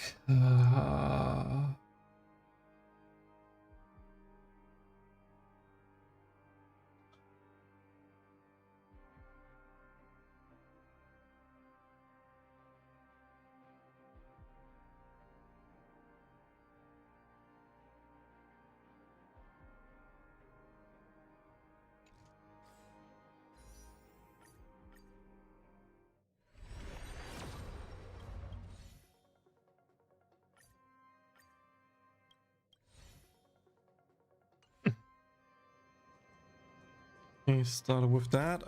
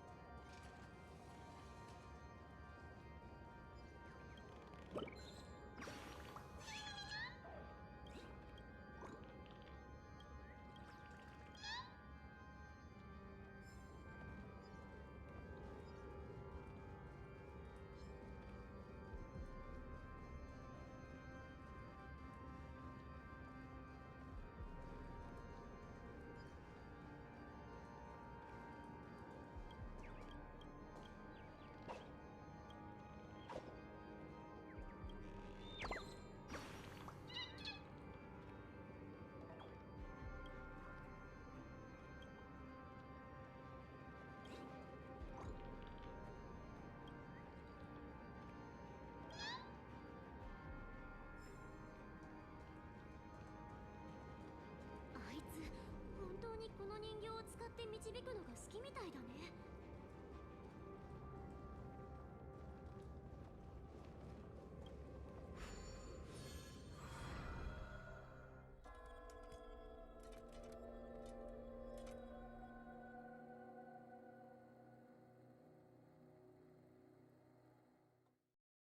やっとわかった。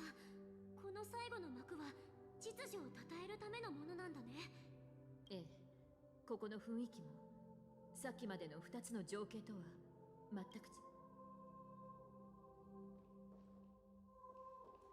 こちらが最後の幕となります。これまでは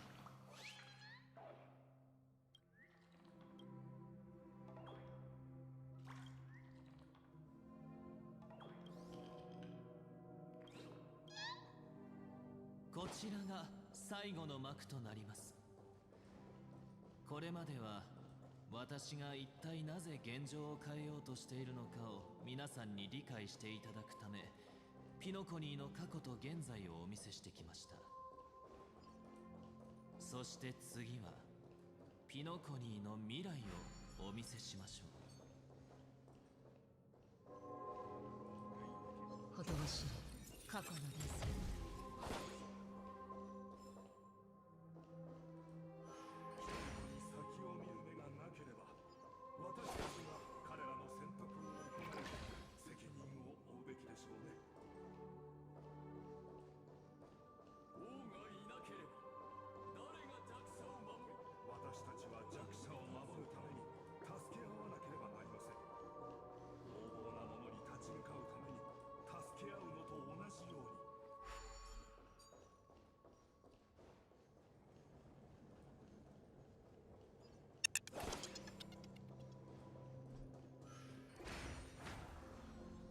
ほとばしい過去の伝説。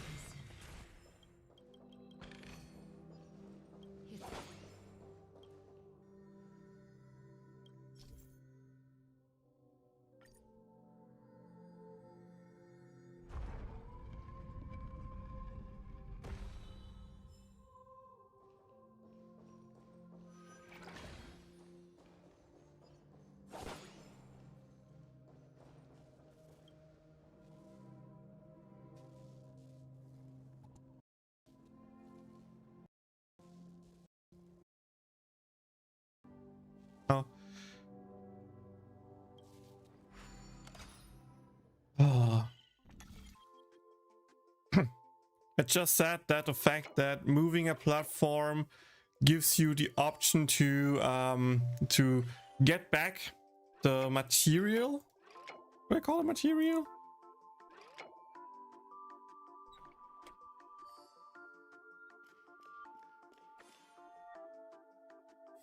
Yeah, it gives you back the wall climbing thingy. That's probably part of a riddle, I would assume.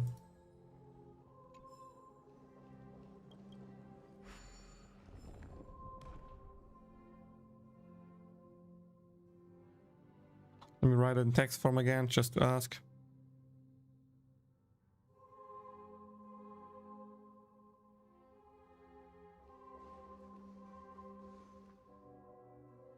Good, good, good.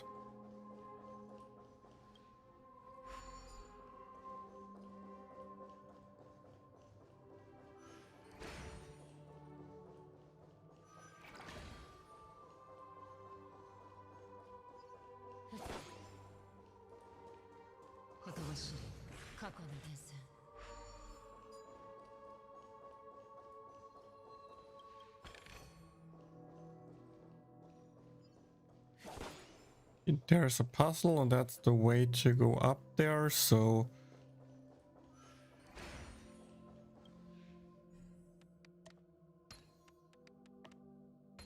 just here should be a piece there.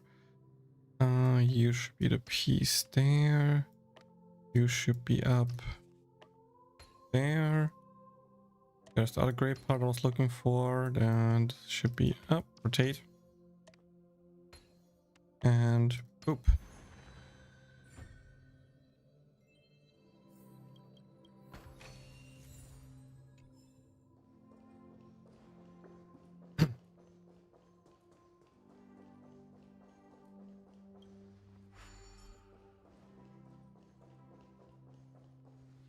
Oh no, moving this block, not this one on the back. So yeah, I needed to get that first because now I can't go back anymore.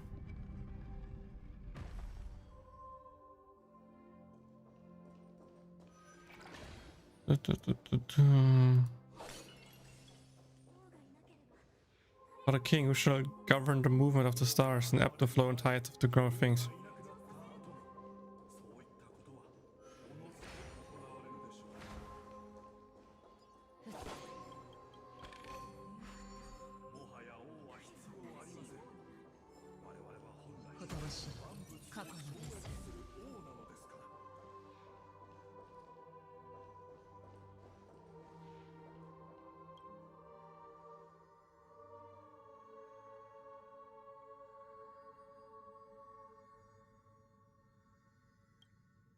Wait. If I move this over, I can't get over. I need to move here to get to the chest.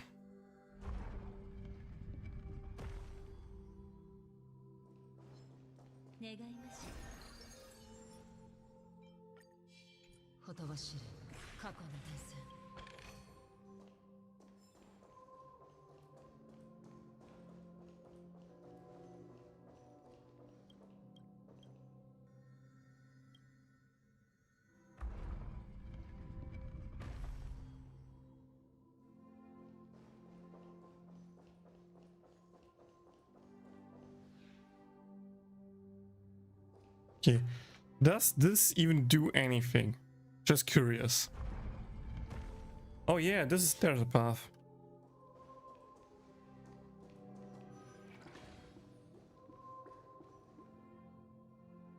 Oh, it's a path towards the end that I don't want to take right now, so...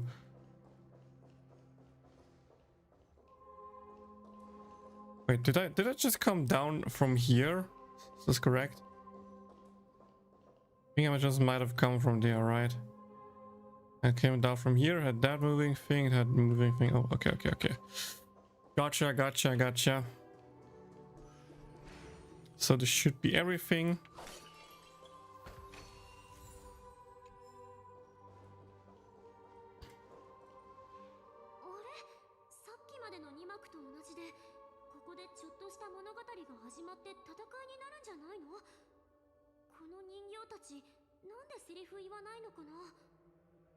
前の幕と同じように私たち自身に脚本を完成させる必要があるのかもしれないわね。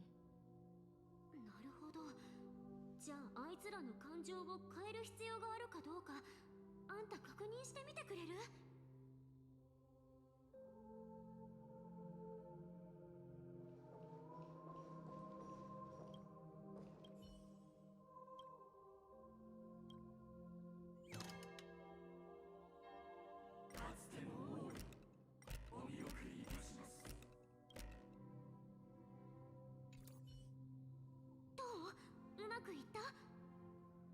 can't change their emotions.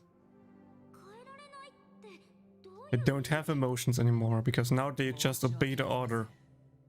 皆さんには伝え忘れていましたが、この最後の幕だけはすでに書き終わっているのです。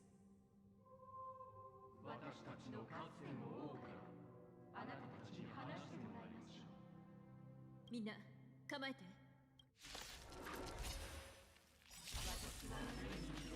Okay, let auto battle carry this.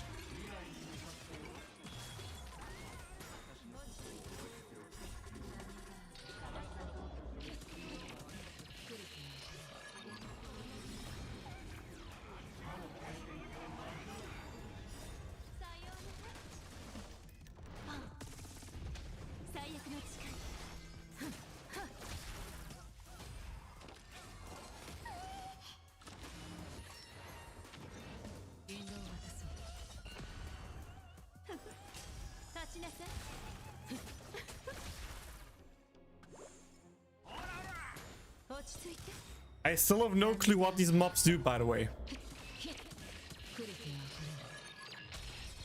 I just killed them here and I killed them in the Memory of Chaos, but I have no clue what they do. This is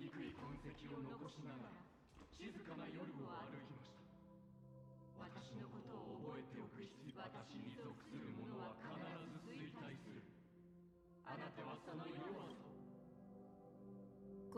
幕。これまでの話よりずっとわかりやすいけど行きましょう。幕前劇が終わったら。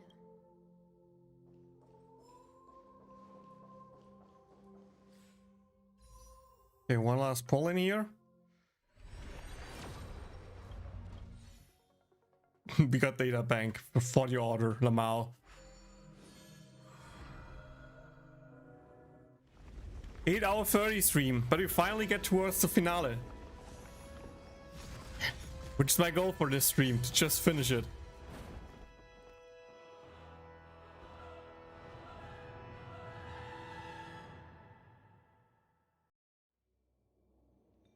One system hour.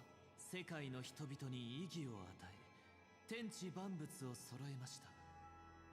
そして祖はあらゆる創造の手を止めたのです。しかし、人々はエナに訴えます。あなたは秩序で民を定義したが、そのせいで私たちは自分があなたの操り人形に過ぎないことを知ること。 Oh, look at the background, the windows, they're dancing. そのため、その日、人々は心を一つにして神を破滅の穴に投げ入れました。大劇場の様子がすっかり変わってる。これが秩序の力なの？みんな覚悟して。厳しい戦いになる。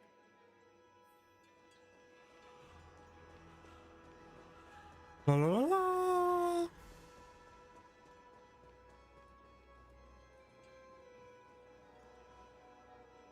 これが7日目です。歓声と賛歌が一斉に響き渡る。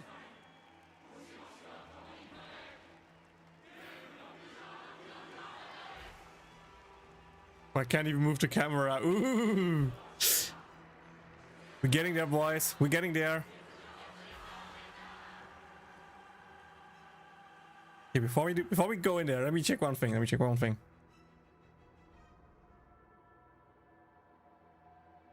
Maybe we'll hear me multiple times now for a second, but it's important. Test. Okay, sound normal. Good. Just touched my mic and was scared that for the final battle my mic would be bugging around. The order is that. The order is that.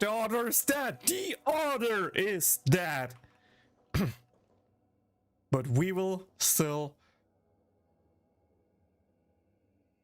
fight the battle. But we're taking a different team here. We are taking a different team here. We are going to... Do I have one or do I need to make one?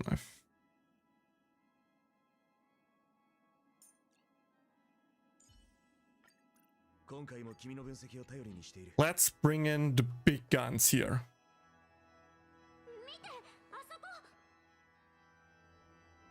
秩序に関することはこれで全てとなりますが、皆さん感想はいかがでしょうか。これは銀河の歴史における些細なエピソードに過ぎません。大事なのはこれから先、この長い川がどこへ向かうか。皆さん本当にいい時に来ましたね。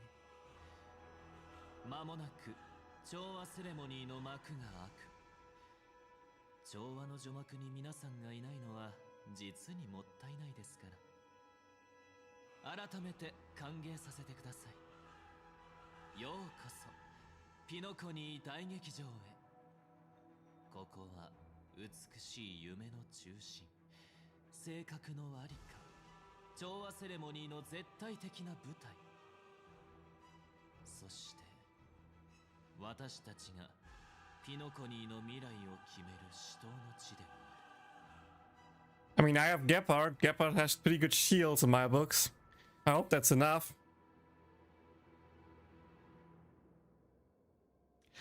And the very place where your Sheems get smashed to smitherness. Why did you invite us to this duel? Where's this alarm? Why I'm not seeing it? 性格は幕の後ろに、いえ、あるいはこの劇場そのものが性格 Okay, so it is the であると theater. 思っていただいても構いません。ですがそれを見たいのなら、あなたたちも性格の偉大な力にふさわしい信念を私に見せてください。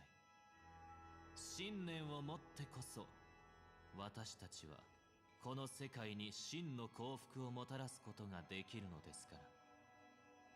言わせてもらうけど、永遠の眠りに落ちることと幸福はイコールじゃないわ。人々が夢の中で他人に操られているならなおさらね。姫子さん、この後に及んでまだ秩序が全宇宙を操り人形に変えようとしているだけだと思っているのですか。あんたたちの思い描く楽園がどんなに完璧なものであっても、所詮牢獄は牢獄のままよ。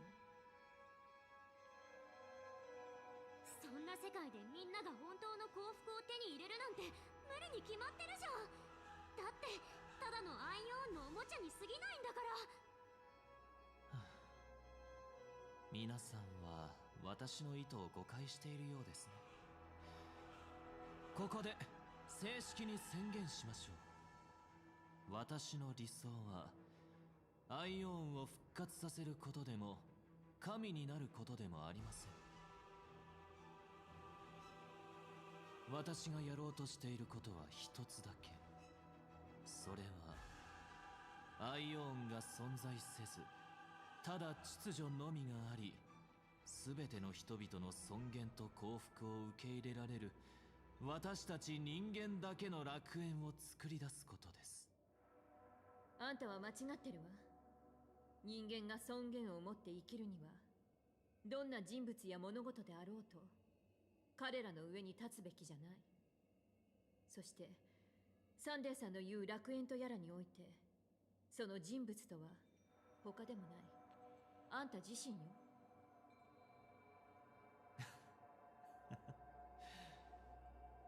どう頑張ってもお互いを納得させることはできないようですね。私たちは敵対する運命にある。こうなってしまった以上、 We're all standing on a door. I'm not liking that. I'm not liking that. 宇宙に正しい道を示しましょう。ですが未来の序幕が奏でられる前に、もう少し時間をかけて私の質問について考えてみてください。昼と夜は対等でしょうか。善人と罪人は対等でしょうか。人が生まれつき軟弱ならば、弱者はどの神から安寧を得ればいいのでしょう。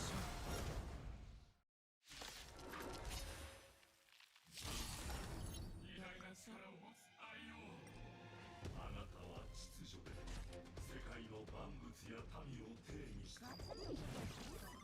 敵ターゲットを確認。あなたの操り人形に過ぎないことを知ることになった。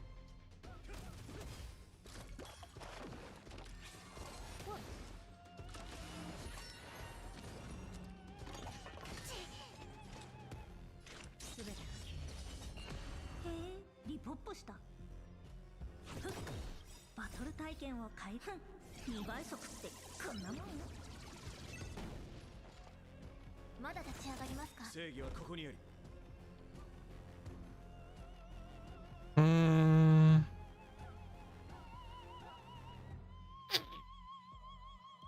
涙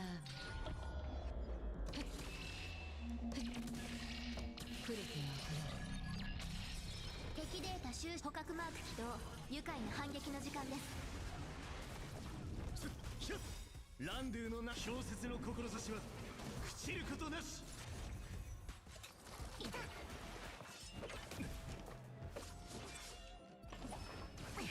面倒なことに。あなた引導を渡そう。ガツンとくるやつでいこう。支援開始いたします。おや、涙触れてよ。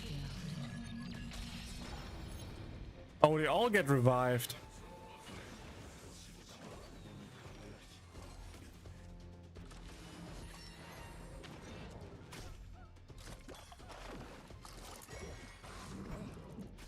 私を楽しませてくれる？ガツンとくるやつでいこう。ふん、2倍速ってこんなもん。敵データ収捕獲マーク起動。愉快な反撃の時間です。出発すべてが消える。この程度か。正義はここに。涙触れてよ。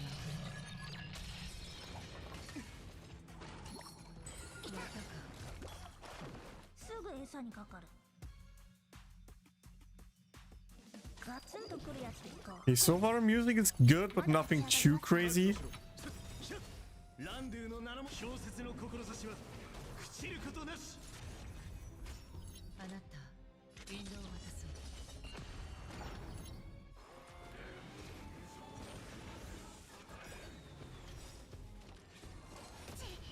バトル体験を改善しないと。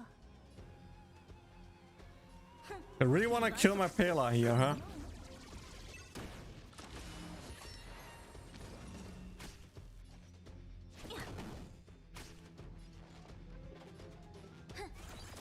Okay, let's finish off with one last ulti here.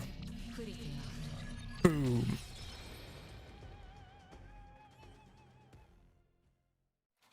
あなたたちの決意が伝わった。今こそ太陽を直視する権利を授けましょう。107,336の礎の全能なる調和の私に全てを捧げ、誉れ高き長子ハルモニア聖歌ドミニクス。Whee! 死の影を行く迷いしここに。調和の結晶。じゃあ調和セレモニーの真の目的はそれを奪うことだったの。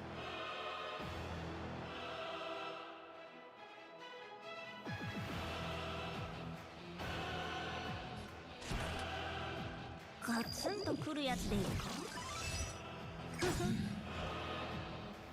バトル体験2倍速ってこんなもん。敵データ捕獲マーク起動。愉快な反撃の時間です。おや、そう正義はここにあり。涙触れてよ。なんか目の前に別の世界があるみたい。超絶の力。歌声に気を取られないよう注意して。皆さんは賢く鋭敏ですが、次の質問にも難なく答えられるでしょう。なぜ調和と秩序は一つになれると思いますか？秩序 Okay, let's start shield up. Because now he's using his ulti, I think.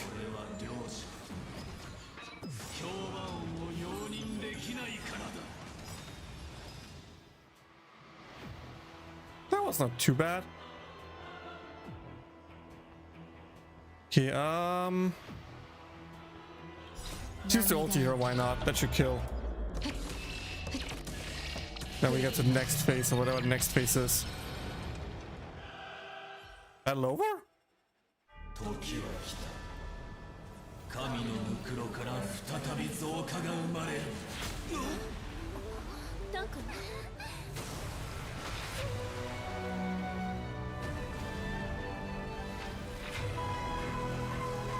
Oh!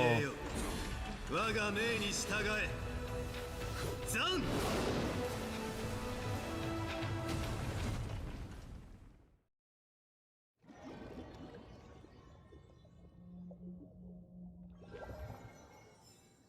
覚まして。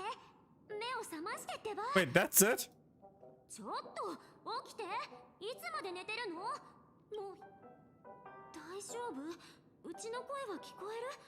自分の名前は覚えてる？ Wait, das ist eins von mir. Didn't I shoot the sun out of the sky? それは相当まずいね。頑張って思い出せない？なんてね。冗談はこのくらいにしとこう。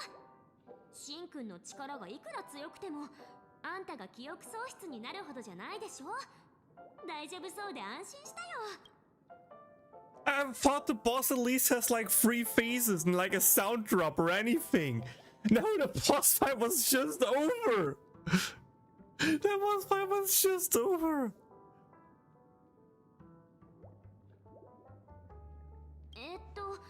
話せば長くなるんだけど、簡単に言うと、うちらが苦戦してた時、炭鉱が血明玉鳥を使って将軍と一緒に助けに来てくれたの。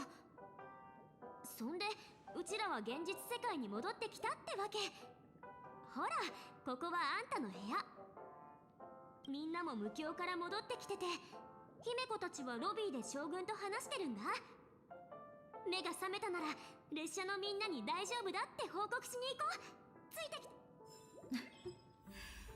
私とは話してくれないの？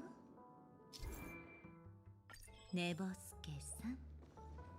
この声はブラックスワン。 Well, if I knew that, I could have just rushed chapter 3 and did the boss battle if it was that quick. It's probably better if I make a separate thing, but like, god damn it. また会ったわね、寝ぼすけさん。ブラックスワン、どうしてここに？ At least at least the bug has multiple HP bars. He just died. Like he has 3 shield bars, but like I destroyed her real quick. There was like 2 Rhino ultis and he was gone. Akaron's ulti, sorry. 特に理由はないわ、美月さん。ただ彼女が目を覚ましたから回復の具合を見に来ただけ。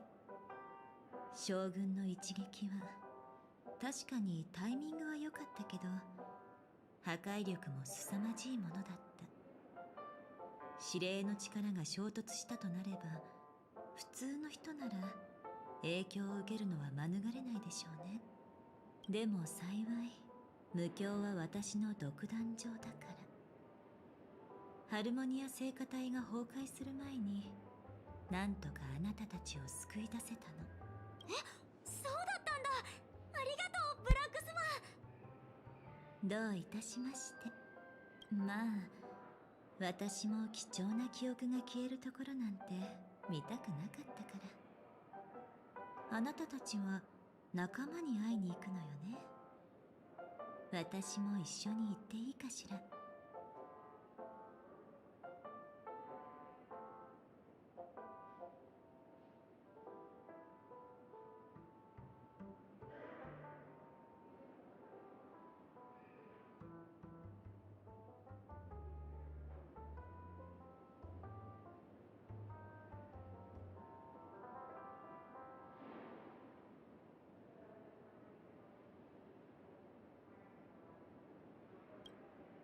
別にいいけど、またこの前みたいに変なこと企んでるわけじゃないよね。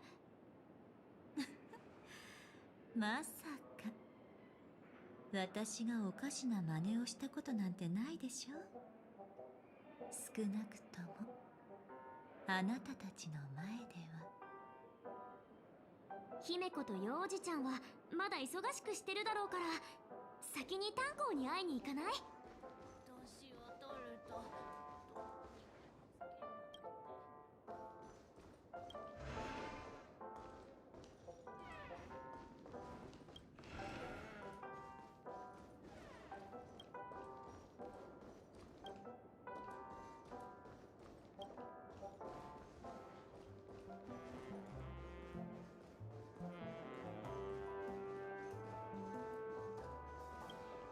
ポケットの中に入れたはずなのに。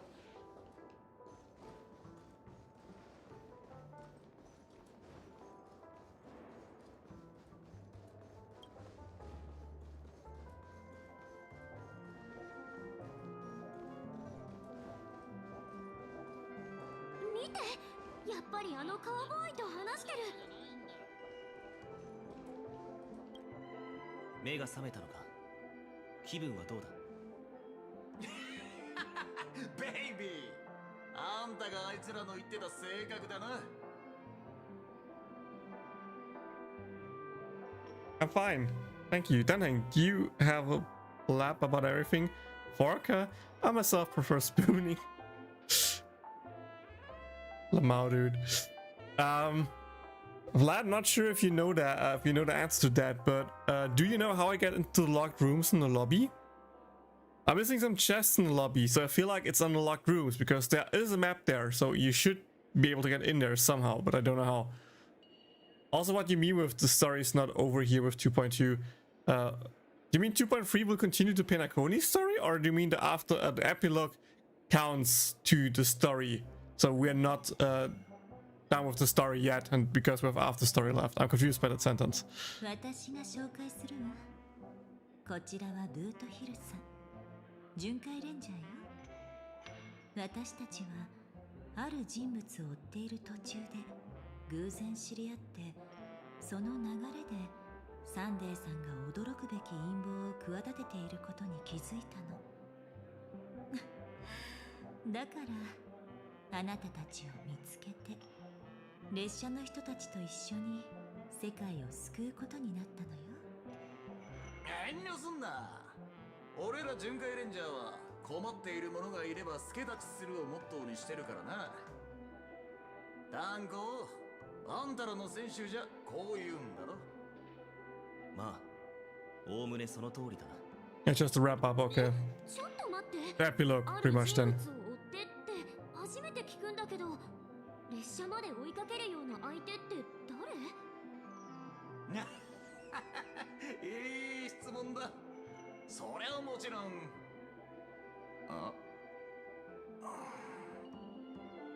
誰だったっけか。おいタンコ、覚えてるか？ I know, man, you're looking kind of そう sus. じゃなくて、マジで思い出せねえんだ。変だな。脳のチップに問題はないはずだが。俺も覚えていないようだ。え？どういうこと？まあいいじゃねえか。誰も覚えてねえってことはきっとちんけなコソ泥だったんだろ。とにかく俺らが前後関係を理解するのに影響はねえよ。そうね。一段落したらもう一度記憶域に戻って遡ってみるわ。ねえ、早く姫子さんに会いに行かない？今の彼女はピノコニーのスターとも言える存在だから、ホテル中が彼女のことを心配してるわ。そうだね。じゃあロビーに行こう。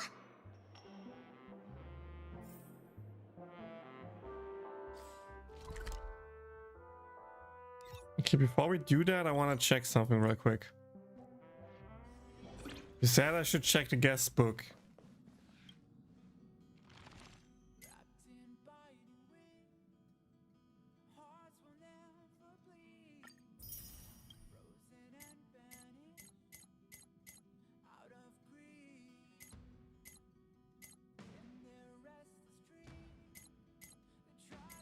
departed? Wait, what?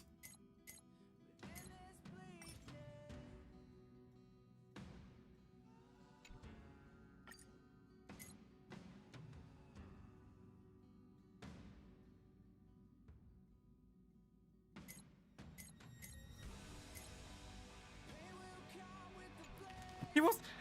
what? What? What? Wait. What?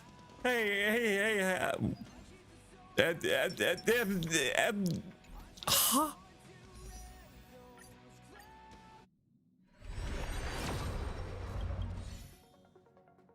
Nani DF, dude. What?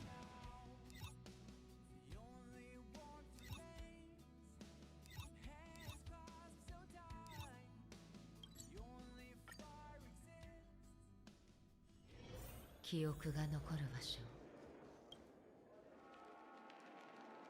トゲのある花ばかりだ。見て。構わないさ。今は各勢力が睨み合っている状態だ。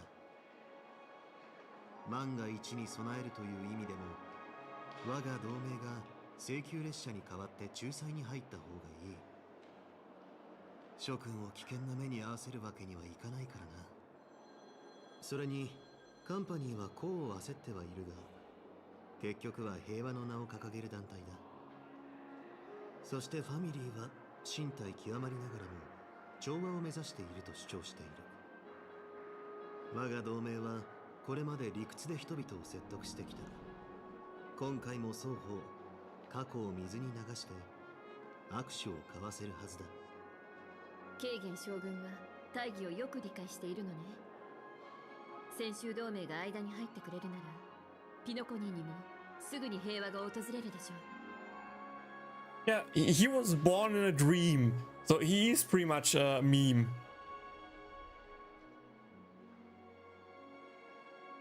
But like,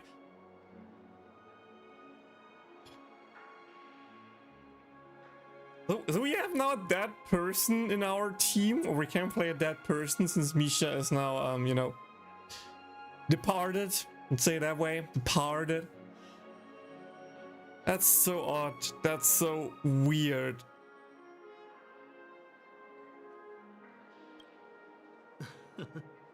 恐れ入る。だが、すべては列車の諸君のおかげだ。君たちがいなければ、この美しい夢の楽園は平和が訪れる前に秩序の残党に先を越されてしまっていただろうからな。ほら、我らが大英雄のお出ましだ。Yeah, I know the unit is still there, but in theory, in the current lore, if we now would run around as Misha, we would run around as a ghost. I mean, Misha was already a ghost, pretty much, kinda, a dream. So it's just weird, like, thinking about that. I guess you're thinking about me again? さすがは銀河打者。勇敢な者は洞察力が鋭い。Thanks, Shotaro. 君、大丈夫か？なかなか目を覚まさないと聞いたんだが、具合でも悪いのか？安心して、幼児ちゃん。この子もう元気いっぱいだから。ここに来るまでの間に一生分のジョークを言い尽くしたくらいなんだよ。それより、幼児ちゃんこそ大丈夫？あの人、ロビンさんにも容赦しないで、幼児ちゃんたちをまとめて閉じ込めたって聞いたけど。話せば長くなる。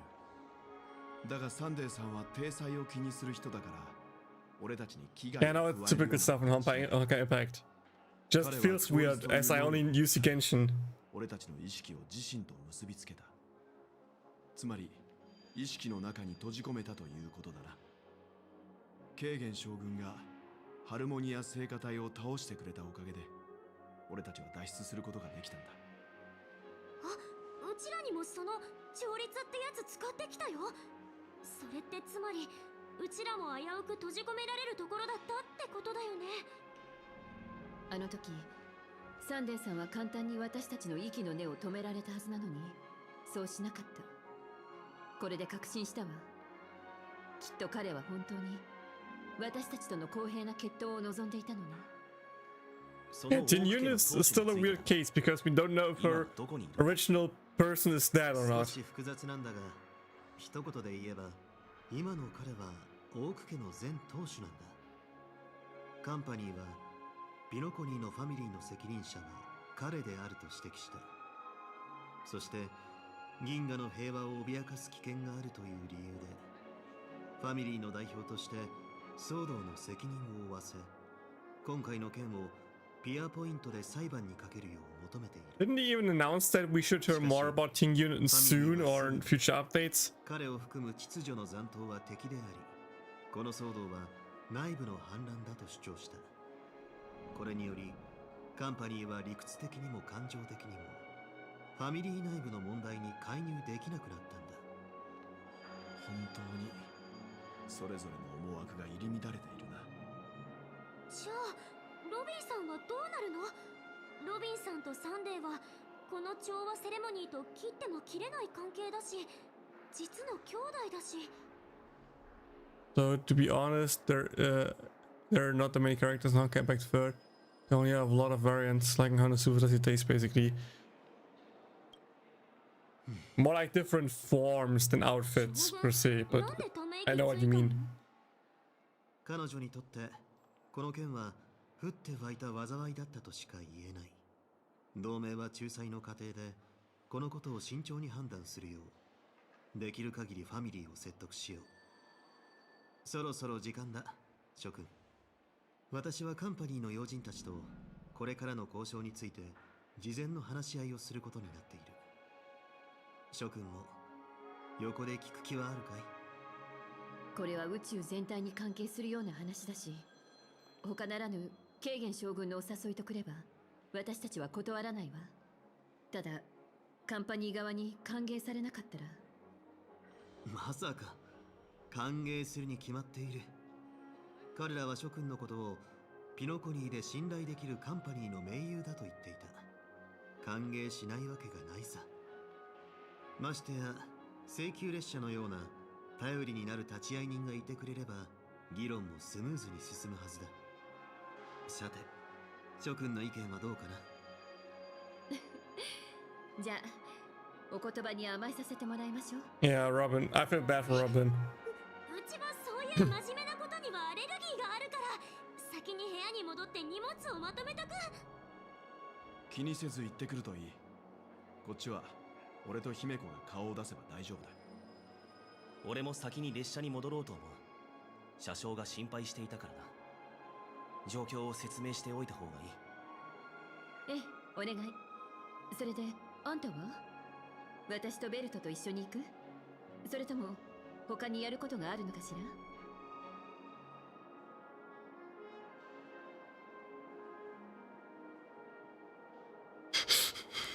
？I go with Simiko. I have to have March Packer suitcase. Don't know why, but someone tells me I only have one rear option here. ご名答。詳しい理由は知らないが、カンパニーの代表たちは彼女にもぜひ来てもらいたいと言っていた。諸君を案内しよう。こっちだ。 That's why we go to the Shrine now to help Robin out and be like, she's a good girl. ホテルのロビーだ。諸君、ついてきてくれ。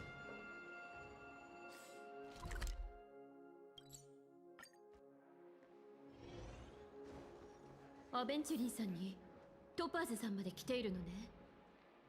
あの人は博識学会のレイシオ教授だ。そうそうたる面々だな。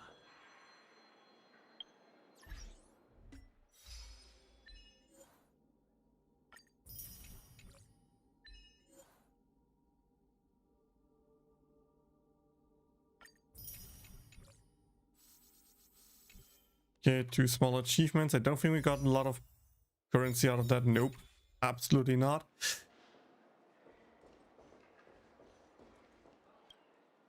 久しぶりだね、請求列車の諸君。Oh, my mic died again. My speakers. Did I mention that I hate my PC in that regard, that it turns audio off? for whatever reason. そしてラフの将軍にも心からの感謝を。君たちが立ち会ってくれれば今回の話し合いもおのおの満足のいく結果に終わるだろう。ほう、どうやらすでに落としどころを見つけているようだな。聞かせてもらっても？もちろん。君が話したらどうだい、トパーズ？ええ、任せて。実はいい知らせがあるんだ。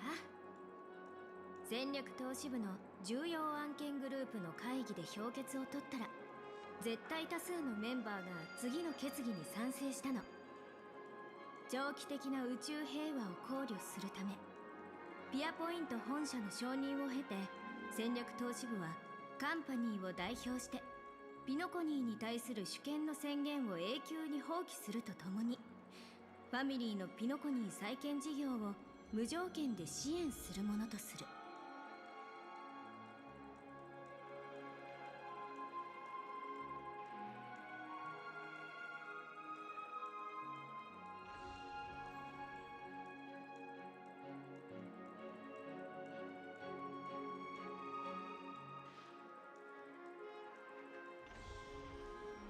それって。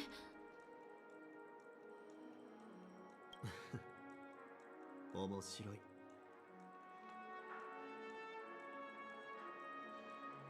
So the IPC does see the big picture, huh? What is in for you guys? Doesn't that mean I actually took a hit for nothing? それで全宇宙に平和をもたらすことができるなら安いものさ。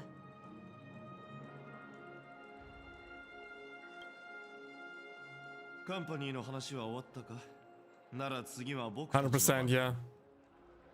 学会も天才クラブも今回の一件には高い関心を寄せている。そして最終的にどちらもピノコニーの再建に技術的支援を提供することに合意した。具体的な内容についてはこちらの天才の話を聞いてくれ。さあ君の番だ、スクリューガンさん。有機生命体の内なる精神世界に対するたゆまぬ探求は私にとって称賛に値するものであり、同時に羨ましく感じるものでもあります。無機生命体には夢を見る機能がありませんから。しかし知能パルスが活性化してインスピレーション回路が作動すると、私は創造と定義される状態に入ります。その度に想像の中で暗闇から火の玉が上がるのです。それは暖かく明るい。たまに考えるのですが、その火は知能の本質、高温によって刺激されたインスピレーションの塊なのかもしれません。宇宙の未来の方向性はその中にあるのではないでしょうか。残念ながら私にとってそれは思考システムが反射した虚像に過ぎず手が届かないものですが、ピノコニーの現在の成果を知った今、その日は必ずしもつかめないものではないのだとようやく気づくことができました。数名のパートナーと議論した結果、我々は模擬宇宙プロジェクトの推進を一時保留し、技術アドバイザーとして博識学会の無境と記憶域の研究をサポートすることにしました。これによりこの物質は全人類にとってより良いものになるでしょう。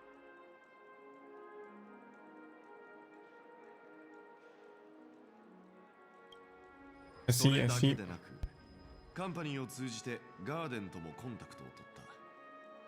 彼らも研究の支援を約束している。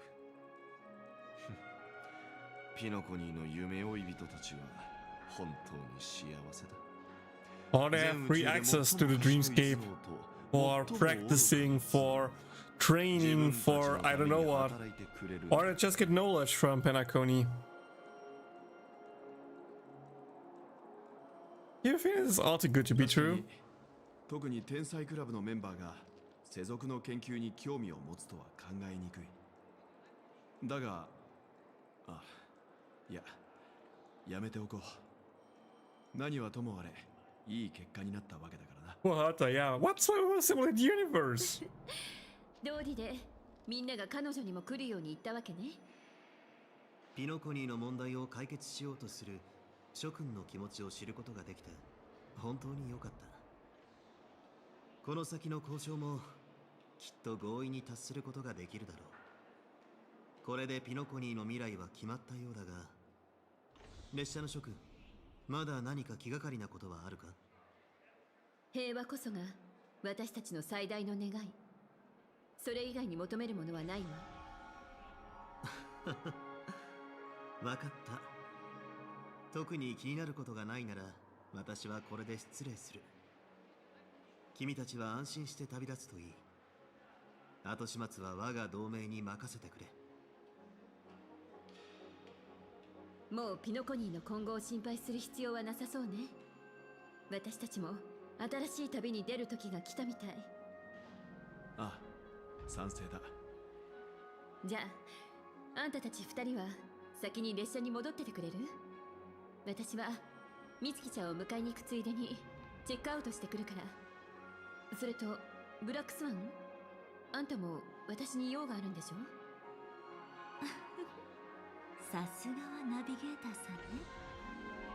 ずっと俺たちのそばにいたのか。まあいい。とにかく俺と彼女は列車で君とナノカを待っている。さあ行こう。ピノコニーの旅はこれで無事に完結した。ピノコニーの旅はこれで終わり。まあハッピーエンドにはなったかな。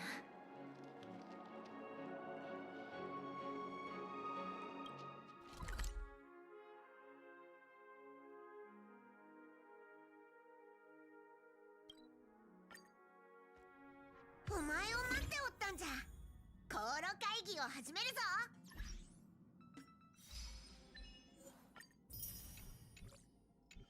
列車はいつからこんな賑やかになったんだろう。えへん、これで全員揃ったな。それでは航路会議を Are they following us? 次の目的地を決める会議か。どうやって決めるんだ？投票か？それとも。慌てないでカウボーイ。お客は主に従うものよ。彼らに決めてもらいましょう。What donation are you guys doing here? 私が説明するわ。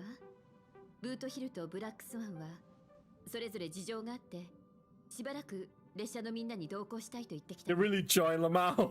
みんなも知っての通り、請求列車はこれまで遠くに向かう旅人を拒んだことはない。だからしばらくは一緒に旅をすることになるわ。彼らが目的地に到着するまでね。ああ、一気に列車が賑やかになりそう。でもブラックスワン、列車の中ではメモキーパーの力を使っていたずらしたりしないでね。わかったわ。美月さんが寝ている間にあなたの部屋に現れたりしないって約束する。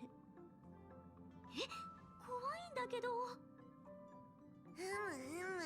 乗客同士の挨拶が済んだところで航路会議を続けるぞ。まず車掌として皆に礼を言わせてくれ。お前らがピノコニーの真実を暴いていなければ、俺はもう二度とミハイルたちのその後を知ることができなかったじゃろうからな。彼らの境遇はいささか残念ではあったが、きっとそれぞれの願いは果たせたはずじゃ。これも全てお前らのおかげじゃ。本当に感謝しておる。次に今回の航路会議のポイントじゃな。列車の次の目的地を決めなければならん。早速じゃが現時点での選択肢を紹介しよう。一つ目の選択肢は姫子からの提案で、海洋惑星ルサカ。完全に液体で構成された惑星で多くの水生種族が暮らしておる。それから七死人じゃったミハイルの故郷でもあるぞ。二つ目の選択肢はベルトからの提案で、アゲートの世界メルスタイン。そこは性格の災いの原点の一つと言われており、準備のイドリラが消化した地でもある。現在は不滅の美を誇る美しい惑星となっておるらしい。3つ目の選択肢はエド星じゃ。その惑星は広大なイオンストームエリアの中に隠れておって、反物質レギオンの侵略を受けておる。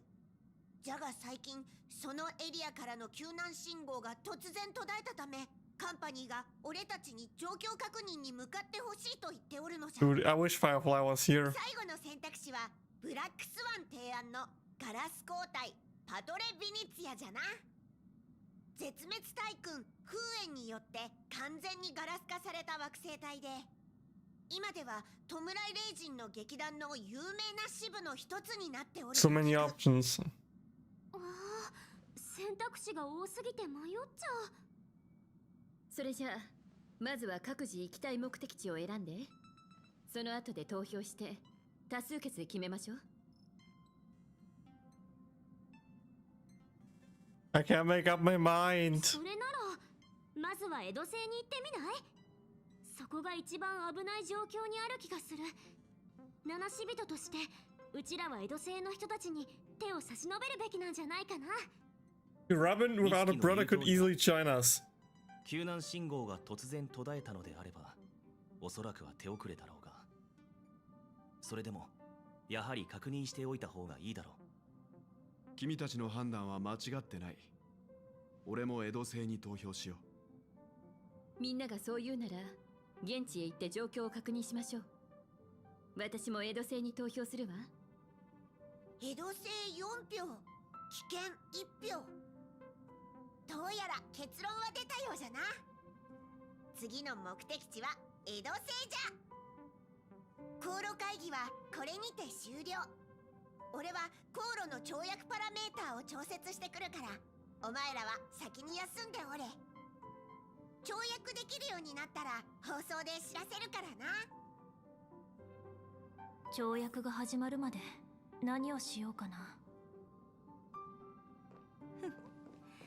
よければ私とおしゃべりしない？こっちよ。なぜかわからないが、急に久しぶりにお前に会ったような気がしてきた。 You're always in my heart.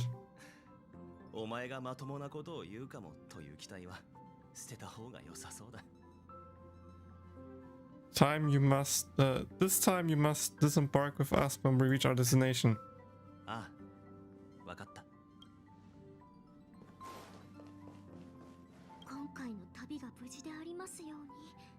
今回の旅が無事でありますように。Please let the trip be uneventful. あんた、なんでそんなにうちの言ったこと真似するのが好きなの？はあ、最近の開拓の旅ってなんか怖いっていうか、命の危険と隣り合わせなこと多かったからさ。Sure. もっと楽しくて心温まる可愛らしい冒険になってくれないかなって思って。ほら、あんたもうちと一緒に祈ろう。今回の旅が無事でありますように。 Funny enough, you chose Lushka, and they ended up choosing it. That tells me we probably won't reach destination because there's no way we're giving us a choice. I would not expect us to really get a choice, so yeah, I'm pretty sure something will happen eventually. I would be really surprised if we went to whatever. 今回のピノコニーでは初めて一緒に開拓できたわね。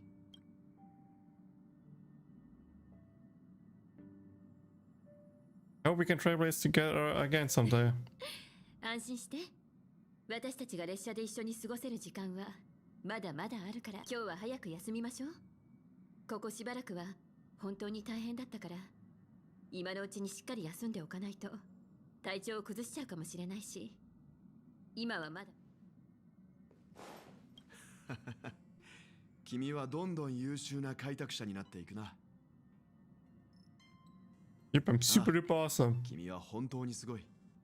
俺の故郷には多くの戦士がいたんだが、君のように成長できるものなら今回は疲れただろう。ゆっくり休むといい。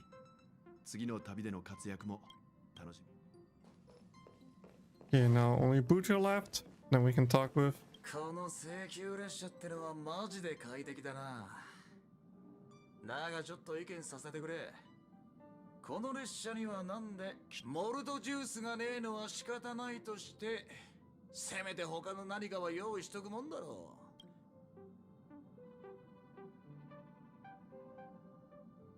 No way, our express is rated 12+. だからって俺みてえな屈強なレンジャーにまで12歳の基準を最近じゃ野宿も慣れたもんだってのに、いきなりこんなこの請求でモルトジュースがサンキューシスター別にや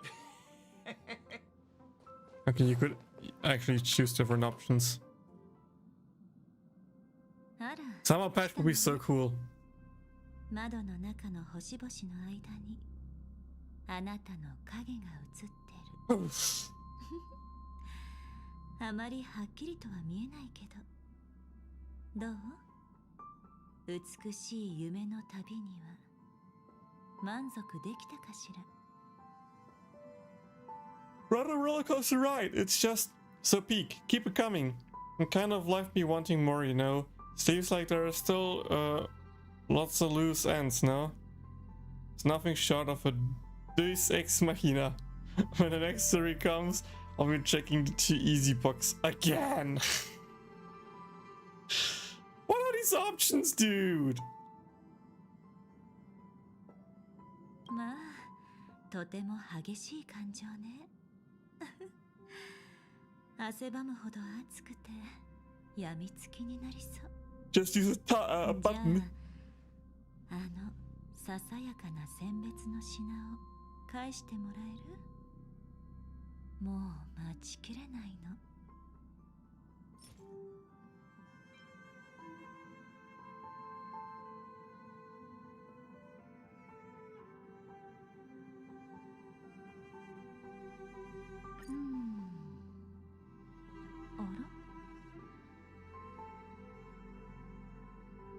Happened, it's not this card. I was the one who broke it. なんでもないわ。ただあなたの記憶の中にとても面白いものを見つけたの。 What a mysterious person everyone 詳し forgot. く説明する前にあなたに謝らせて。実は私が渡したこの選別は記憶域のコンパスじゃなくてただの空っぽの公園水だったの。 Oh. 私たちが初めて無教ホテルに入った時、あなたの仲間からいくつか装飾品をもらったことを覚えてる？それのおかげで私はいつでもあなたのことを感じ取ることができて、危険に遭遇した時も。 Do we get it as a Lyco now? でもそれは本質的な機能ではないの。公園水は凝固した事象を封じ込めるために使われる光の断片なの。この公園水も同じよ。これはあなたの記憶を最も鮮度のいい状態で記録することができる。そして私が楽しむための唯一無二の記憶になるの。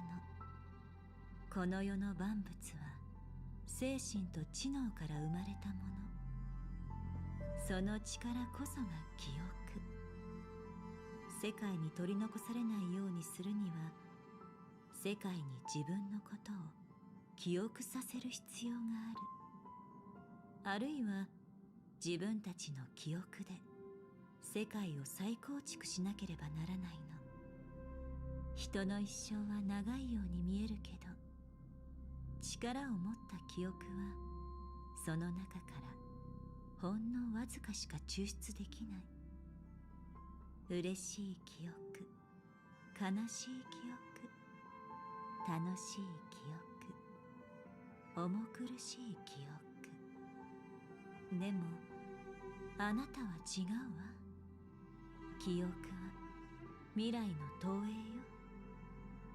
その投影の中に私はあなたの唯一無二の価値を見た。あなたは世界を感服させるような記憶を作り出せる。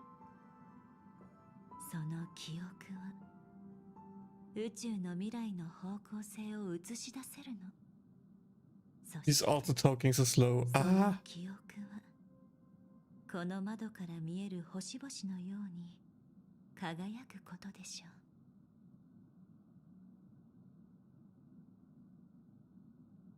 Which is why you want to collect memories? You're making me blush. Help me see if I'm about to ascend. あなたに関する記憶はあまり持っていないから遠い未来までは占えないわ。でも一つ教えてあげる。私があなたのことをここまで気にかけるのにはもっと深い理由があるの。簡単な話よ。それはファミリーの華やかながらも虚しい夢の中で全てを見届けたのがあなただけだか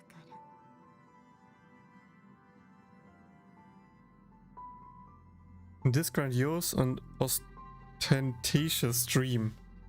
I need to translate again. So many English words I never heard. Pompös. Ah.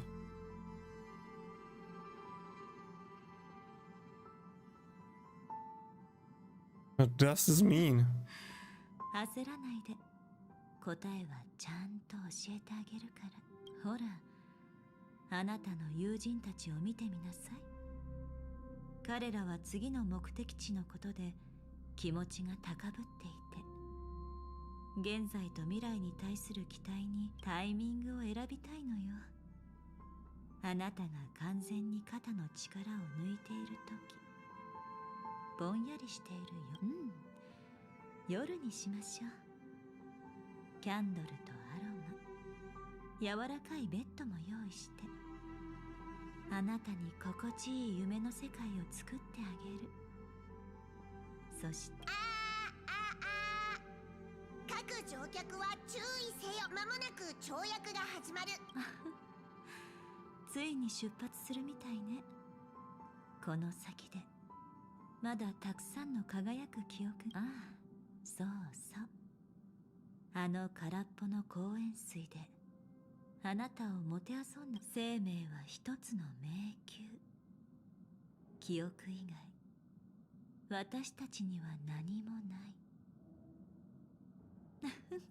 い。しっかりと胸に刻んでおいてね。Yeah, I will do that. 古歴2158期、紀元元年、宇宙は再び本来の軌道に戻った。陰謀の火種は夢の地ピノコニーでくすぶっていたが、大きく燃え上がる前にクリホトの彼方で火花となり、瞬く間に消えた。死すべき者と死者は眠り続け、聖者もぐっすりと眠ることができる。全員が無言の大声を上げ、それぞれ思い思いのことをする。銀河は各起源の始まりにふさわしい活力を放った。代償は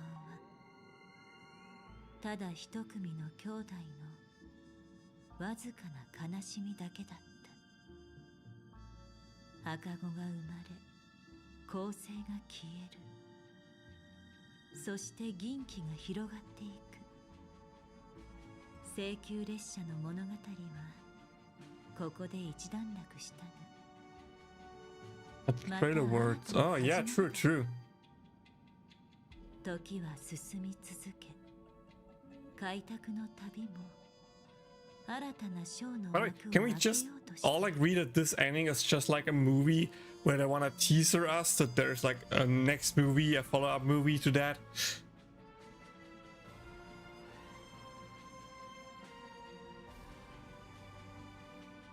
Lead actor!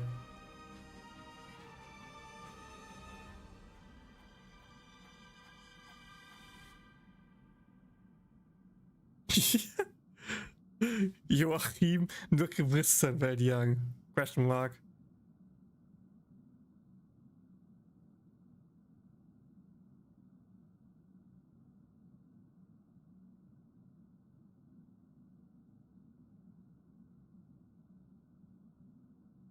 They literally fully went on with the movie part there, huh? 今宵無数の星が流れる。もし正しい一筋を選べ。リラックスしてきたでしょ。今こそ寝る前の物語を聞かせ。先に結論から言いましょう。サンデーさんとの戦いでは列車の面々、さらにはピノコニーのすべての人が敗れ、誰も生き残ることはできなかった。でも心配しないで。恐ろしい事実だけれど、まだ取り返しのつかないことにはなってない。What? 人々にはまだ一筋の希望が。 You just tried to not confuse me, then you threw this at me, Starry. What the そ hell? のために来たの。これからあなたのすべての記憶を記録したこの空っぽの公園水を使ってこれまでに起きたことを語り直してあげる。物語の終わりが近づいてきたら、賢いあなたならきっと気づくでしょう。身をもって体験したこの物語には致命的なほころびがあることに。一筋の There's a major flaw? そのほころびの裏に隠されている。それじゃあ準備はいい？覚えてる？まずは時計の針を最初の場所まで戻しましょう。列車は跳躍を行い、あなたを見知らぬ無境に連れて行った。状況は飲み込めないものの、巡回レンジャーヨミがあなたに道を示してくれた。あなたたちはホテルレバリーに着くと、そこでドアボーイのミーシャに出会い、カンパニーの使者であるアベンチュリンと対立することに。幸いまたヨミさんが通りかかったおかげで、そのトラブルは無事に解決した。その後あなたは夢の中でホタルさんを助け、彼女と一緒にピノコニーを散策したわ。でも途中、 Yeah, dude, she is still a big mystery for me, Sparkle. We don't know what the button does that she provided us. 私は死の手から二人を救ったけれど、ホタルさんは現実世界に戻れなかった。真実に気づいた彼女はあなたにそれを伝えようとして、そのせいで偶然にも死を引き起こしてしまう。そしてさらに恐ろしいことに、あなたはすぐにまた別の殺人事件に遭遇した。この二つの死をきっかけに、あなたたちは美しい夢に隠された真相を探ることになる。でも二人の情報から手 Yeah, Galaga is also a mystery still, with his like a cursed path that he talked about. むしろギャラガーさんから I would not be surprised this Sparkle is a major plot point. I would not be surprised. 同じ頃、アベンチュリンさんも密かに自分の計画を進めていて、彼は計画を推し進めるための材料としてあなたたちを選んだ。そしてヨミさんは激しい戦いの中で刀を抜き、やむを得ず自分が虚無の指令であることを明かしたわ。その一撃はアベンチュリンさんを倒しただけでなく、美しい夢と最初の記憶域を結ぶ通路を切り裂いた。あなたたちはドリームリーフにたどり着き、死が本当は眠りであること、さらには無境、性格、そしてドアボーイのミーシャに関する真実を知ったのよね。あなたたちとサンデーさん、ロビンさんは性格を封じる方法を手分けして探すことにしたけれど、驚いたことにサンデーさんと夢の主は最初から別のことを企んでいて、結局あなたたちは調和セレモニーの舞台で生死をかけた戦いに臨まなければならなくなった。ようやく物語が終わりに近づいてきたわ。あなたたちは彼に勝ち、開拓が秩序を圧倒した。そしてピノコニーも明るく平和な未来を迎えることができた。夢のように波乱に満ちたピノコニーの旅はこれをもって終わりを告げる。あなたならもう気がついたんじゃないかしら。この物語には基地の情報と明らかに矛盾する致命的なほころびが含まれていることに。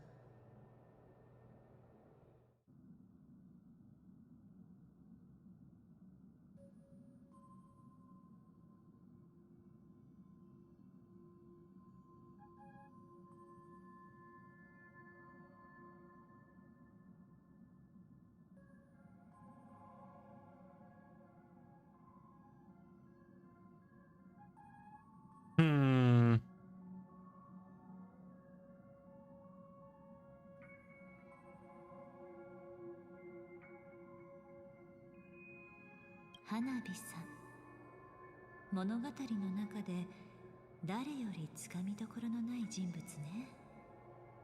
残念だけど彼女が一足先に真実にそうそう、彼女がいなくなる前、あなたへの伝言を頼まれたの。これが何かのヒントになるのかって、それはわからないわ。Yeah, really wanna know what the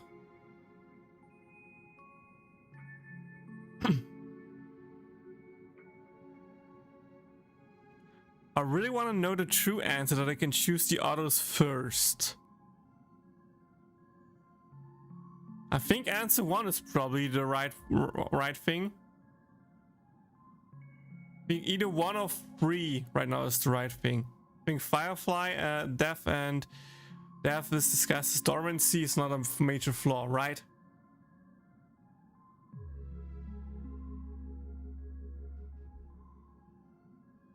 So one it is, one is the right choice. Okay, then I go with the other ones. 2人の女性の死は当初の想定とは異なる。この答えは除外しても良さそうね。眠る無双者は誰にも目を向けないから。虚無のとても鋭い着眼点だけど残念。皮肉なことにこの間違った答えは排除し。ギャラガーさんの正体は虚構史学者だったけど、その件に関しては嘘はついてないわ。それに死と眠りはもともと表裏一体。それはあな。Okay, good. ミーシャ、それとも今は時計屋さんと呼ぶべきかしら。彼は夢の泡の記憶でありながら開拓の志を抱き、夢の泡を離れピノコニーで大冒険を繰り広げた。残念だけどミーシャも結局は特別な記憶域ミームに過ぎないわ。たとえ開拓の力で不思議な力を得たんだとしても、彼にはどうしてもできないことが一つある。記憶域で生まれた生命体が現実に現れることはありえない。じゃあどうして彼は現実世界のホテルレバリーで Oh yeah. あなたと出会ったのかしら。 It wasn't reality, I forgot that. 答えは簡単。それは彼こそが全ての基地の情報と矛盾する致命的なほころびだから。そしてそれはその記憶を信じて疑わないあなたが今この瞬間もまだ無境の中にいることを意味しているわ。目を覚ましなさい、寝ぼすけさん。この果てしない夢から抜け出して現実の世界にも。間もなく跳躍が始まる。5、4、3、2。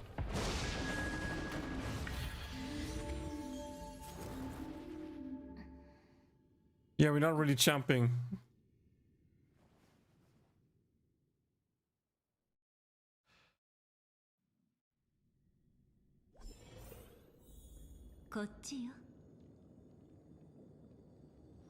What the hell is this?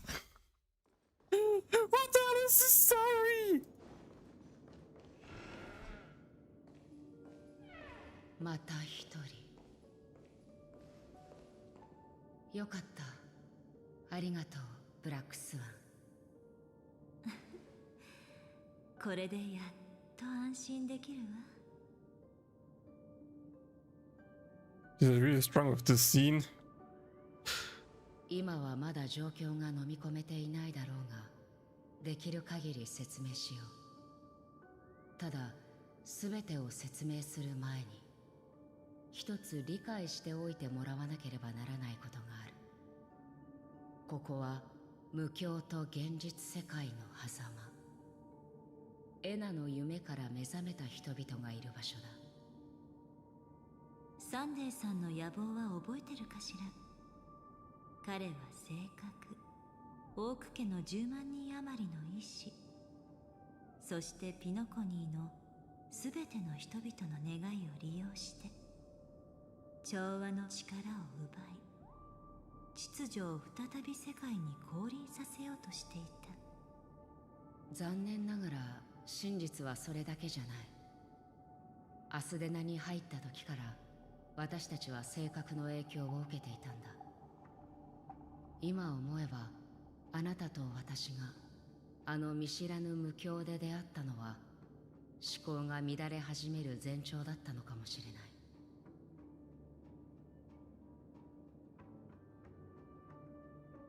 I'm now back at the beginning of the story. 秩序の目的は人々を眠らせることではなく、性格を利用してアスデナの奥室を物質世界に浸透させ、無境と現実を融合させることだろうな。その中には天外聖歌体の記憶もたくさん混じっているはずだ。長い時を経て夢は現実と区別がつかなくなり、現実にも幻覚が現れるようになった。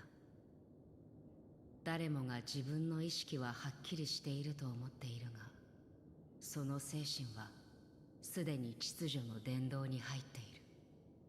それもエナの夢の恐ろしいところね。秩序に支配された楽園では、誰もが自分にとって完璧な夢を手に入れ、幸せに暮らしていくことができる。多分その唯一のほころびを除いて、あなたが夢の中で経験したことは実際に起こったことなんでしょうね。そうでなければ彼があなたをピノコニーの危機を救い、開拓の次の旅に出発するという理想的な終着点に導くことはできなかったと思うわ。ヨミさんが事前に策を練っていなかったら、私たちは永遠にこの夢の中に沈んでいたかもしれない。幸い秩序 Yeah, dream in a dream. 万物を支配しているが、虚無そのものには影響を与えられない。私も夢の主があらゆる代償を支払って私を追放したとき、それに気づくことができた。Dude, I'm getting tired. I wanna be done with the story. It's good, don't get me wrong, but like, I'm live for almost 10 hours soon. ただ、メモキーパーである私も、やっぱり秩序の影響 And I already played before the story. 幻覚に陥ってしまったの。でも、あなたの記憶のおかげで、今、活路を切り開くチャンスができたわ。普通の人間が運命の偉大な力を手に入れたとしても、神のように完璧な世界を作ることはできない。だからあなたの夢にも欠陥が生じた。要するに世界の異常に気づくことができれば、意識を夢から抜け出させる機会もあるということだ。そしてあなたの無境の欠陥は、現実世界には現れないはずのミーシャよ。あの子に関する記憶のページをめくったとき、私も自分が幻覚の中にいると確信したの。Expected all come back to Misha. 調和セレモニーを利用してハルモニア聖歌隊の権能を奪い取った。それによってアスデナはエナの夢に落ち、人々は等しくその音符に変えられている。敗北したからといってあなたたちが弱いというわけではない。むしろ強者だからこそ美しい夢に立ち向かい、 Yeah, I understand now. を打ち破ることができたんだ。I was like, oh, that was a boss battle. I could have taken a perfect break at the boss battle and just did the after story afterwards. Didn't expect that the after story takes this long. 同じような強者のところへ私たちを連れて行ってくれないか。 It also explains the movie kind of finish because it was just a dream. この人たちはエナの夢を受け入れ、幸せな幻想に溺れている人々だ。今のところ彼らが深く眠っている原因を揺さぶる方法はない。あなたのクロックトリックでも効果はないだろう。だがまだ他の方法で現状を打破するチャンスはある。先に進もう。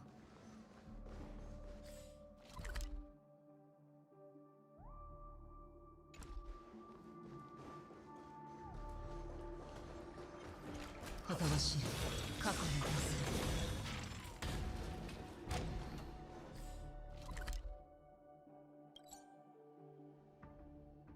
Can I just teleport? Is that fine?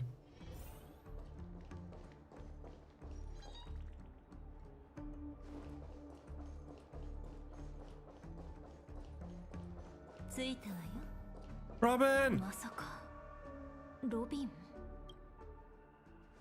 Does it sparkle? ついに来たのね。ロビンさんは自らの意志でエナの夢から目覚めたんだ。そして強い彼女は諦めることなく歌い続けることで私たちをここまで導いてくれた。私が目覚めた理由はあなたたちと同じよ。夢の中で現実では絶対に起こり得ないことを経験したの。本当にひな鳥を鳥かごに入れるの？その子には自由に空を飛んでほしいのに。このひな鳥はまだ弱い。僕たちがお世話してあげないときっと生きられないと思う。君はヒナが死ぬのを見たいのかい？そういうわけじゃないけど、でもじゃあこのヒナが空に戻れるようになるまで一緒にお世話してあげよう。鳥は空を飛びたいからこそ翼を持って生まれてくるんだ。たとえいつか地面に落ちることになるとしても鳥かごに閉じ込めるのは良くない。鳥は生まれた時から空のものだからね。僕たちもヒナを Sunday is not how 空 it に used to 戻 be. してあげないと。そう思わない？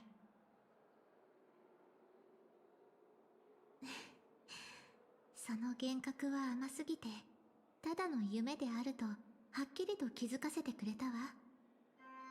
これは私たちの最後の希望でもある。エナの夢はハルモニア聖歌隊童顔の化身によって成り立っていて、ピノコニーのすべての生命の願いが一つになった時にだけ現れるの。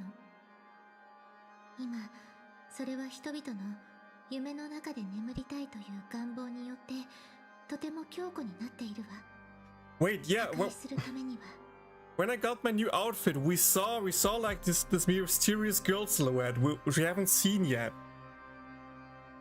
I completely forgot that. There should be more, ピ yeah. ノコニーの全員に夢から目覚めたいと思わせる必要がある。問題はどうやるかよね。 Maybe we should just go back to Ina's dream.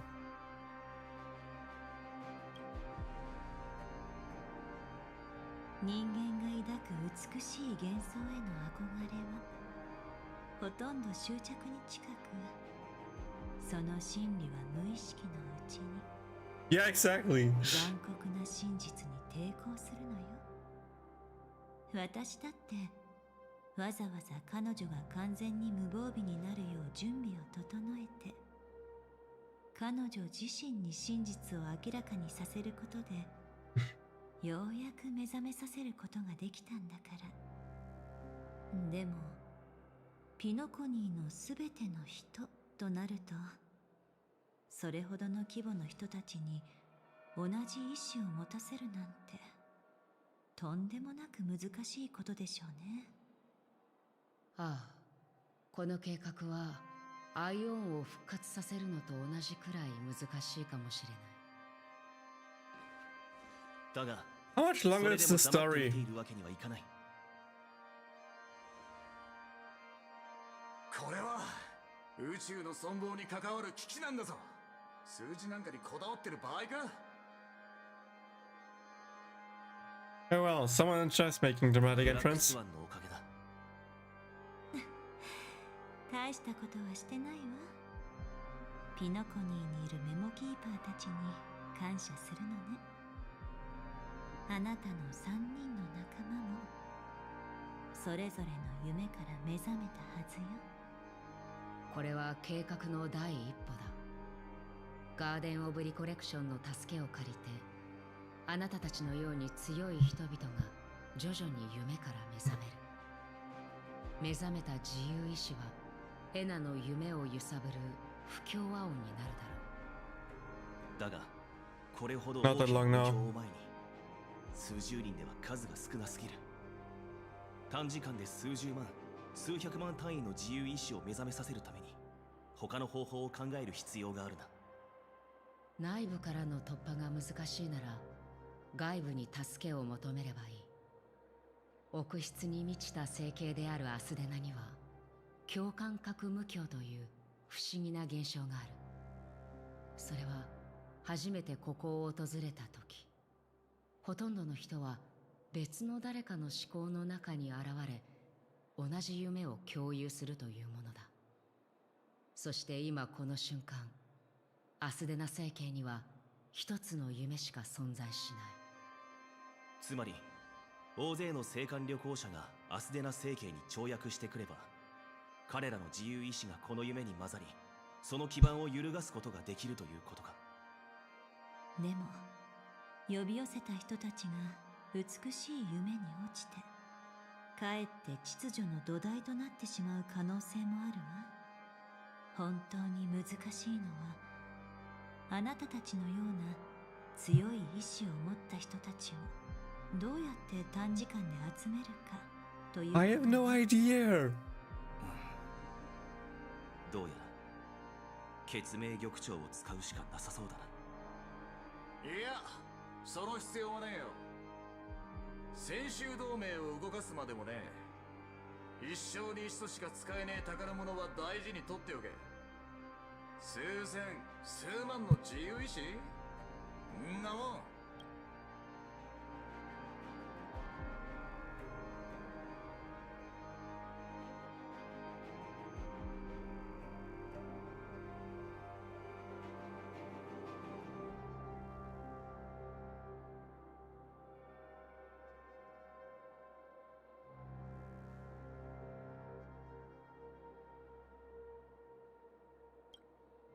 巡回レンジャーに任せろ。まさか巡回レンジャーを集められるのか。外の連中は巡回レンジャーは神出鬼没で互いに連絡も取り合ってねえと思ってる。実際はまあその通りだが、だからこそある暗黙のルールがあるんだ。ヨミ、これが何だかわかるか。私が返した異物だな。ああ、これの持ち主はあんたに教えたはずだ。こいつは巡回レンジャー以外には何の価値もねえ。本来の持ち主のとこに戻って初めて力を発揮するって。 I also forgot that item な exists. ぜならこれは副装品で、巡回レンジャーのために輝かしい戦功を挙げた英雄しか持つ資格がないからだ。こいつの光が宇宙に現れたなら、それは巨星の墜落を意味する。そしてその方角では無数の流星が空を切り裂く。それは集結する巡回レンジャーの火花だ。奴らは銀河の各地から駆けつける。理由を問わず対価も問わず、ただ俺ら共通のラインを守るためだけに。遵守の規制は一番長い夜にしか落ちねえ。そんでその後には黎明が訪れる。俺らは長いこと沈黙してた。宇宙の臆病者ダニ圧政者となり、巡回レンジャーの名を思い出させる時が来たんだ。俺が最初の一撃をぶちかましてやるぜ。無境が揺らいだら計画の第2段階は私に任せてちょうだい。調和の歌声で深い眠りについている人たちを調律して、開拓の不協和音を彼らの心に伝える。そして現実への方向を示すわ。 Nice job, Robin. 人間には強い人と弱い人がいるけれど、開拓が英雄の使命であるなら、調和の責任は強きをもって弱きを助けること。ピノコニーの救世主はピノコニーの人々自身でなければならないの。それぞれの幸せも道も彼ら自身の手で切り開くべきよ。私は七死人ではないけれど、必要とするすべての人に空へ飛び立つ勇気を伝えたい。もちろんその中には兄様も含まれてるわ。エナの夢は兄様にとっても。 I'm wondering if we can actually save Sunday or if he's just dead at the end of the story. 綿密な計画のように聞こえるけど、少し理想を語っているだけのような感じもするわね。人間の弱さは一朝一夕で克服できるものじゃないわ。そうした努力だけで本当に全ての人の気持ちを変えることができるのかしら。そうだな。だから計画で一番大事なのは、全ての人の気持ちを変えることではなく、全ての人に自己救済を選ばせることだ。つまり最後はやっぱりあなたの出番ってわけね。ハルモニア聖歌隊の力は指令と変わらないから、結局は対等な力で立ち向かう必要がある。美しい夢を覆す最後の段階。Nice. 私がやろう。そう言ってもらえると本当に心強いわ。役割分担が決まったんならそれぞれの戦場に向かおうぜ。さあ Let's do it, boys. Let's do it. Just do it. Yes, you can. 少し二人で話せるか。もう一つ説明しておかなければならないことがあるんだ。この盛大な宴はもうすぐ終わる。ここは最後の舞台への出発点であり、かつてはピノコニーのすべての物語の出発点でもあ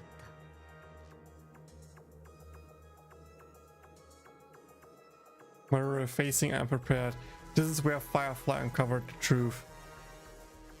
The words still carry a profound significance.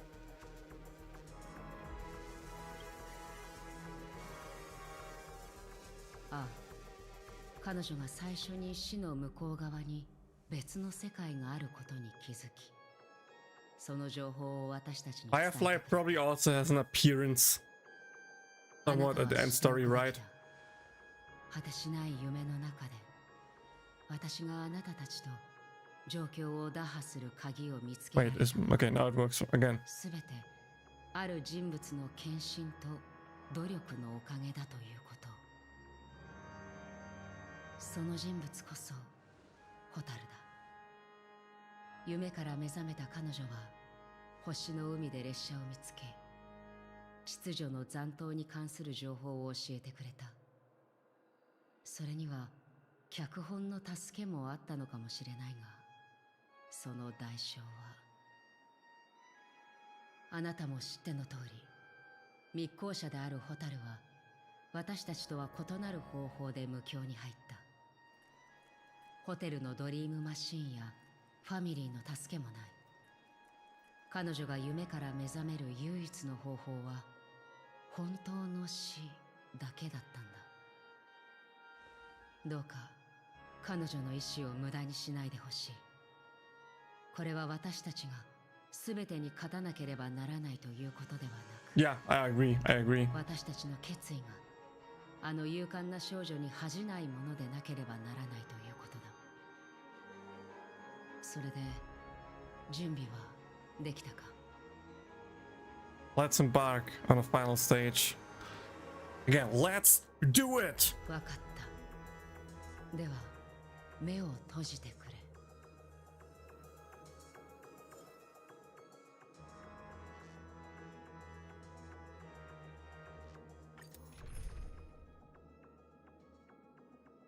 He must include me.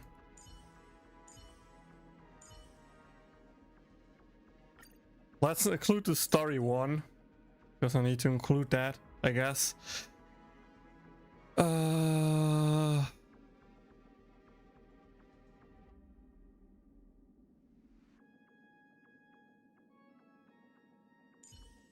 Bring in Archeron for the story. お互いが存在する時間を大切にしよう。Let's bring in Gepard as the tank to work with her, and you know what? Let's actually bring Pela here. 今回の共同作戦、連携が楽しみですね、ジェパード長官。Nah. I go Soulwolf. Soulwolf should work better here. That looks good. Now let me just...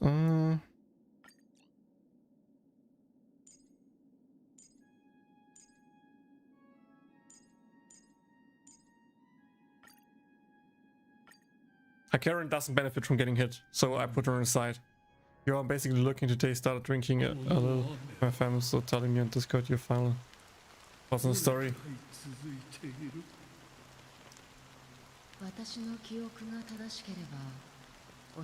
Yeah, we can discuss the story later, League, or tomorrow more likely. I don't think I have the brain after this to discuss anything more.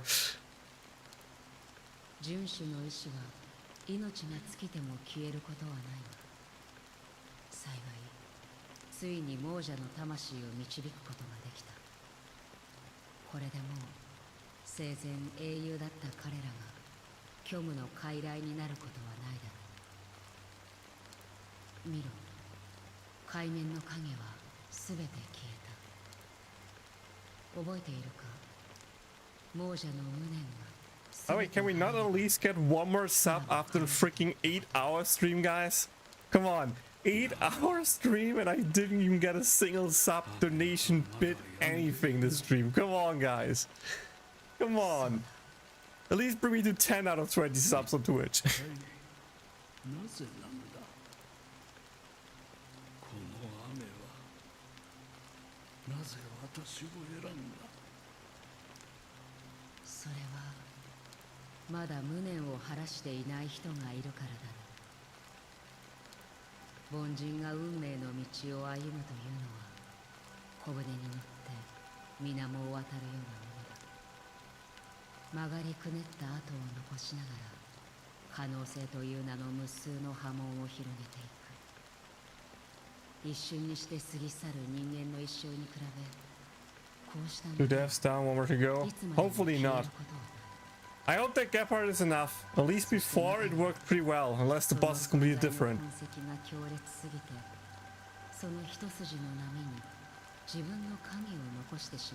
I expected a similar boss fight, that's why I chose a similar team, because it should work. 運命の後人の瞬、それはいくつの影から生まれ、自らを当事者だと思い込む。無意識に個人の生前の行いを繰り返す。それは虚無から生まれ、虚無へと向かい、無意味な生涯を送る。そんな虚しい。 Maybe I regret it, need to redo it, we'll see. 私と一緒に長い日々を過ごしてきた。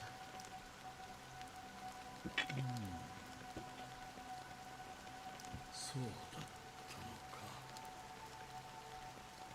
私はもう死んでいるのか。そうだ。君は私を見守ってくれているのか。 I hope that it's fine. そうかもしれないな。私の役目は黄泉の森人だから。虚無の深淵への道を守り、その中に落ちたがらないすべての命をこちらの世界に戻れるよう導く。だが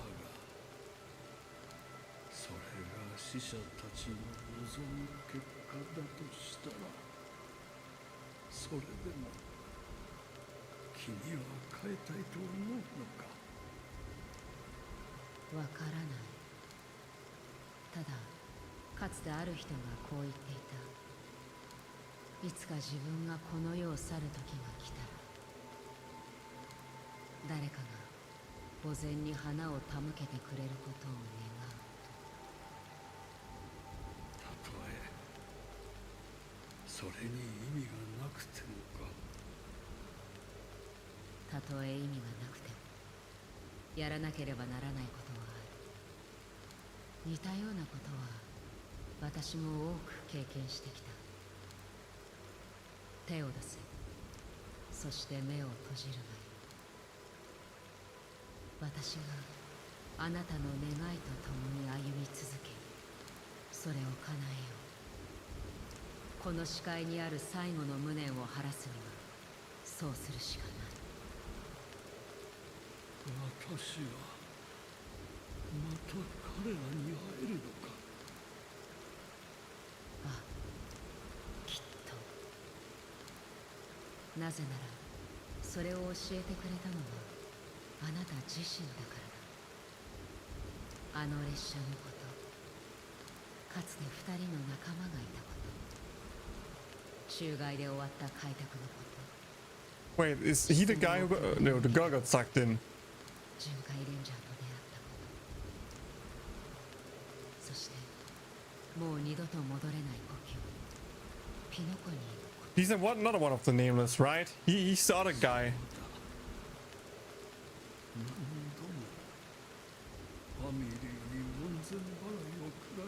We talked about the express, so maybe is that?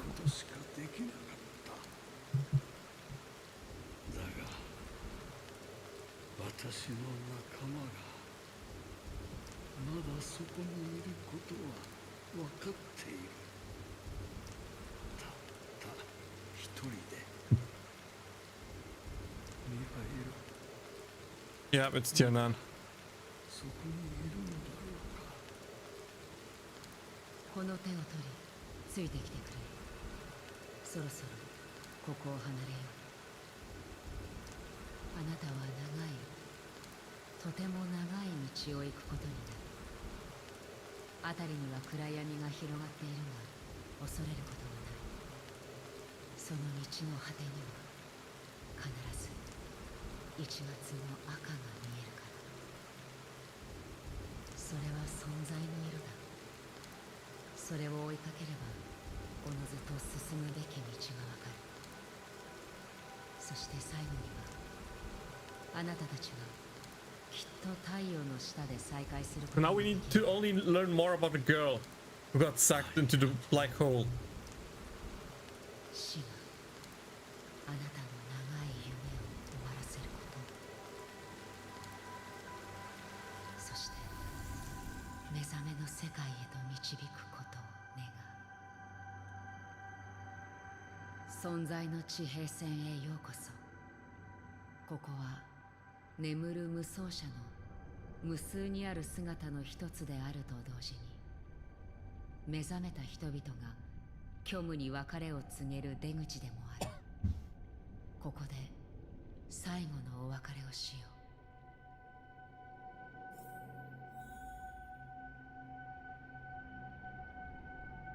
う。I don't want to say farewell to her.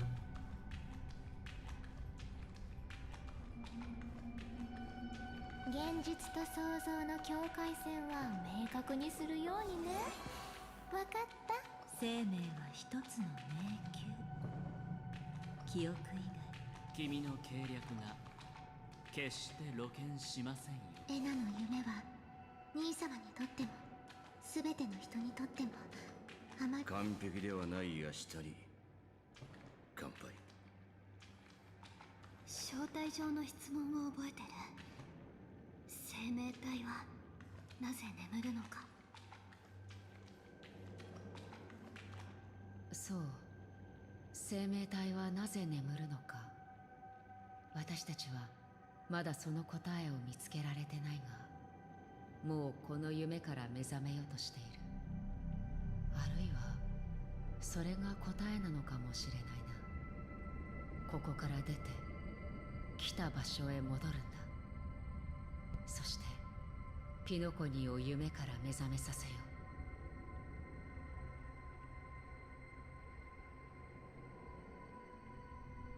Will I get to witness your hidden power? う。言っただろう。私たちの計画は全ての人の気持ちを変えることではなく、彼らに自己救済を選ばせることだと。あなたは人はどういう時に自己救済を選ぶと思う？答えは窮地に陥った時だ。深い海で溺れている人のように、人間の体と心は重圧がかかると苦痛、迷い、絶望が生まれる。だが私は信じているんだ。たとえ人間の弱さゆえに彼らが歩みを止めたとしても、本当に前に進めなくなった時、人は必ず自らを救おうとすると。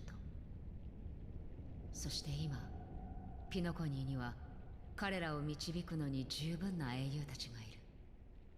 この利己的な本能があるからこそ、無駄な抵抗だと分かっていても人々は全力であがく。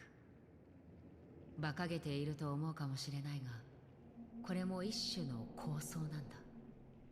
そしてあなたは人々に道を示してくれ。救世主としてではなく、普通の人間の中にいる七死人として。そうすればあなたたちはきっと太陽の下で再会できる。雨が強くなりそうだな。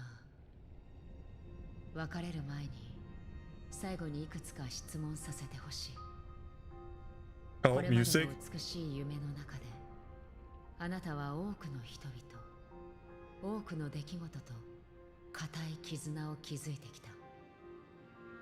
その絆を自ら断ち切ることに恐怖は感じるか？ I feel no fear.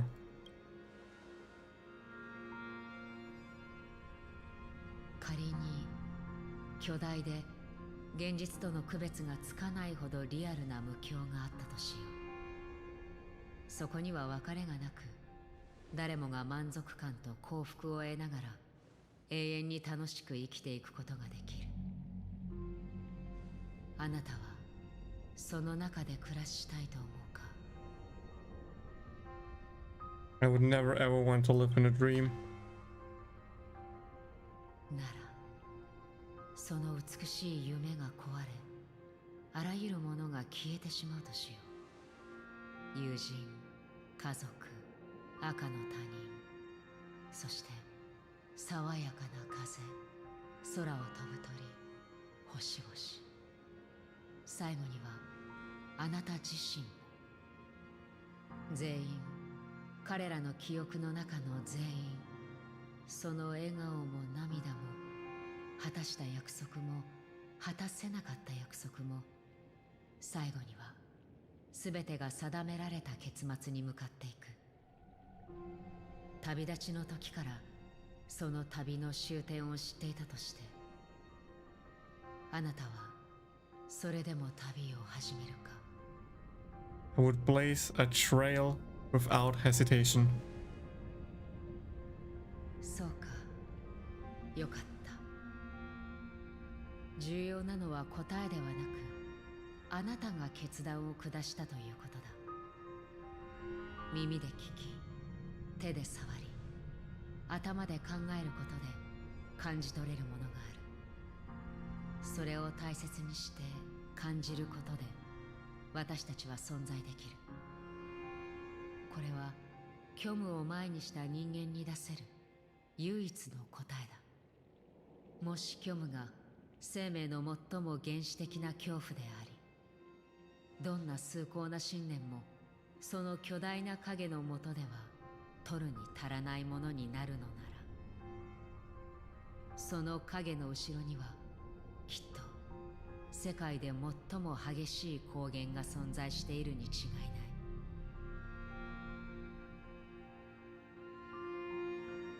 すべての命が死に向かって激しく成長するように、私たちは虚無の果てに向かってその最初の光を追いかける。虚無の中にいながら人々が虚無から離れていくのを見守る。なんと馬鹿げた無意味な使命なのか。だが必ず誰かが果たさなければならないことだ。あなたの言う意味については、そんなものがなくても私は今日までやってきた。君が切り開いた未来が自分のものではなかったとしても、私の未来ではなかったとしても、きっと他の誰かの未来にはなるだろう。君の過去はどんなに辛いものだったんだろうな。なら私も意味のないことをしてみるとするか。最後に君の名前を教えてくれ。おお。もしかしたら次の瞬間には私の存在が消え、この会話も君の答えも忘れられるかもしれない。だが私は信じている。君の名前は誰かに記憶されるべきだと。こ君の名前を忘れないだろう。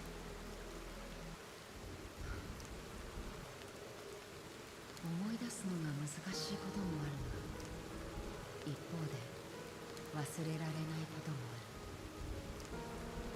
それが記憶というものだ。過去によって作られ、遠い未来に意味を持つ。今でも覚えている。それは私の旅の始まりであり、人生における赤の根源である。すべての嵐の中で最も激しく情熱的なものだった。それが私の名前。ライデン、防戦森、メイ。 It's Ryan! I called her Ryan the whole time and I was right! 金色の夢が動き始める。これから訪れる夜、あなたは挫折を味わい、悲劇を目にするだろう。やがて世界はモノクロになる。そこには一抹の赤が現れるが、すぐに消えてしまう。だが信じてほしい。あなたが決断を下すとき、その赤は再び現れる。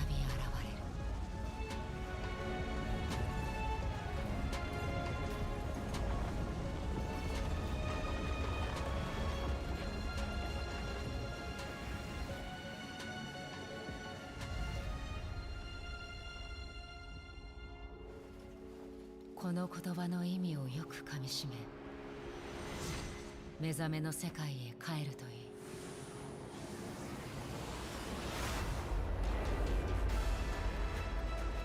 私たちが探している答えはそこにある。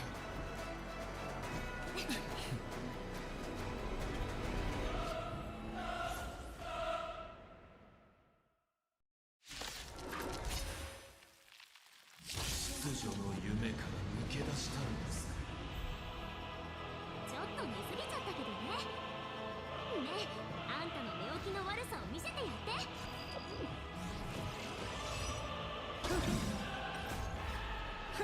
2倍速ってこんなもの？想像し聞いて。想像し涙雨。ひっ触れてはあなた。 Can we go first shot secure? この程度か。リポッポした。ガツンとくるやつですか。またそれ。秩序がなければ弱者は何をもって善とする。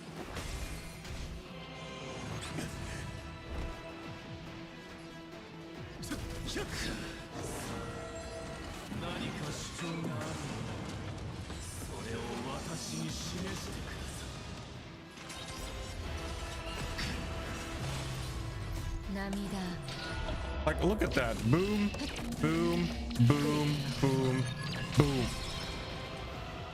Now we have 3 life bars. Now it makes all sense. ついてきて。目を覚まして。そこまでだ。 Okay, let's get that buff. Why not?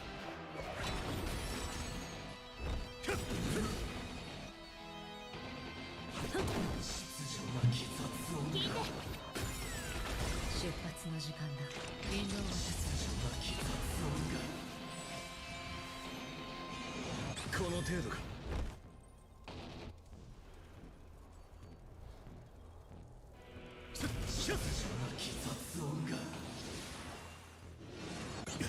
バトル体験を開封。2倍速って。 Let's see, is that enough to kill him off? No, it was not enough, damn it. Okay, maybe I shouldn't have greeted with the ulti from Gepard, but 私を楽しませてくれる？いや、私がリードする。目を覚まして。またそれ。あなた、それとも運すべての消える。10万7300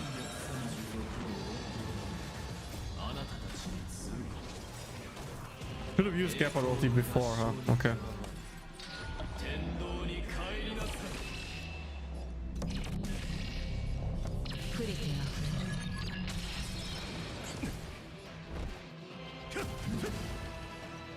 ガツンとくるやつですか。バトル体験を2倍速ってこんなもん。 Nope, my Akaran is C0. C0 S1. E0 S1, sorry.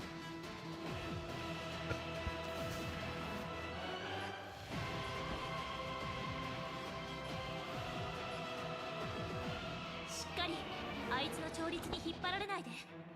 Next is Gepard, so let's do this.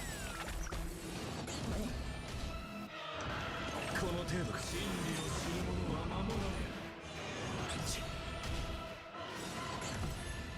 涙ひっプリティ覚悟しろ。出発の時間だ。インドアこれがコラボスタート。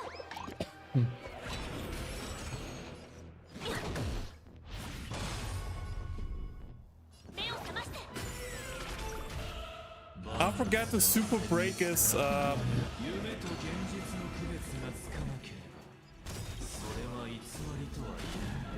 forgot that the super break is not like that. That was stupid. Like he has multiple bars of HP. Do I call it HP?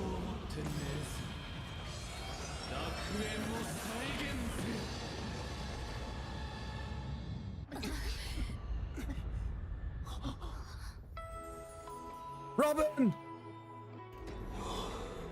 Is this a secret song?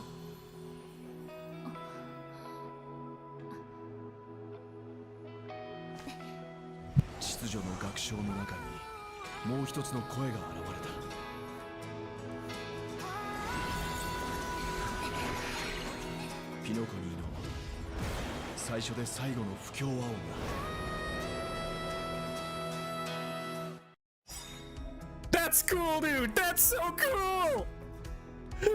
That's so cool, dude! Horizon's echo from afar to attack enemies. He's so freaking expressed to attack them!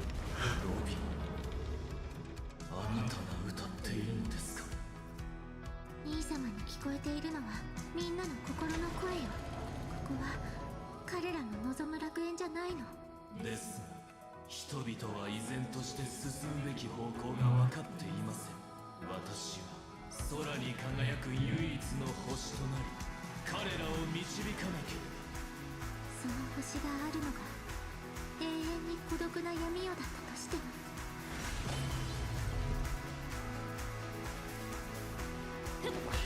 あがく必要はなさそう。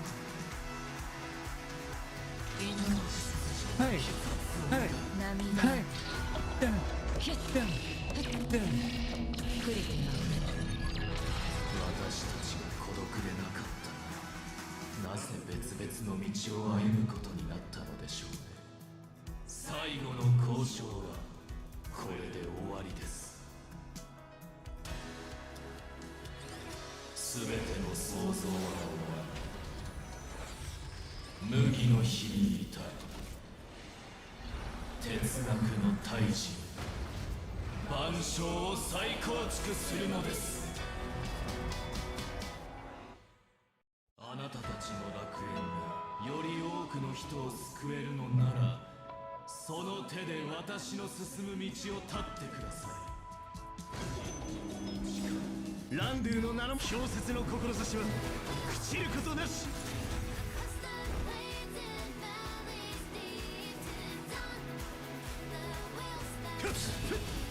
死したあなたに敬意。コラボスタート。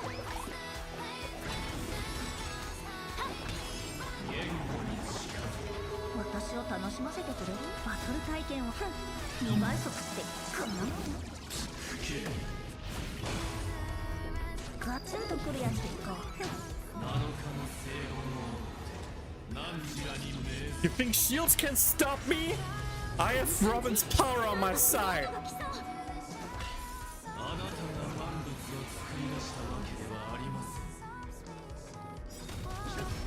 Get railed.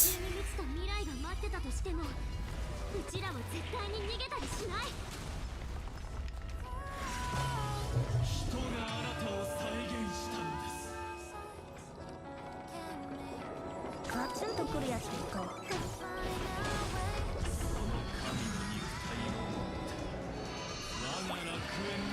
They were Robin's hands. Oh, he still likes his sister. 私たちが約束した楽園は秩序しか選択肢がないわけじゃないわ。本当の幸せは Jam to the music, dude. 屈したりしない。それこそが人間の正しい生き方なの。バトル体験を2倍速ってこんなもん？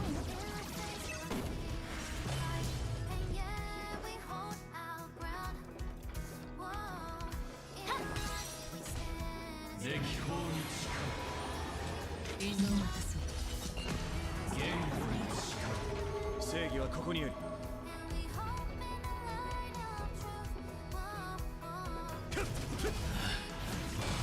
勝ちにガツンとくるやつですか。規則に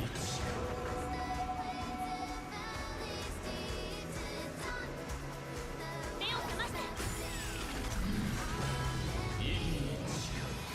私を楽しませてくれる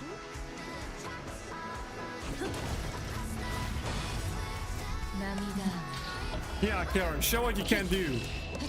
Blast, slash.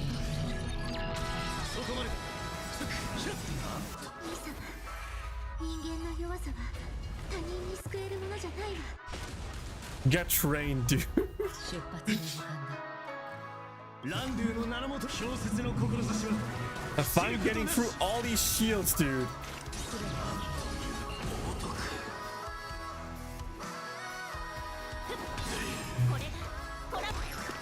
Let's give me the weakness break efficiency bonus. リポッポしたガツンとくるやつですか。2倍速ってこんなもん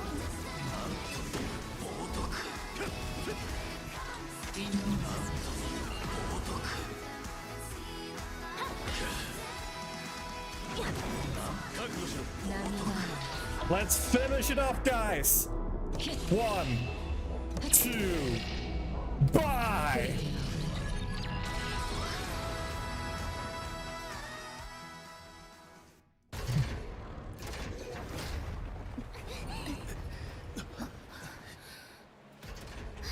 Naze 生命体は眠るのか。それはいつの日か。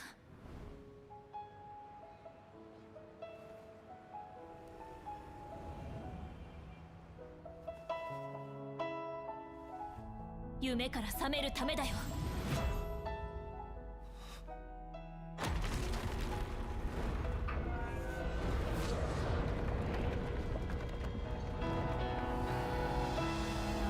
はり夜は短すぎる。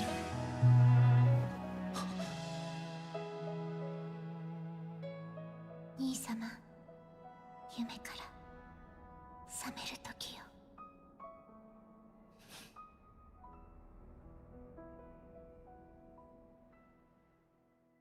Aww. 琥珀歴2158期紀元元年、ある燃え盛る陰謀が夢の地で世紀の幕開けとともに実行に移されたが、混乱と迷いの中で瞬く間に怪人に帰した。その48システム時間の間に多くのことが起こったと言われている。ある太陽が落ち、ある楽園が崩れ、ある世界の主が変わり、ある体が朽ち果て、あるハゲワシの群れが集まり、ある兄弟が長い別れを迎えた。そしてあるアイオンが再び眠りについた。それによって喜ぶ人もいれば悔しがる人もいる。また全てを見届けた人もいた。彼らは宇宙の尺度から見れば取るに足らない存在で、今回 By the way, Vlad, huge shout out to you for actually playing or like acting like you didn't know what's going to happen. You completely bamboozled me with your sentence being like, oh yeah, that seems too good to be true. Like there's something more happening in the future story and stuff like that. But no, you literally know what is going to happen and acted like, oh yeah, that's a little bit sus, but we're fine. それは永遠に止まることなく繰り返される。今回の請求列車の物語はひとまず終わりを告げた。しかし時間は前に進み続け、開拓の旅も新たな章の幕を開けようとしている。お兄ちゃん、お星様もいつか死んじゃうの？どうしたんだい？急にそんなことを聞くなんて。だってあの小鳥の形をした星座が少し暗くなった気がして、ハートイグル座？ああ、あれはハードイーグル座だね。大丈夫、あの星座はまだあそこにあるから。ただピノコニーからだと春と夏が交わる時にしか見えないんだ。でもさっきの質問の答えは、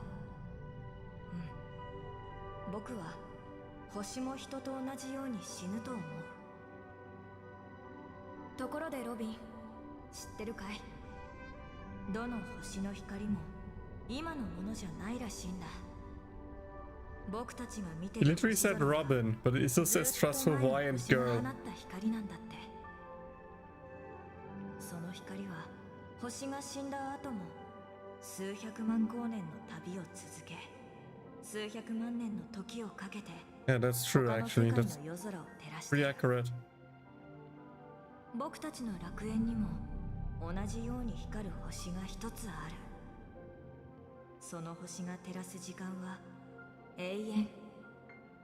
その名前は幸福だ。違うわ、一つだけのはずない。きっと二つ。空いっぱいの星に決まってる。そうだね。お兄ちゃん、指切りして。わかった、指切りで約束しよう。僕たちの理想はどんなことがあっても変わったりしないって。約束よ。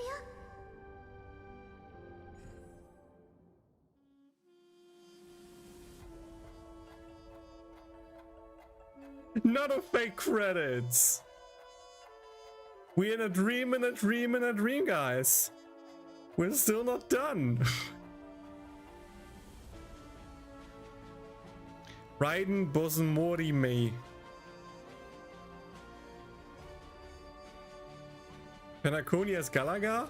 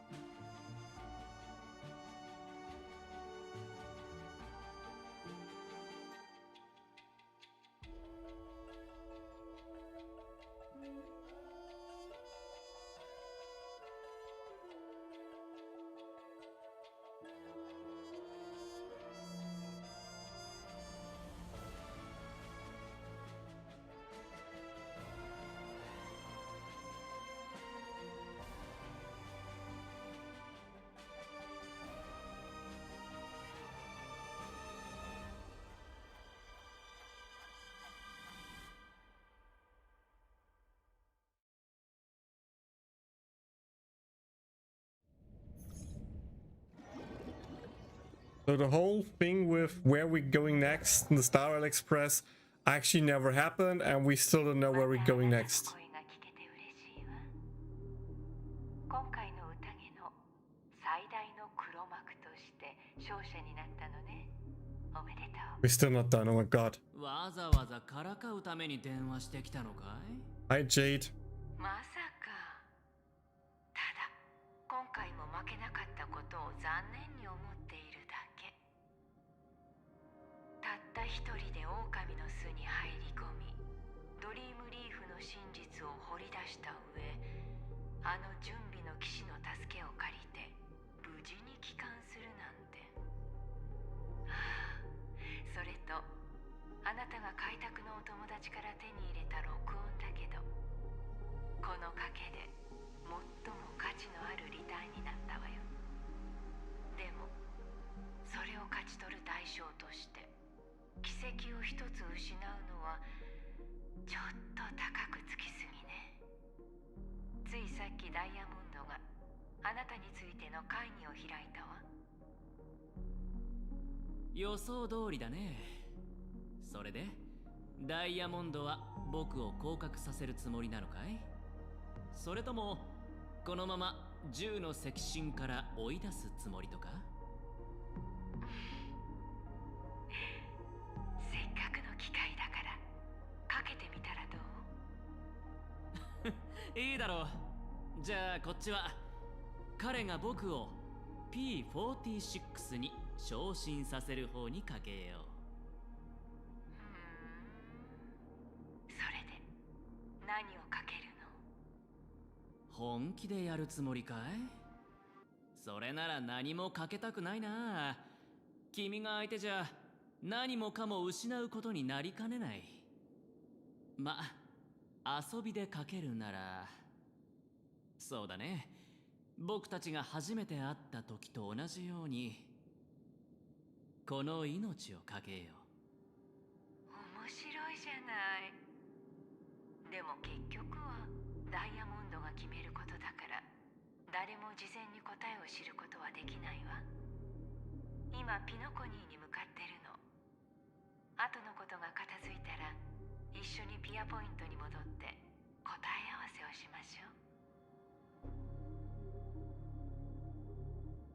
Damn, gambler again, true. Are we gonna still alive? I got back from work just now. Yeah, 10 hours, 41 minutes, and we're still lifeline. I wanted to be done like 3 hours ago, but the story just keeps on going and going and going. It just never ends. Probably Edelstar voting was really leading to that direction, and they actually have reasons to get there because of the SOS signal. I mean, yes, but then was it even real? Was it even real? I'm not sure. I think it was real that the other two still join us because... But like... I feel like everything after the battle was fake, so I'm not even sure if these signals exist, but it seems likely. しばらく何もすることがなさそうだね。これは休暇を楽しんで構わないってことかな。私とトパーズに任せてちょうだい。I'm going to take a nap, so good luck with the story.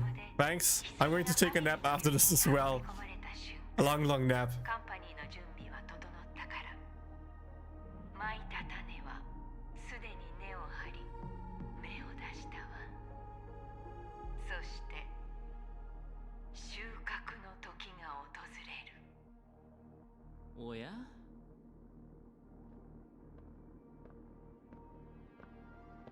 今日はこの辺にしておこう。ちょっとお客さんが来たみたいだ。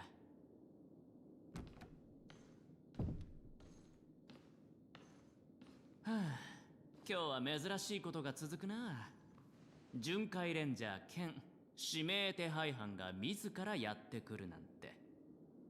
君、カンパニーの艦隊の前で社員を2人殺したろ。それが何を意味するのか分かってるのかい？ホーリーウーボー、あいつらにはちょっと眠ってもらっただけだ。そんなんで落とそうったって無駄だぜ。俺が倒したカンパニーの犬の数はあんたが今まで絞り取ってきた余剰価値より多いからな。手配書にいくつかゼロを足されたところで痛くも痒くもね。実はあんたに聞きたいことがあるんだ。Yeah, 2.3 will tell us more. さもないと今ここで俺の弾丸とキスすることになる。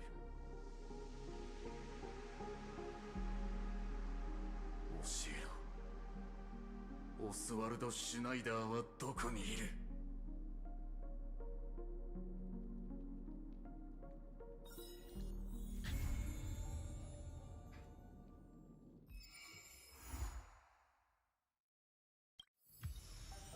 ？Yeah, time. Now we are stuck at the interlude.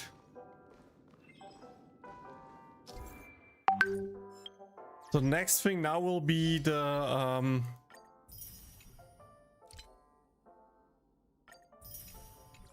after story, which will probably still be interesting, but it shouldn't have like major big lore.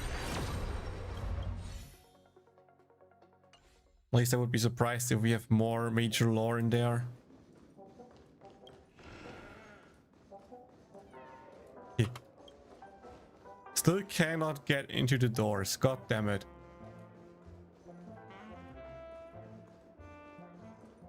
Firefly space again. Any second, I first want to check one more thing.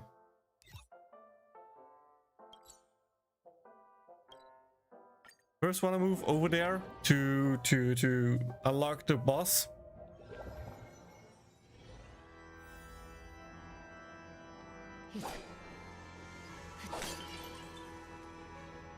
Okay, we can still access everything, so we can still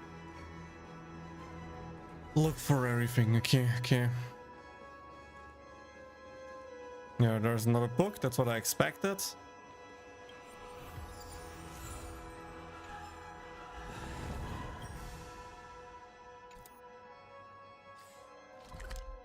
Now unlock the teleport. Yes, nice. Okay.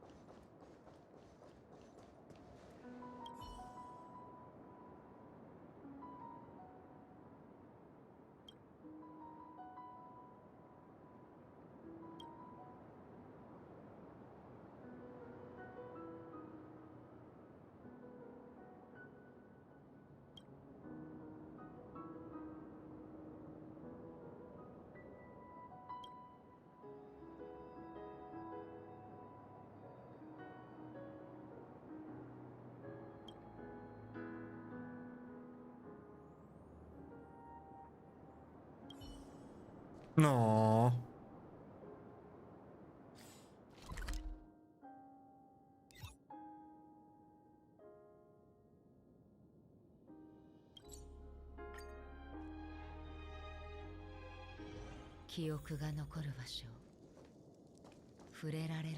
Hi, Mika.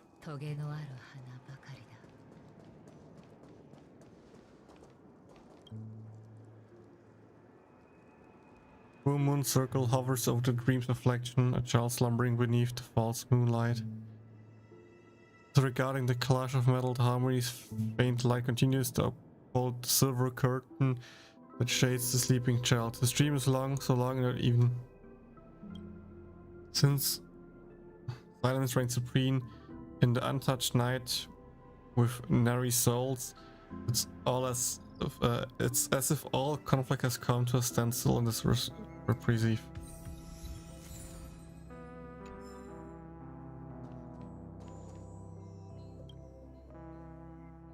Oh, we can actually enter the child stream. Railroad, take me home.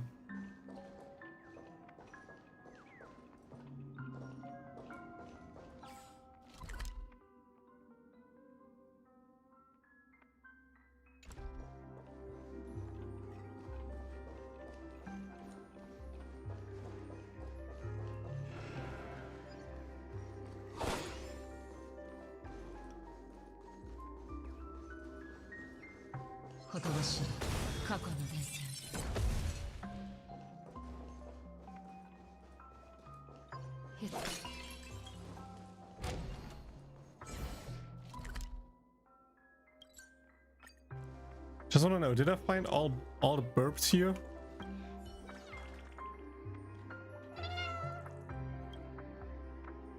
I guess not. Okay. Yeah, there will be a lot of things I need to unlock over time, huh? All the burps everywhere, and all the other stuff. Like, yeah, I missed 2 chests here. There are 3 locked rooms. One of them is Adventurines. There's a chest in there. We saw that. Then there are other 2s. I don't know if I need to talk with like messages to get into the room. I probably need to Google that. I'm pretty sure there's a way to get in there. I just don't know how at the moment.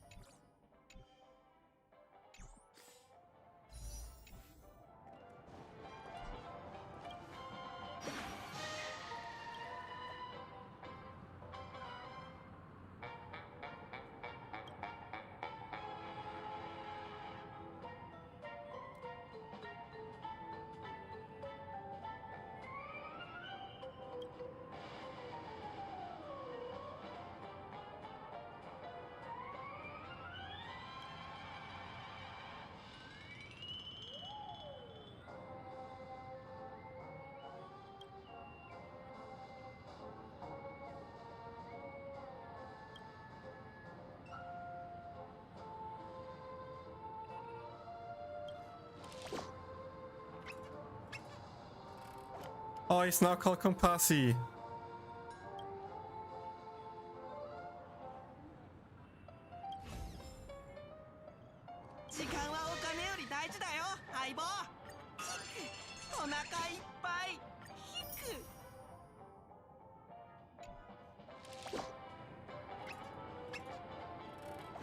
Okay, 50 is max level. With 50 we get 2 more. Okay.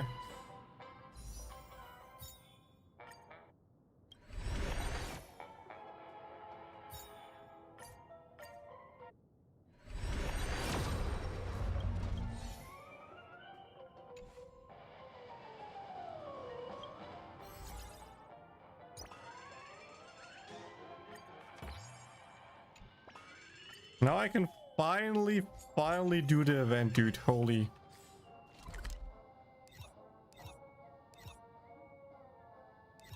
And there are a lot of more chests, and there are a lot more chests. Let me just quickly see if I can find one more chest for one more single pull. Damn, epic music is here.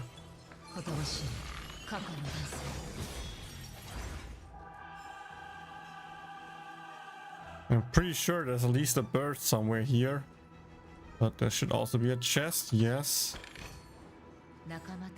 It is 5, so we need 4 more chests if we want to go by that logic. Okay, I think it might just be best to go here.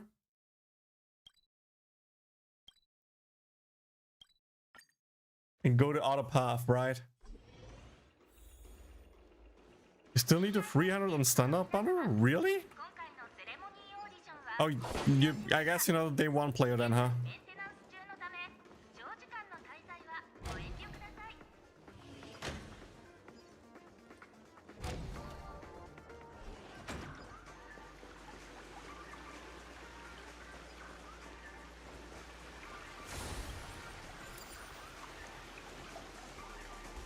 I'm going with that later.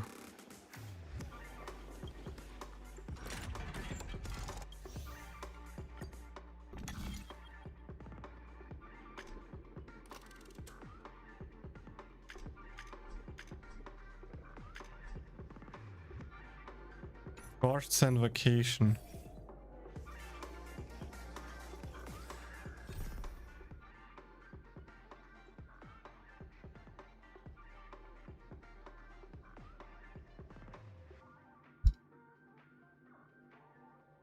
I don't even have that quest.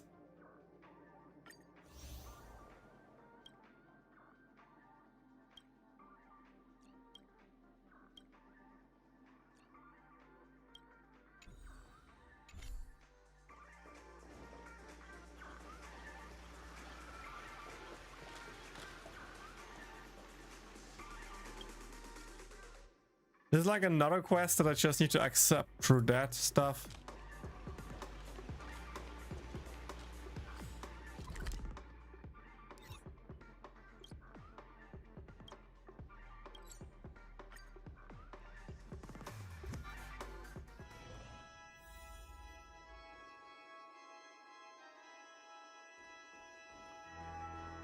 Oh yeah, that was a problem. You think it's a Dr. Edward thing?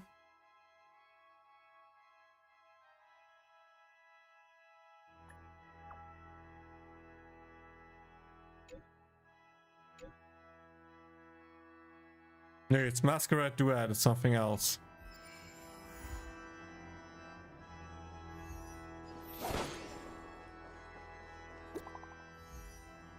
Oh, message from Robin? Wait.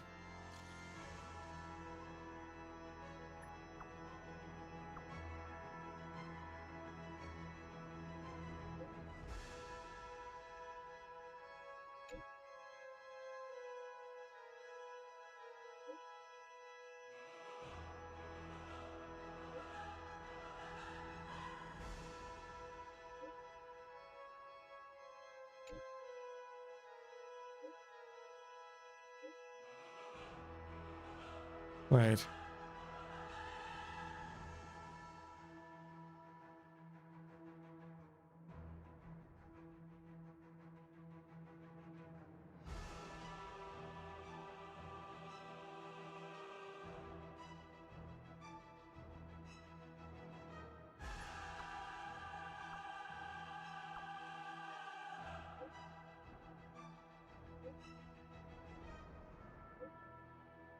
No problem, Robbie.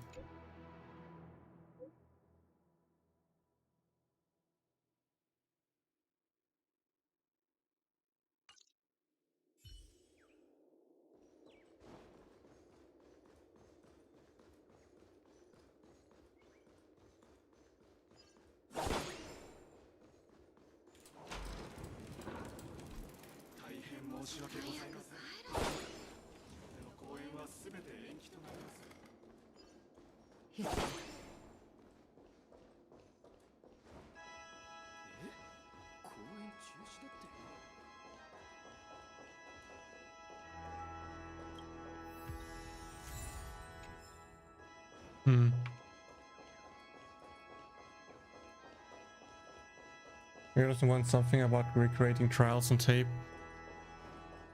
Yeah, I haven't done that thing as well, where you need to how do I say it? Where you unlock the further stages of the playing thingy. Not sure how you should call it. You know what I mean, right? The one where you are on track and need to dodge other vehicles or shoot on them, like the further stages. There's something behind that as well.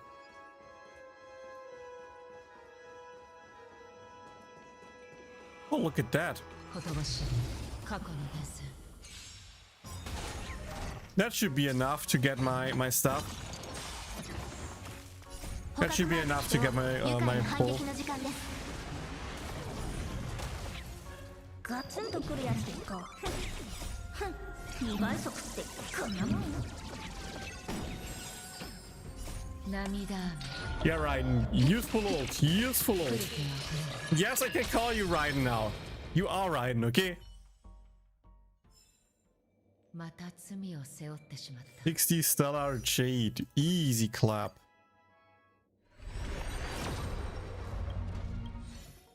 Still just a 3-star. Sag. I hope I can get to the next 4-star, you know, at least, or maybe sneak another early 5-star to celebrate the ending here, but that's it for today, guys. I need to see if I have time this weekend to stream more. I still have time for the event, so I see if I can and want to stream it, or if I just want to stream some more side stuff. Like here, the thing with where the hell is Robin's brother. See if I can find more about Sunday, can help her out and stuff like that. Again, no promises that I stream any of that, since I have other stuff to play, to stream, not just Dariel. But we'll see, we'll see. My forces are also maxed out. That's why I want them, because it's not a pull.